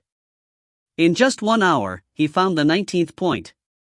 It wasn't until this moment that he fished out a pill and swallowed it to refine the pill power, then he let his spiritual power to strike the 19th point's barrier. 3 days later, he had consumed 11 pills, and his 19th point had become full.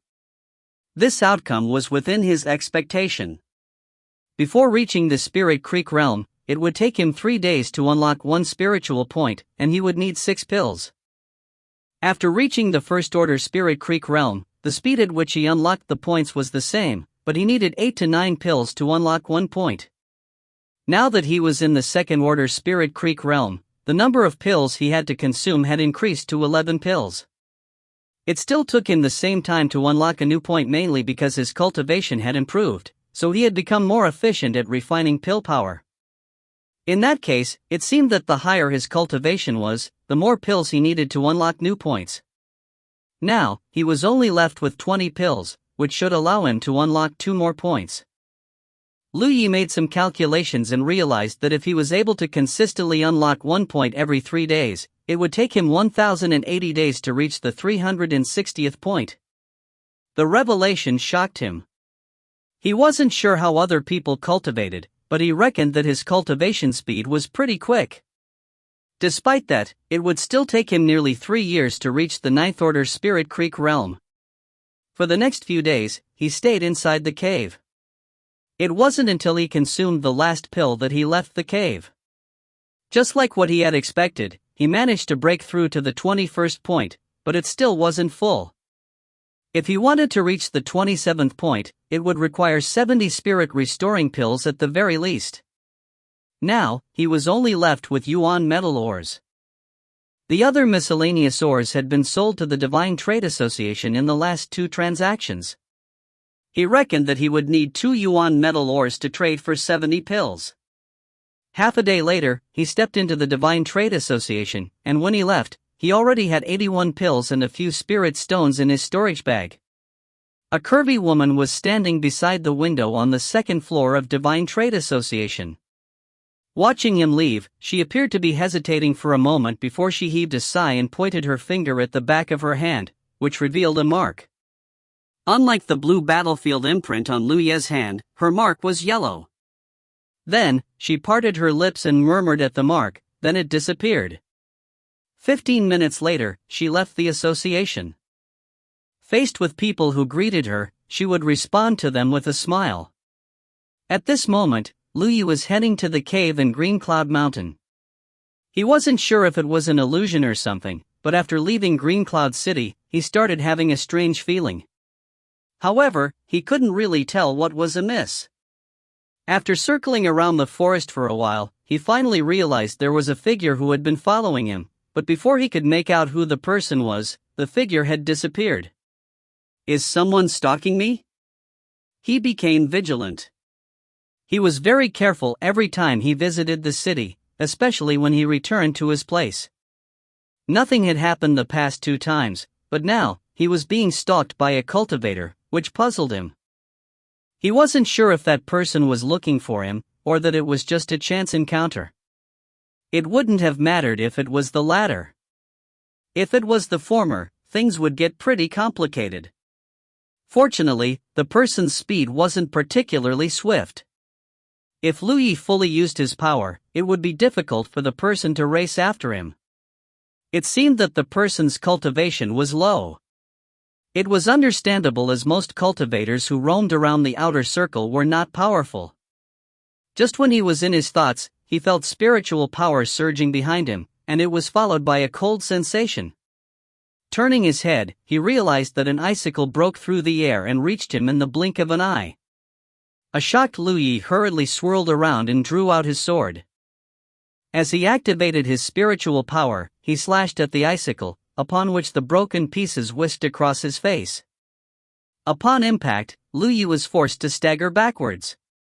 He decided to do a backflip to stabilize himself, but he still appeared battered. When he straightened up, he realized that the attacker was already right in front of him. That was a man who was older than him by a few years. His skin was fair with no beard on his face. 2 fist-sized earrings were hanging from his ears, which made him look pretty exotic. The weapon in his hand looked like a mixture between a sword and a dagger. It was slightly longer than the average sword, but it was only half as wide. It looked similar to the legendary embroidered spring blade. Right after Lu Yi straightened up, the fair-skinned man slashed at him. Lu Yi had no time to activate his spiritual pattern to bless the sword, so he had no choice but to raise his sword to parry the attack. With a clang, sparks could be seen scattering. Lu Yi felt numb in his perlicue, and his sword was almost sent flying away. Upon impact, he was forced to lower himself, and he almost fell on his knees. Oh! The fair-skinned man was surprised as he hadn't expected that Lu Yi could parry his attack. He had been waiting for a long time before he made the move. While he was stunned, Lu Yi had already fended off his weapon and attempted to jab his sword into the man's chest. Unperturbed, the fair-skinned man gently swung his blade. Before Lu Yi even realized what was going on, he felt a pain in his arm, which caused his attack to lose momentum. The other party managed to dodge his sword with ease. The missed attack caused Lu Yi to stagger forward. As the glint of a sword flashed across his eyes, he felt cold all over his body as he waited for his imminent death. With a clang, the blade slashed right at Lu Yi's chest, but it couldn't penetrate his body.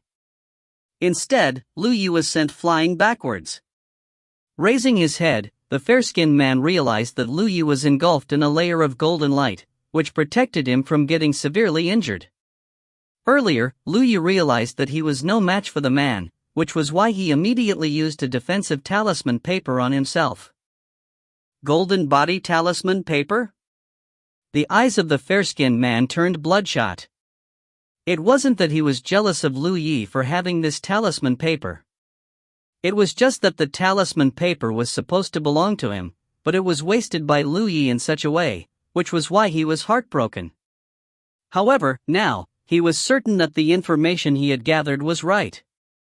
This amateur cultivator in the second-order Spirit Creek realm was indeed rich. Otherwise, he wouldn't have possessed any talisman papers to use. Any talisman paper was worth 10 to 20 spirit stones. Low-level cultivators would rarely use any talisman papers during a fight. That was because most of them didn't have enough money to buy it. They would only prepare 1 to 2 talisman papers for emergencies. Gazing at the golden light around Lu Yi, the fair-skinned man flew backwards for several meters as he held his blade with one hand and performed a hand seal with his other hand. Following a sneer on his face, his spiritual power could visibly be seen gathering on the tips of his fingers. Chapter 49, Have Mercy, Tiger King. Humanity's Great Sage, Chapter 49, Have Mercy, Tiger King. Translator, Asuka. Editor, Dale Lidgerkeys. In the blink of an eye, an icicle appeared in front of the fair-skinned man. Under the mottled sunlight, the icicle radiated with a 7-colored light. At that instant, Lu Yi realized that he was in trouble.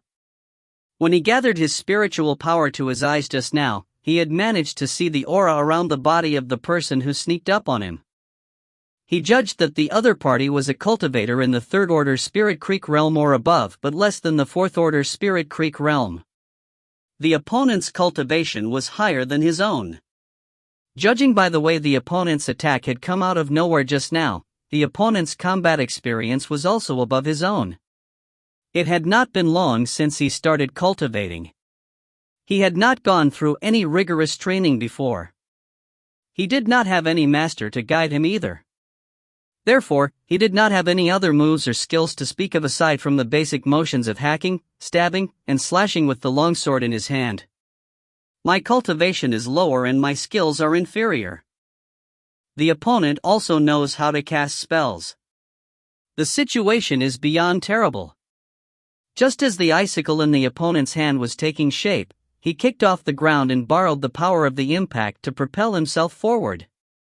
Lu Yi's reaction stunned the fair-skinned cultivator. He had assumed that the other party would run away immediately. Who could have known that his opponent would choose to attack instead? His figure fluttered backward once more. At the same time, the icicle flew out of his hand at great speed. That icicle struck Lu Yi but was blocked by the golden light on the surface of his body. Although it had not harmed him, the force of the impact made his chest tighten in pain. The momentum of his forward charge also slowed considerably and the golden light surrounding his body faded significantly as a result. After shooting out that icicle, aura gathered on the fair-skinned man's hand once more. It was clear that he planned to create a second icicle. The corner of Lu Yi's eyes twitched at the sight. In a battle between low-leveled cultivators, those who could cast spells obviously held a huge advantage over the other. How many can you block? The fair-skinned man kept a safe distance from Lu Yi while trying to provoke Lu Yi. Between the two of them, one chased while the other retreated.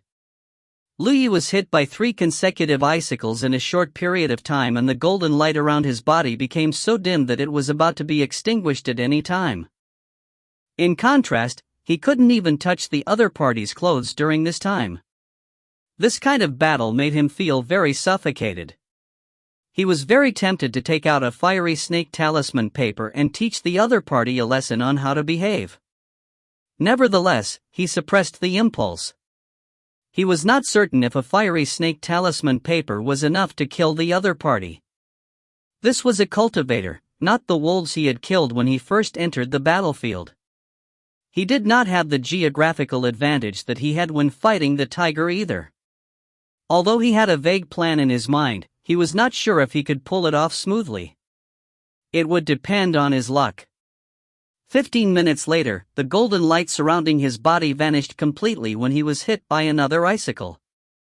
He had sustained internal injuries after being hit by all those icicles. Blood leaked out from the corner of his mouth. A chill shrouded him and he couldn't help shuddering from the cold. He glared at the fair-skinned man fiercely. With a look of resentment on his face, he spoke his first words since the start of the battle.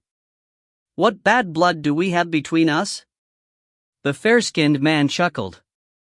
"We have no bad blood between us." Lu Yi said nothing, waiting quietly for the other party to continue.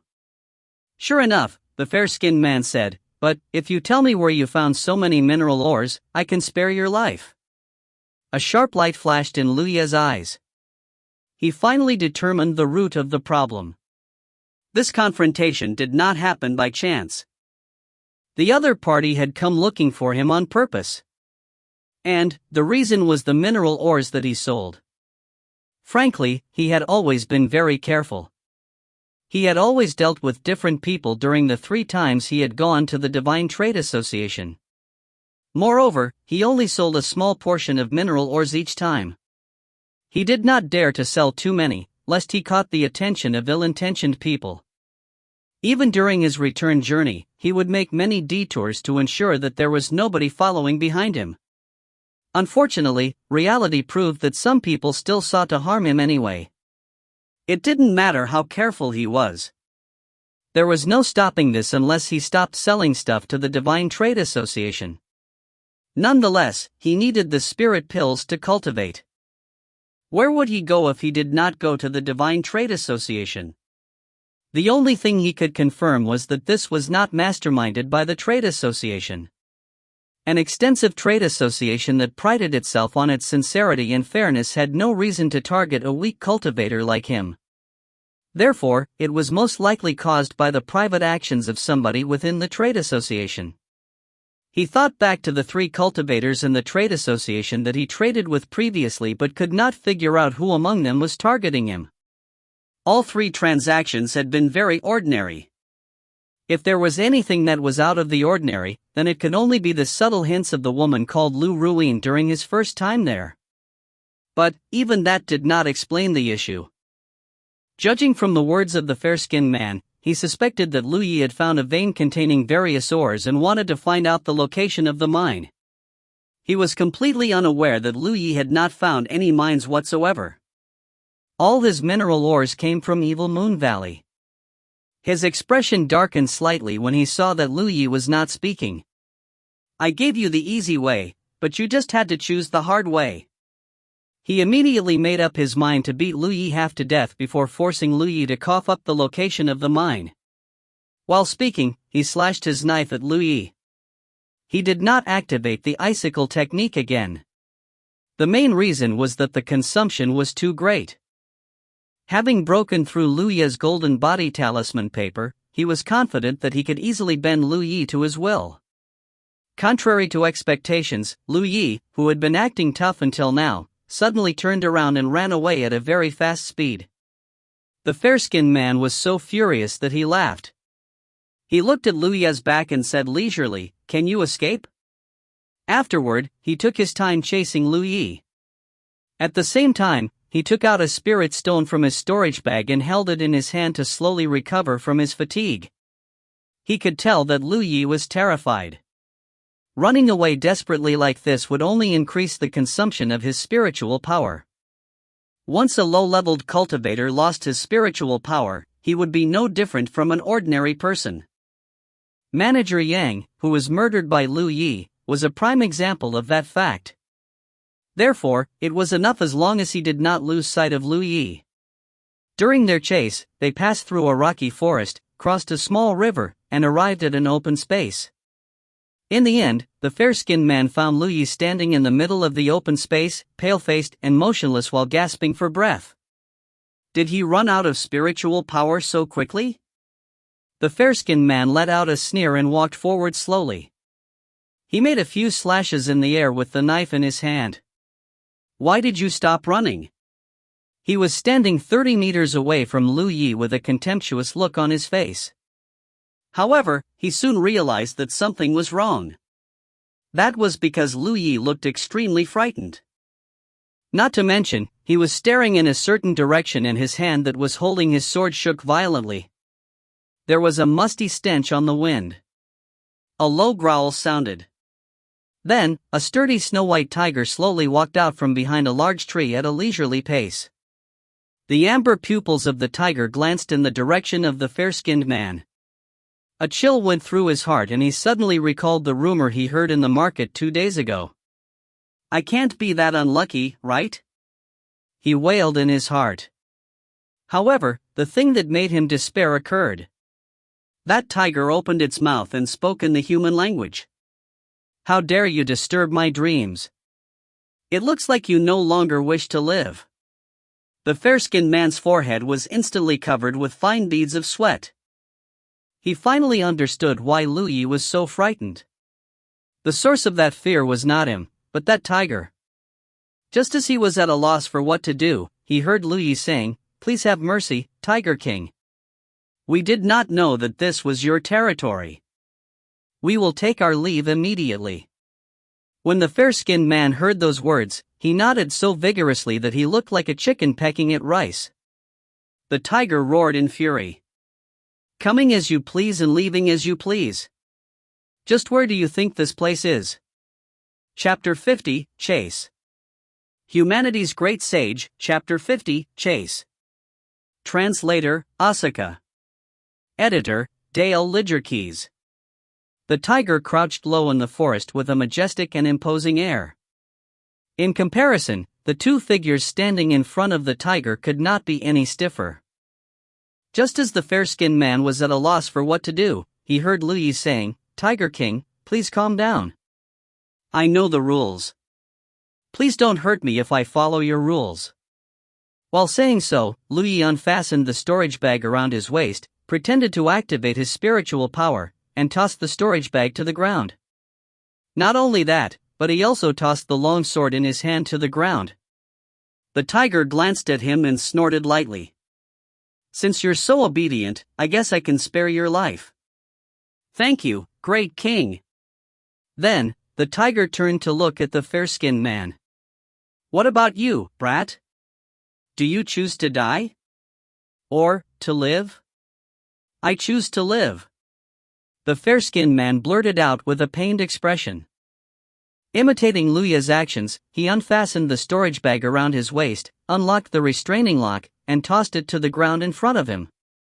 He had heard some rumors floating around in the city. The rumors claimed that a spirit beast that could speak the human language was living in Green Cloud Mountain. Many cultivators had encountered the spirit beast, but it generally did not harm anybody. It was only interested in spirit pills and spirit stones. As long as a cultivator was willing to pay a price, they would safely escape the jaws of death. I can't believe I encountered the spirit beast while chasing Lu Yi into the mountains. How unfortunate. The tiger seemed quite satisfied with the performance of the two humans. After that, it spoke again. "You better not play any tricks on me. If I learn that you did not unlock the restraining lock." Humph. The threat in those words was self-evident. "It's open." Both Lu Yi and the fair-skinned man said in unison. That wasn't all. Lu Yi even stretched out a hand to point at the fair-skinned man. "Great king, he did not get rid of the weapon in his hand. I'm afraid he wants to harm you." The fair-skinned man was stunned by those words. At the same time, he rained curses down on Lu Yi in his heart. Likewise, the tiger was obviously taken aback. Nevertheless, it soon turned to look at the fair-skinned man. A low threatening growl came out of its throat. Clang! The fair-skinned man swiftly and decisively threw the knife in his hand down. He was so heartbroken that his heart was practically bleeding. The long knife in his hand was a spirit artifact. Even if it was a low-ranked item, it was still a spirit artifact. A low-level cultivator with a spirit artifact and a low-level cultivator without a spirit artifact were completely different concepts altogether. It could be said that a spirit artifact would increase the cultivator's strength by 10%. Be that as it may, survival was more important. He would not get away unscathed if he offended the spirit beast. Compared to his life, he could give up everything else aside from his body. "Great King, we will take our leave now if there is nothing else," Lu Yi said. "Get lost." The tiger roared carelessly. Both Lu Yi and the fair-skinned man slowly withdrew without turning their backs to the tiger. That was the normal response. Anybody would react warily when faced with a danger after all.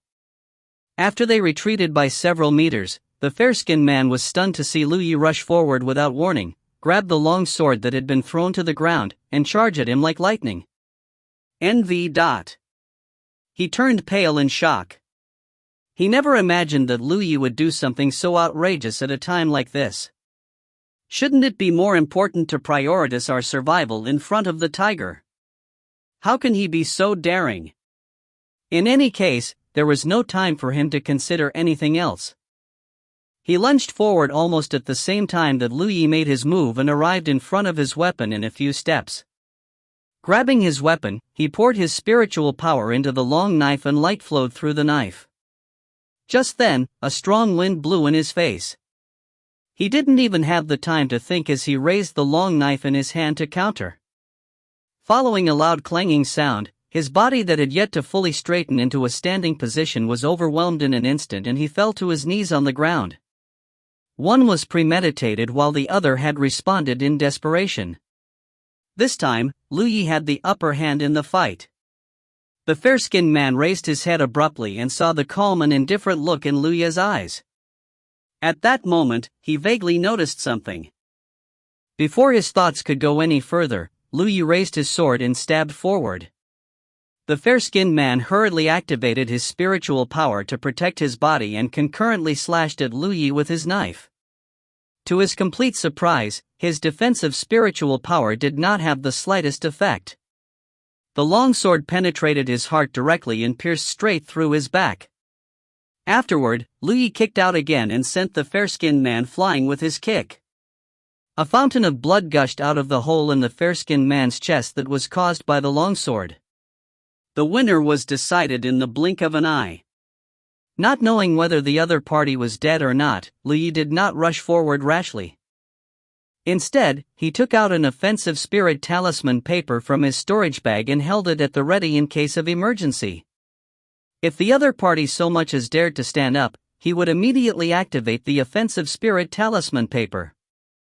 However, the body of the fair-skinned man lying on the ground twitched violently a few times before it stopped moving completely.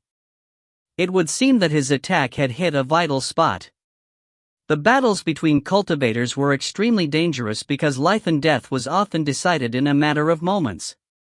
The ground was stained red with fresh blood and the pungent smell of blood filled the air.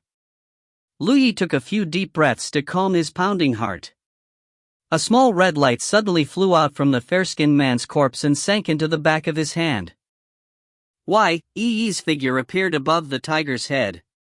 She was staring at him in confusion. Lu Yi had suddenly barged into this place and hurriedly said, "Help me with the robbery." The fair-skinned man had come charging into this place immediately after that. Thus, she instantly understood that Lu Yi had encountered some sort of trouble and wanted the tiger's cooperation to put on a show. Seeing as this was something they excelled at anyway, there was no reason not to cooperate if they could also steal something good in the process. But, wasn't it supposed to be a robbery? Why was a person's life involved? Yi slowly came to understand something. She and the tiger were the ones who wanted to carry out the robbery. Lu Yi had planned to murder that person from the start. It was just that he had borrowed their strength to do so. "You deceived me." She glared at him furiously. He glanced at her and criticized, "Your acting is too exaggerated." "What?" She was confused. Lu Yi was just about to say something when a soft sound came from not too far away. He only hesitated for a second before he rushed out with all his strength. At the same time, his voice rang out. "Your secret has been exposed. There are still people nearby. Hurry up and follow if you don't want to die. Yi wanted to cry but had no tears. She felt as though she had hopped onto a pirate's boat with no way to get off now. Exchanging a glance with the tiger, she gritted her teeth. Chase! The tiger roared and ran out on all fours. Inside the forest, an enchanting female cultivator fled desperately with a panic-stricken expression on her face. She felt that she had made a big mistake. But, is it my fault? I only wanted to live a better life. I didn't want to have to flatter those disgusting customers again. They are all rogue cultivators anyway. Why should I have to deal with their attitudes all day long? If this had gone smoothly, I would have had a much better life in the future. Unfortunately, she never imagined that the person she recruited would fail at the task. She had followed that person's secret signals from the Divine Trade Association to this point. She initially believed that she could sit down and share the spoils between them, but what greeted her instead was the sight of Lu Yi, that rogue cultivator, killing the person she recruited. In her panic, she had accidentally revealed her whereabouts. She was even being hunted right now. I don't want to die. I'm still so young. I still have a great life waiting for me in the future. How can I die in this place? Nevertheless, the pursuit behind her was getting closer and closer. She knew that she was doomed at this rate. Chapter 51, Actions and Consequences.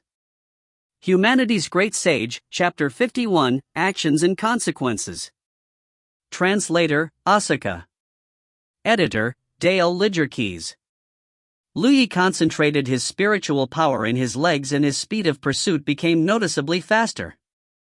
This was a little trick he had accidentally discovered during the few times he had gone in and out of Green Cloud Mountain. There were many ways to use a cultivator's spiritual power. If he gathered the spiritual power to his eyes, he could see things that he normally could not see.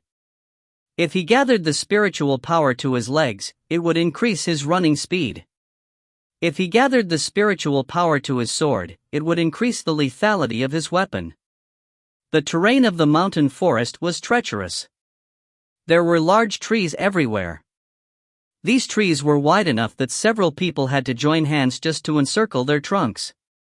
It was only natural that the fleeing figure was not as familiar with the terrain as him, so the distance between them gradually closed. When he got a clear look at that person's back, various questions suddenly became clear. He finally knew who was behind all of this, but the results surprised him. From his point of view, he had no bad blood with this person. In fact, they only interacted with each other on one occasion before. Roar, a snow-white figure suddenly rushed out from the front to block that person's path. It was the tiger. That person was so frightened by the tiger that her soul nearly left her body. She let out a shrill scream and threw out the spirit talisman paper that she had been holding in her hand without even thinking about it. The spirit talisman paper transformed into a crescent-shaped slash in mid-air and flew straight at the tiger. The tiger hurriedly dodged to the side and the crescent-shaped slash narrowly brushed past its body to slice through the tree trunk of the large tree behind it. That went to show just how powerful the penetrating power of the spirit talisman paper was. Failing to succeed in one go, that person panicked even more and frantically tried to dig something out of her storage bag. At that moment, a small figure quietly and stealthily clung to her back and let out a piercing scream. Lu Yi saw that person's figure staggering suddenly as though something heavy was pressing down on her. At the same time, the movement of her hands froze. This scene reminded him of the first time he fought Yi and the tiger inside the cave. He had been ambushed by Yi in the same manner at the time. In that short moment of delay, he arrived in front of that person and brought his sword down on her. A cold sword light flashed out, an arm went flying, and blood splattered everywhere. The pain made her scream. Although she was a rogue cultivator, she had been scouted and taken in by the Divine Trade Association not long after she entered the Spirit Creek battlefield due to her outstanding figure and beauty. Therefore, she had never fought anybody before, much less received such a severe injury. It would not be exaggerated to say that she was a flower raised in a greenhouse. That was the case for most people in the trade association. There was no need for them to fight others or experience hardships and dangers with their various sect members on the battlefield. They only needed to excel at doing business. Immediately after that, the tiger pounced and pressed her down to the ground. It let out a ferocious roar, a bloody stench blowing right into her face. She nearly fainted from the fright. What horrified her even more was the sound of footsteps coming from the side. She looked to the side and saw the sword in Lu Ye's hand pointing diagonally to the ground. Blood was still dripping from the blade as he walked toward her. When Lu Ye came closer, he lowered his head to look down at her and lightly said, "Lu Ruyin." This woman was the one who had traded with him during his first trip to the Divine Trade Association. "Don't kill me. Please don't kill me." Lu Ruyin was crying so hard that her makeup had smeared all over her face. She kept begging over and over again. He lowered his eyes. "Who ordered you to do this?" "Nobody. I just got greedy and became blinded by the riches." In her fear, she blurted out everything that she knew. She didn't even wait for him to question her and explained everything in a panic. "Is that so?" He raised the sharp sword high above his head. Sensing his murderous intent, she screamed, "Don't kill me. I will give you anything you want." The longsword came slashing downward. The tiger dodged out of the way just in time. The blade of the sword, blessed with spiritual power, sliced through Lu Ruyin's fair and slender neck. Then, a small yellow light flew out of the back of her snow-white hand and sank into his right hand. The headless corpse twitched incessantly, blood spurting out of the neck area like a fountain. A long while passed before it finally stopped moving. Yi watched from the side, her eyelids twitching at the sight. Everything that had happened today had given her a new insight toward Lu Yi. Only now did she understand that it had been pure luck that the tiger had not died at his hands back then. This man was no good-natured pushover. Meanwhile, Lu Yi bent down and retrieved the storage bag around Lu Ruyin's waist. Then, he reached out a hand to inspect her entire body. Naturally, he was not trying to take advantage of her or grope her. He just wanted to see if she was hiding any other storage bags on her body. He himself had several hidden storage bags on him after all. Using himself as the standard, he believed that other people might have them too. Unfortunately, Lu Ruyin did not practice that kind of habit. She was a part of the trade association after all. There was no need for her to fight others or face any risks out in the field, so it was perfectly safe for her to carry her storage bag on her body. Her storage bag was currently in an unlocked state. Thus, he rifled through the contents and found some useful stuff inside. After that, he ordered, "Dispose of the body." "Ha!" Yi stared at Lu Yi incredulously as if asking him, "Are you joking?" Lu Yi took out a bottle from Lu Ruyin's storage bag and tossed it up and down in his hand. "Sure," Yi replied without hesitation. She shot a look at the tiger and they hurriedly got to work. Returning to the fair-skinned man he had killed previously, he retrieved the other party's storage bag and did not forget to bring the other party's weapon with him too. About half an hour later, Lu Yi sat topless and cross-legged inside the cave he was sitting in. He was using some healing pills to treat his wounds. There were precious few healing pills left in his possession. After using 2 this time, he only had 4 left. Looking back on the battle today, he did not become complacent just because he had managed to kill a third-order Spirit Creek Realm Master. He reflected on himself instead. Most of the battles between low-level cultivators revolved around close-quarter combat. It could be said that most low-level cultivators walked the path of the combat cultivation faction. As their cultivation was not high enough and their cultivation period was not long, they did not have the time nor the energy to study spells and the sort. Only when they became much stronger would they gradually figure out their future path.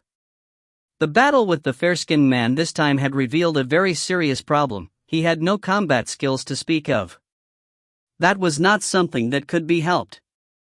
Less than 3 months had passed since the day he started cultivating, and he had been busy improving his cultivation during this period. Where would he find the extra energy to improve his skills in battle? Although he managed to kill the fair-skinned man in the end, he only succeeded by taking advantage of the tiger's prestige to catch his opponent by surprise. Unfortunately, he did not know how to improve on something like skills. With no suitable teacher to guide him, it was impossible for him to figure this out on his own. Then, there was the issue regarding his weapon. He had not noticed this issue in the past. The long sword in his possession was the same one that Manager Yang had left behind after his death. He had used this sword in the past to kill Zhou Chang, but the battle with Zhou Chang had been a fleeting one. It wasn't until the deadly battle with the fair-skinned man today that he noticed something crucial. His affinity was seriously incompatible with this longsword. The longsword simply felt wrong in his hands. He could not wield it freely no matter what he did. A sword was all about lightness and speed. In addition, sword techniques were extremely important.